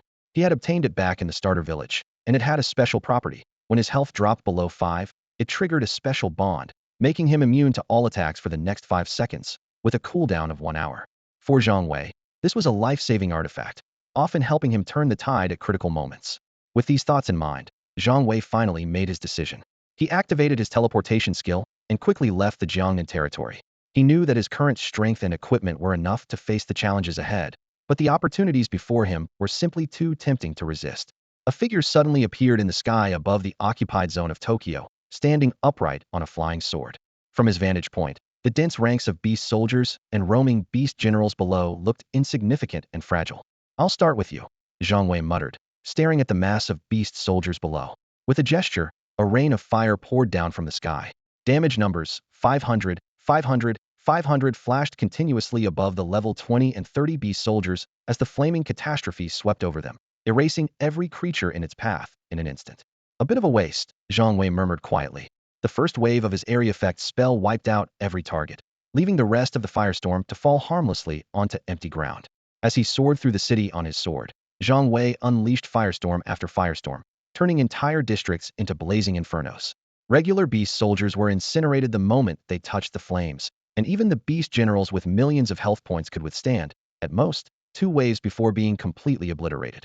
Despite Zhang Wei's astonishing speed at clearing out monsters, the sheer size of Tokyo spanning 23 wards meant the process still took some time. Finally, the first system announcement echoed across the sky. "Ding! Congratulations to the Lord of the Territory, Yongya, for reclaiming the Tokyo occupied zone. Mission progress 5. Blue Star survivors, keep up the good work." The announcement sent shockwaves around the world. Blue Star players were left stunned, and even players from Longwa couldn't believe it. Yongya was helping the players of Sakura Island? Players from Sakura Island were even more anxious. Although they'd already reclaimed most of the occupied zones, they'd always hesitated to touch Tokyo itself, wary of the presence of king-level monsters. Now, with Longwa suddenly intervening, they were left both nervous and confused. Meanwhile, Zhang Wei remained focused on his mission, even summoning a parasite lord to assist in the battle. Soon, more system announcements followed in quick succession. "Ding! Congratulations to the Lord of the Territory, Yongya, for reclaiming the Tokyo occupied zone. Mission progress 10, 15, 20. At the same time, in Dungeon S district of Longwa, military leaders were holding an emergency meeting. Questions poured in from nations around the world. As the only country on Blue Star to have conquered a capital city, every move Longwa made attracted global attention. In the end, one leader made the decision. "Tell them this was Yongya's personal action. It has nothing to do with Longwa." Zhang Wei knew all too well that this move would thrust Yongye into the center of attention. Having chosen this path, he had to accept all the consequences that came with it. Whether it was Yongye or the other prodigies blessed with godlike talents, they all had to face the harsh realities ahead. The top priority was to take action against hostile territories. In this world where the strong preyed on the weak, even a moment's hesitation could lead to utter ruin. Zhang Wei understood that this was no game where he could count on the kindness of others. Just then, a system notification sounded. Congratulations to the Lord of Yongye for reclaiming the Tokyo Fallen Zone. Mission progress, 40. Survivors on Blue Star, keep up the good work. This announcement sent shockwaves across various nations. The 40 completion rate left everyone stunned. Is Yongye really planning to conquer Tokyo alone? What's the point of building a teleportation array? Without a clone, how can he defend the main city during the siege? Doubts and debates erupted everywhere. The Sakura Island nation sprang into action, and a wave of players flooded into the teleportation array. Meanwhile, Zhang Wei was clearing out beast hordes in Tokyo's mist zone when another system prompt appeared. Survivors from the Sakura Island nation have entered the Tokyo Fallen Zone. Zhang Wei had expected that Sakura Island wouldn't just stand by. He immediately commanded his army of black-feathered lords to join the fray. Swarms of summoned beasts darkened the sky over Tokyo, casting the city into shadow. Before the Sakura Island players could react, they were wiped out in droves. When a massive beast appeared on the horizon, Zhang Wei didn't hesitate to use Dimensional Howl to control it. This was a shadowy Azure Subking boss from Necrostar, boasting an attack power of 180 million. Yet under the relentless assault of Firestorm Calamity, it lasted only moments before being obliterated. Another system announcement followed. Mission progress, 70. This made other Blue Star nations increasingly uneasy, while players from the Dragon Nation were ecstatic. In the Sakura Island Nation's S-Zone dungeon, survivors were stunned by the total defeat of their forces and had to rethink their strategy, deciding to wait until Yongye dealt with the king-level boss before sending in their hidden experts.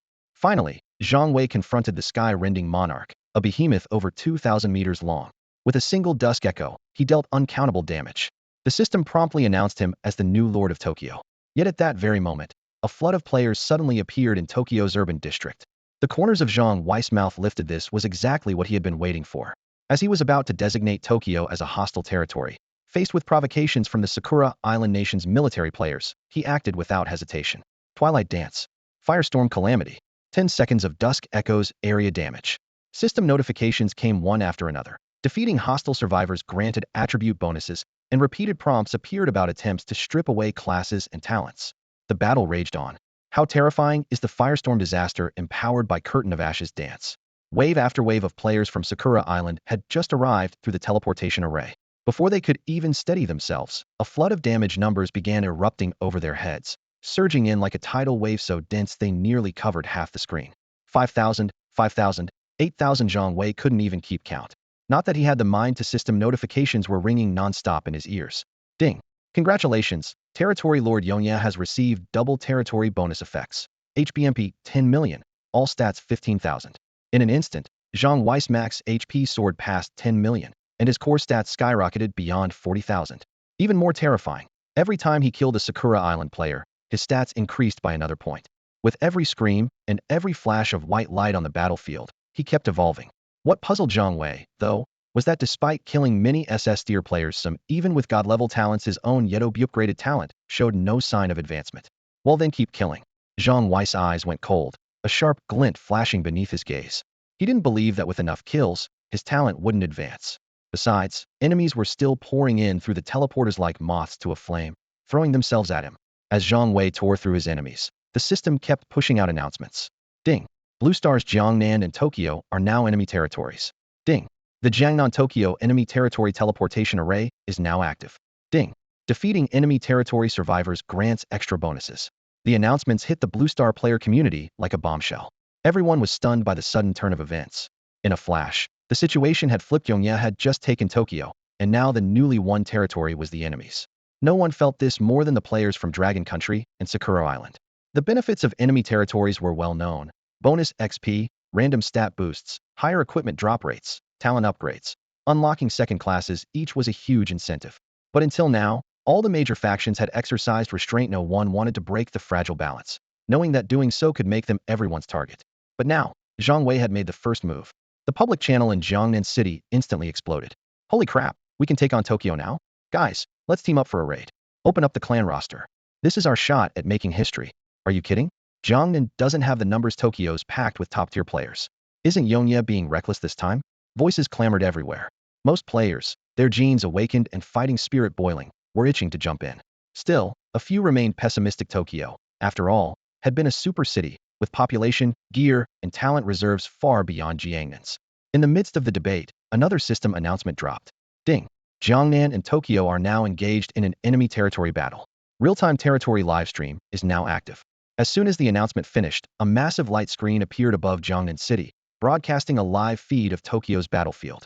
Black-feathered summoned beasts circled and shrieked overhead. Fire rained down like falling stars, and the entire city looked like a scene from hell. Waves of Tokyo players appeared, only to be swallowed by the firestorm a second later, vanishing into white light across the war zone. Damn, did Sakura just trigger a disaster event? Where's Yongya? What kind of damage is that?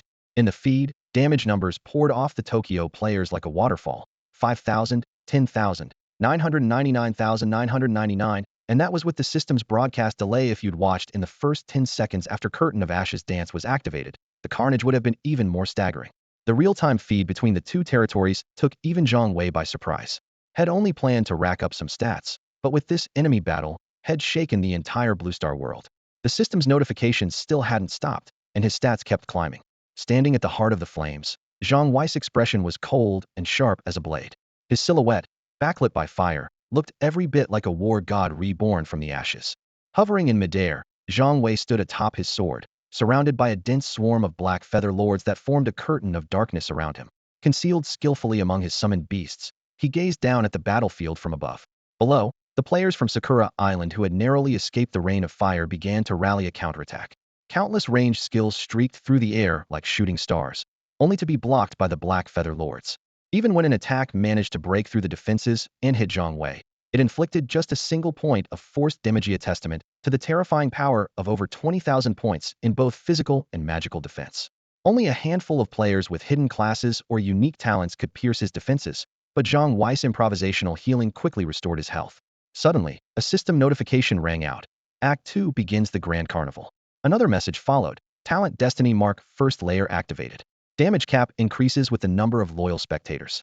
Current effect, 15,001,382,056. An extra 1.3 million? Zhang Wei was startled, then quickly understood.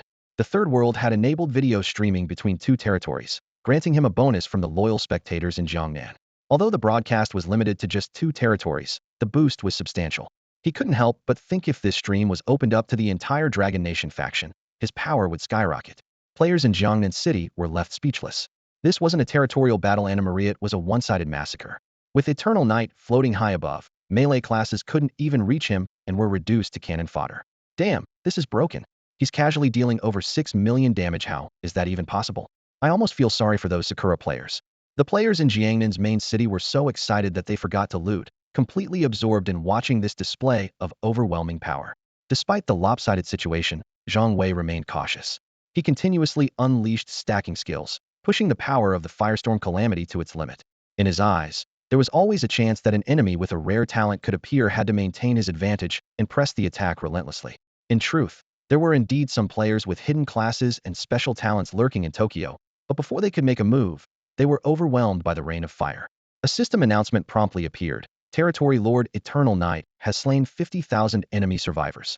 Survivors from Jiangnan territory receive a bonus, 5 experience from beast kills. Amazing. Jiangnan players erupted in excitement. We're getting extra rewards now? This is a huge win. The boss is incredible.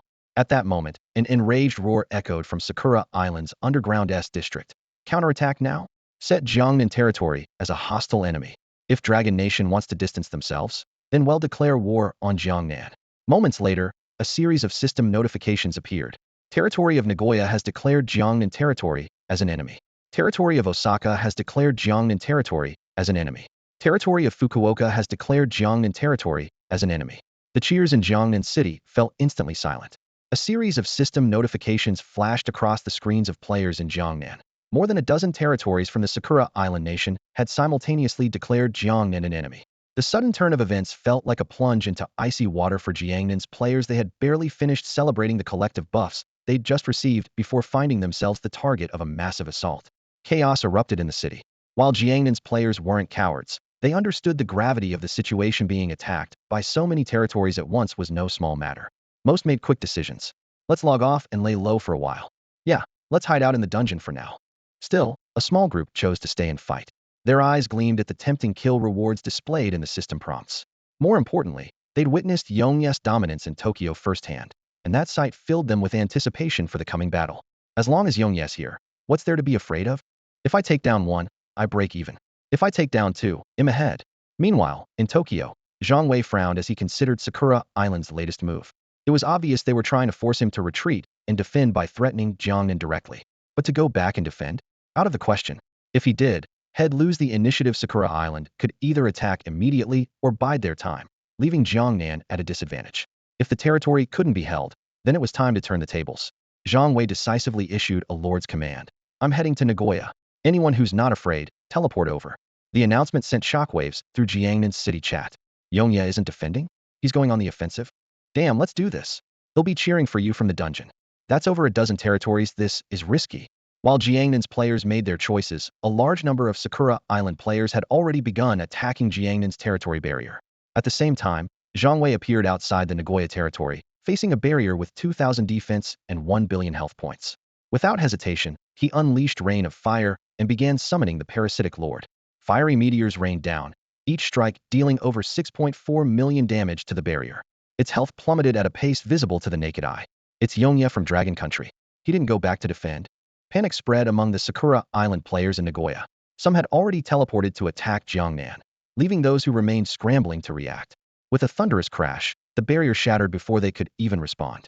Zhang Wei was just about to charge into enemy territory and start a massacre when a deafening shout erupted behind him. Yongya is here. Ha ha ha, boss, we're here. Let's take Nagoya. Crush these bastards. Turning around, Zhang Wei was surprised to see a large group of Longwo players who had just arrived via teleportation. He hadn't expected so many to follow him. A cold smirk flickered in his eyes, and without hesitation, he led the Lord of Black Feathers and spurred his horse towards the city of Nagoya. Just as he was about to make his move, the system announcement sounded again. Ding. Territory Lord Yongya has broken through the Nagoya barrier of the Sakura faction. Ding. Territory Lord Yongya has broken through the Nagoya barrier of the Sakura faction. Zhang Wei quickly scanned the area, his gaze locking onto the teleportation array as he soared over with his sword. In front of the array, a group of players was preparing to teleport out. The next moment, a rain of fire suddenly poured down from the sky, engulfing the entire teleportation area in a blazing inferno. The fiery catastrophe instantly turned countless players to ashes amidst their screams, with damage numbers reaching 6 million. At this stage, players between level 20 and 30 stood no chance and were wiped out in an instant. Seeing this, Zhang Wei couldn't help but laugh out loud. Damn, so much experience. Tons of loot dropped. Pick it up, quick. The Longwo players who followed him were thrilled as well.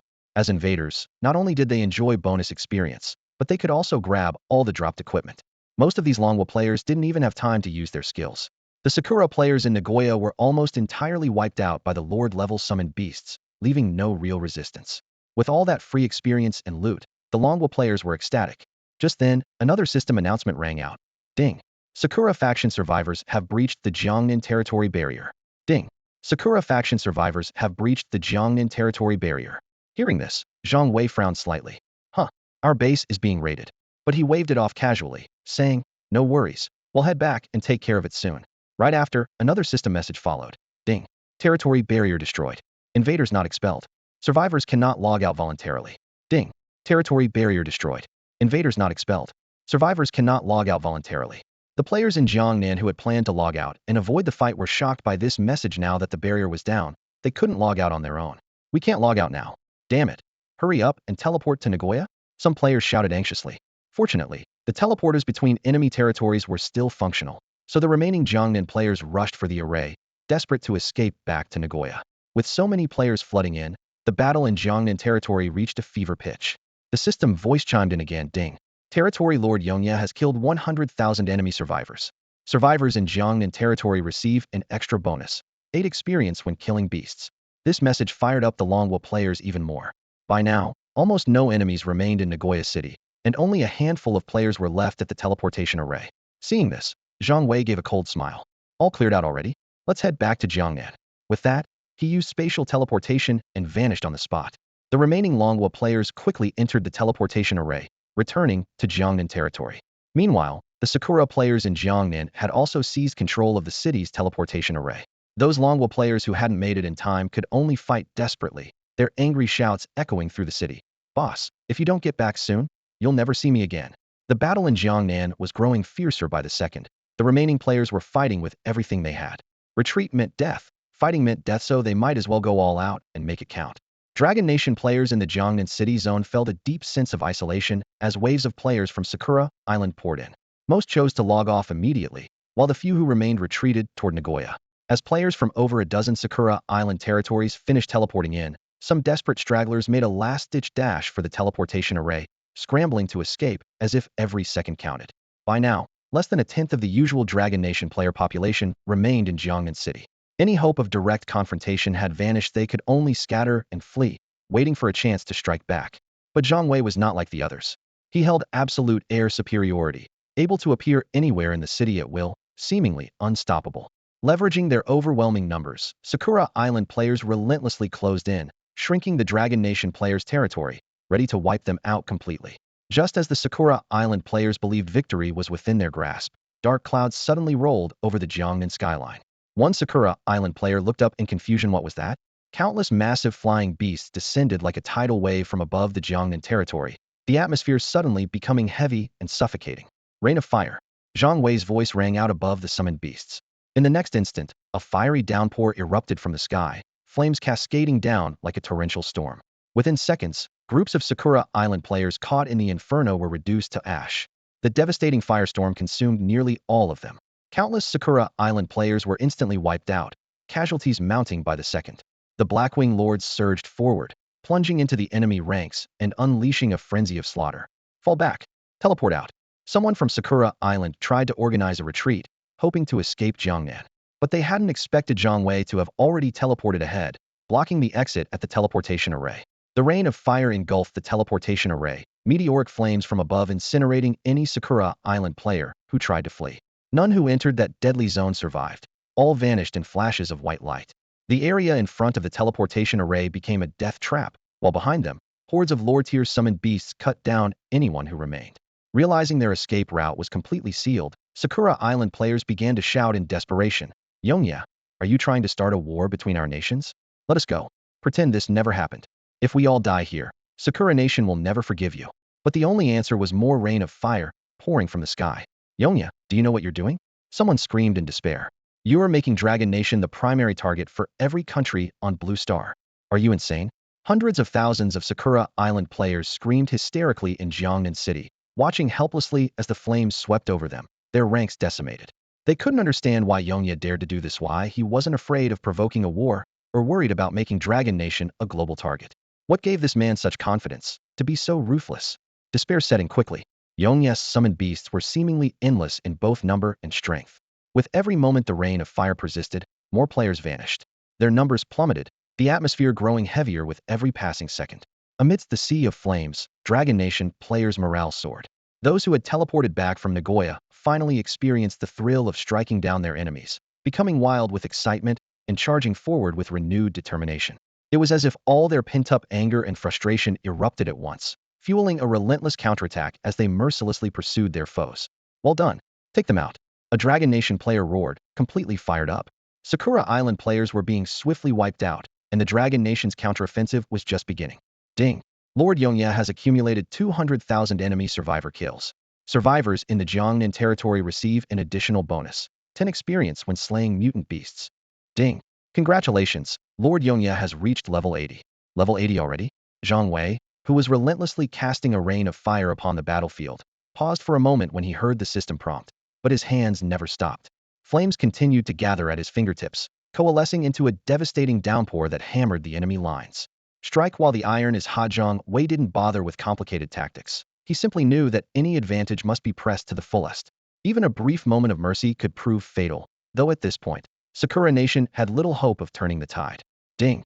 Lord Yongya has accumulated 300,000 enemy survivor kills. Survivors in the Jiangnan territory receive an additional bonus, 12 experience when slaying mutant beasts. Ding. Lord Yongya has accumulated 400,000 enemy survivor kills. Survivors in the Jiangnan territory receive an additional bonus, 15 experience when slaying mutant beasts. Ding.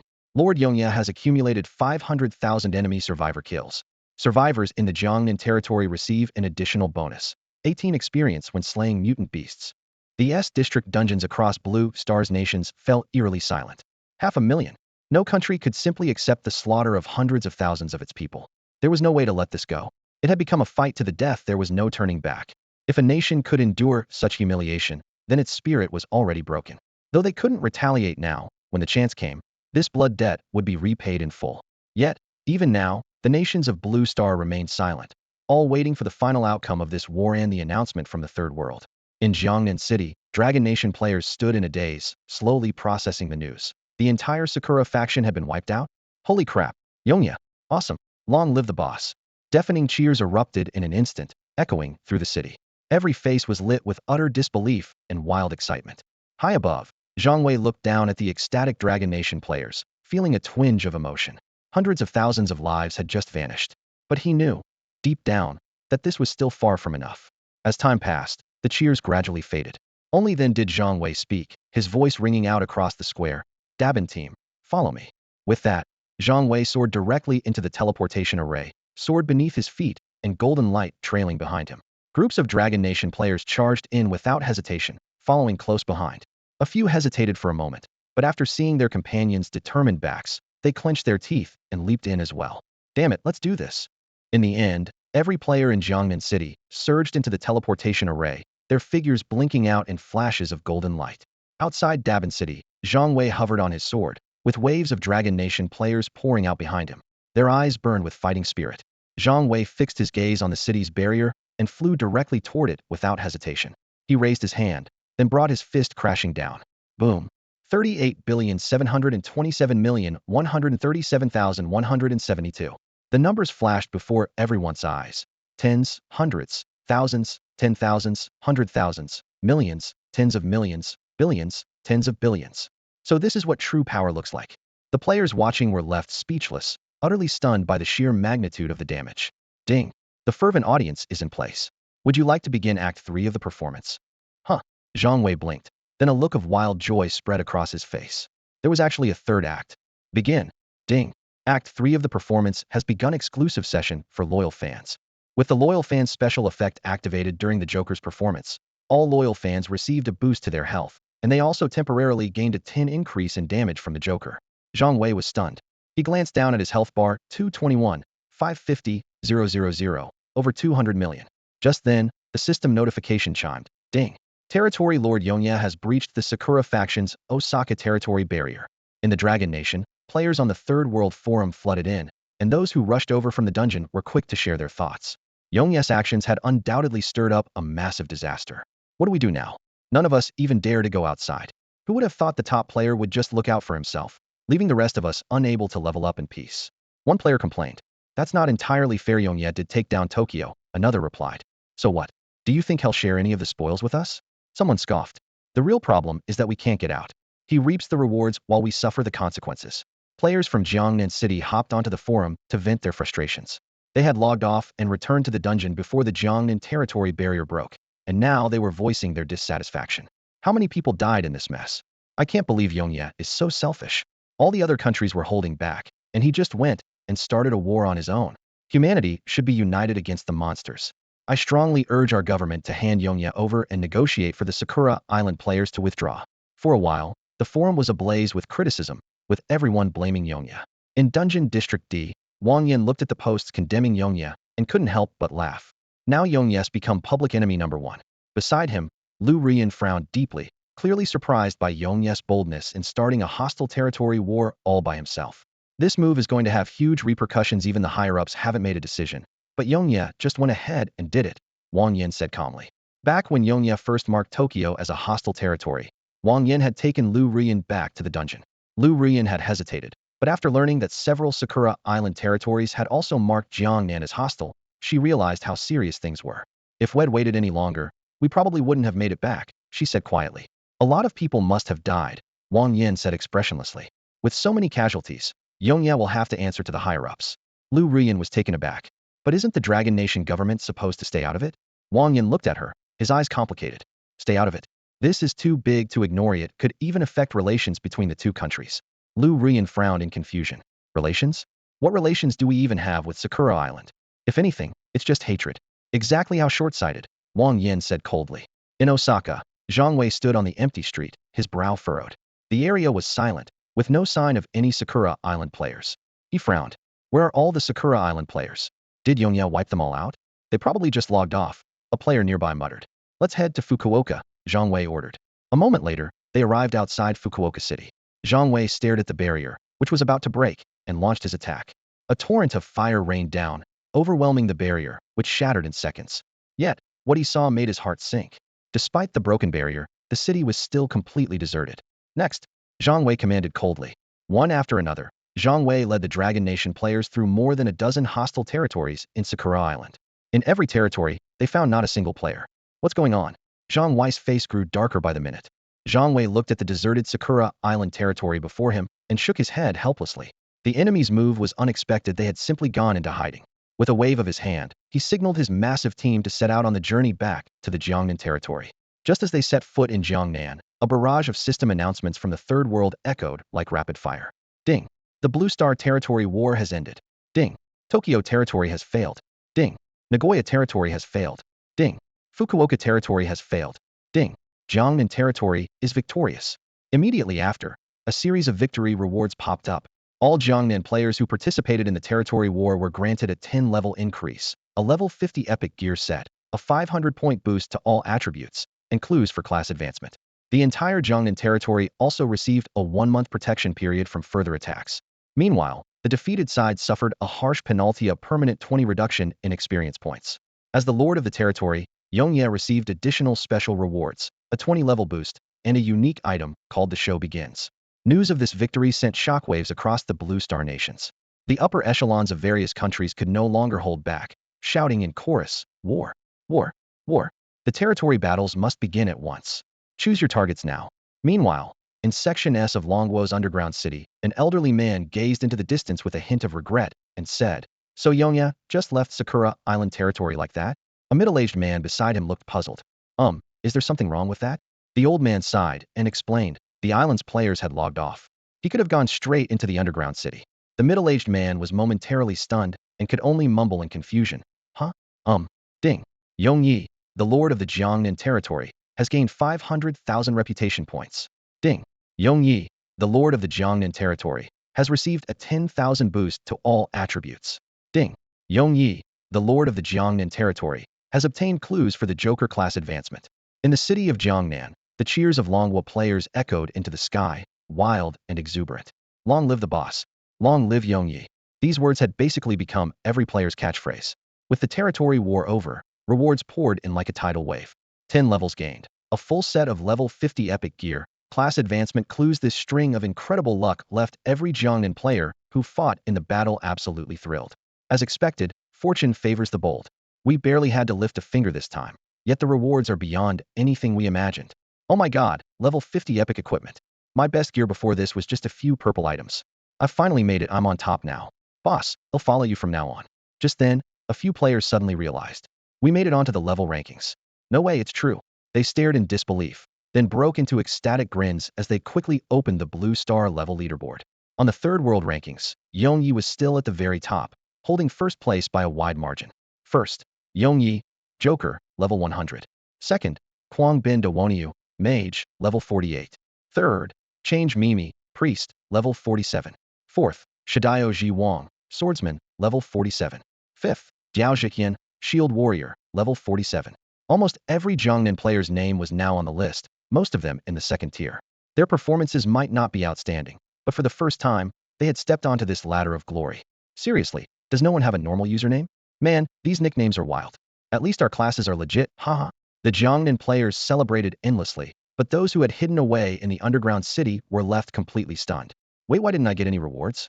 I hid in the underground city, didn't I? Earlier, they had mocked the players who stayed in Jiangnan, thinking they were foolish for not running off to avoid the battle.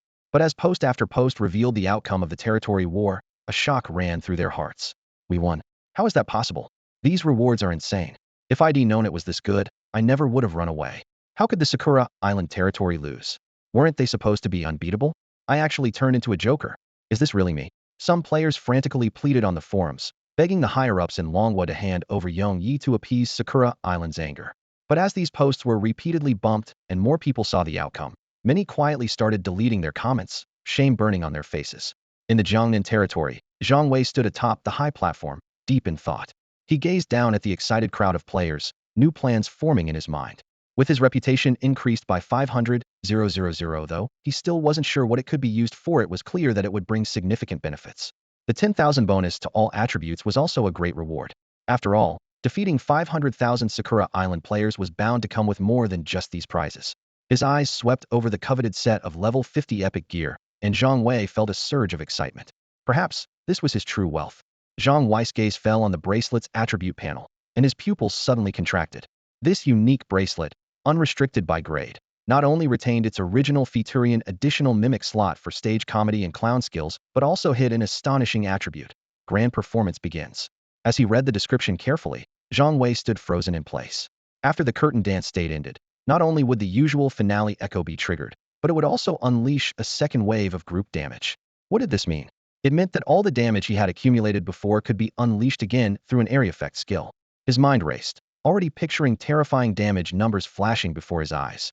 He quickly mapped out a skill combo. Finale Echo Curtain Dance Rain of Fire Calamity Grand Performance begins Rain of Fire Calamity. Each skill name, he muttered, made his heart beat faster. The key was the amount of damage accumulated during the performance state. Zhang Wei calculated quickly. If he managed to stack up 100 million damage during the performance, then after triggering Finale Echo and immediately activating Curtain Dance, every Rain of Fire Calamity he cast in the next 10 seconds would carry that 100 million base damage. Even with the most conservative estimate, the total damage would easily surpass the tens of billions mark. And this was just based on 100 million base damage. With his current base damage of over 6 million, reaching 100 million let alone several billion was entirely within reach. At that thought, Zhang Wei couldn't help but look up at the crimson sphere in the sky, a faint smile tugging at his lips. Bringing it down no longer seemed like an impossible dream. Ever since Zhang Wei learned that the entity trapping the star was a living being, he had felt a suffocating sense of unease.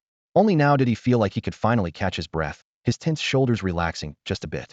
Sooner or later, I'll bring you down, Zhang Wei declared, clenching his fist as determination flashed in his eyes. After speaking, his gaze shifted to another flashing reward on the system interface clue for his class advancement. The message displayed was brief and mysterious. Clown advancement content. Hold the token and head to the Sea of Life. Details: there are no clowns in this world, because everyone is a clown. That's it. Zhang Wei stared at the sparse task clue, frowning. This is what you call a clue? Go to the Sea of Life? What token? Where is the Sea of Life? He muttered, completely at a loss. Suddenly, Zhang Wei's eyes widened in realization. The Sea of Life. The phrase echoed in his mind. He quickly pulled out an item from his virtual inventory, a piece of tattered bark. System display, tattered bark. Details: bark fallen from the ancient tree of Nanshan, seemingly related to the phoenix perching Wudong in the Sea of Life. He had obtained this item after completing a quest for a wanderer back in the beginner village, but hadn't paid it much attention at the time. Nanshan ancient tree, Sea of Life, phoenix perching Wudong. Zhang Wei's eyes lit up as he gently stroked the rough surface of the bark. Could this be the token? He examined the tattered bark closely, looking for anything special, and even tried to interact with the class advancement quest, but nothing happened. It was still just an ordinary piece of bark, with no unusual reaction. After a while, Zhang Wei shook his head in resignation. Forget it, maybe I'm still missing something. He carefully put the tattered bark back in his inventory, deciding to set the puzzle aside for now. After defeating countless players from Sakura Island, Zhang Wei's stats had undergone a dramatic transformation. Player: Yongya. Class: Clown. Rank: Dual Territory Lord. Level 100. Lifespan: 638. Wealth: 77.12 million blue star coins. Health mana: 221.5, 5,027.15 million. Attributes: 200,000, 100, 120,000, 100, 120,000, 100, 120,100. Attack: 355,000, 355,000. Defense: 305,000, 305,000. Universal skill: detection allows you to inspect information of monsters up to 10 levels higher than yourself. Unique skill: stage comedy. The clown can mimic and copy any target's active skill, dealing random damage up to a maximum of 6.42 million. Cooldown: 6 seconds. Unique skill: card acrobatics. Randomly draws one of 4 suits: hearts, spades, diamonds, clubs. For 10 seconds, attacks carry different effects. Hearts taunt, spades blind, diamonds interrupt, clubs slow. Skill cooldown: 60 seconds. Unique skill: improv comedy healing buff skill. Restores health equal to the skill's damage value. Lasts 10 seconds. Cooldown 60 seconds. Unique skill. Clown stage within a 1000 m x 1000 m performance area. Incoming damage is randomly reduced by 10 to 90. During the territory battle, Zhang Wei triggered the clown performance's third act, the fan special, gaining a huge boost to his health. Although this act normally only granted extra health while performing, due to the mockery gratis trait, the bonus became permanent. Now, Zhang Wei's health had soared to an incredible 221 million. With the random stat boosts earned from defeating so many Sakura Island players, his attack power had skyrocketed to 355,000, with defense over 305,000. These stats were on par with a king-level beast. Although king-level beasts usually had around 1 billion health and an attack power of 500,000, Zhang Wei's actual damage output far surpassed an ordinary king-level beast. For him, taking down a beast with a billion health would only take a few seconds. His lifespan had increased as well. Zhang Wei frowned slightly as he noticed the extra dozens of points added to his lifespan. Aside from the boost from leveling up, he couldn't think of any other reason for the change. As he examined his status panel closely, a barrage of system announcements from the Third World suddenly flooded the screen. The Roman faction in Ravenna has declared war on the Persian faction in Susa. The Arab Empire in Damascus has challenged the Byzantine Empire in Constantinople. The city of Varanasi in India has set its sights on Srikakapura in the Payu Kingdom. The U.S. faction in Stone Territory is targeting Mali territory of the White Elephant faction. Watching the constant stream of war announcements, a look of realization flashed in Zhang Wei's eyes. The territorial battle he had just finished was like a spark that ignited the ambitions of every nation on Blue Star. It made sense after all. The rewards for territorial wars were incredibly tempting, especially since his own recent victory had been made public by the system. No country wanted to fall behind in this contest of strength, particularly those high-ranking figures who understood the secrets of the Blue Star trial. However, Zhang Wei noticed an interesting detail: not a single war announcement involved the Dragon Nation. They're waiting to pick up the spoils, he chuckled, well aware of Dragon Nation's mastery in strategy and intrigue. Rather than fighting tooth and nail now, it was wiser to wait until the other countries had exhausted each other before making a move. With every nation launching their own territorial wars, Zhang Wei set his sights on the super cities. Capturing one meant gaining 10 million life points and a 15,000-point boost to all 4 attributes, an irresistible prize. With Jiangnan territory currently enjoying a 1-month truce, he had enough time to claim every capital city on Blue Star for himself. Just as he was about to set off, a flood of players suddenly poured into Jiangnan City, those same people who had previously fled to the underground city. The players who had fought in the territorial battle didn't hold back with their taunts. Look who's back, the deserters. If you hadn't run off, we wouldn't have been chased down by players from over a dozen territories. The scene made Zhang Wei realize his own negligence as a lord. He had always kept his distance, rarely managing the territory directly. But this incident made it clear. He needed to put some rules in place for the players under his rule. Those who abandoned their comrades in times of crisis didn't deserve to share in the rewards earned by those who had fought bravely. In the end, Zhang Wei decisively issued a lord's decree. Any player who hadn't participated in the territorial battle would have their experience points from killing beasts in Jiangnan territory reduced by 20. The decision immediately caused an uproar throughout the territory. What? Experience reduced by 20? The players who heard the system notification were stunned, their faces frozen in disbelief. For a moment, it felt as if the air in the square had solidified before erupting into a wave of noise. Dozens of players looked up at Yongyi, who hovered in the air, his figure appearing especially imposing in the sunlight. Yongyi, what gives you the right to take away our experience? One player shouted, his fists clenched and his voice trembling with anger. Who gave you this authority? Another quickly chimed in. How are we supposed to level up now? More and more voices joined the protest. The crowd grew rowdy, their complaints rising in volume. But before Yongyi could respond, those who had fought in the territory war stepped forward, looking at the others with disdain. Why? Because you all ran away without fighting. A well-equipped warrior sneered. The winners even got an extra 18 experience. You didn't do anything, and you still want to share? An archer mocked. Seriously, I've seen shameless people before, but never like this. More combatants joined in the ridicule. Quiet. A calm, commanding voice cut through the clamor. Everyone turned to see a tall man step forward, trying to calm the agitated players around him. He looked up at Yongyi and spoke clearly so all could hear. Yongyi, this is going too far. Zhang Wei glanced down, a strange glint in his eye. She recognized the speaker as Wang Yan. With everyone's attention on him, Wang Yan straightened his back and continued in a steady tone. If you want to keep developing Jiangnan territory, you need all of us. Besides, with Blue Star in crisis, we should all be united. Holding back so many players will only weaken Longwo's strength. As soon as Wang Yan finished, others immediately voiced their agreement. He's right. Slowing down our progress is short-sighted. Lift the restriction already. The protests grew louder. Seeing how many people supported him, Wang Yan's eyes flashed with satisfaction as he pressed on. Right now, you're way ahead of everyone else. But that's just an early game advantage. Once we catch up in level and gear, your lead will shrink. His voice grew more passionate. Do you really think you can defend Jiangnan territory alone later on? Let's be honest. Only by working together can we survive. He's right. If there's another territory war later, you can't defend Jiangnan without us. Exactly. Many players nodded in agreement, convinced by Wang Yan's argument. If you keep holding us back, how will you defend the territory later? As Yong Yi remained silent, floating in the air, even more people jumped in, getting bolder. We're all in this together. Your loss is our loss. Come on, Yong Yi, just lift the restriction already. The noise in the square kept rising. Zhang Wei looked down at the crowd, then suddenly spoke, his voice quiet but clear enough for everyone to hear. How about we try it? His words instantly silenced the crowd, as if an invisible hand had gripped everyone's throat. Try what? Someone whispered. Wang Yan frowned, taken aback. Try what? Zhang Wei's face was expressionless, his tone as calm as if he were discussing the weather. Let's see if I can defend my territory without you. Wang Yan blurted out. How do you plan to do that? Zhang Wei spoke slowly, each word hitting like a hammer. By killing you, of course. As soon as he said it, the square fell completely silent. Even the players who had fought in the territory war were taken aback. They hadn't expected Yong Yi to say something so ruthless. After a brief moment of panic, people started whispering. He's not serious, is he? No way, he wouldn't dare. Unless he's lost his mind. We're not from Sakura Island. The authorities in Longwo would never let him do this. But as the crowd murmured, a pack of enormous beasts suddenly materialized around Yong Yi. They opened their jaws wide, razor-sharp fangs glinting in the sunlight. Oh crap, he's serious. Run. Panic spread through the crowd. Some tried to flee, but were stopped by the system's cold announcement. Ding. The territory lord has disabled logout in the city.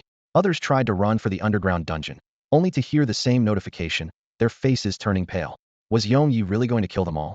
Even the territory war veterans weren't sure anymore. This didn't look like an empty threat. Wang Yan's face went ghostly white. He hadn't expected Yong Yi to actually go this far. He swallowed hard, his voice trembling. Yong Yi, what do you want? From above, Zhang Wei looked down coldly, his words icy and deliberate. You need to understand one thing. This is my territory.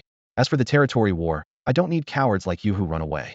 Zhang Wei swept his cold gaze over the crowd below, showing open contempt in his eyes. He paused for a moment before continuing. You have two choices. Hearing this, many players perked up, thinking there was hope. But Zhang Wei's next words hit them like a bucket of ice water. Either you come with me to take back the Washington Fallen Zone, or you die here and now. Choose. Their desertion had already crossed Zhang Wei's bottom line. What's more, Jiangnan territory was his own domain, yet these people acted clueless. He had long since lost patience with this spineless group. Yongya, why are you forcing us like this? Someone in the crowd shouted, their voice trembling. I don't believe you'd really kill us. You can't just send us to die for nothing. That's right, there's so many of us, you wouldn't dare. Before he could finish, a rain of fire was already forming in the sky, cascading down like a blazing waterfall. Ah, are you really going to kill your own people? Wang Yin screamed in terror. Yongya, we're from District D. The higher-ups in Longwo won't let you get away with this. Zhang Wei watched expressionlessly as the firestorm swallowed every last rebel. System notifications followed one after another. Ding, killed hostile territory survivor. Stamina increased by 1. Ding, killed hidden class survivor. Class stripping in progress. Ding, secondary class activation failed. Ding, killed SSS talent survivor. Devouring enemy talent. Fate Weaver advancement in progress. Zhang Wei was a bit surprised by the hostile territory notice, but quickly understood since he owned 2 territories set as hostile to each other. The system classified those killed as enemy personnel. When the flames finally faded, the entire city fell silent. Only the players who had agreed to join the territory war remained, staring at the aftermath with mixed emotions. Yongya really doesn't hesitate. Isn't he afraid the higher-ups in Longwo will come after him? Come after him? Who would dare set foot in Jiangnan territory? Those deserters deserved it. Zhang Wei looked around at the remaining players and spoke calmly. In 1 month, he'll lead you into the territory war. You have 1 month to reach level 50. With that, he activated spatial teleportation and disappeared. Most of these ordinary class players came from the later districts. They had triggered the start of Act 3. Since they could inherit 10 of Zhang Wei's damage, they were now a force to be reckoned with. He decided to take them along for now. In the blink of an eye, a new figure appeared in the Washington Fallen Zone in America. In the Washington Fallen Zone, Zhang Wei stood on high ground, staring in shock at the fierce battle raging below. The entire city had been overrun by monstrous beasts and a group of American players, and the fighting was at its peak. He hadn't expected the Americans to target a super city so quickly.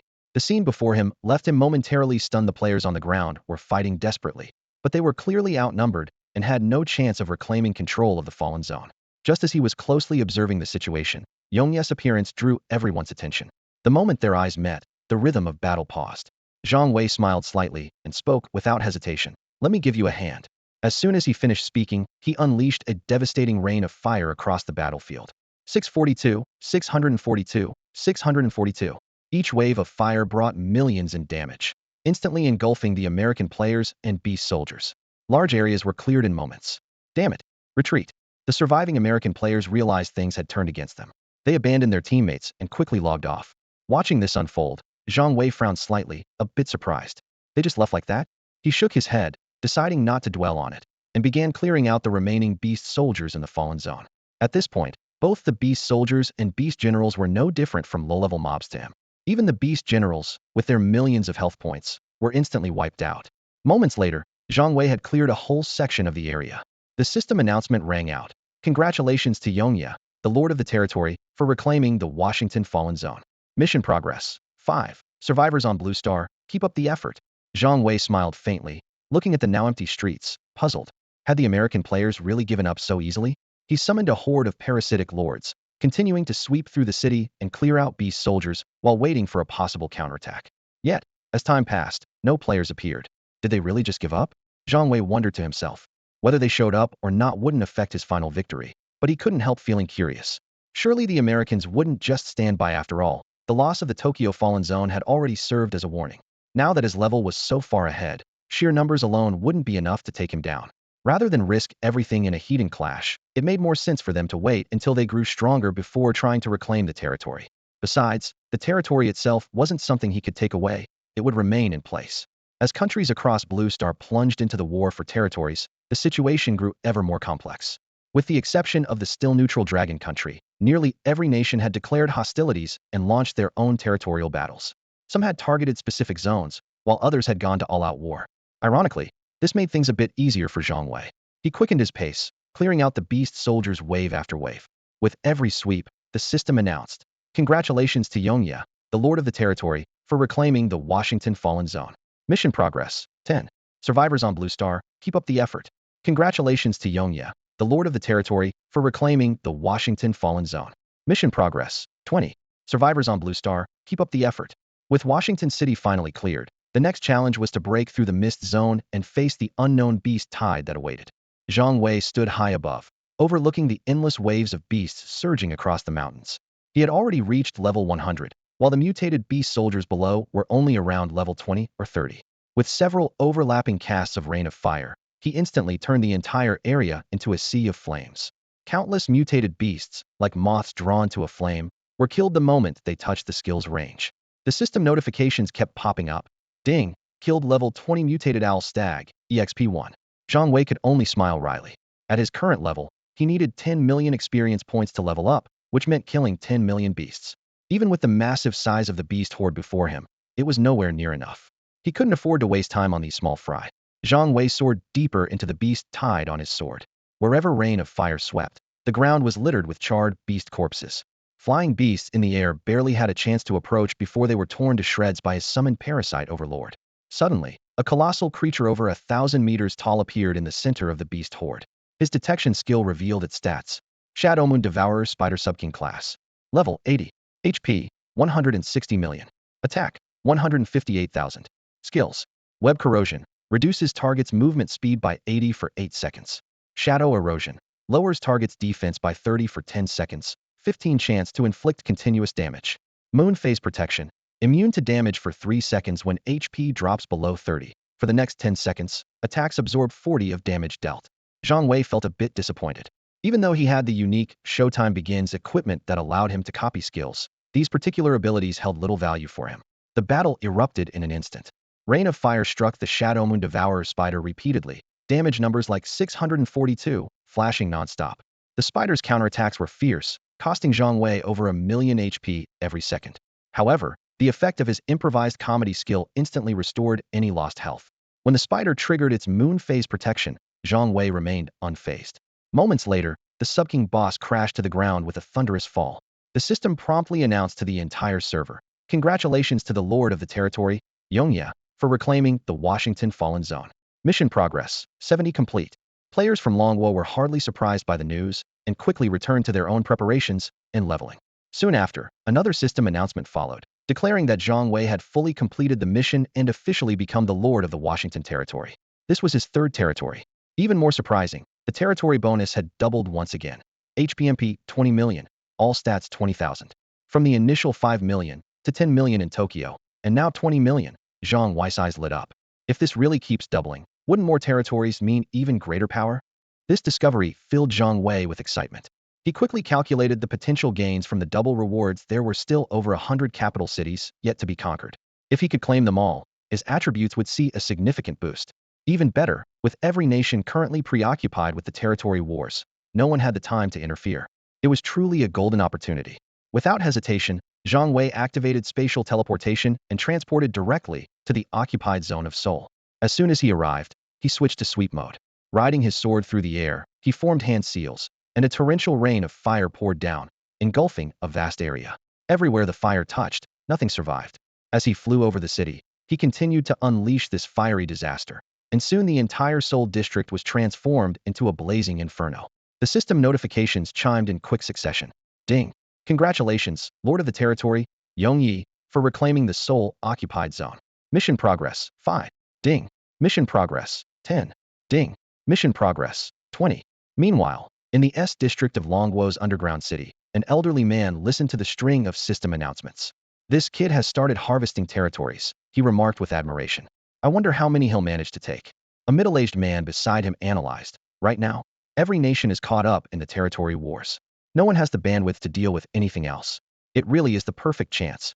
The territory wars aren't settled yet, the old man asked. Not even close. The middle-aged man shook his head. It takes several days just to take a capital city. True enough, the old man chuckled. Not everyone is as monstrous as Yongyi. But, he paused, then added, the more extraordinary he is, the better. That's where Blue Star's hope lies. As they talked, the conversation shifted to the incident in Jiangnan's capital. Yongyi had executed everyone who didn't participate in the territory war. Should they intervene? What's there to discuss? The old man countered. Those people deserved it. They did, the middle-aged man admitted with a wry smile. But there were some promising talents among them. If they're cowards, even the best talent is wasted, the old man said gravely. A few dead now is nothing. There'll be far more casualties ahead. If even a tenth of Blue Star's population survives, we'll be lucky. The middle-aged man was taken aback, surprised by the old man's grim outlook. What? You don't believe me? The old man asked. Yi Chun and the others are growing stronger. The middle-aged man replied uncertainly. Nowhere near enough, the old man murmured, his gaze seeming to pierce straight through the underground city to the surface above.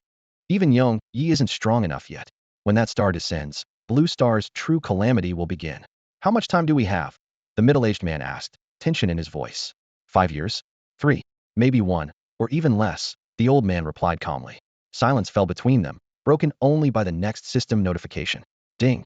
Congratulations, Lord of the Territory, Yongyi, for reclaiming the Seoul-occupied zone.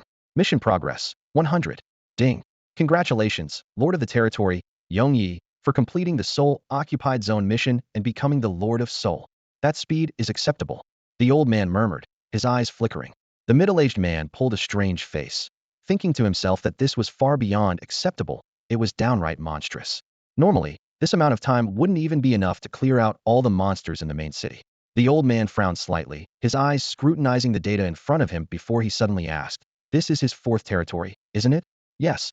Jiangnan, Tokyo, Washington, and Seoul. The middle-aged man confirmed, tapping the screen one by one. As the last beast in Seoul's fallen zone collapsed, a system notification popped up in front of Zhang Wei. Ding! Congratulations to Lord Yongye for gaining territory bonuses. Territory bonus. HPMP 40 million. All attributes 30,000. It really doubled. Zhang Wei's eyes lit up, his face breaking into a grin of pure excitement. He quickly calculated his soaring health, feeling an unprecedented surge of power course through his body. Next, like someone who'd discovered a new world, he was suddenly full of energy. In a flash, he raced toward the next fallen zone. In the White Elephant Nation's New Delhi fallen zone, Zhang Wei landed and immediately began an all-out monster sweep. With a wave of his hand, searing red energy gathered in the air. This time, he ran into a crowd of White Elephant players, but Zhang Wei had eyes only for the territory, didn't even bother to acknowledge them.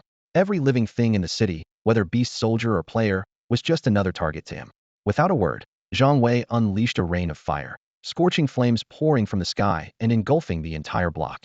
The White Elephant players turned pale the moment they witnessed Zhang Wei's terrifying power. Without hesitation, they surrendered, waving white flags and scrambling for the underground shelters. This reaction fit their reputation perfectly. All talk, but quick to back down when it counted. On Blue Star, everyone knew what to expect from them. System notifications sounded in rapid succession. Ding. Congratulations to Lord Yongye for reclaiming New Delhi's fallen zone. Mission progress, 20. Survivors of Blue Star, keep up the good work. Ding. Congratulations to Lord Yongye for reclaiming New Delhi's fallen zone. Mission progress, 70. Survivors of Blue Star, keep up the good work. Ding. Congratulations to Lord Yongye for reclaiming New Delhi's fallen zone. Mission progress, 100. Survivors of Blue Star, keep up the good work. Ding. Congratulations to Lord Yongye for completing the New Delhi Fallen Zone mission and becoming the Lord of New Delhi. Ding. Congratulations to Lord Yongye for gaining territory bonuses. Territory bonus. HBMP 80 million. All attributes 30,000. Yes. Zhang Wei clenched his fist as his territory bonuses doubled again, this time granting him a whopping 80 million HP.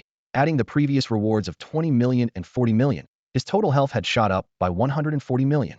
Including his original 260 million HP, his total now reached a staggering 360 million.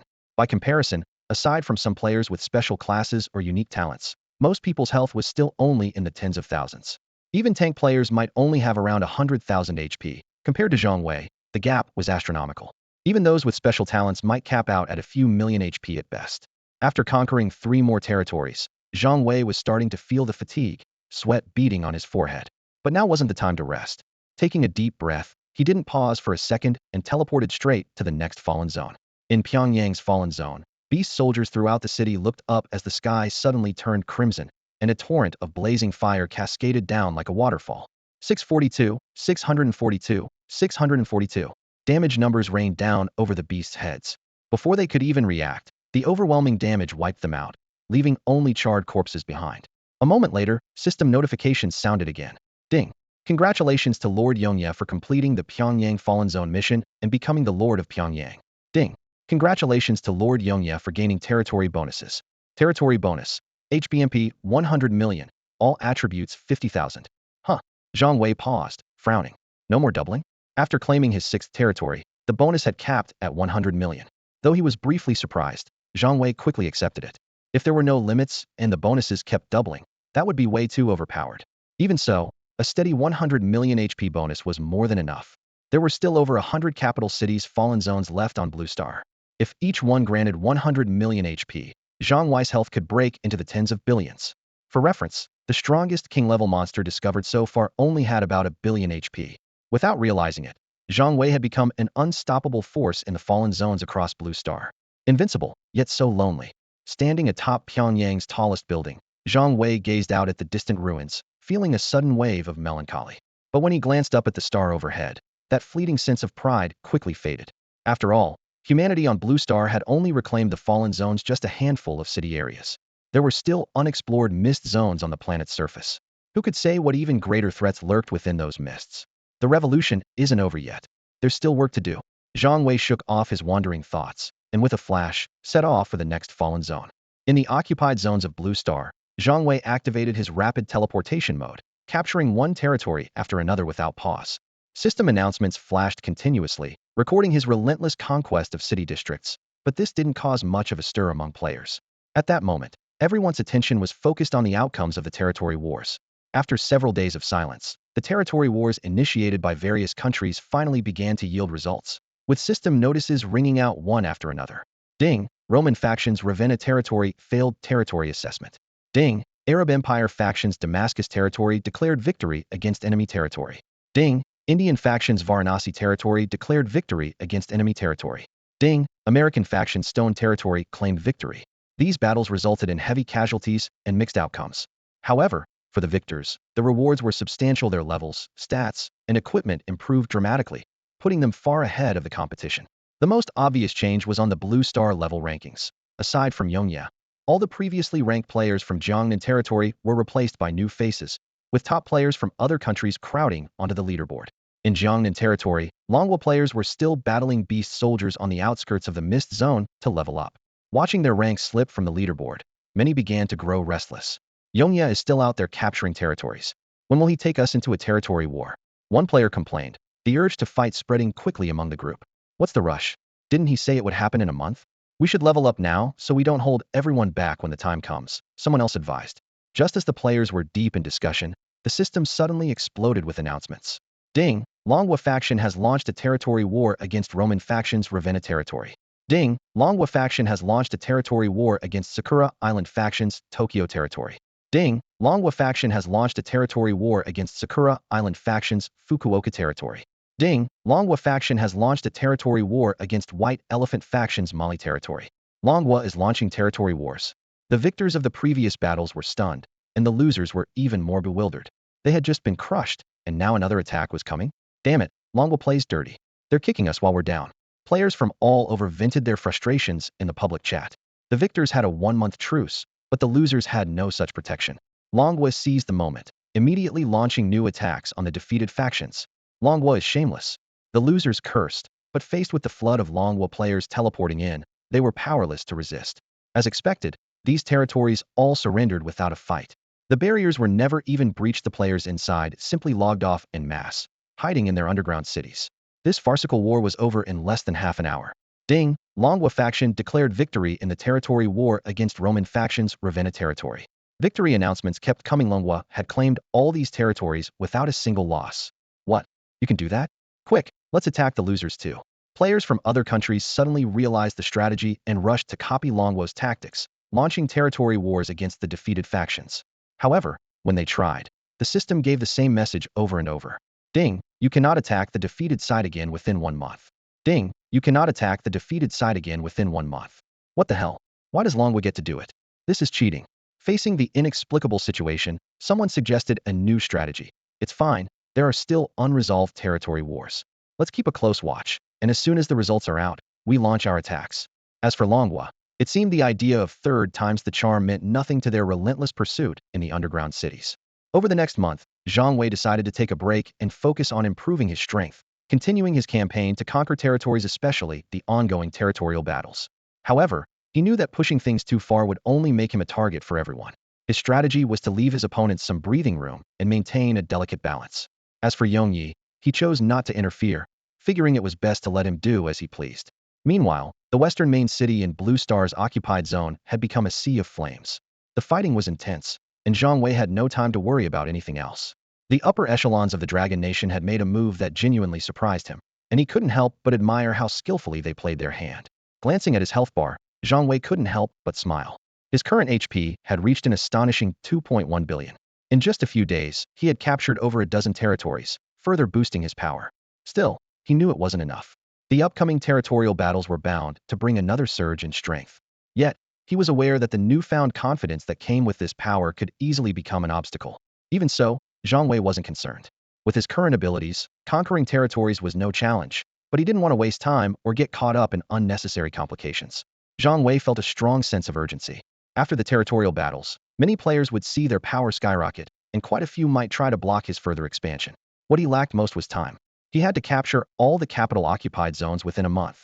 It was a daunting goal, but he believed he could achieve it in such a short period. As the territorial battles progressed, the outcome became clearer. The losing side was almost always divided up by other nations. The strong got stronger, and the weak faced extinction. Zhang Wei understood that once you lost, there was almost no chance for a comeback, unless someone as powerful as Yongyi stepped up. For those on the losing side, their fate was sealed from the moment they first failed. But if it was Yongyi, maybe there was still a glimmer of hope. As Zhang Wei continued to claim territories, his stats soared. 3.7 billion, 4.8 billion, 5.8 billion. His HP kept climbing, and he stopped even keeping track of how many territories had conquered. All he cared about was the rapidly increasing health bar. Every territory he took added another 100 million HP. However, among all the other Blue Star players, almost no one besides Zhang Wei had the strength to take an occupied zone on their own. Some might have had enough power, but they didn't dare to act recklessly. After all, the occupied zones were crawling with dangerous beasts and the threat of attacks from other players. Unless someone had established an overwhelming deterrent from the very beginning, like Yongyi, it was nearly impossible to conquer an occupied zone solo. Just as Zhang Wei finished taking over a territory and was about to leave, a system notification sounded. Ding! Blue Star super cities are now half occupied. Hidden quest triggered. Occupy all capital districts on Blue Star. Completing this mission will earn you generous rewards. Occupy all capital districts. Zhang Wei paused for a moment. Generous rewards? It was the first time Head seen those words, and his eyes darkened. However, he quickly frowned. The quest sounded great, but he knew he couldn't complete it. The Dragon Nation's capital had long since been taken by their own faction, and he had no way to join that battle. Did the system just give me an impossible mission? Zhang Wei wondered, feeling a bit uneasy. The system wasn't supposed to issue tasks that couldn't be completed, so why now? He decided not to dwell on it for the moment, and chose to focus on capturing the remaining occupied zones. As for the quest, Head set it aside for now. But just as he was about to leave, another system announcement rang out. Ding! Blue Star Global Quest. Stop Yongyi from occupying all super districts. If the mission succeeds, all surviving participants will receive generous rewards. If the mission fails, Yongyi will earn the title of Blue Star's Lord and receive planet-level attribute bonuses. The announcement made Zhang Wei's heart race. Yongyi, one of Blue Star's strongest players, was on the rise. The outcome of this quest would directly shape the future landscape. Planet Lord rank reward. Planetary level attribute bonus. The sudden system announcement echoed in the ears of players from every nation on Blue Star, instantly causing an uproar. Players looked at each other in confusion and disbelief. What does this mean? Is Yongye from Dragon Country really becoming the Lord of Blue Star? Blue Star belongs to all of us. How can it become Yongye's alone? This planet Lord should be chosen through a vote. I think we American players should be the ones to take that title. What exactly are planetary level rewards? Complaints and questions erupted from all sides as players from different countries voiced their dissatisfaction and confusion. It wasn't just the Blue Star players who were stunned. Even Zhang Wei himself was taken aback. He frowned, a look of disbelief flashing in his eyes. Planet Lord. Zhang Wei muttered to himself. Isn't this a bit too much? As he pondered, the system issued another global quest, clearly encouraging everyone on Blue Star to hunt him down. Zhang Wei's expression grew suspicious as he wondered, we're all from Blue Star. Surely not everyone's going to turn against me, right? Of course, Zhang Wei knew deep down that he had killed plenty of people while conquering the fallen zones. Some countries were bound to hold a grudge. Just as this thought crossed his mind, the system issued 3 more notifications in quick succession. Ding! Survivors participating in the hunt will receive a level 100 epic gear set. Ding! Survivors participating in the hunt will gain 20 levels. Ding! Survivors participating in the hunt can unlock a second class. Damn! Zhang Wei's face changed dramatically, shock flickering in his eyes. With rewards like these, even he was tempted. For a moment, he even wondered if he should just give up the quest and claim the rewards himself. At first, players from all over Blue Star hesitated. After all, Yongye had been on a rampage, conquering territories left and right. Who would dare take on someone who could solo a super city? Besides, even if he completed the quest and got the rewards, it wasn't like anyone else would lose anything. But once the system listed out the rewards, many players were instantly swayed. A second class, a level 100 epic set, 20 levels. Any one of those was enough to spark a frenzy. And this was a server-wide quest. Plenty of players started thinking about taking advantage of the chaos. I don't have to do the heavy lifting. If I just throw out a few skills, it still counts as participating, right? Just then, another system announcement rang out. Ding! The quest will last 7 days. If Yongye fails to capture all capital cities within 7 days, the mission will be considered a failure. 7 days? All we have to do is stall him. This could actually work. Players from every nation on Blue Star were suddenly filled with confidence, all gearing up for a fight. The players from Sakura Island, in particular, had lost tens of thousands to Yongye's rampage. Now that Yongye would be up against the entire player base, they knew this was a golden opportunity. Take down Yongye. We have to use this chance to kill him. If he completes this quest, we might never get another shot. Planet Lord, planetary level rewards. Even though no one knew exactly what the rewards were, the names alone were enough to imagine their significance. If Yongye succeeded, He'd truly be unstoppable. Zhang Wei glanced at his quest progress. Super Fallen Zones 97102. 7 days? He scanned the remaining fallen zones. Just 5 left. That meant he had to conquer the last 5 fallen zones in 7 days. Zhang Wei's expression grew serious, especially since one of those zones was the capital of Dragon Country. Forget it, Zhang Wei shook his head. They'll take care of the others first. With that, he used spatial teleportation and instantly arrived at the next fallen zone. The first one, Zhang Wei muttered, staring at the dense horde of beast soldiers in the city. Just as he was about to unleash his skills, the system announcement sounded again. Ding! Temporary video broadcast enabled. Yongye's coordinates and status will be updated in real time. Ding! All territory teleportation arrays have been temporarily activated. Blue Star survivors can travel to the fallen zones to stop Yongye from capturing the main cities. Zhang Wei frowned in thought, sensing the targeted hostility in the attacks, but he showed no fear. Looks like I can't keep a low profile any longer, he murmured to himself. This is the perfect chance to crush some people's greed. If they want to stop me, they'd better be ready to die. Suddenly, a rain of fire swept across the sky, descending upon the main cities of every nation on Blue Star. Everyone could clearly see the shocking scene of Yong Yi slaying the beast soldiers. Through special channels, this spectacle was broadcast to every corner of the world. Should we go for something big? An eager player suggested, unable to hold back. But the players around him simply stared up at the sky in silence. Huh? Why is everyone so quiet? The player followed their gaze and was instantly stunned. What he saw were massive damage numbers starting from single digits, soaring into the millions, and finally settling at an astonishing 6 million plus. In the scene, Zhang Wei stood in midair, sword in hand, commanding a downpour of fire that unleashed terrifying damage with every strike. The beast army below was obliterated in moments, the entire area cleared in the blink of an eye. Right on cue, the system announcement rang out. Ding, all capital cities on Blue Star have been occupied. Progress at 1. Damn, there's no way we can fight that. Charging in is suicide. The greed that had just flared up among players from every nation on Blue Star was instantly snuffed out. They could only watch as Zhang Wei rode his flying sword through the city skies, fire raining down behind him, killing low-level beast generals instantly, while even mid-level generals could barely withstand 2 hits. How can he use such a wide-range skill over and over? That's just not possible. Players were stunned to see Yong Yi casting his skills without any cooldown. Does he really have no cooldown? How are we supposed to stop that? Stop him? Forget it. Anyone who tries is just throwing their life away. Besides, Longwo will definitely back him up. Would be up against more than just Yong Yi. Meanwhile, in a garden in Sector S of Longwo's underground city, many important figures had gathered. Yong Yi is surrounded on all sides. Does he need support? People asked anxiously. An elderly man quietly silenced the group. Let's see if he can take the first 4 fallen zones, he said. After a pause, he added gravely. As for the capital, if he can't even take the first 4, there's no point thinking about the capital. At the same time, a large crowd of players had gathered in the Jiangnan territory. What should we do? Looks like Yong Yi is about to get swarmed. Swarmed? Did you see that damage?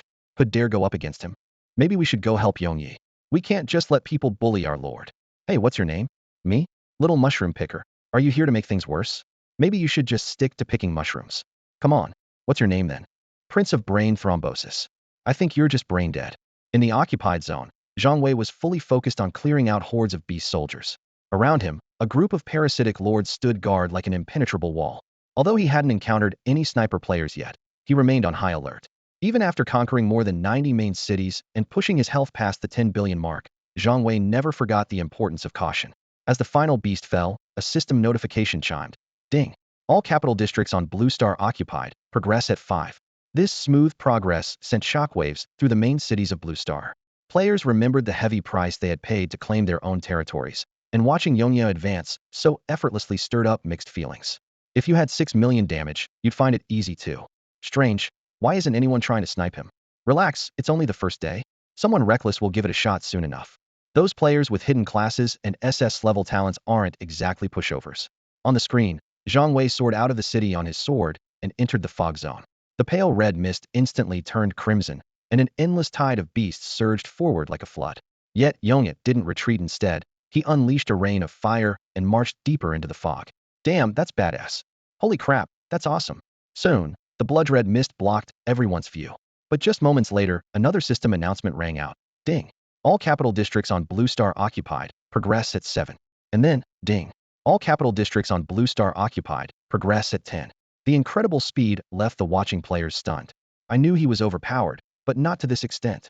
I think he'll pass on being cannon fodder. When the mist gradually returned to normal, Yongya had already reappeared in the city. Facing a new wave of beasts, he felt even calmer inside.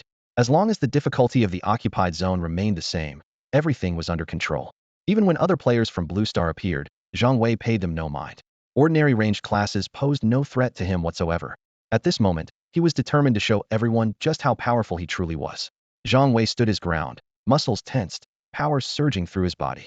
Final echo, he called out in a low voice. His fist, brimming with overwhelming force, smashed straight into the massive king-class beast before him. Boom! The air seemed to tear apart in an instant.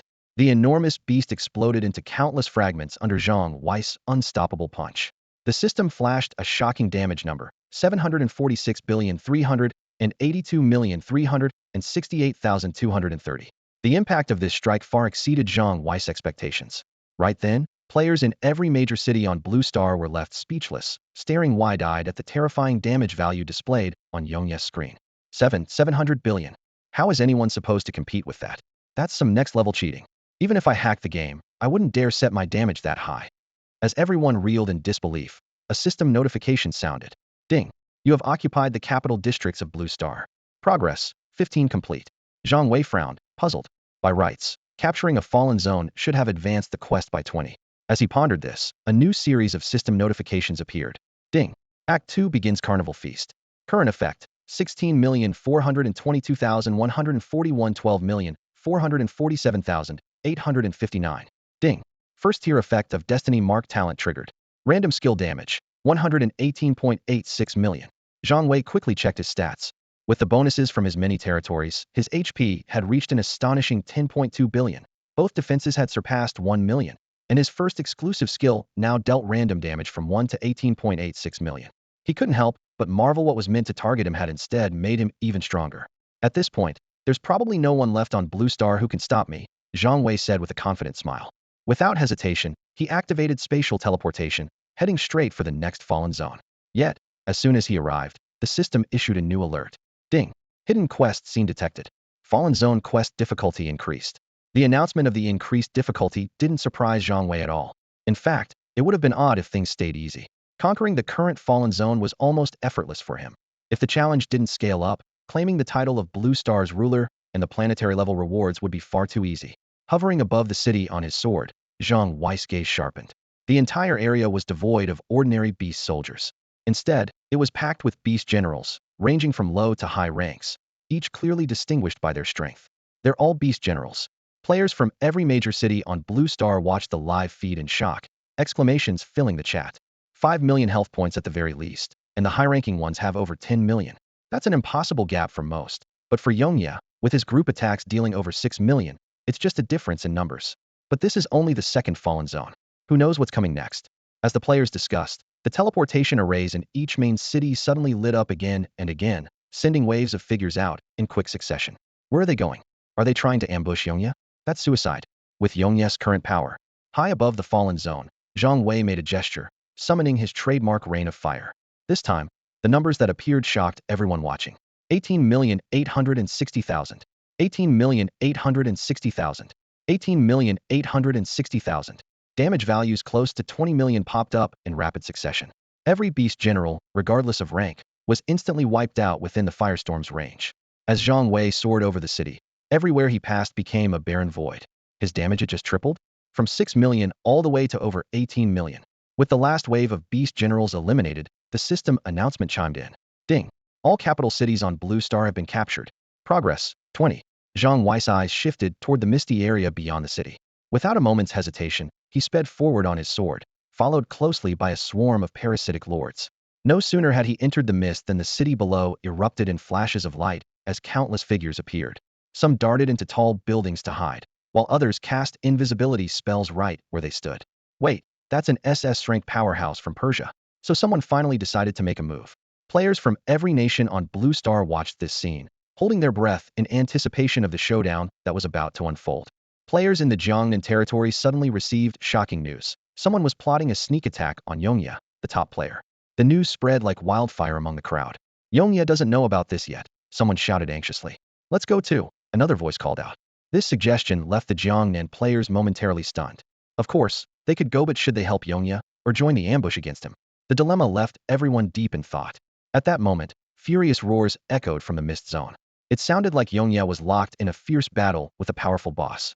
Moments later, the system broadcast two announcements in quick succession. Ding. Capital city occupation progress on Blue Star, 25 complete. When Yongya finally emerged from the mist zone, his expression was unusually grim. His serious demeanor sparked a flurry of speculation among the onlookers. What did he run into in there? A king-level beast? Don't kid yourself, even the final boss of a super city is just a king-level beast. That's nothing to Yongya. In reality, Zhang Wei had encountered a one-star emperor-level beast in the Mist Zonian opponent unlike any he had faced before. He suspected the creature might have come from the remote mountains of Blue Star, since most players were still focused on the main cities while vast areas of the planet's mountains and oceans remained unexplored. Hovering above the city was a strange beast, its body a deep, ghostly blue. Wingless, yet flying, it fixed its intelligent, curious eyes on Zhang Wei as he approached on his sword. Zhang Wei instantly cast an identification spell, and the beast's stats appeared before him. Abyssal Devourer, Dragon Emperor level, 2-star. Health, 20 billion. Attack, 20 billion. Skills, 2 million. The skill details popped up, shadow corrosion domain, annihilation breath, abyssal proliferation, eternal decay. Each one was terrifyingly powerful, especially with their massive area damage and lingering weakening effects. Zhang Wei opened with a rain of fire, hoping to test the dragon's strength. Damage numbers like 1886 popped up repeatedly, but against the dragon's 20 billion health, it barely made a dent.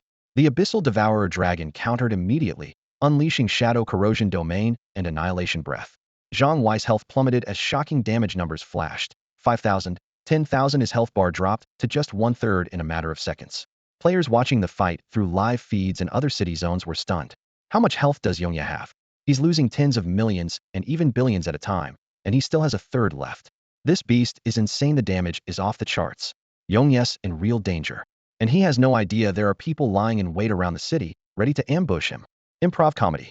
The annihilation state left Zhang Wei unable to use any skills, but as soon as it ended, he immediately triggered improv comedy, rapidly restoring a huge amount of health. 1886, 1886, 1886. His HP shot up as if someone had flipped a switch, quickly returning to a safe level. Roar. The Abyssal Devourer dragon's furious roar shook the surroundings. Once its skill was unleashed, it lunged at Zhang Wei like a wild beast. Melee combat. Zhang Wei was momentarily surprised. With his attack and movement speed reduced by 80 due to the corrosion field, there was no way for him to dodge the assault of this Emperor-class beast. Yet, from start to finish, Zhang Wei had never planned to dodge. As the Abyssal Devourer dragon charged at him, he remained calm and composed, casting rain of fire without hesitation. With the healing effect of improv comedy, his HP steadily climbed back to a safe range. Bang, bang, bang. 3 massive damage numbers burst forth from Zhang Wei. 2,280,000, 2,280,000, 2,280,000. Nearly 3 million in total, but he remained completely unscathed, even feeling stronger with each hit. To the players watching from Blue Star's major cities, it looked like the more Zhang Wei got hit, the more health he gained.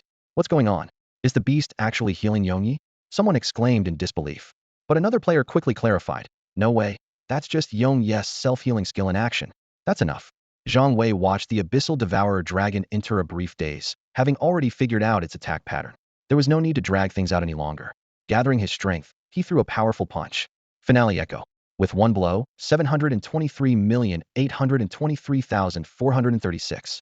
The damage exploded, instantly depleting the Abyssal Devourer dragon's health bar. Its body plummeted toward the ground like a rag doll. But just then, the air around him twisted, and 15 abyssal minions appeared out of nowhere. A cold glint flashed in Zhang Wei's eyes as he quickly realized what was happening.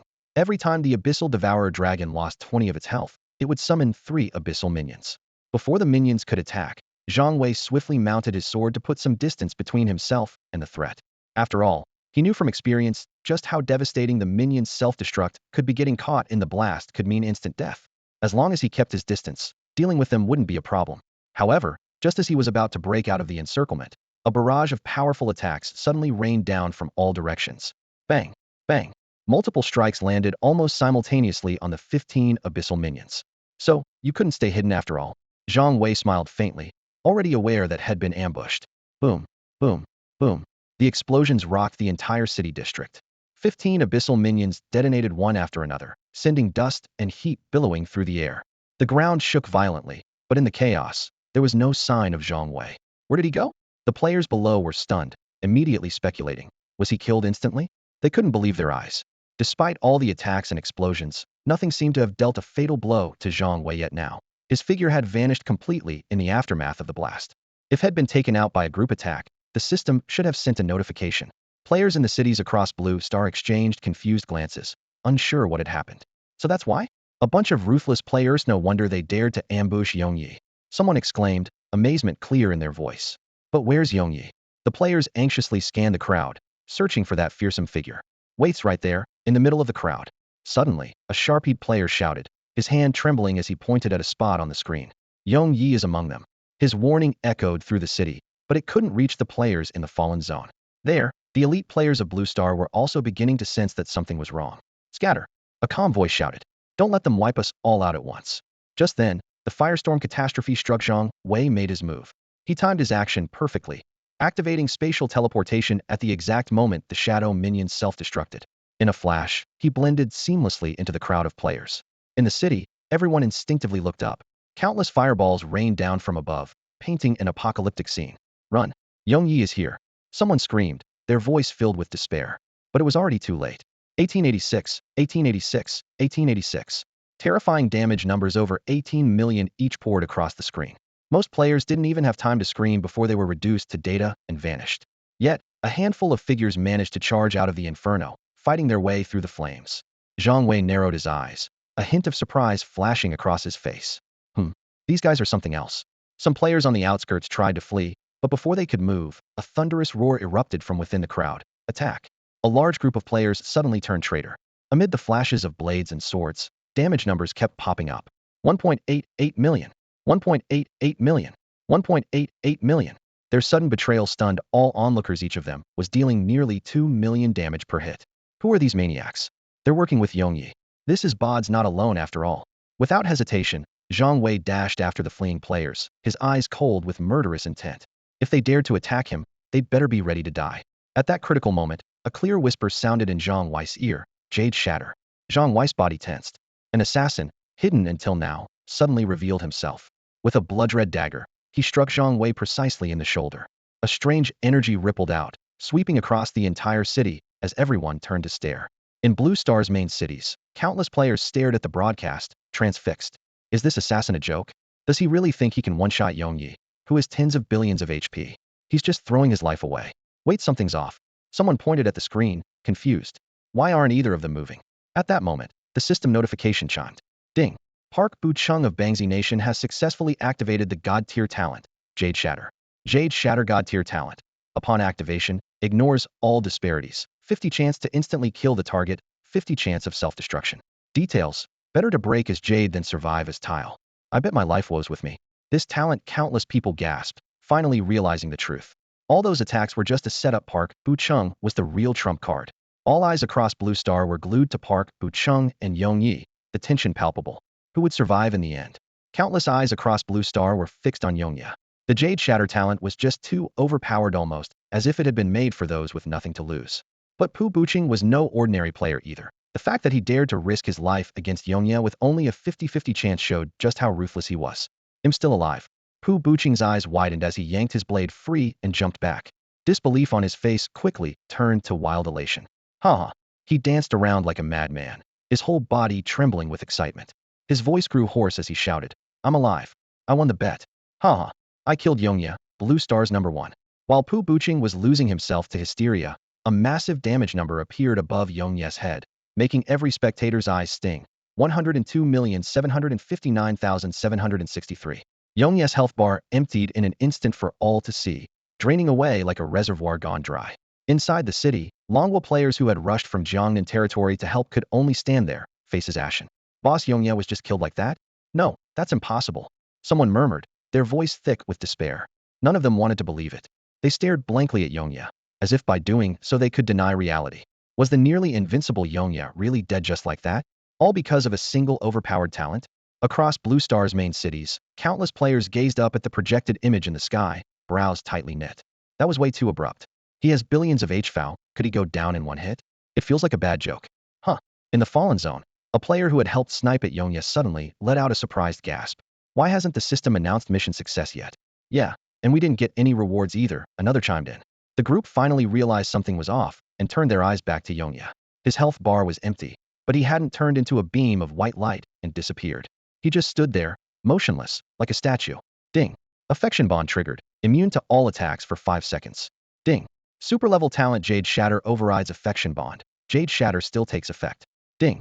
Super-level talent Jade Shatter triggers instant kill on target. Ding. Target's HP depleted. After being struck by Jade Shatter, system prompts echoed in Zhang Wei's ears, leaving his mind blank. Am I dead? He was momentarily lost. I got careless, Zhang Wei thought bitterly. They really pulled out all the stops to take me down. He should have stayed airborne to keep his distance, but it was too late for regrets. All he could do was watch his HP drain away, powerless to stop it. Not even his affection bond item could save him. Yet, amid his resignation, a strange feeling crept in. Somehow, Jade Shatter didn't seem able to truly kill him. He couldn't explain why, but that sense of impending doom never came. Life and death play, the phrase flashed through Zhang Wei's mind. Just then, the system announcement rang out. Ding. Divine Talent Mirror Flower, Water Moon activated. Mirror Flower, Water Moon Divine Talent feature. Substitute death. Details. Mirror Flower, Water Moon. Illusion becomes reality. Life replaces death. As the announcement ended, Zhang Wei's HP surged back to full in an instant. Who did that? Zhang Wei snapped his gaze around, sharp as a knife. He didn't have that talent. Someone else had triggered the divine talent mirror flower. Water Munto, take his place in death. Who was it? Had never expected anyone to sacrifice themselves for him at the last moment. He thought his own life and death play talent would trigger when he died. In the distance, Pu Buqing's laughter stopped abruptly, like a chicken with its throat cut. How is this possible? Pu Buqing's eyes bulged, his pupils shrinking to pinpricks. His talent had clearly triggered Yongye's death, so why was his opponent back at full health? This can't be happening. Pu Buqing's voice was shaky, filled with terror and disbelief. He had just been celebrating his victory over Yongye, the #1 player on Blue Star, but in the blink of an eye, Yongye was back on his feet, completely unharmed. Park Buchung stood frozen in shock, even starting to doubt whether his much-vaunted super god-level talent was really that powerful. Inside the city, hunters from all over the world exchanged bewildered glances, gripped by unprecedented panic. Victory had seemed within their grasp, yet thanks to the selfless intervention of an unknown player, Yongye had been revived. This dramatic twist was broadcast to every major city across Blue Star, leaving countless players watching with their hearts in their throats. Then, a system announcement rang out. Ding! All capital city districts on Blue Star are now 30 occupied. This meant the second fallen zone had been claimed by Yongye. Without hesitation, Zhang Wei activated spatial teleportation and vanished, reappearing behind Park Buchung a moment later. He swung his fist straight at Park's back. Even though he could no longer use his exhausted skill, Echoes of Dusk, his sheer attack power of over 1,000,000 still dealt more than 1.78 million damage. Yet Park Buchung's health bar only dropped by a third, revealing an astonishing 6 million HP. Park Buchung spun around instantly, a murderous glint in his eyes. As he slashed back with his dagger, he shouted Jade Shatter, once again, hoping to pull the same trick. But this time, Zhang Wei was ready. Dimensional Scream. The control skill triggered instantly, freezing Park's dagger midair. Seizing the opportunity, Zhang Wei landed 3 precise punches, each one striking a vital spot. Park Buchung didn't even have time to scream before his health was wiped out. The other attackers finally snapped out of their daze and tried to flee, but they had severely underestimated Yongye's crowd control. Dimensional Scream radiated outward from Zhang Wei, stunning every enemy within a 10-kilometer radius. Immediately after, Rain of Fire Calamity brought down a storm of blazing meteors, each hit dealing nearly 20,000 damage. Zhang Wei soared into the air with his sword control technique, alternating between large area skills from above. This time, he was determined not to let anyone escape. Park Buchung's example had taught him that in this world, life-saving abilities like Jade Shatter were unlikely to be unique. Soon, apart from the Dragon Country players who had rushed in from the Jiangnan territory to help, tens of thousands of attackers were wiped out in a flash of white light. Audiences in every major city watched the one-sided massacre unfold, chilled by the overwhelming power Yongye displayed. After clearing out the last enemy, Zhang Wei felt no sense of relief. Instead, he was full of questions. Who had sacrificed themselves to save him at such a critical moment? Aside from the top leaders of Dragon Country, he couldn't imagine anyone else willing to pay such a heavy price for him. The top players were truly impressive. Players from Longhua in the Jiangnan district flocked over, forming a circle. Though they had been excited on their way here, as they drew closer, they suddenly became a bit shy, each one lowering their head, too embarrassed to speak. Seeing this, Zhang Wei felt a mix of surprise and gratitude. He hadn't expected so many people to risk coming into the fallen zone just to help him. Thank you all for coming here despite the danger, Zhang Wei said sincerely. Hee, you don't have to be so polite. Yongye, one player replied with an honest smile. If it weren't for you, none of us would have achieved what we have today. Yeah, Yongye led us to conquer more than 10 territories. Thanks to you, we ordinary players shot up the rankings, and everyone even got level 50 epic gear. Another player chimed in excitedly. Boss, let's tackle the next fallen zone together. Someone suggested eagerly. But before he could finish, another player interrupted. Don't be ridiculous. Why would we tag along? Yongye has to clear the fallen zone on his own to complete the quest. Zhang Wei smiled at their words. He could tell that everyone was genuinely looking out for him. In truth, this hidden quest didn't limit the number of participants, but Zhang Wei had no intention of dragging everyone into danger. This was only the second fallen zone, and they'd already encountered an Emperor-tier beast. Who knew what kind of monsters were waiting ahead? Zhang Wei didn't want to put these players at risk. Even with his buffs granting them a 10 damage boost, their HP was still far too low. Besides, even with their help, there was only so much he could do for them. Take care, boss. We won't waste your time, said the Jiangnan players, understanding the quest was timed. They quickly teleported away. Soon, Zhang Wei was the only one left in the city. Who could it be? Zhang Wei gave a wry smile, silently thinking, I really owe someone big this time. He knew that even without the god-tier talent Mirror Flower, Water Moon to bail him out, he probably wouldn't have died. But in the end, it was that anonymous player who risked everything to save him, and Zhang Wei felt deeply grateful. He paused for a moment, took a deep breath, and then used spatial jump, appearing in the third fallen zone. Players from every main city across Blue Star watched the live feed as Zhang Wei entered the new area, holding their breath. The scene of the third fallen zone city unfolded before their eyes. Whoa, a king-tier beast! Someone exclaimed. That's insane, our king-tier beasts just showing up right away now? It's not that surprising, another player replied. The beast from the last fallen zone was already as strong as a king-tier. Zhang Wei stared at the king-tier beast ahead, his brow furrowing. He was surprised not by the appearance of such a beast, but by the fact that it appeared so soon, in only the third fallen zone. He quickly assessed the situation. The creature had a staggering 1 billion H. There was no way to take it out in a single hit. His main challenge was time. If he dragged this out, things could get a lot more complicated. Dimensional Scream, Firestorm Cataclysm, Scourge of Flames. Zhang Wei decided to stop holding back and unleashed his most powerful skills. Normally, he wouldn't bother using Dimensional Scream, could easily wipe out beast soldiers and generals without wide area control skills. But facing a king-tier beast, he couldn't afford to be careless. As the violent shock waves of Dimensional Scream swept through the fallen zone, powerful sound waves engulfed everything. Zhang Wei immediately followed up with Firestorm Cataclysm, a torrential rain of fire exploding in the sky like the end of days, swallowing everything in its path. The king-tier beast froze for a moment, and Zhang Wei gave it no chance to recover. He alternated between Dimensional Scream and Firestorm Cataclysm, combining crowd control with maximum damage output. The entire battlefield ignited with intensity in an instant. In this situation, even if more players from Blue Star tried to ambush him, they would be instantly immobilized. Damn, Yongyi actually has such a wide-range control skill. This is practically invincible. With no cooldown restrictions, even an endless number of king-level beasts wouldn't be enough for him to kill. In the footage, every king-level beast within a 10-kilometer radius stood completely still, like statues, as the rain of fire relentlessly drained their health. Any beast charging in from outside the 10-kilometer range would be frozen in place the moment they entered the area, unable to move, as if time itself had stopped. Within Zhang Wei's 10-kilometer domain, it was as if the whole world had frozen. All the king-level beasts were stuck in place, quietly awaiting their end. Damn, is this even allowed? This is basically cheating. It's way too unfair. In the main cities of every Blue Star nation, countless players were left in utter shock.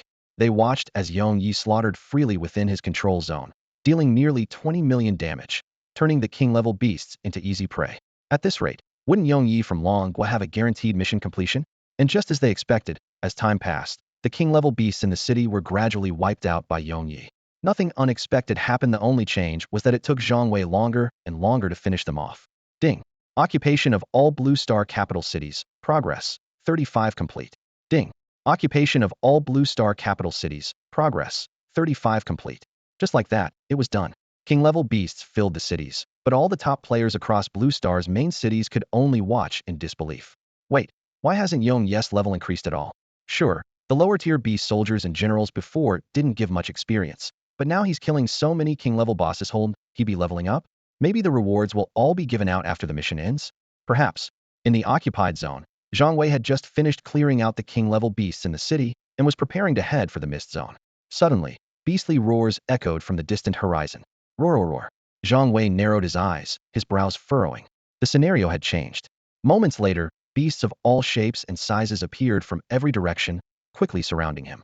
The sky over the entire occupied zone seemed to darken, the pressure so intense it was hard to breathe. A horde of emperor-level beasts. Zhang Wei's expression turned grim. This was getting serious. If things kept escalating, even he might not be able to hold on. But it was far from over. Suddenly, a deep, resonant sound echoed from afar. Whoa! The sound boomed across the sky like thunder. At that moment, the mist zone outside the city began to disperse, revealing a massive rifted gaping black hole that looked capable of swallowing everything. What the hell is that? Players from every Blue Star nation stared, wide-eyed, in disbelief at the changes in the mist zone. The situation had just become even more mysterious and unpredictable. An army? Zhang Wei's eyes narrowed, his pupils contracting. Emerging from the mist wasn't a scattered group of beasts, but a fully organized army: heavy infantry, grenadiers, spearmen, archers, heavy cavalry, and charioteers, all marching in perfect formation with an overwhelming presence. Doubt flashed through Zhang Wei's mind.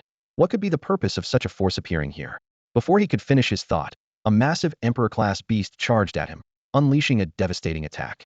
A wave of terrifying energy crashed over him, and the number 1704 floated above Zhang Wei, wiping out over 17 million of his health points in an instant. Zhang Wei dared not hesitate. He immediately unleashed his three main skills: Dimensional Scream, Rain of Fire Catastrophe, and Improv Comedy. Another damage number, 1886, appeared, quickly followed by a healing number, 1886, and another 1886 in rapid succession. But to his surprise, the control effect of Dimensional Scream didn't work as expected this time.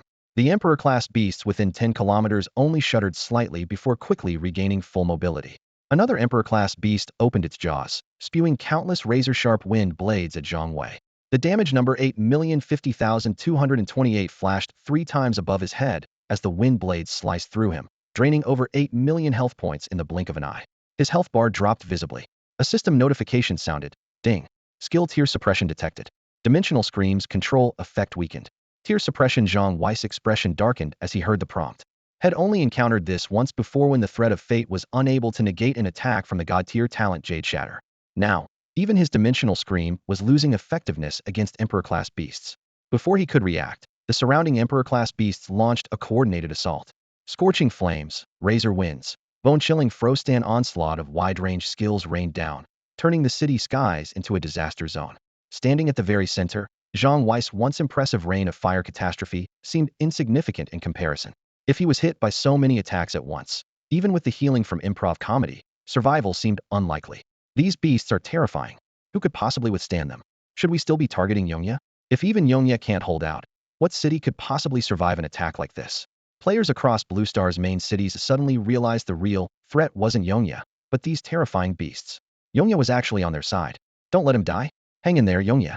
So what if Yongya gets the planetary reward? That's still better than all of us being wiped out by these monsters. The mood shifted dramatically. Players who had been planning to ambush Yongya and take advantage of the chaos now found themselves genuinely worried for Zhang Wei. Please, hang in there, boss. A comical scene unfolded. Countless people across Blue Star started rooting for Zhang Wei. Meanwhile, in Blue Star's underground cities, national leaders hesitated. Many had been blinded by their earlier victories, thinking that taking control of the city meant they could finally stand their ground against the beasts. But the emergence of these Emperor-class monsters from the mist snapped them back to reality. Humans were still the weaker side.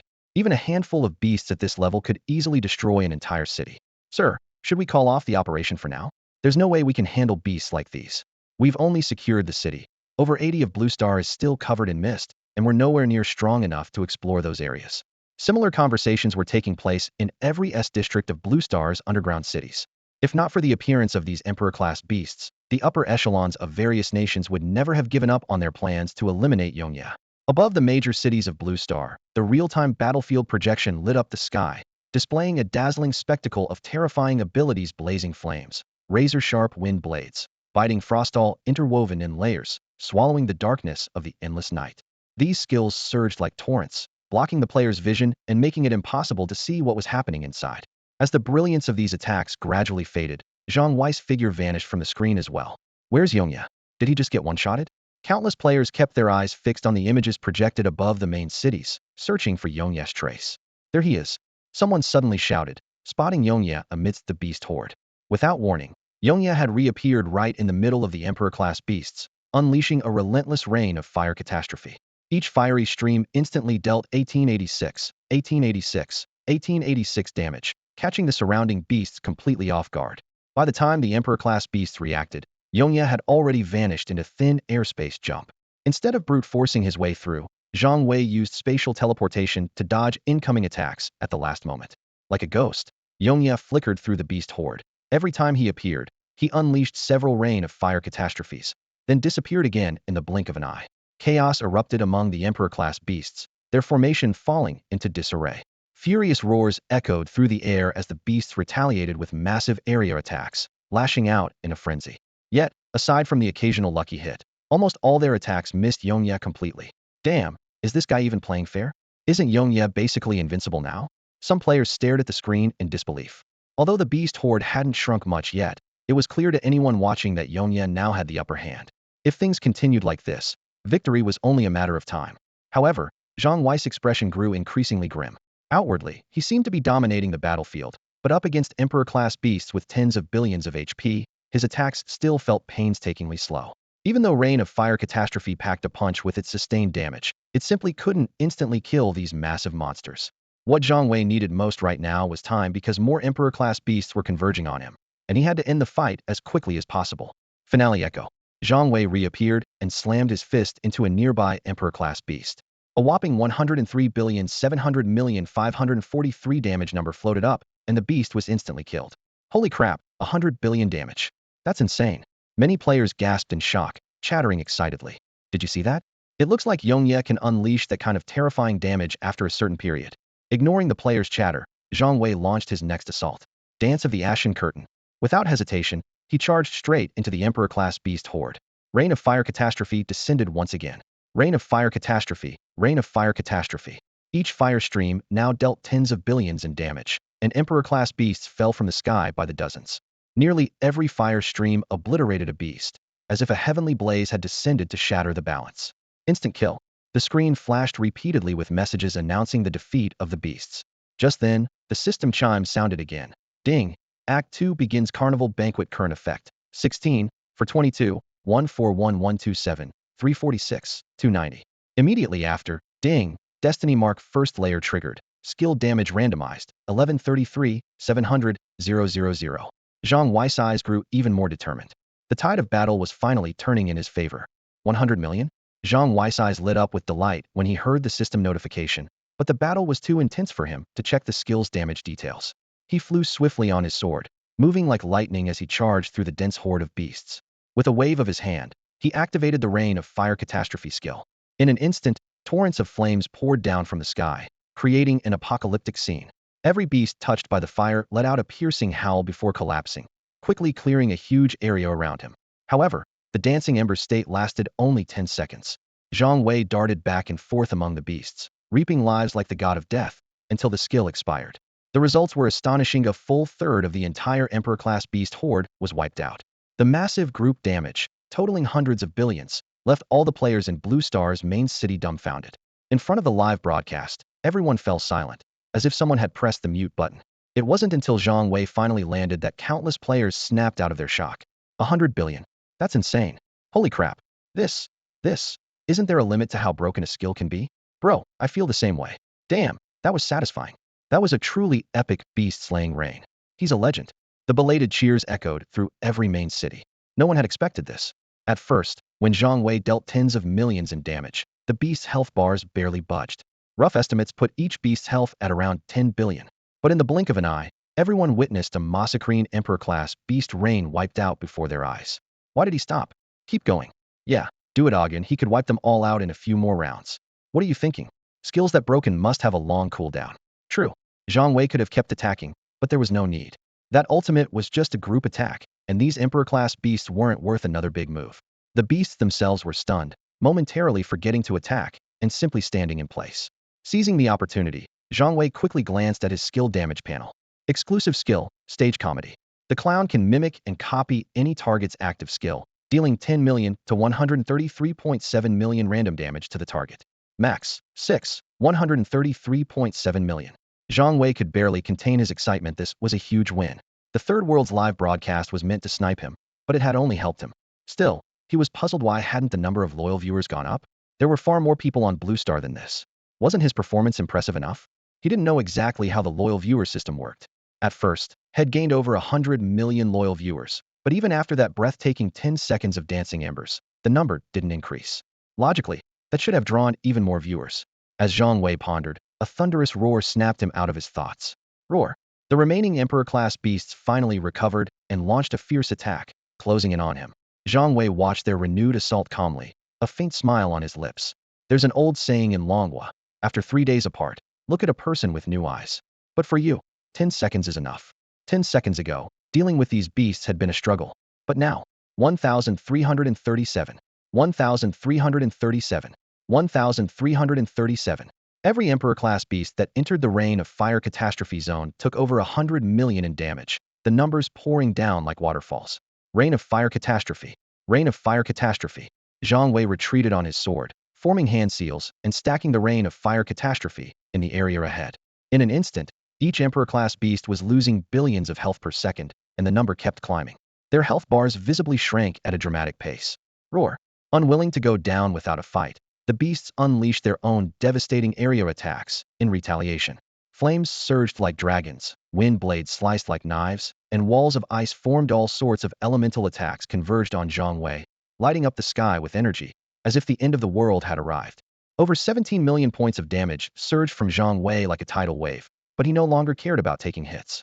At this point, his improv comedy skill had linked his healing to the damage dealt, restoring over 10 billion health per second. Even under the relentless assault of Emperor-class beasts, his health bar remained completely full. The sight was like a bombshell, shocking players in every major city across Blue Star. Over 100 million. Yongye's damage broke 100 million. Did you see that? His damage just keeps climbing. And his health isn't dropping at all. This is insane. He's unstoppable, doesn't even lose health. This is true invincibility. What a legend, standing his ground and taking everything heeded. With his damage surpassing 100 million, Zhang Wei was now clearing Emperor-class beast siege with tens of billions of heal at an unprecedented speed. Their numbers dwindled rapidly. When he finally brought down the last one, the overwhelming beast tide was finally over. Ding. All capital districts on Blue Star have been occupied. Progress, 40. Ding. All capital districts on Blue Star have been occupied. Progress, 40. The system announcement sounded 6 times in a row. Zhang Wei let out a sigh of relief as he heard it. But then his gaze shifted to the mist zone, where a fully organized human army still stood unmoving. From the moment Yi started fighting Emperor-class beasts until now, that army hadn't made a single move. Zhang Wei paused, thinking for a moment, then summoned a group of black feather lords. At this stage, he no longer needed these lord-class beasts to fight emperors. The opponent's strength had advanced too quickly. Most players were still struggling against beast soldiers and generals, but Zhang Wei had already surpassed generals, lords, sub-kings, and kings, taking on only emperor-class foes. Go! At his command, he sent the parasitized lords flying toward the mist zone. An order rang out among the archers in the army. In perfect unison, they drew, aimed, and released their arrows. In an instant, a rain of arrows filled the sky. 10,000. 10,000. Zhang Wei was momentarily stunned as he saw the arrows only dealt 10,000 damage to his summoned beasts. Was the damage really that low? But in the next moment, his expression changed drastically. Ding. Lethal effect triggered. Ding. Lethal effect triggered. With one volley, 1,000 black feather lords fell under the rain of arrows. Zhang Wei's heart sank. The arrows had a lethal special effect. Just then, an arrow broke through the black feather lord's defense and shot straight at him. Without hesitation, Zhang Wei reached out, caught the arrow, and hurled it back at the front line of infantry.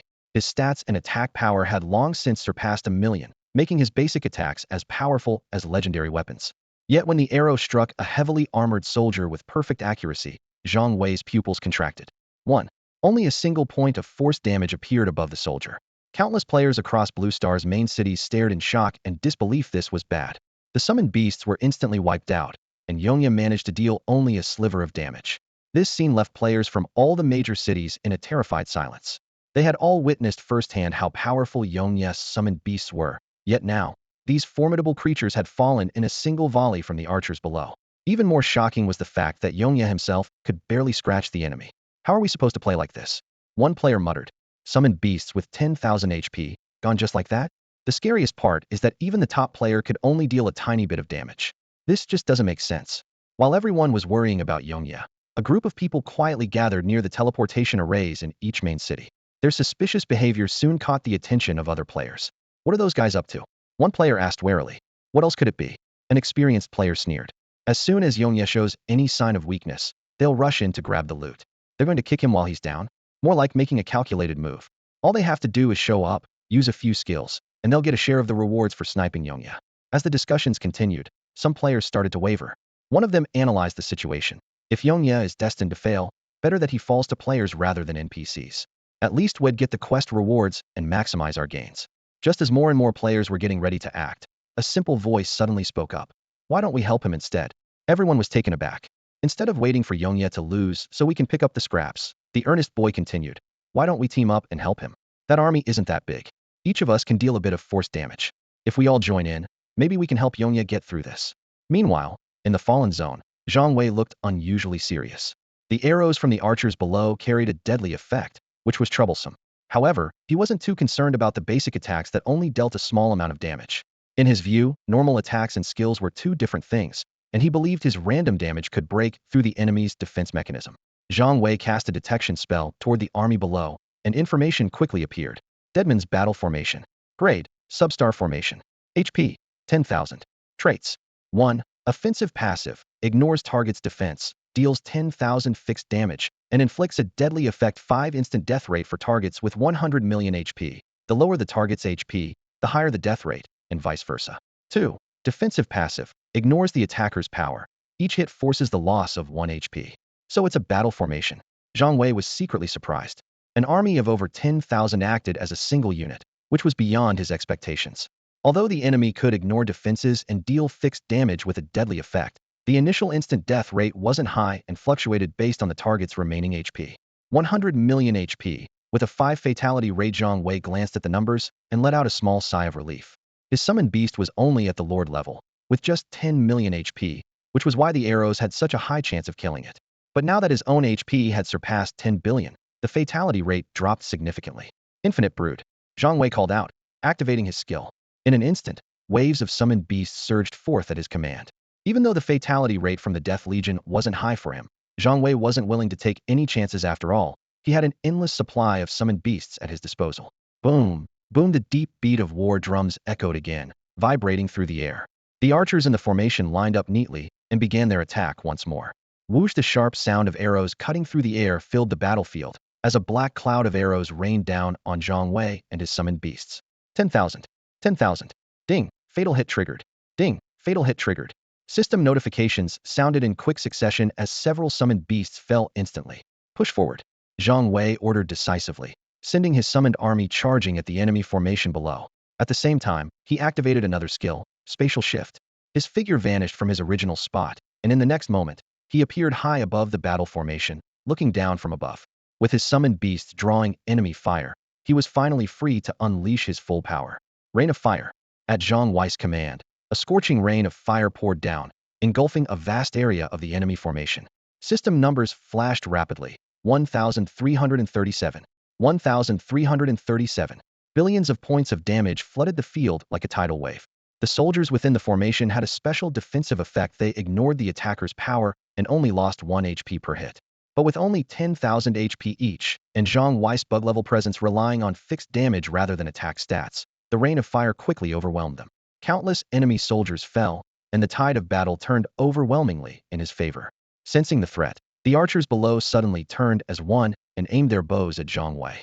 They had realized he was the real danger. As for the heavy infantry, cavalry, and chariot troops in the formation, they were helpless against Zhang Wei, who hovered high above the battlefield.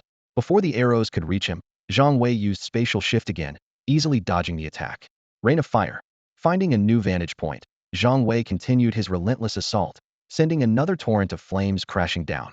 Meanwhile, in the main city on Blue Star, countless players were watching the battle unfold in real time. Seeing Zhang Wei regain control, the chat exploded with commentary. Whoa, Eternal Knights got this under control again. What's going on? I thought they could only take 1 point of damage per hit. The most awkward were the players who had been waiting by the teleportation array. They'd planned to swoop in for some easy rewards once Zhang Wei fell, but the situation had flipped again. Hey, now's your chance to grab some loot. Someone teased. Yeah, go for it. Don't worry, he'll welcome you with a sea of fire. Back in the Fallen Zone, Zhang Wei was on a killing spree when a system notification suddenly popped up. Ding! Death Legion casualties have exceeded 30. Entering Berserk mode. Huh. Zhang Wei frowned, a sense of foreboding creeping over him. Immediately after, another system message sounded in his ear. Ding! You have been locked on by the Death Legion. Their attacks cannot be dodged. Damn! Zhang Wei's expression changed instantly. The formation of undead before him unleashed a locking skill, meaning he had no way to dodge their attacks. While the formation's base damage wasn't high, the real threat was its deadly instant kill effect. This setup is ridiculous. Zhang Wei cursed inwardly. If players had a similar instant kill ability, wouldn't a bit of luck make them unbeatable? But there was no time to dwell on it. He immediately charged toward the formation, hoping to strike first. Inferno Rain. Zhang Wei pushed his speed to the limit, his body transforming into a blazing streak of light, leaving a dazzling trail in the air. Scorching fire rained down, each hit dealing billions of damage, leaving nothing but scorched earth in its wake. Yet, no matter how fast he moved, the undead formation's attacks always came first.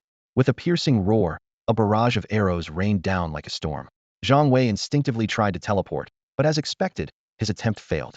The sound of arrows striking flesh rang out incessantly, with damage numbers of 10,000 popping up above him again and again. These arrows seemed to have homing capabilities, never missing their target. With his 10 billion health points, this damage was negligible, but the threat of the instant kill effect hung over him like the sword of Damocles. Meanwhile, in Blue Star's main city, countless players watched the suddenly anxious Yongya with confusion. In their eyes, even though he was being bombarded by arrows, his health hadn't dropped at all. On the contrary, the undead formation was quickly falling apart under his fierce assault. Why does Yongye seem a bit panicked? Isn't this a guaranteed win for him? With that little damage, it shouldn't be a problem, right? As the crowd debated, teleportation arrays in the main cities suddenly lit up. Someone was already making a move. No way, that's so shameless. Someone shouted angrily. They're trying to swoop in and steal the kill. At that moment, a calm voice spoke up. Did you forget how Yongye's summoned creatures died? They took the same 10,000 damage, but were instantly killed. That means the army's attacks must have an instant kill effect. Now that Yongye can't dodge, he could be killed at any moment. The scene fell silent. After a moment, someone whispered, should we go too? Everyone exchanged glances. No one answered right away, but the generous bounty for the interception mission tempted them all. Back in the war-torn zone, Zhang Wei, unaware that countless players were getting ready to make a move, continued to mow down the undead soldiers. Suddenly, the sound of war drums thundered as countless spears flew through the air. Once again, swarms of 10th Sandamage numbers appeared. Fortunately, the instant kill effect still hadn't triggered. Ever since Zhang Wei became the lord of his territory, this was the first time he had felt so anxious about taking tens of thousands of damage at once. He quickly calculated his current risk of instant death. With a base health of 1 billion, the chance of a fatal blow was 5. But with his current health at 10 billion, that probability should drop to just 0.05. That's already a really low chance. It takes some serious bad luck to get killed now. Zhang Wei tried to reassure himself, but he didn't dare let his guard down for a second.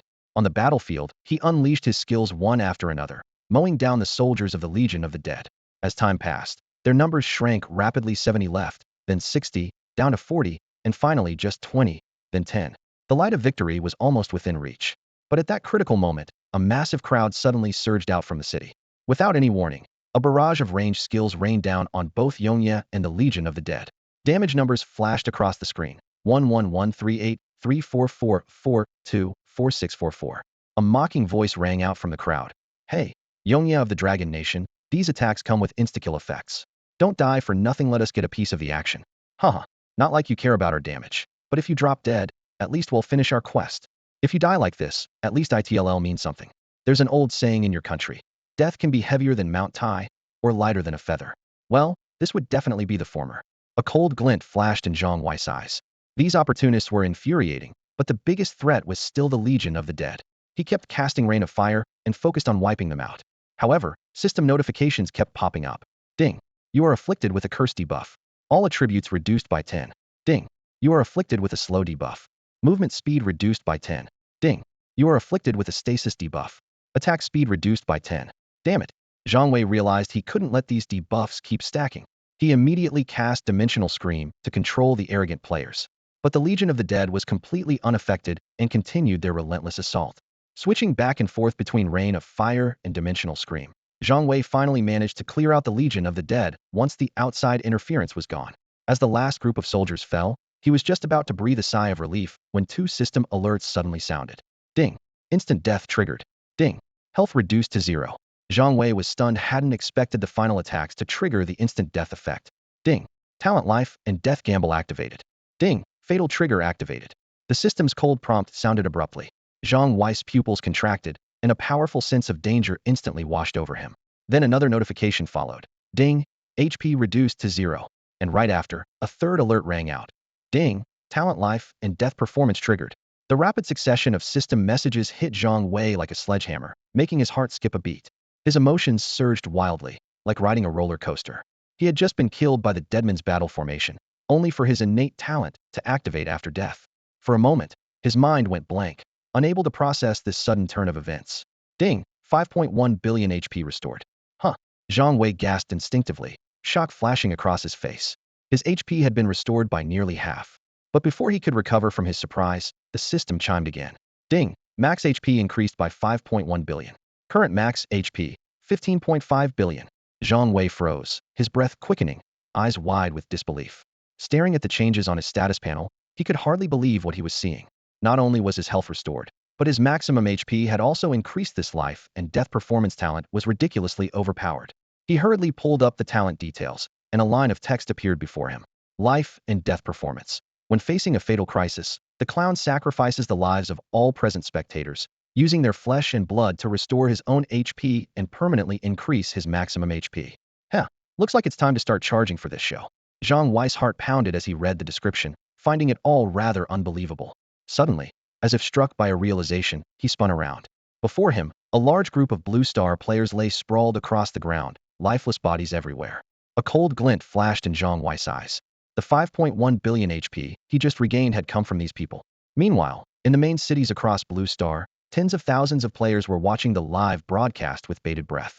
When Yong Yi was struck and frozen in place, everyone held their breath. Then, to their shock, the players who had come to scavenge all collapsed and died, while Yong Yi resumed moving. What just happened? A player asked in a daze, confusion written all over his face. How did those guys die out of nowhere? How should I know? Another replied helplessly, equally baffled. Damn, I have a crazy theory. Spit it out. What if they were devoured by Yong Yi? The nearby players all stiffened, pausing whatever they were doing, their faces filled with astonishment.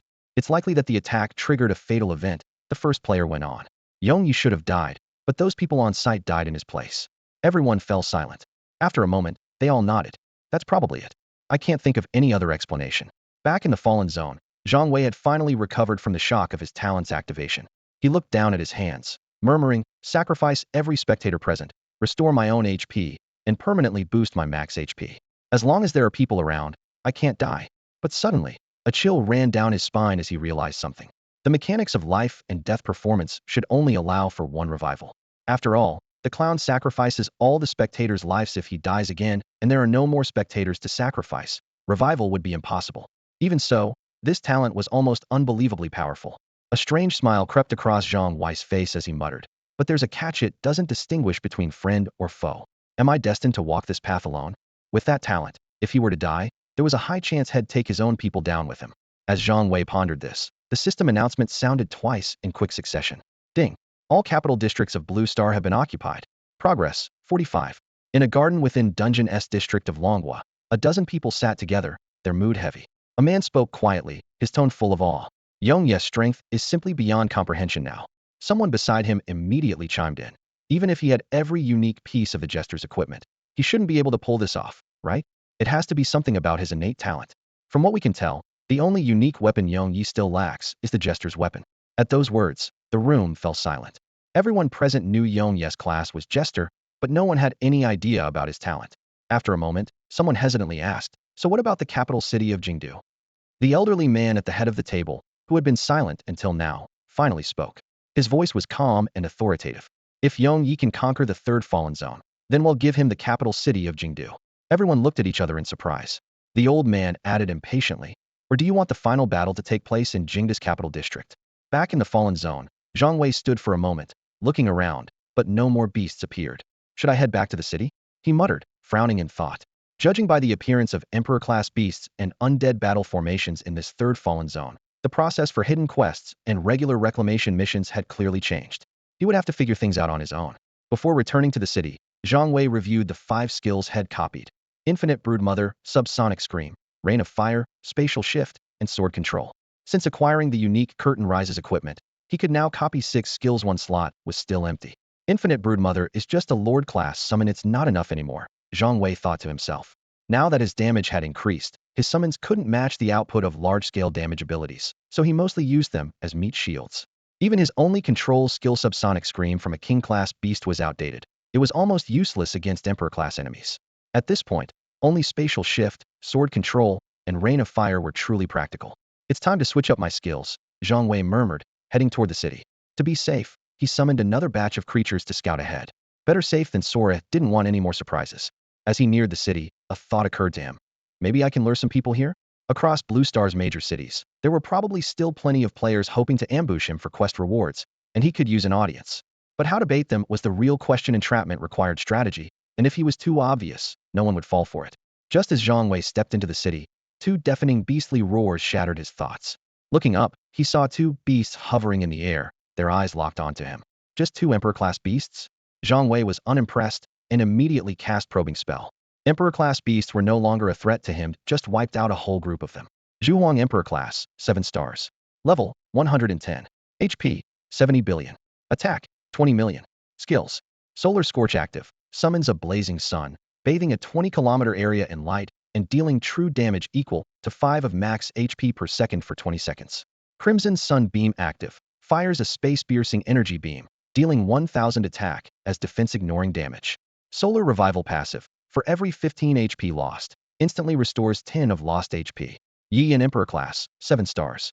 Level, 110. HP, 70 billion. Attack, 20 million. Skills. Eternal Night active. Unleashes a Dark Moon domain over 20 kilometers, reducing all targets' vision to 10 meters and accuracy by 50 for 20 seconds. Nether Soul Ray active. Releases a soul-piercing Dark Moon beam, dealing 600 attack as true damage. On hit, drains 20 of the target's current HP and converts it into a shield. Dark Moon Protection passive. For every 15 HP lost, gains 30 damage reduction for 8 seconds. Note: Day and Night as Wonju Huang and Yi Yin share HP. Both must be killed within 5 seconds of each other. Otherwise, the one whose HP drops to 0 will fully revive after 10 seconds, resetting all cooldowns. Huh. Zhang Wei was momentarily surprised, a flicker of astonishment in his eyes. Blazing Sun incinerates the world. Crimson Sun tears the sky. Netherworld pierces the soul. Zhang Wei stared at the 2 Emperor-ranked beasts before him, excitement flickering in his eyes. He quickly analyzed their abilities. Blazing Sun incinerates the world could summon a scorching sun, covering an area of 20 kilometers and dealing true damage equal to 5 of maximum health per second to all targets within range, far surpassing the power of Fire Rain Catastrophe. Crimson Sun tears the sky and Netherworld pierces the soul were perfect single-target skills, ideal for combo attacks with Echoes of Dusk. All mine, these are all mine. Zhang Wei was elated. Not copying these skills would be a waste. As for the beast's day-night duality trait, he completely ignored it. It might be a challenge for others, but for him, it was barely worth mentioning. Besides, if he wanted to take down both Emperor-ranked beasts in an instant, 1 Echoes of Dusk would be more than enough. The more Zhang Wei examined the 2 beasts, the more satisfied he became, a smile unconsciously curving his lips.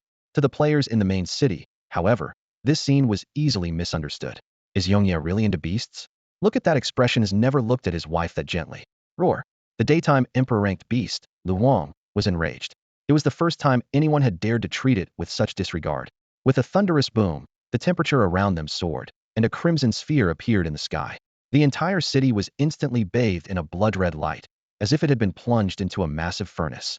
Perfect timing. Zhang Wei seized the opportunity and immediately activated Stage Comedy.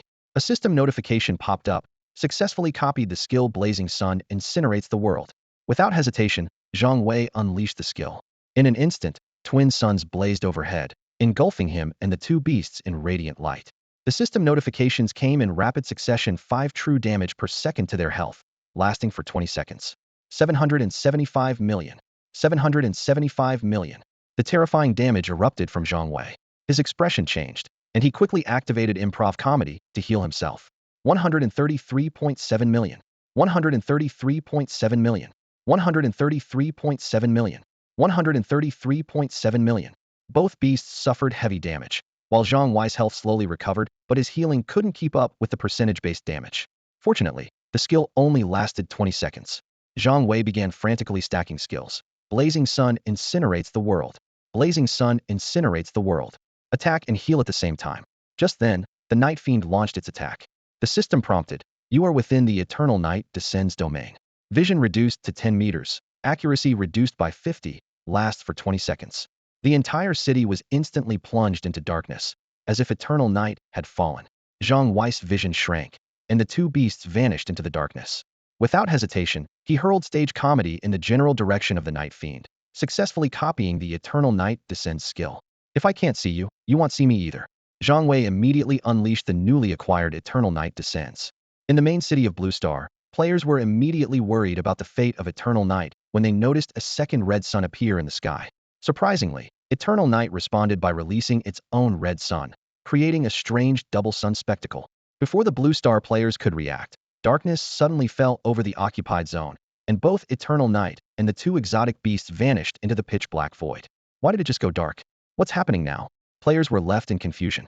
No idea. I'm seeing the same thing you are, someone replied. Damn, I really miss my premium membership. At least I could get early spoilers. One player grumbled in frustration. Fortunately, both Solar Blaze and Eternal Nightfall only lasted for 20 seconds. The light in the occupied zone soon returned to normal. However, Zhang Wei didn't pause his assault and continued to unleash stacking skills. Under his control, the entire city seemed to transform into a massive furnace, with the 2 Emperor-class beasts glowing bright red in the fiery light. 133.7 million. 133.7 million. 133.7 million. 133.7 million. Damage and healing numbers alternated rapidly as the beast's health began to drop at an alarming rate. Yet both beasts had life-saving passive skill Solar Revival and Dark Moon's Blessing, which kept their health bars within a safe range. Suddenly, a deafening boom tore through the sky as a cylindrical beam of energy pierced straight through Eternal Knight's body. 100 million. Crimson Sun Rift. The system notification followed immediately. Ding. Successfully mimicked and copied Crimson Sun Rift. Firestorm Calamity has been replaced. The third one.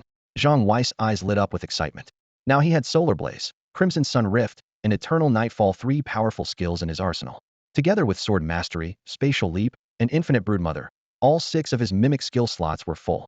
Although Infinite Broodmother was becoming less effective at this stage, it was still useful for drawing aggro and distracting enemies. That should be enough, Zhang Wei muttered, eyeing the 2 Emperor-class beasts whose health kept dropping and recovering. With the twin day and night skills, conventional attacks alone weren't enough to take them down. Luckily, unconventional tactics were Zhang Wei's specialty. He used Spatial Leap to reposition himself, then instantly activated. Finale Echo. A beam of energy from Crimson Sun Rift shot out, piercing both Emperor-class beasts at nearly the same moment. 173.4 billion. 173.4 billion. 2 staggering, trillion-level damage numbers flashed in the air, their dazzling light impossible to ignore. Ding. All capital districts of Blue Star occupied. Progress, 50. Ding. All capital districts of Blue Star occupied. Progress, 50. The system announcement chimed in right on cue. Only 2 capital districts remained one step closer to completing the mission. But there was no hint of satisfaction on Zhang Wei's face, because one of those cities was the Dragon Nation's capital, Jingdu. Just then, a new system notification appeared. Ding. The Dragon Nation faction has gifted Jingdu to Eternal Night. Ding. All capital districts of Blue Star occupied. Progress, 70. Huh. Zhang Wei was stunned. They just gave it to me? This was completely unexpected. That means only the last occupied zone is left, Zhang Wei murmured. How tough will it be? No idea, but I've come this far. There's no turning back. With that, Zhang Wei used Spatial Leap without hesitation and arrived directly at the final occupied zone, the last capital district of Blue Star. Huh. Zhang Wei was taken aback as soon as he arrived. No beasts. The entire city was completely empty. What's going on? He wondered, baffled. Were the beasts all hiding in the mist zone outside the city? With that thought, Zhang Wei soared on his sword out to the mist zone. But again, there was no sign of any beasts. Nothing in the city or outside. Zhang Wei frowned deeply. At that moment, he sensed something unusual. Slowly, he looked up, his gaze landing on the massive red sphere hanging in the sky. Damn! The mutation on Blue Star had begun. The star, once wrapped in living matter, had turned into a massive crimson sphere. Now, this enormous red orb was expanding at a speed visible to the naked eye. Zhang Wei stared intently at the ever-growing crimson celestial body, his pupils contracting and his atoms apple-bobbing. No way. This scene was far beyond anything Zhang Wei had anticipated. The relentless expansion of the red sphere meant it was moving toward Blue Star. He had imagined that after the appearance of a 7-star Emperor-level beast in the last fallen zone, they might soon face 10-star Emperor-level threats, or even greater dangers. But he had never considered that the colossal entity capable of enveloping an entire star would descend directly. How big does something have to be to wrap around a star? Cold sweat broke out on Zhang Wei's forehead. This was well beyond anything humanity could hope to fight against, and it was no wonder he couldn't help but curse under his breath. It wasn't just Zhang Wei. Players in every major city, watching the live feed of the star's transformation, all turned pale. No way. One player gasped, eyes wide, voice trembling. Why is the star moving? Wait a minute. Another stammered, his hand shaking uncontrollably. Is the star about to swallow Blue Star? What's the point of fighting anymore? Someone cried out in despair. Anyone on Blue Star with a basic education knew their sun was 1.3 million times the size of their own planet. It could easily contain 1.3 million blue stars. If the star really did approach and consume their world, not a single person would survive, whether on the surface or deep in the underground cities. Panic spread like wildfire, and despair appeared on everyone's faces. Is this because of the Eternal Night quest? Someone speculated. Maybe we should just have Eternal Night give up on the mission. Wait, no, look, the star stopped. Within the fallen zone, Zhang Wei let out a slight sigh of relief as the living entity he had feared seemed to halt its descent. But just as he was about to relax, ripples suddenly appeared in the sky above Blue Star. Countless crimson beasts materialized out of thin air. Teleportation. Zhang Wei's eyes narrowed as he immediately realized these beasts had been transported by some unknown means. The red beasts circled in the air for a moment, as if sensing something, then vanished just as suddenly as they'd appeared. Huh. Zhang Wei was momentarily stunned, but his expression changed instantly as he realized what was happening. Blazing sun incinerates the world. Eternal night descends. Blazing Sun incinerates the world. Without hesitation, he stacked his defensive skills around himself. Sure enough, the next moment, not far from him, space rippled once more and the Crimson Beast descended directly in front of him. 133.7 million. 133.7 million. Because they were within the area of effect of his Blazing Sun incinerates the world skill, huge damage numbers immediately appeared above the beasts. Improv comedy. Just to be safe, Zhang Wei quickly cast a healing skill on himself before using a detection spell to check the beast's stats. Red Demon. Rank, Substellar. HP. Attack power, 100 billion. Skills. 1. Teleportation active. Can teleport between nearby planets. 2. Thorns active. Reflects 30 true damage. 3. Sonic magic active. Deals damage equal to 1000 of attack power. 4. Self-destruct passive. When HP drops below 10, triggers a self-destruct that deals damage equal to remaining HP. Details. Social creatures living in small asteroid belts. After seeing the information, Zhang Wei's expression darkened. Substellar red demons could not only reflect 30 of true damage, but also unleash sonic attacks at 10 times their attack power and self-destruct when their health fell below 10. With Zhang Wei dealing 133.7 million damage per hit, a single red demon's reflected damage would inflict 40 million on him, while its sonic attack could reach as high as 700 million. But what gave Zhang Wei the biggest headache was the red demon's self-destruction attack. Each red demon's 10 HP equaled a whopping 10 billion damage, and there were tens of thousands of them packed together. Just 2 self-detonations at once would be enough to kill him instantly. A piercing screech tore through the sky as the red demons unleashed their sonic assault. 700 million. Miss. 700 million. Miss. 700 million. 70 million. The damage numbers kept flashing across the screen. Even with the healing effect from improvised comedy, Yongye's health still plummeted by 2/3 in an instant.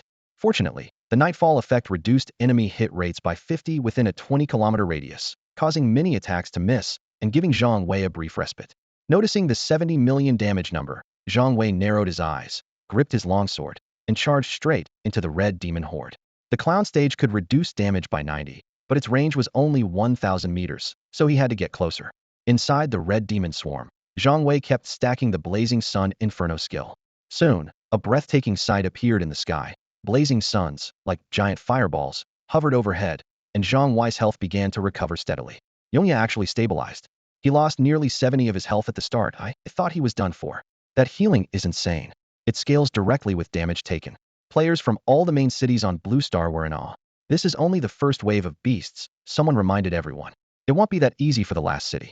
People nodded silently, knowing from experience that there would be at least 3 or 4 more waves. Wait, someone else just entered the teleportation array. Why would they go in when things are finally under control? Because it's the last chance they're taking a gamble. In the fallen zone, Zhang Wei watched the red demon's health dropping, his expression growing more serious. He could withstand their regular attacks, but he had no confidence against the self-destruction skill. He kept a close eye on their HP, ready to trigger Finale Echo and follow up with Curtain Ash Dance the moment their health dropped to 40, hoping to kill off the weakened red demons quickly and prevent them from exploding. His only concern was whether the passive self-destruction could really be stopped. When the moment arrived, Zhang Wei targeted a lone red demon and unleashed Finale Echo. The blazing energy beam tore through its body, and the damage number 33.33 trillion left even Zhang Wei stunned. But the next second, with a loud boom, the red demon exploded, sending a shockwave surging outward. 10 billion. Damn it. Zhang Wei's face darkened. The worst-case scenario had happened, self-destruction still triggered, and Yongye's health was almost gone. Just as disaster seemed inevitable, teleportation arrays across all the main cities suddenly flared to life. The red demon self-destructed, and Zhang Wei's health bar vanished in an instant. Billions of hit points wiped out in a flash. The players who had been waiting to swoop in for the spoils immediately panicked, rushing toward the teleportation array. Despite lingering fears from the last mysterious death incident, greed drove many to take the risk, drawn by the promise of unimaginable wealth.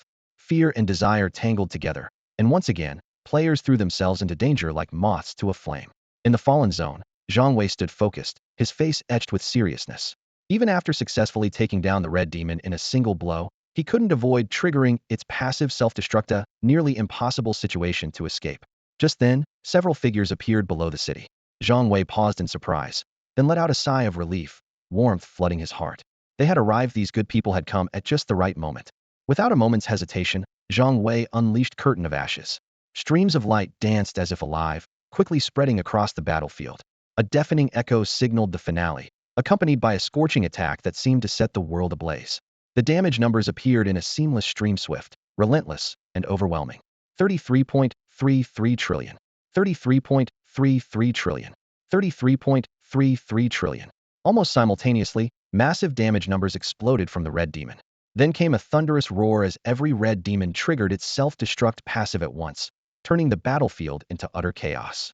The force of the explosions was like a dazzling fireworks display, the shockwaves forming a terrifying storm. Trapped at the center, Zhang Wei had no chance to escape. 10 billion.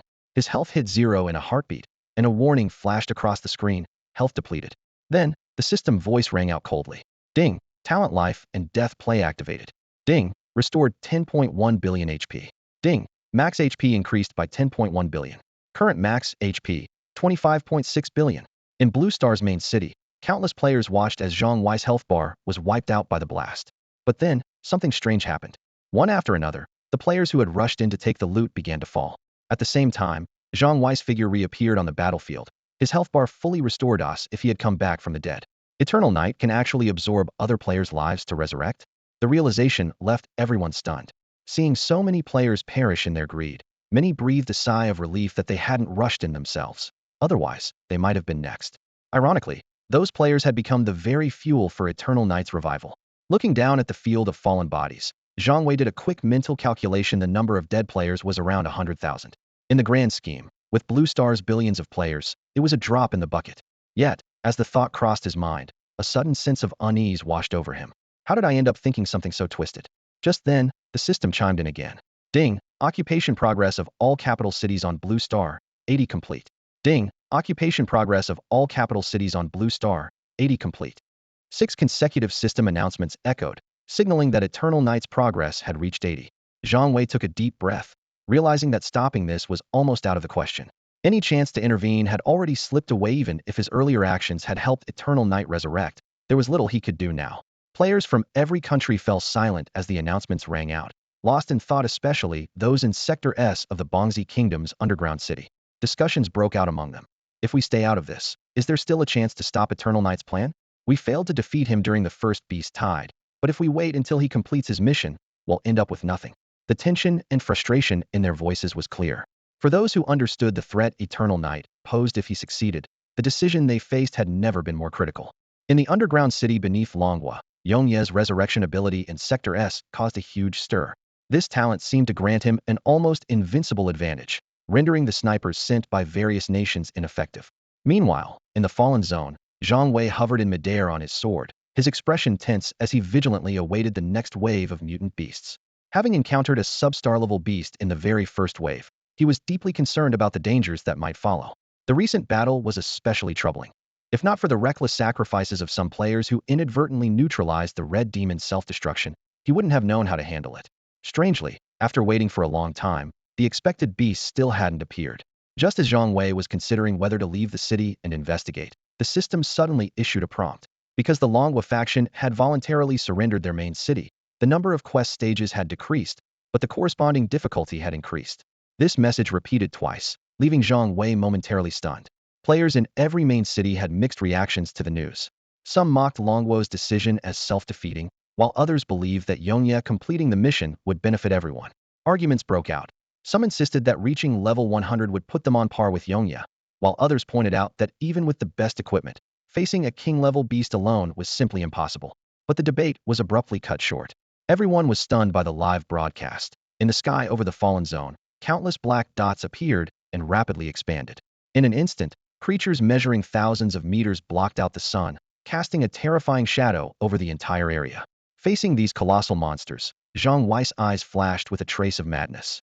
He immediately started stacking his skills, summoning wave after wave of blazing suns above him. However, the system quickly issued a warning. This was a planetary-level creature, possessing a life rank suppression against Blue Star survivors.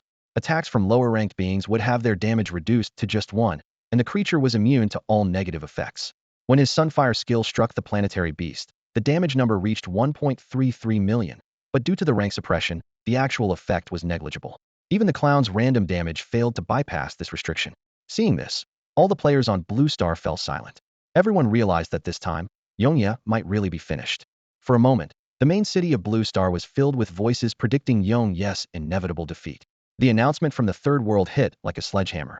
all planetary creatures possess rank suppression, reducing any damage dealt to just one of its original value, and are completely immune to negative debuffs. This kind of suppression was as insurmountable as the difference in life levels.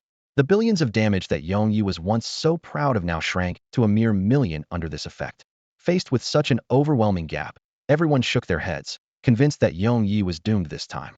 Just then, a voice from the crowd sent a chill through everyone's heart. Is that so? Why do I feel like we're finished too? The words spread like a bucket of cold water, instantly sobering the onlookers.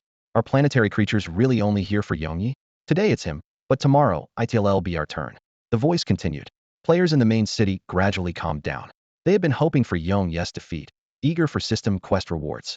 But reality soon dawned on them. They were also facing trials in the third world. If even someone as powerful as Yongyi falls, how long can the rest of us hold out? One player murmured. After all, the real enemy has always been the alien beasts, not Yongyi. Everyone looked at each other in silence. In the live feed, more and more planetary creatures entered the range of Yongyi's skills. The millions in damage that ordinary players could only dream of barely made a dent in the enemy's health bars. In the fallen zone, Zhang Wei's expression was grim. His detection skills were useless. Any information about the planetary trial beasts simply showed as unknown. Still, he didn't just sit there. Before the planetary creatures fully descended, he quickly used spatial teleportation to set up a web of blazing sun annihilation above the city and cast the improvised comedy buff on himself. Suddenly, a deafening roar erupted. One of the planetary creatures attacked, launching wind blades that struck like lightning. Zhang Wei's health plummeted by a third 7.8 billion in damage. The healing effect from improvised comedy instantly restored his HP, but that was only one creature's attack.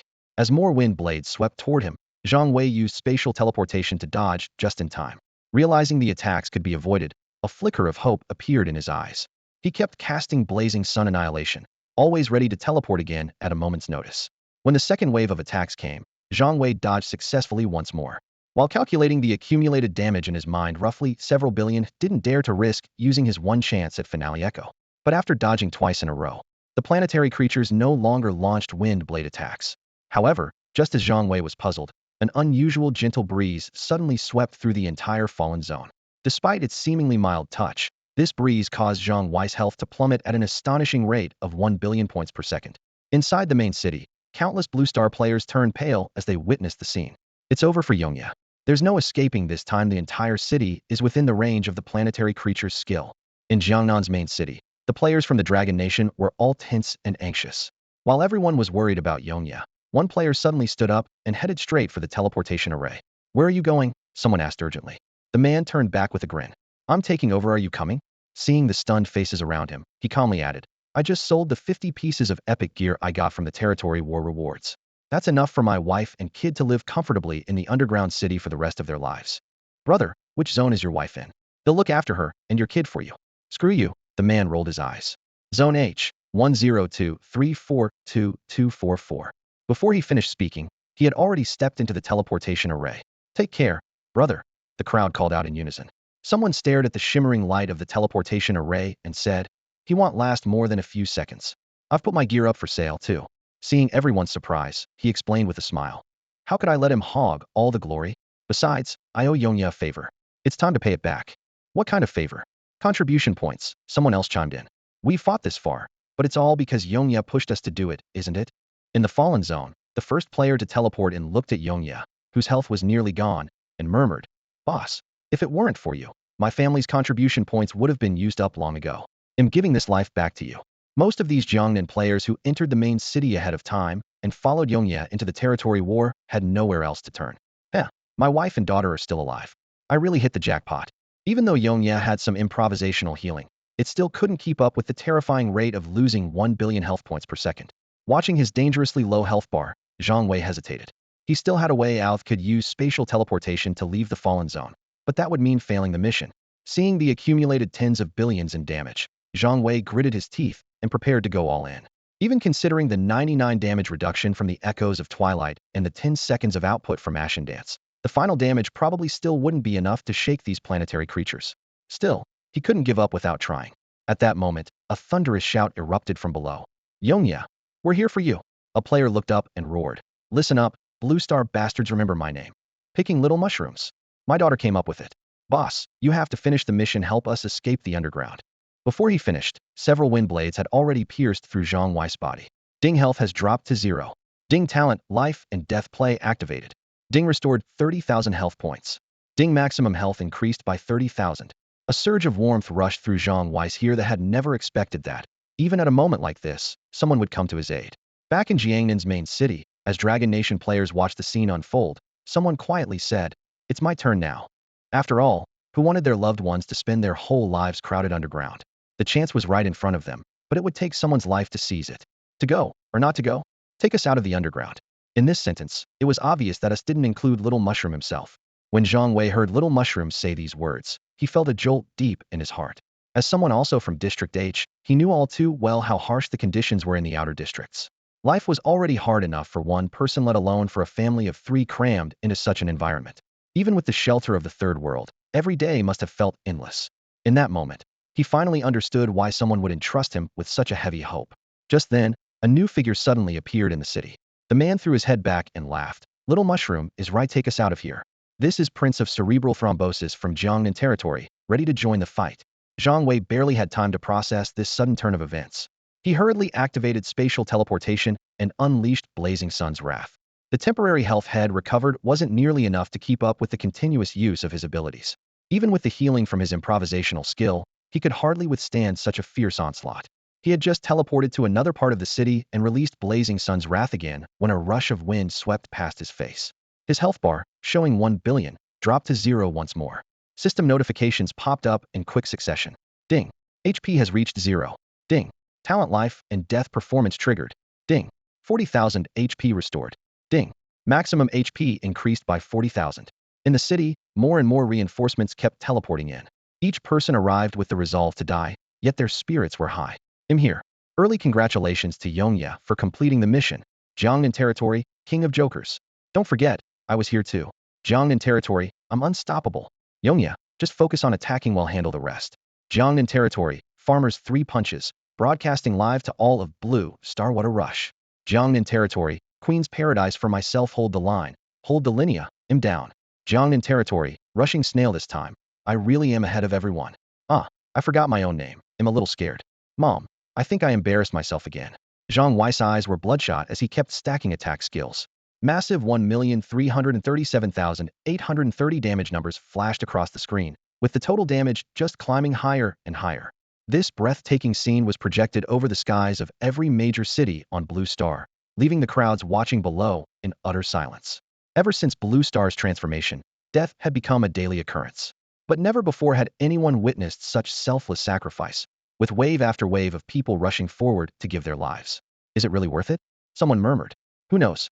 The people from Longhua are all crazy. They all seem to be from Jiangnan territory. They say they want Yongya to lead them out of the underground. Oh, you think that's possible? They're all dying. How could that ever work? I don't want to spend my whole life hiding underground, either. Then go die for it.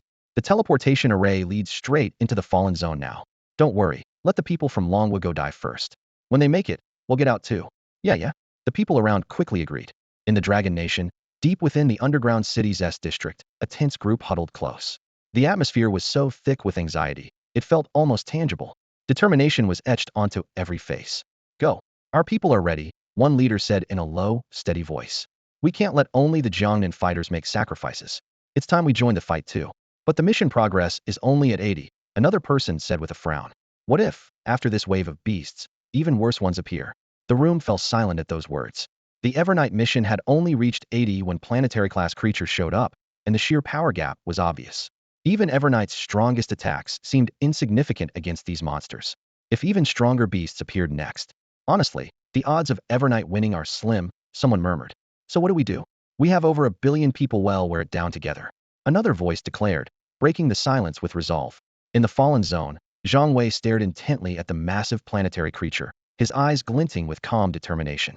Players from Jiangnan territory were falling one after another, sacrificing themselves to inflict billions upon billions of damage to the beast.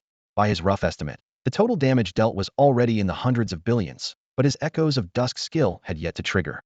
He couldn't see the creature's stats, nor could he tell if it had any survival skills.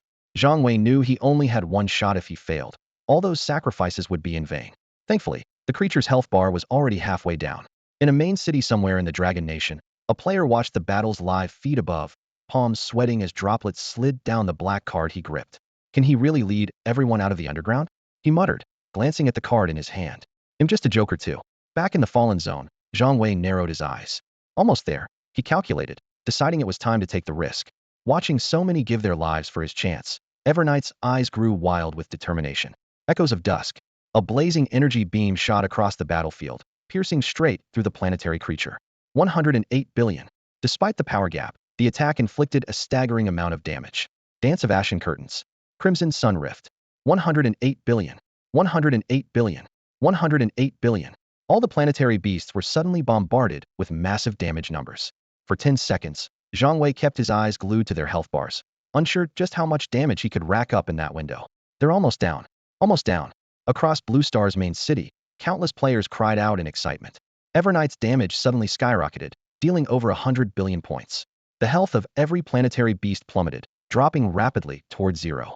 But just as everyone thought victory was within reach, everything changed. One planetary creature suddenly swelled in size, while the others shrank rapidly, flying toward the larger one. Devour. In an instant, the remaining planetary beasts were swallowed up by the giant. Its despair washed over the players of Blue Star as they watched. So it did have a survival skill, Zhang Wei said, his eyes fixed on the last remaining creature. Then, a chilling smile spread across his face. Now the real show begins. The show was about to begin, and Zhang Wei was finally ready to use his Faken Braceleton item he had never activated before. Named The Show Begins, this bracelet had no rank restrictions but possessed a unique stage comedy attribute. Not only could it let the clown mimic one additional skill, but more importantly, when the curtain call state ended, it would trigger a second wave of area damage. Until now, Zhang Wei had never had the chance to reveal the power of this equipment, simply because no beast had ever survived a single round of his attacks. But now, facing a boss that had devoured all planetary life, things were different. As the burning effect from the Scorching Sun skill continued, the last planetary creature's health began to drop sharply. 1,075.68 billion. 1,075.68 billion. Damage numbers flashed repeatedly on the screen. Every player in Blue Star's main city held their breath. Even under a 99 damage reduction from the rank suppression, Yongye still dealt trillions in damage, leaving everyone in stunned silence. On the live feed, the boss health bar plummeted, 1/10, then 1/8. Dragon Nation players clenched their fists in suspense, hearts pounding. Suddenly, a deafening roar shook the air as the fused planetary creature launched a counterattack. A wind blade 100 meters wide tore through space, rippling straight toward Zhang Wei. Ready for this, Zhang Wei immediately initiated a spatial jump to dodge. The boss, sensing danger, unleashed a relentless barrage of wind blades, but all these attacks proved useless against Zhang Wei's spatial jumps. The health bar kept dropping, 1/6, 1/5, 1/3. It's about to die? Someone shouted excitedly. Just then, another earth-shattering roar erupted, and a violent gust swept above the city. In an instant, 25.5 billion damage wiped out Zhang Wei's health bar. System notifications popped up one after another. Ding!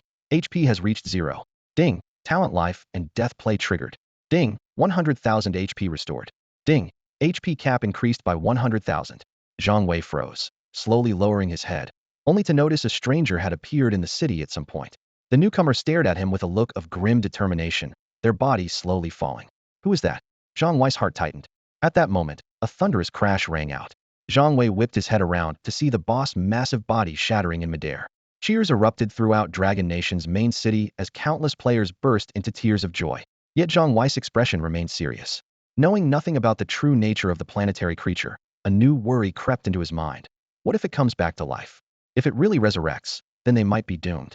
Fortunately, after a brief moment, even as the massive body of the planetary creature completely dissolved into shimmering particles and vanished into the air, there was no sign of it coming back to life. Only then did Zhang Wei's tense body finally relax a little, and he let out a long breath. Just then, the system notification suddenly chimed. Ding! Congratulations! Yongye has occupied all capital districts on Blue Star. Progress, 90. The same message echoed 6 times, each one hitting everyone like a heavy blow. Unlike before, this system announcement brought no excitement. Instead, it plunged Blue Star's players into panic.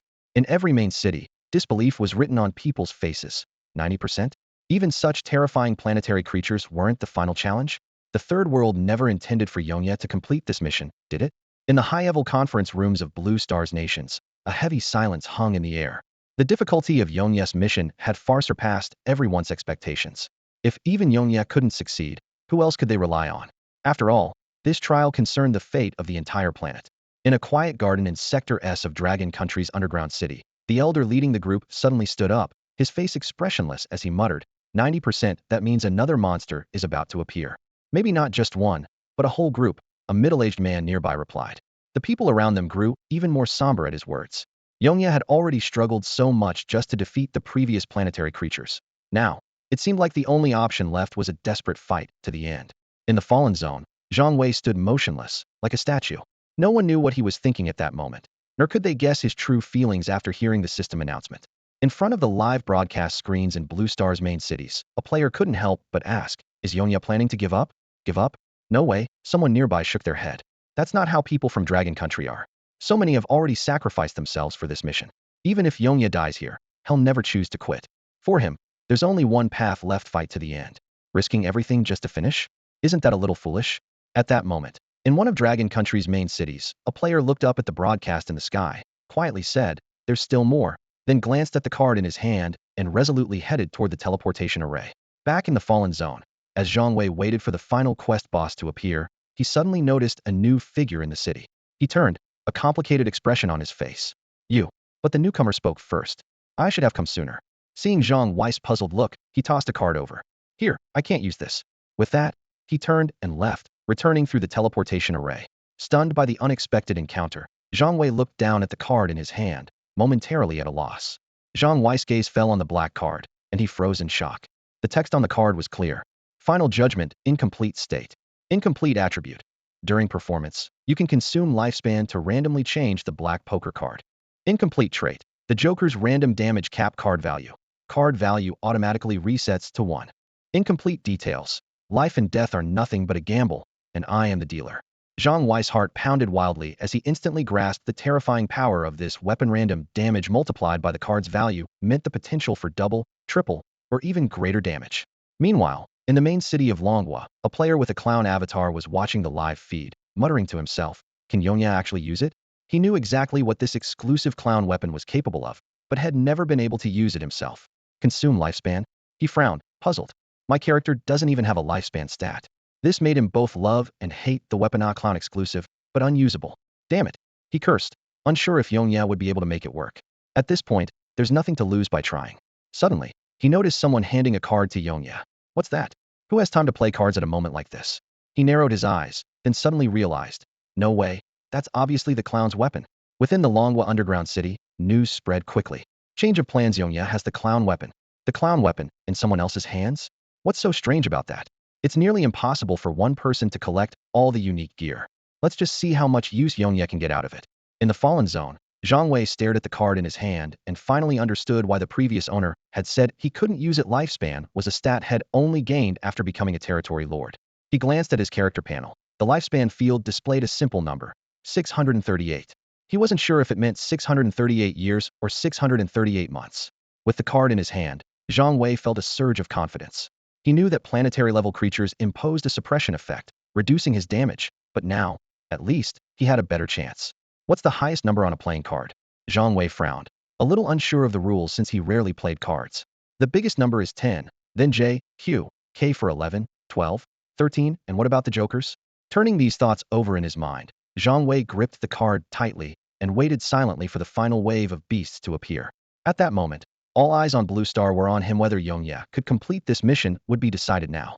Moments later, the sky above the fallen zone suddenly darkened, and a series of system announcements echoed out. Ding. High-level planetary creatures have appeared on Blue Star. Ding.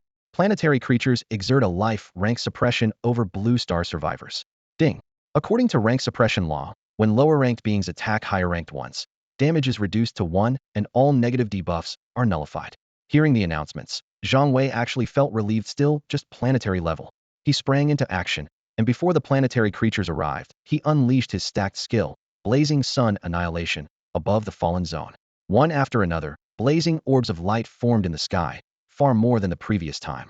Soon, swarms of planetary creatures appeared on the horizon, densely packed and closing in. Zhang Wei cast his detection spell, trying to gather intel. High-level planetary trial beast. Grade, unknown. Planetary health, unknown. Skills, unknown. Details, unknown.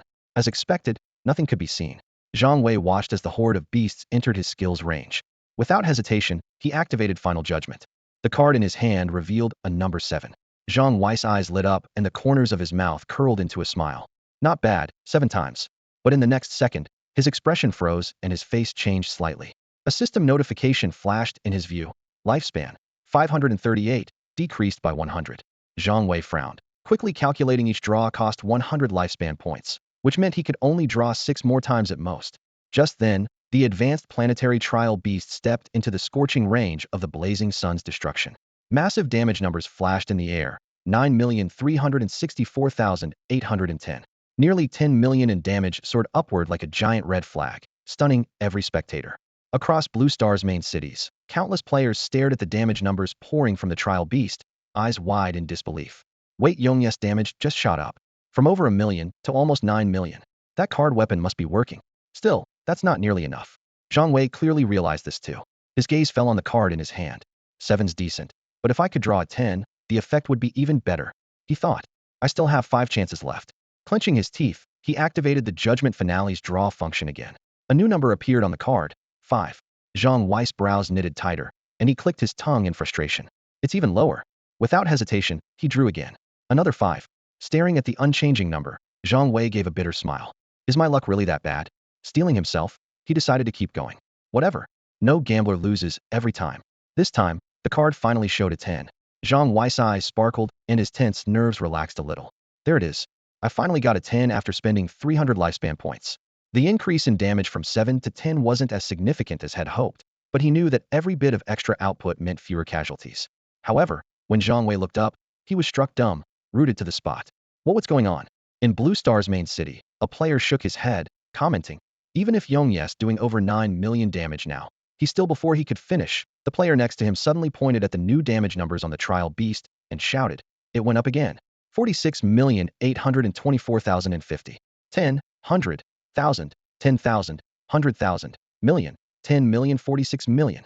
How did his damage just increase 5-fold? Before the words finished, an even more staggering number exploded on the trial beast. 234,120,250. Holy, 230 million. How did Yongye's damage recover? Is he ignoring the rank suppression somehow? No, his damage just multiplied by 5 again. The entire player base in Blue Star's main city erupted. Yongye's damage had jumped from over 1 million to 200 million in a bizarre leap, far surpassing his initial 100 million, and that was against a planetary creature with rank suppression. But it didn't stop there. The next moment, an even more unbelievable number appeared. 2,341,202,500. A player rubbed his eyes in disbelief, turning to the person next to him. Dude, am I seeing things? Is that 2.3 billion? That's right, man. The player swallowed hard, his voice trembling as he replied. 2.3 billion. Across every major city on Blue Star, countless players stared at the live feed, their hearts pounding with shock. Everyone was left speechless by the sheer scale of Yongye's damage. From millions to tens of millions, then hundreds of millions, and finally billions in just a few heartbeats. Yongye's damage numbers skyrocketed like a runaway train, completely defying logic. 2.3 billion. A quick-witted player suddenly shouted. And that's after a 99 reduction from tier suppression. At those words, everyone around froze in disbelief, their eyes widening. Only now did they fully grasp just how terrifying Yongye's damage really was. Damn, that's unbeatable. This makes no sense. It's totally incomprehensible. Seriously, this is cheating, completely ignoring the game's mechanics. I get it, I've done it before.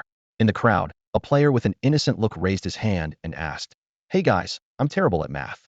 Can someone tell me, if there was no reduction, what would Yongye's real damage be? A slightly chubby player immediately turned to answer, eager to show off. Come on, that's so simple. You can't even figure that out. The innocent player ignored the jab, pressing him. So what is it? 23 billion, obviously. The chubby player blurted out without hesitation. No way, that's insane. The innocent player gasped, clearly convinced. The others around them stared in disbelief, watching the dynamic duo, with expressions that said they'd seen a ghost. What? The chubby player noticed their looks and asked, confused. Did I get it wrong? It's 230 billion. Someone corrected him, exasperated. Seriously? The chubby player scratched his head. Did your PE teacher teach you math? Yeah, Mr. Wong taught me. Mr. Wong? He's a PE teacher? He never mentioned that to me. Meanwhile, in the Fallen Zone, Zhang Wei stared at the damage numbers pouring off the high-tier planetary trial beast. 2.3 billion. What's going on with this damage? Zhang Wei glanced down at the card in his hand to double-check.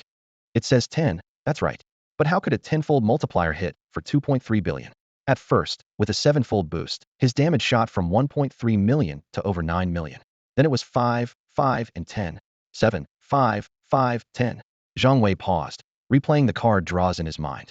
Suddenly, his hand trembled. The card values aren't resetting. Zhang Wei's eyes widened in realization. The multipliers are stacking. Each card's value keeps multiplying with the last. The truth finally hit him, leaving Zhang Wei stunned. As long as he had enough life points, wasn't he basically invincible? He could keep drawing cards, stacking multipliers over and over. Even tier suppression wouldn't matter.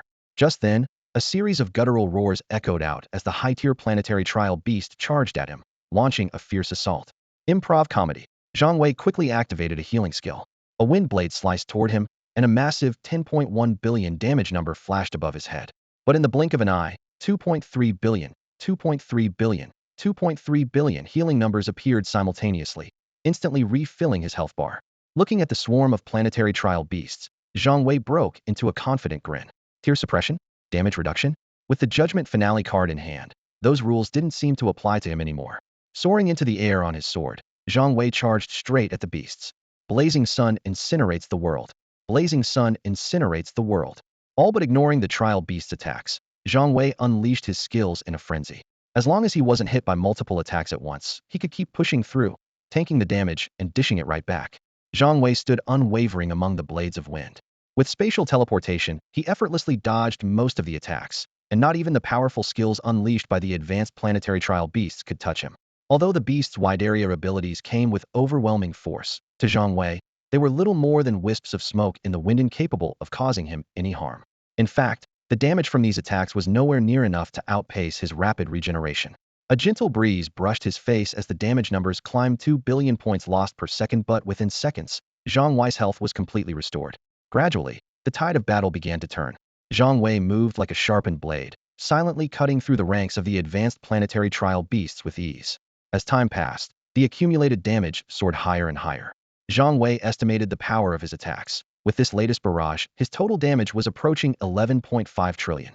With just a bit more adjustment, his next strike would be enough to wipe out the beasts before him. This fight doesn't need any more build-up, Zhang Wei murmured, a cold glint in his eyes. Once I've built up enough damage, with Finale, Echo, and Ashen Curtain Dance, these advanced planetary trial beasts will be wiped out completely. He glanced briefly around the battlefield, noting that even the strongest of the beasts were no longer a threat to him. There was no longer any need for players from Longhua to sacrifice themselves one by one. Zhang Wei had taken on the burden alone. Under the relentless assault of Blazing Sun annihilation, the beast's health bars steadily dwindled. It's in the bag. Zhang Wei's lips curled into a relaxed smile, a hint of relief in his eyes. I never imagined that with this card, my damage output would skyrocket like this. Back on Blue Star, players in the major cities watched the live feed, full of awe and admiration. The tide had clearly turned in Yongye's favor. Now, it was just a matter of time. Some players were especially curious about the weapon Zhang Wei wielded, wondering to themselves, how did Yongye get such a powerful weapon? If I had it, I'd be the one in the spotlight. In Longwo's main city, the player who had once given away the card was still in shock.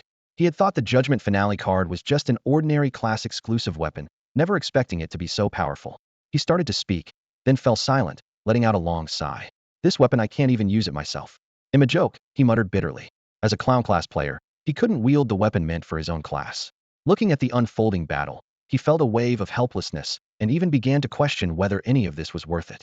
At that moment, Zhang Wei swung his weapon, a red beam slicing through the sky as the power of Finale Echo was fully unleashed. The shockwave tore through the ranks of the trial beasts. The damage 11.5 trillion crashed over them like a tidal wave, each burst bringing unstoppable destruction. The advanced planetary trial beasts' health bars were emptied almost instantly, leaving them no time to react. Immediately after, Zhang Wei followed up with Ashen Curtain Dance, and Blazing Sun annihilation struck again. The battlefield was bathed in radiant light as thousands of advanced planetary trial beasts vanished in a single wave of attacks. Their health bars collapsed in unison, and as the last beast fell, only an empty battlefield remained. It's over. From afar, players watching the live feed stared in disbelief, whispering in awe. The scene before them defied their understanding of power and was almost impossible to accept. With his solo performance, Zhang Wei had completely overturned the situation. His name would once again be etched into the history of this battlefield. Wiped out. All of them. That's insane, absolute legend. Damn, that was unbelievable. In the main city of the Dragon Nation, players were so excited they could barely contain themselves. Yongye had suddenly unleashed his power, effortlessly clearing out the high-tier planetary trial beasts. Such an impossible challenge had finally been conquered by him. But just as the crowd was celebrating, one player hesitantly spoke up. That's it, right? There won't be any more, will there? As soon as he said it, a hush fell over the group. Everyone turned to look at him. Embarrassed, he quickly covered his mouth and stammered, I was just saying. I'm sure that's it. But now, everyone grew quiet and serious. They turned back to the live feed, anxiety building as they waited for the system announcement. In the fallen zone, Zhang Wei stood atop his sword, eyes fixed on the display ahead, a hint of uncertainty on his face. That should be it, right? His words carried a trace of doubt as the tense atmosphere lingered. All the players stared at the system's announcement bar, holding their breath. Finally, with everyone waiting in anticipation, the system announcement chimed in. Congratulations to Yong Yi for conquering all capital cities on Blue Star. Task progress, 100 complete. Then, 6 more announcements rang out in quick succession, almost drowning out every other sound. It's done, Zhang Wei whispered, a wave of indescribable excitement washing over him. Across the major cities of Blue Star, a roar erupted. Players cheered like thunder, their voices sweeping through every city. It's done. Who cares how hard the quest was? We finished it. Who cares about those planetary monsters? We won. Dude, you're acting like you two finished it yourselves. Sorry, just got too excited. Yong Yi is a legend. Long live Yong Yi. Long live Yong Yi.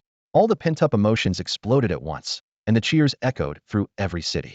Amidst the uproar, the system announcement sounded again, clear and commanding, silencing everything else. Congratulations to Territory Lord Yong Yi for completing the hidden quest. Congratulations to Territory Lord Yong Yi for earning the planetary rank reward. Congratulations to Territory Lord Yong Yi for receiving planetary level attribute bonuses. Congratulations to Territory Lord Yong Yi for reaching level 200. Whoa, Yong Yi just doubled his level. That's a massive lead. What's so surprising? He conquered so many cities and killed so many beasts, it'd be weird if he didn't level up this much. As everyone marveled, the system chimed in once more, this time with a mysterious note. Blue Star has activated the life value system. Each level up increases your life value by 1. Everyone paused, unsure of what this announcement truly meant. The system continued. If your life value reaches 0, the survivor will die permanently and cannot be revived. Huh. The announcement left everyone momentarily silent. Did that mean anyone who died before was really dead? Seems like it. What about the people who died before? I guess if you lost your health, maybe some life-saving skill could bring you back. But if your life value hits 0, nothing can save you. While everyone was still processing this, the system spoke again. Congratulations to Blue Star's Trial Zone for producing its first planetary level Trial Challenger. Congratulations to Blue Star's Trial Zone for producing its first planetary level Trial Challenger. 2 announcements rang out together, and once again, every player's attention locked onto the screen with nervous anticipation. Inside the occupied zone, system notifications kept ringing in Yongye's ears. Ding. Congratulations, you've received a quest reward, planetary level attribute bonus. Ding. Congratulations, your skill grade has been upgraded to planetary level. Ding. Congratulations, you've received a quest reward, 1000 lifespan. Ding. Congratulations, you've earned an exclusive title Master of Blue Star. The rapid string of notifications made Zhang Wei tense up. He quickly opened his status panel to check his attributes. Player, Yongye. Class, Jester. Rank, planetary level suppressed. Lifespan, 2000. Wealth, 23.38 million Blue Star coins. HP, 100 billion. Universal skill, detection. Exclusive skills. Stage comedy. Can mimic and copy any target's active skill, dealing random damage between 1 and 133.7 million across an area. Skill limit, 6. Poker acrobatics. Randomly draws from hearts, spades, diamonds, or clubs, granting a corresponding effect to attacks for 10 seconds. Hearts taunt, spades blind, diamonds interrupt, clubs slow. Cooldown, 60 seconds. Improv comedy. Healing buff skill. Restores HP equal to damage dealt by the skill. Lasts 10 seconds. Cooldown 60 seconds. Jester's stage. Within a 1000m x 1000m performance area, incoming damage is randomly reduced by 10 to 90. Zhang Wei's gaze paused at the lifespan stat, his brows furrowing. The system only gave me 1000 lifespan, so why do I have over 2000 now? Something clicked in his mind, and he quickly switched to the newly acquired title screen. Title, Master of Blue Star. Title bonus, 1000 lifespan. Traits. Within the Blue Star region, as the planet's lord, all incoming damage is reduced by 90, and all lethal effects are ignored. Details, my territory, my rules. Reading this, Zhang Wei's heart skipped a beat. 90% damage reduction across Blue Star, combined with his 100 billion HP, was practically invincible. Just as he was processing this, another system notification sounded in his ear. Ding. Blue Star currently has no faction. As Master of Blue Star, please join a faction as soon as possible. Zhang Wei was caught off guard. Join a faction? Which one? But the system didn't give him time to think. The next announcement followed immediately. Ding. Master of Blue Star, Yongya may designate 10 safe zones. These zones will be invincible and immune to all attacks. 10 safe zones. The news spread like wildfire among the players. Channels in all the major cities on Blue Star exploded with chatter. Does this mean we can finally come out from underground? But there are only 10 safe zones. How will they be allocated? Players were both excited and anxious. Just as the discussion reached its peak, a server-wide announcement echoed out, the tone cold and carrying a sense of global oppression. Ding. Third World Server Announcement. The Blue Star Trial Zone will leave the newbie protection period in 3 months. It currently has no faction. Ding. Third World Server Announcement. The Blue Star Trial Zone will leave the newbie protection period in 3 months. It currently has no faction. Outside the Blue Star Zone, aboard a high-altitude fleet, a deep voice spoke up. The protection period is ending already? Hurry, hurry. According to Third World Intel, that's an unclaimed, planetary-level human trial zone with billions of trial takers. Haha, all those Blue Star trial takers' lifespans will be mine. Blue Star, here I come. Greed, excitement, and madness were unmistakable in their voices. To them, billions of trial takers meant a bountiful hunting ground. Meanwhile, on Blue Star, Zhang Wei stood quietly, the system's notifications still echoing in his ears as a blood-red storm loomed on the horizon. Dear readers, Yongya is about to leave Blue Star's newbie village. Once he does, the real stage awaits. Zhang Wei, such an ordinary name, will gradually fade from the spotlight. And for those worried, this story is indignant worry. Blue Star's protection period is just ending. This is only the beginning. As Zhang Wei completed his task, the real-time projections above each major city gradually faded away, but the shock brought by the system announcement to Blue Star's players was far from over. The heated discussions among players centered around 2 main points. First was the issue of how Yongya would allocate the 10 safe zones. These areas meant people could finally return to living on the surface, especially for residents of the last 3 districts, something they had dreamed of for so long. Yet everyone knew the truth. These 10 precious safe zones were firmly in Yongya's hands, and aside from the Dragon Kingdom, it was nearly impossible for other countries to claim them. Second, and even more unsettling, was the global announcement. Blue Star Trial Zone will exit the newbie protection period in 3 months. This news was hard for everyone to believe. After all their struggles to reclaim fallen zones and establish main cities, they were now told the entire Blue Star Trial Zone was still under newbie protection. Many found this reality difficult to accept, and it was clear the announcement was far from straightforward. When Zhang Wei heard the system message, his heart sank. He immediately realized this wasn't just information for Blue Star's players, otherwise there would be no need for a global announcement. Clearly, it was a declaration to entities outside the Blue Star Trial Zone. The protection period was coming to an end. Are people from other zones coming? Zhang Wei muttered to himself, feeling a growing sense of unease, as if a storm was about to break. Still, even if players from other zones did arrive, Zhang Wei now had enough confidence to face them. As a planetary-level powerhouse, he possessed rank suppression over anyone below planetary level, reducing any damage he took by 99. More importantly, he held the title Master of Blue Star, which meant any damage he suffered within Blue Star's domain would be reduced by 90. At this point, who on Blue Star could possibly threaten him? Zhang Wei considered that the arrival of outsiders might not be entirely a bad thing. Before Blue Star's mutation, many experts had debated the morality of alien civilizations, arguing that the more advanced a civilization, the higher its moral standards might be. But caution was still necessary, and Zhang Wei's instincts told him this global announcement was not a good sign. When it came to experts' opinions, it was often wise to consider the opposite. Even if, in the worst-case scenario, players from other zones did show up in 3 months, so what? If they dared to cause trouble, just eliminate them.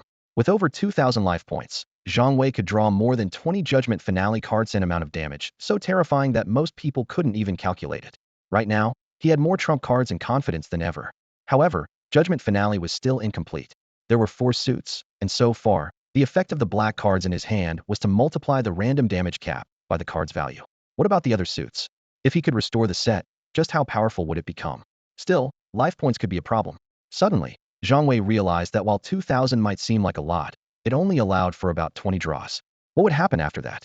Once his life points ran out, Judgment Finale would lose its bonus effect, and after combat, the card would reset to a value of 1. The system's announcement about the upgrade mechanism made Zhang Wei pause and thought. Gaining just 1 point of lifespan per level, while each use of the final judgment consumed 100 points, this gap was simply too huge. Frowning, he tapped his knee with his finger and muttered to himself, relying solely on leveling up for lifespan clearly isn't enough. There must be other ways. His thoughts drifted to players in other regions. Maybe they had already found a solution. His eyes lit up at the idea, but he quickly shook his head. Forget it. He'll ask them in 3 months. For now, there were more urgent matters to deal with. Blue Star's protection period would end in 3 months, and according to the system's announcement, It currently belonged to no faction. He would have to join one soon. However, Zhang Wei knew nothing about any of the factions, nor did he know how to join one. More importantly, he now had the authority to establish 10 safe zones on Blue Star. Without hesitation, Zhang Wei decided to set all 10 within the borders of Longhua.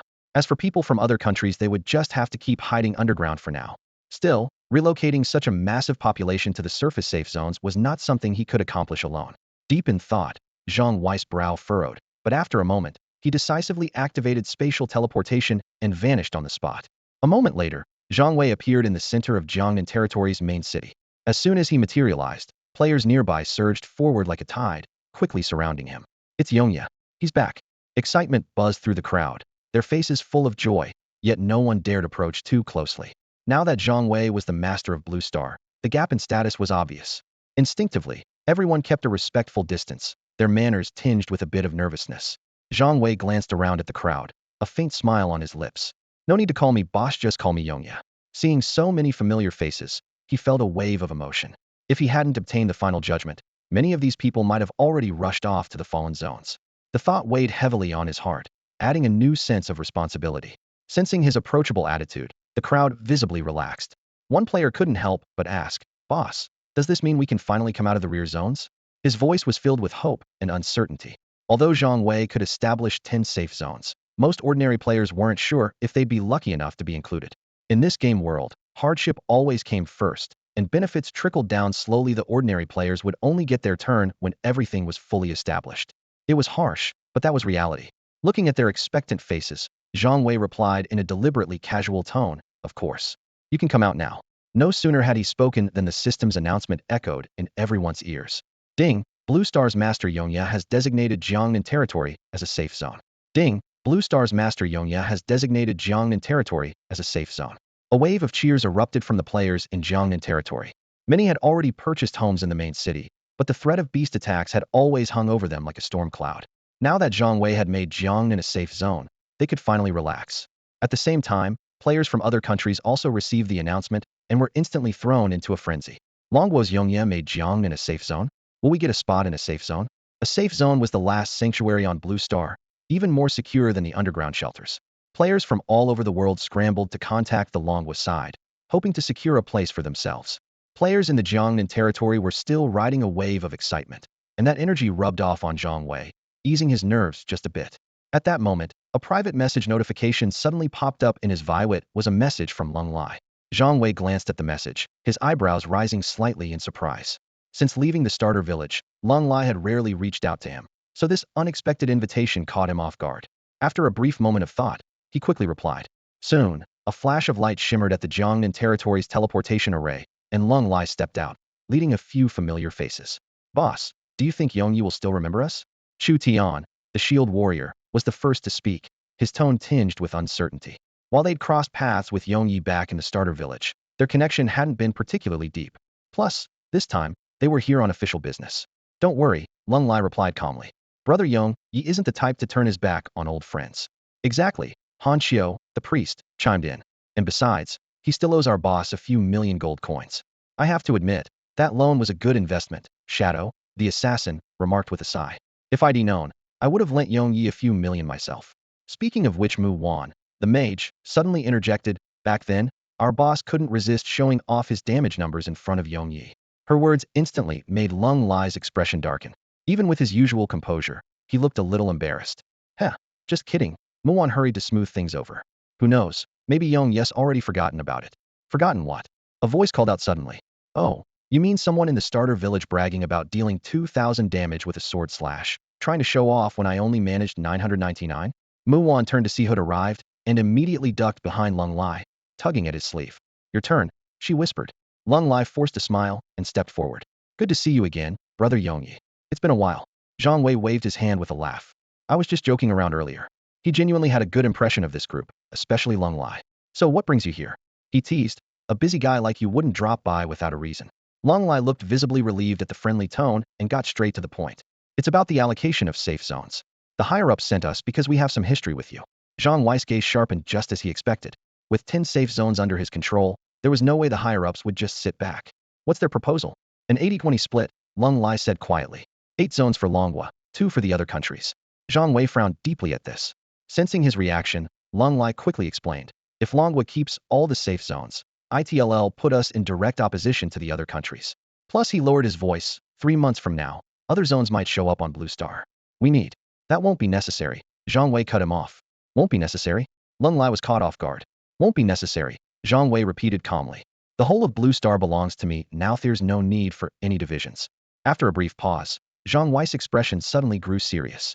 He looked directly at Leng Lai and said firmly, why are they still talking about drawing lines? Wouldn't it be easier to just drive them all off Blue Star once and for all? Leng Lai was clearly taken aback, a flash of surprise in his eyes. He obviously hadn't expected such a radical suggestion from Zhang Wei. Stepping forward, he lowered his voice and said, but in 3 months, if something unexpected happens, we'll still need a group to stand in front of Longhua. Zhang Wei gave a strange smile at that. So, those at the top don't have good intentions either, huh? He shook his head, about to say more. Leng Lai frowned and interrupted. Yongye. His face was full of confusion. Had already spelled things out. Why was Zhang Wei still refusing? No need, Zhang Wei repeated simply. He straightened up and said, word by word, if some kind of monsters or demons come to Blue Star in 3 months, as the ruler of Blue Star, I'll handle it myself. His words sparked an immediate reaction. Chu Tian, Han Xiu, Mu Wan, and the others all looked at him with respect, voicing their admiration. Leng Lai rubbed his temples, still worried.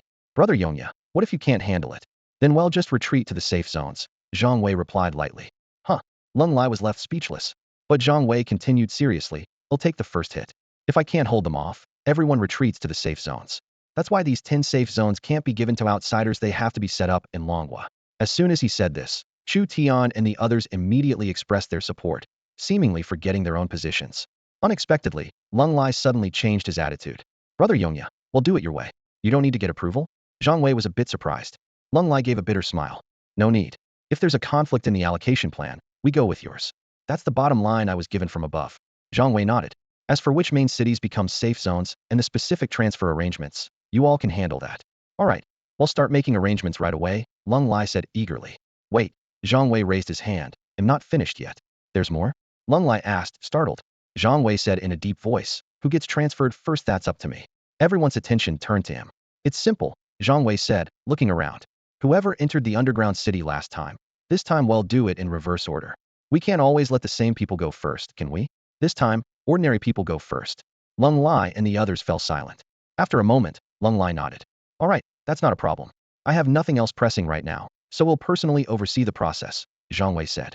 Don't worry, that won't be an issue, Leng Lai replied helplessly. Good, Zhang Wei said finally. After Leng Lai and the others finalized the details with Zhang Wei, they left without hesitation.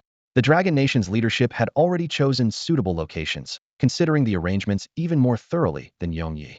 After leaving Jiangnan's main city, the shield warrior Chu Tian couldn't hold back his question. Boss, why did the higher-ups set up safety zones for other countries? From his perspective, what Yongyi said made sense at this point. Who would still care about outsiders? Leng Lai shook his head and replied in a low voice, because there are still our people outside. Our people? Chu Tian and the others looked puzzled. Leng Lai glanced at him, a hint of disdain in his tone. Those who went abroad. It suddenly dawned on Chu Tian. Before the changes on Blue Star, quite a few people from the Dragon Nation hadn't returned home. What kind of people? Students studying abroad, migrant workers, those who changed citizenship, people who settled overseas permanently, Leng Lai explained. We notified them 3 months in advance. Chu Tian asked in confusion. They had enough time to come back.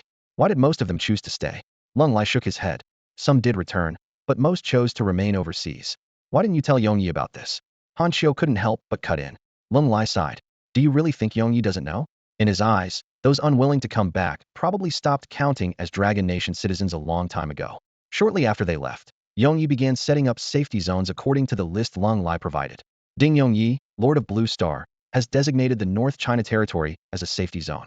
Ding Yongyi, Lord of Blue Star, has designated the Capital Territory as a safety zone. Ding Yongyi, Lord of Blue Star, has designated the Central Jiangsu Territory as a safety zone. System announcements came one after another as Zhang Wei established safety zones in all 9 designated regions. The Dragon Nation had actually secured 10 safety zones for itself. How dare they? What are we supposed to do now? Players in underground cities across other nations started to panic and discuss. Should we join another zone?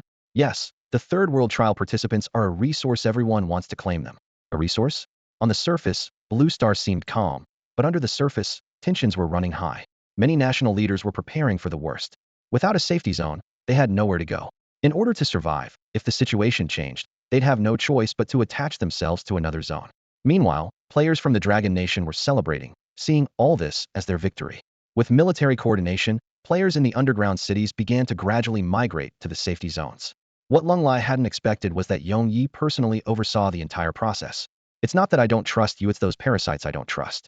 Yong Yi's words echoed in Lung Lai's ears, making him smile wryly and shake his head helplessly. Sure enough, Yong Yi's instincts were right. Those who had already infiltrated the back 3 zones tried to sneak into the safety zones with the crowd. Yong Yi watched as one after another, players from the back 3 zones were let through, but he didn't know who they were. This migration lasted a full 3 months, and now all 10 safety zones were packed to capacity. Once the relocation was finally complete, Lung Lai approached Yong Yi. The safety zones have reached their limit. Yong Yi nodded and asked calmly, how many people managed to slip through with the crowd? Lung Lai was momentarily stunned. Yong Yi gave a cold smile. Did you really think I didn't know? Lung Lai looked confused. If you knew, why didn't you stop them? Someone always has to take the lead. Yong Yi stood on the bustling city street, his gaze sweeping over the throngs of people. Otherwise, everyone would just be a scattered group with no direction. Lung Lai nodded slowly, thoughtfully saying, every herd has its leader, it's just the nature of things. He turned to Yong Yi, a hint of curiosity in his eyes. Have you ever considered becoming the leader of Blue Star? Yong Yi looked up at the vast night sky, his tone calm. The leader of Blue Star? My goal is the sea of stars. Lung Lai's face froze, secretly clicking his tongue. That's a bold statement, but it seemed Yong Yi might actually have the strength to back it up. They're here. Yong Yi suddenly spoke, his voice serious. Who's here? Lung Lai was startled. Right then, a system announcement echoed across the server. Ding Blue Star Trial Zone is now out of its protection period. Ding trial challengers from Jinshuixing have entered the Blue Star Trial Zone. Lung Lai's expression changed dramatically. People from other zones are here. Relax. Yong Yi patted Lung Lai's shoulder. They'll be right back. With that, he leapt into the air, sword beneath his feet as he soared upward. What if you can't take them? Lung Lai shouted anxiously. Don't worry, I'm faster than anyone when it comes to running away. Yong Yi's carefree voice drifted back on the wind. Outside the Blue Star Zone, countless figures suddenly appeared in space, forming a group of over 1,000 people in the blink of an eye, all capable of flight. A middle-aged woman looked down at the blue planet below. So this is the Blue Star Trial Zone? That's right, an old man replied. Let's go set up the teleportation array first. The black creature on his shoulder shot toward Blue Star. The group followed, only to be stopped midair by a masked figure in black. You're here early, the masked figure said coolly. Sword flight. The middle-aged woman eyed him warily. Who are you? Which trial zone are you from? Yong Yi, from the Qingxing Trial Zone. Qingxing. The group looked confused. They'd clearly never heard of it. What brings you all here? Yong Yi asked. The old man stepped forward. We're all here for the trial challengers of Blue Star. Yong Yi cursed inwardly. Damn, can't you people just say what you mean? And what's so special about these trial challengers? The old man's expression changed. You're not from Qingxing. Who are you really? Let's start over, Yong Yi said with a wry smile. Yong Yi, from Blue Star. Since blue gives rise to green and green surpasses blue, you could say I'm from Qingxing too. A Blue Star challenger? The old man's eyes widened. You still haven't answered what's so important about the trial challengers? Yong Yi pressed. Let me show you. The middle-aged woman smiled strangely. 0-degree ice kill. A damage number, 7,136,780, floated up from Yong Yi, leaving everyone present stunned. Guess I'll have to figure this out myself, Yong Yi said calmly, his judgment finale card in hand shifting through 6 numbers. 8, 3, 9, 5, 8, 10. Blazing Sun Annihilation. 11,491,200,000,000. 11,491,200,000,000. 11,491,200,000,000. 1 second over 110 trillion in damage. As the smoke cleared, Yong Yi's eyes widened in shock. The group of seemingly powerful opponents had been wiped out in a single blow. Damn it, what a waste, Yong Yi cursed to himself. To play it safe, Head triggered Judgment Finale 6 times, using up 600 life points. But the next moment, Ding Yu have defeated 1,000 foreign trial challengers and gained 1,000 life points. Invincible. Yong Yi stared at the damage numbers Head just inflicted, murmuring to himself. On the battle interface before him, a staggering string of digits slowly faded away. 11 trillion. This incredible damage came from playing 6 consecutive Judgment Finale cards. The reason for such an all-out attack was the sheer strength of the middle-aged woman Head just faced. Even on Blue Star, where he enjoyed double damage reduction 90 from the Blue Star Lord title and an additional 99 suppression against non-planetary beings, her 0-degree ice kill still managed to deal over 7 million damage to him. Narrowing his eyes, Yong Yi quickly did the math in his mind. If he reversed the calculation, just how terrifying was the actual damage output of these trial challengers from Jinshuixing? That explained why he had decisively unleashed 6 Judgment Finale cards. Still, had clearly underestimated his own strength. This single strike wiped out all 1,000 Jinshuixing challengers in an instant. Right on cue, the system notification chimed. Ding. You have slain 1,000 foreign trial challengers. Gained 1,000 lifespan points. Yongyi immediately checked his stats panel. His lifespan value now read 27,381,000. Not only had he recovered the 600 points had previously lost, but had also gained an extra 400 points. This discovery gave him pause. So that's if you're here for lifespan points. A troubling thought surfaced: if he gained lifespan by killing foreign challengers, then surely those challengers could do the same by killing Blue Star players. The situation was suddenly much more dire. Blue Star had only just left its beginner protection phase. Aside from him, no one else could possibly stand up to these challengers. Although they hadn't reached planetary level, their damage output far exceeded anything currently possible on Blue Star. Yongyi suspected this was due to their superior levels and equipment. After all, some of the other trial zones might be centuries, even eras, ahead. But soon, Yongyi's frown faded. If killing foreign challengers could earn him lifespan points, this was an unexpected windfall. With enough lifespan, he could keep drawing Judgment Finale cards for 3 days and nights straight, enough firepower to obliterate the entire universe. Besides, the 10 safe zones within Dragon Country were more than enough to protect their own trial participants. As for players from other countries, they'd have to fend for themselves. As Yongyi pondered these issues, he gradually pieced together the characteristics of these foreign challenger shy level, but not yet planetary class.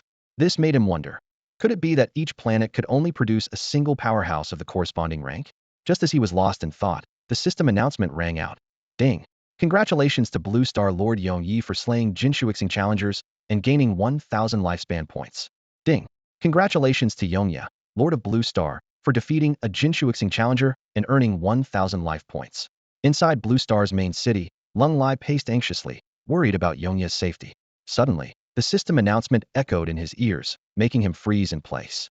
A moment later, a relieved smile spread across his face as he shook his head gently. As expected, my worry was completely unnecessary. Even challengers from other zones are no match for Yongyi. Around him, the crowd erupted in discussion, voices overlapping in excitement and concern. Whoa, people from other zones came this quickly. Yeah, but they got killed just as fast. Did you hear the system? Killing challengers from other zones earns you life points. So that means those challengers are here to kill us? Damn, I knew they were up to no good. Good thing we have Yongyi. But Blue Star is huge, he can't be everywhere at once. So what do we do? What else? I guess we'll just have to rely on Longhua. Speculation and worry swept through the major cities of Blue Star. Many people looked uneasy, anxiety growing in their hearts. Meanwhile, in the Jinshuixing trial zone, system announcements kept coming. Ding! Shuiyue has fallen in the Blue Star zone. Ding! Pulai has fallen in the Blue Star zone. Ding! Keninsure Wajian Ba has fallen in the Blue Star zone. The Jinshuixing challengers stared at each other in shock. Good grief, what's going on? One stammered. They all had the Cosmic Wanderer rank. Blue Star just came out of the newbie protection period. How did they get killed? In the Jinshuixing trial zone, challengers who reached level 1000 and completed their awakening task achieved the Cosmic Wanderer rank, allowing them to travel through the void and survive for long periods in space. In their zone, these were the top-tier challengers. But now, this entire group of elites had been wiped out in a newly unprotected Blue Star trial zone. It was unbelievable. While the Jinshuixing challengers debated the system announcements, a middle-aged man in a red cape suddenly appeared at the edge of Jinshuixing. Seeing the familiar planet, he let out a long sigh. Phew.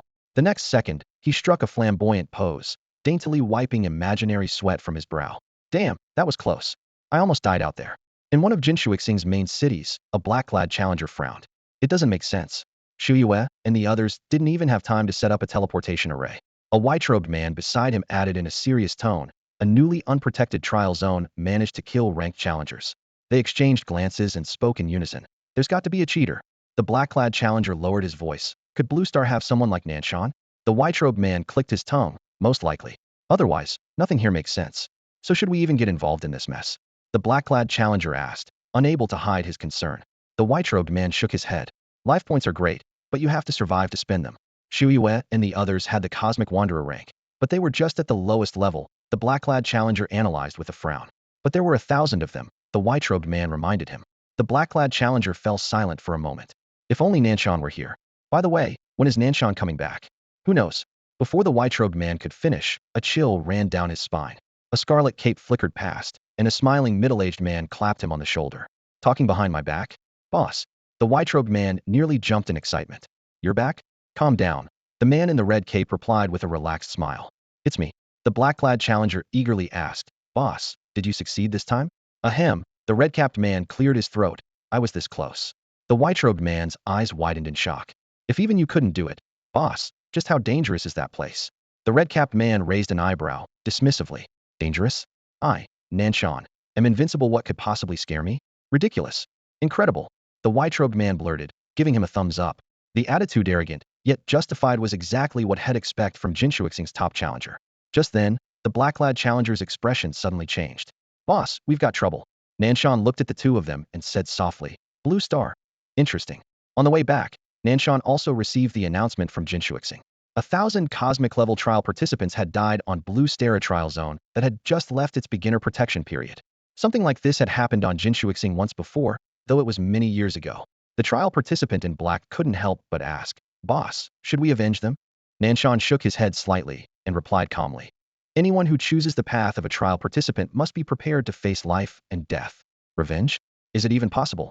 The man in black nodded silently, fully aware that casualties were inevitable on the path of trials. In fact, every year, many trial participants on Jinshuixing died at the hands of exotic beasts. The man in white spoke up as well. "Boss, aren't you planning to check out Blue Star? That's a trial zone with no faction yet." The man in black added, "Yeah, once Blue Star joins a faction, we won't be able to raid it for life points anymore." Nanshan laughed. "Do I look like I'm short on life points?" The two were taken aback, puzzled by their leader's change in attitude. Normally, Nanshan would have set out already. Nanshan didn't seem to care. He said quietly, "Stop overthinking it. Leveling up is what really matters. Without enough strength, life points are useless." "Understood, boss," they answered in unison. Nanshan nodded, satisfied with their response. He glanced at them, then flicked his cloak and strode away with a carefree air. In that moment, his presence radiated an undeniable sense of authority. He hadn't gone far when he overheard their conversation behind him. Straightening his back, his steps grew even more determined. As for going to Blue Star, Nanshan was indeed considering it, but now wasn't the right time. If he went now, he might be misunderstood by Blue Star's trial participants. Every trial zone that has just left its protection period and hasn't joined a faction is an appealing target, but Blue Star was clearly an exception. The fact that it could take down a cosmic-level trial participant meant there had to be at least one cosmic-level participant on Blue Star.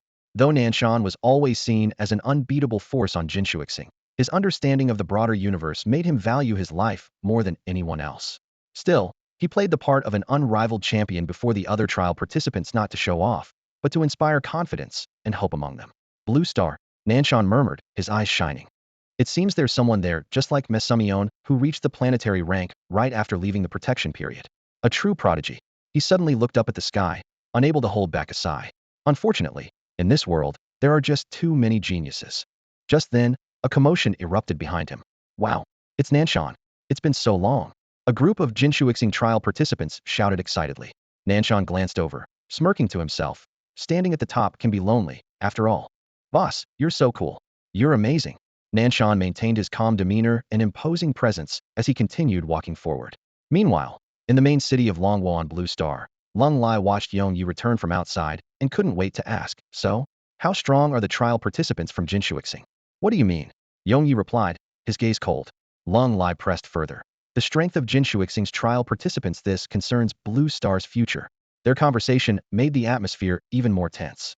Blue Star's future seemed to be facing an unprecedented challenge. "Well, you could say I just took them out in a flash," Yongyi said after a brief pause, a hint of pride in his expression. Lung Lai frowned slightly, a trace of doubt flickering in his eyes. "Really?" "Of course," Yongyi replied firmly, his gaze unwavering. Lung Lai studied Yongyi's face carefully, then nodded slowly. He knew there was no reason for Yongyi to lie about something like this, and besides, the system announcement couldn't be faked. In that case, it seems the other trial challengers in the different zones aren't as overwhelmingly strong as we thought, Lung Lai muttered thoughtfully. Yongyi's heart skipped a beat at those words. He had indeed defeated his opponent instantly, but only because he'd unleashed his ultimate move.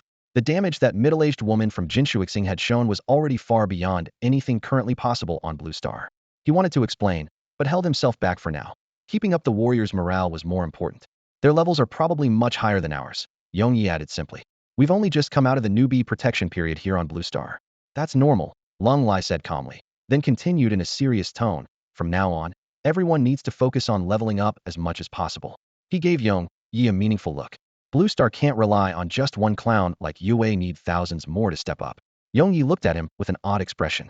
That sounded a little off, but the point was fair. Maybe other classes should get some consideration too, he said, a bit helplessly. It's just a figure of speech, Lung Lai replied. You've said yourself, your goal is the Sea of Stars. Once you leave, Blue Star won't have anyone left who can hold the line. Leave? Yongyi fell silent. He hadn't given the matter much thought before, but it was inevitable. As things stood, there was no one on Blue Star who could challenge him.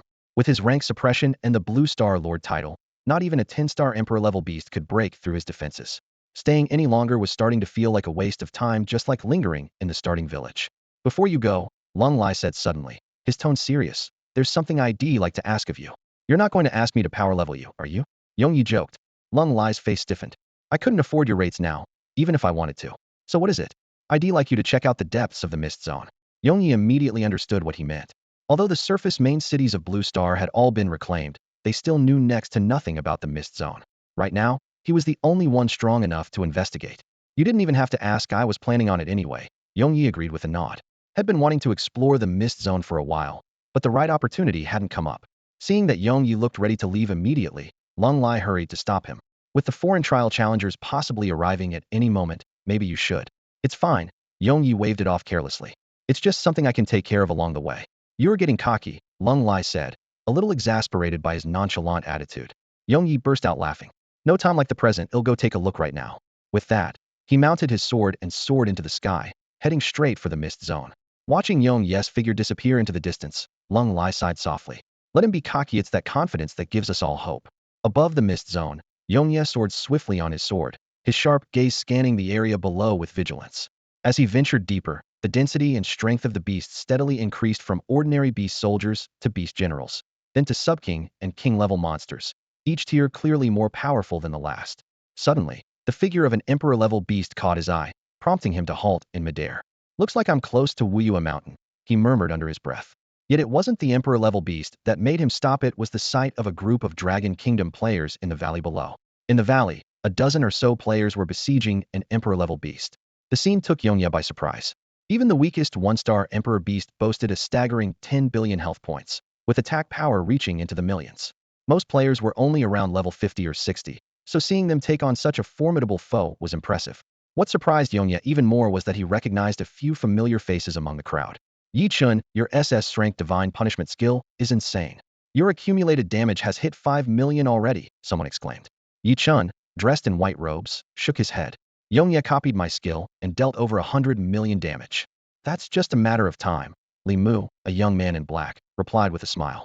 Yi Chun remained silent, a confident glint flashing in his eyes. Rain of fire catastrophe, Yi Chun suddenly shouted. A torrent of flames gathered in the sky, forming a massive firestorm that crashed down on the Emperor Beast, dealing over 100 million damage in a single strike. Incredible, Li Mu exclaimed. That move combines all the damage from Rain of Fire Catastrophe. Its power is unbelievable. After unleashing his ultimate, Yi Chun looked visibly exhausted. It's up to you guys now, he said. The Emperor Beast roared in fury, spewing flames. One player quickly activated a defensive barrier, absorbing tens of millions in damage without faltering. Li Mu sprang into action, his long blade slashing repeatedly. With each strike, his damage doubled, soon surpassing the 10 million mark. Watching from above, Yongyi took note of Li Mu's unique divine talent and wondered just how high his damage could go. Unity, Li Mu shouted. Countless blade shadows merged into a gigantic phantom, striking the beast for a staggering 2.3 billion damage. After landing the blow, he quickly retreated to the rear. Next, Wang Tong, a young man in a blue robe, stepped forward and deployed a sword formation, trapping the Emperor Beast within. Thousands of swords rained down, each slash dealing over 60 million damage, until the beast's final sliver of health was wiped out. With a thunderous crash, the massive creature fell to the ground. Great job, the group cheered in unison.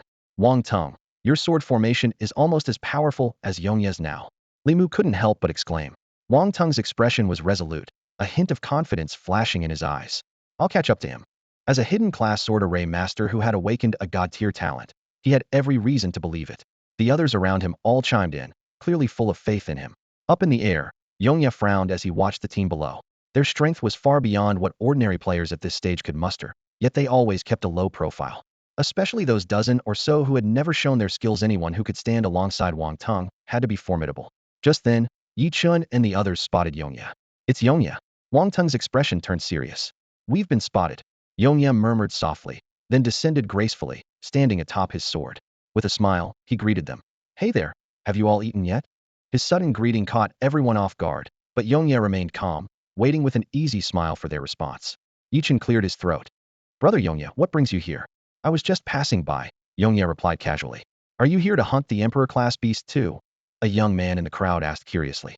No, I just wanted to check out the mist zone. At his words, the group's eyes lit up. You're exploring the mist zone? Can you take us with you? Before Yongye could answer, the system issued a prompt. Ding. Third World 9 Wraith Star trial challengers have arrived in the Blue Star trial zone. Everyone's faces changed instantly. The arrival of foreign challengers made Wang Tung uneasy. He knew he wasn't strong enough to face these opponents yet. All eyes turned to Yongye. Sensing this, Yongye nodded. Sure, I'll take you all to explore the mist zone. Huh. Everyone was stunned again. One red-robed youth couldn't help but remind him. Yongye, shouldn't dealing with the foreign challengers be more urgent? Good point, Yongye said, looking up. Give me a minute. Before he finished speaking, he vanished. High above, thousands of challengers gazed down at Blue Star. A burly man was boasting when, suddenly, Yongye appeared before him. The highest level on Blue Star is only 200, he said. The battle erupted instantly. Yongye unleashed his judgment finale. Though the stat draw was less than ideal, the damage from his blazing sun annihilation was still astonishing. Even though these challengers had far more health than expected, he ultimately defeated 3,180 of them. When Yongye returned to the mist zone, Wang Tung and the others were still processing what had happened.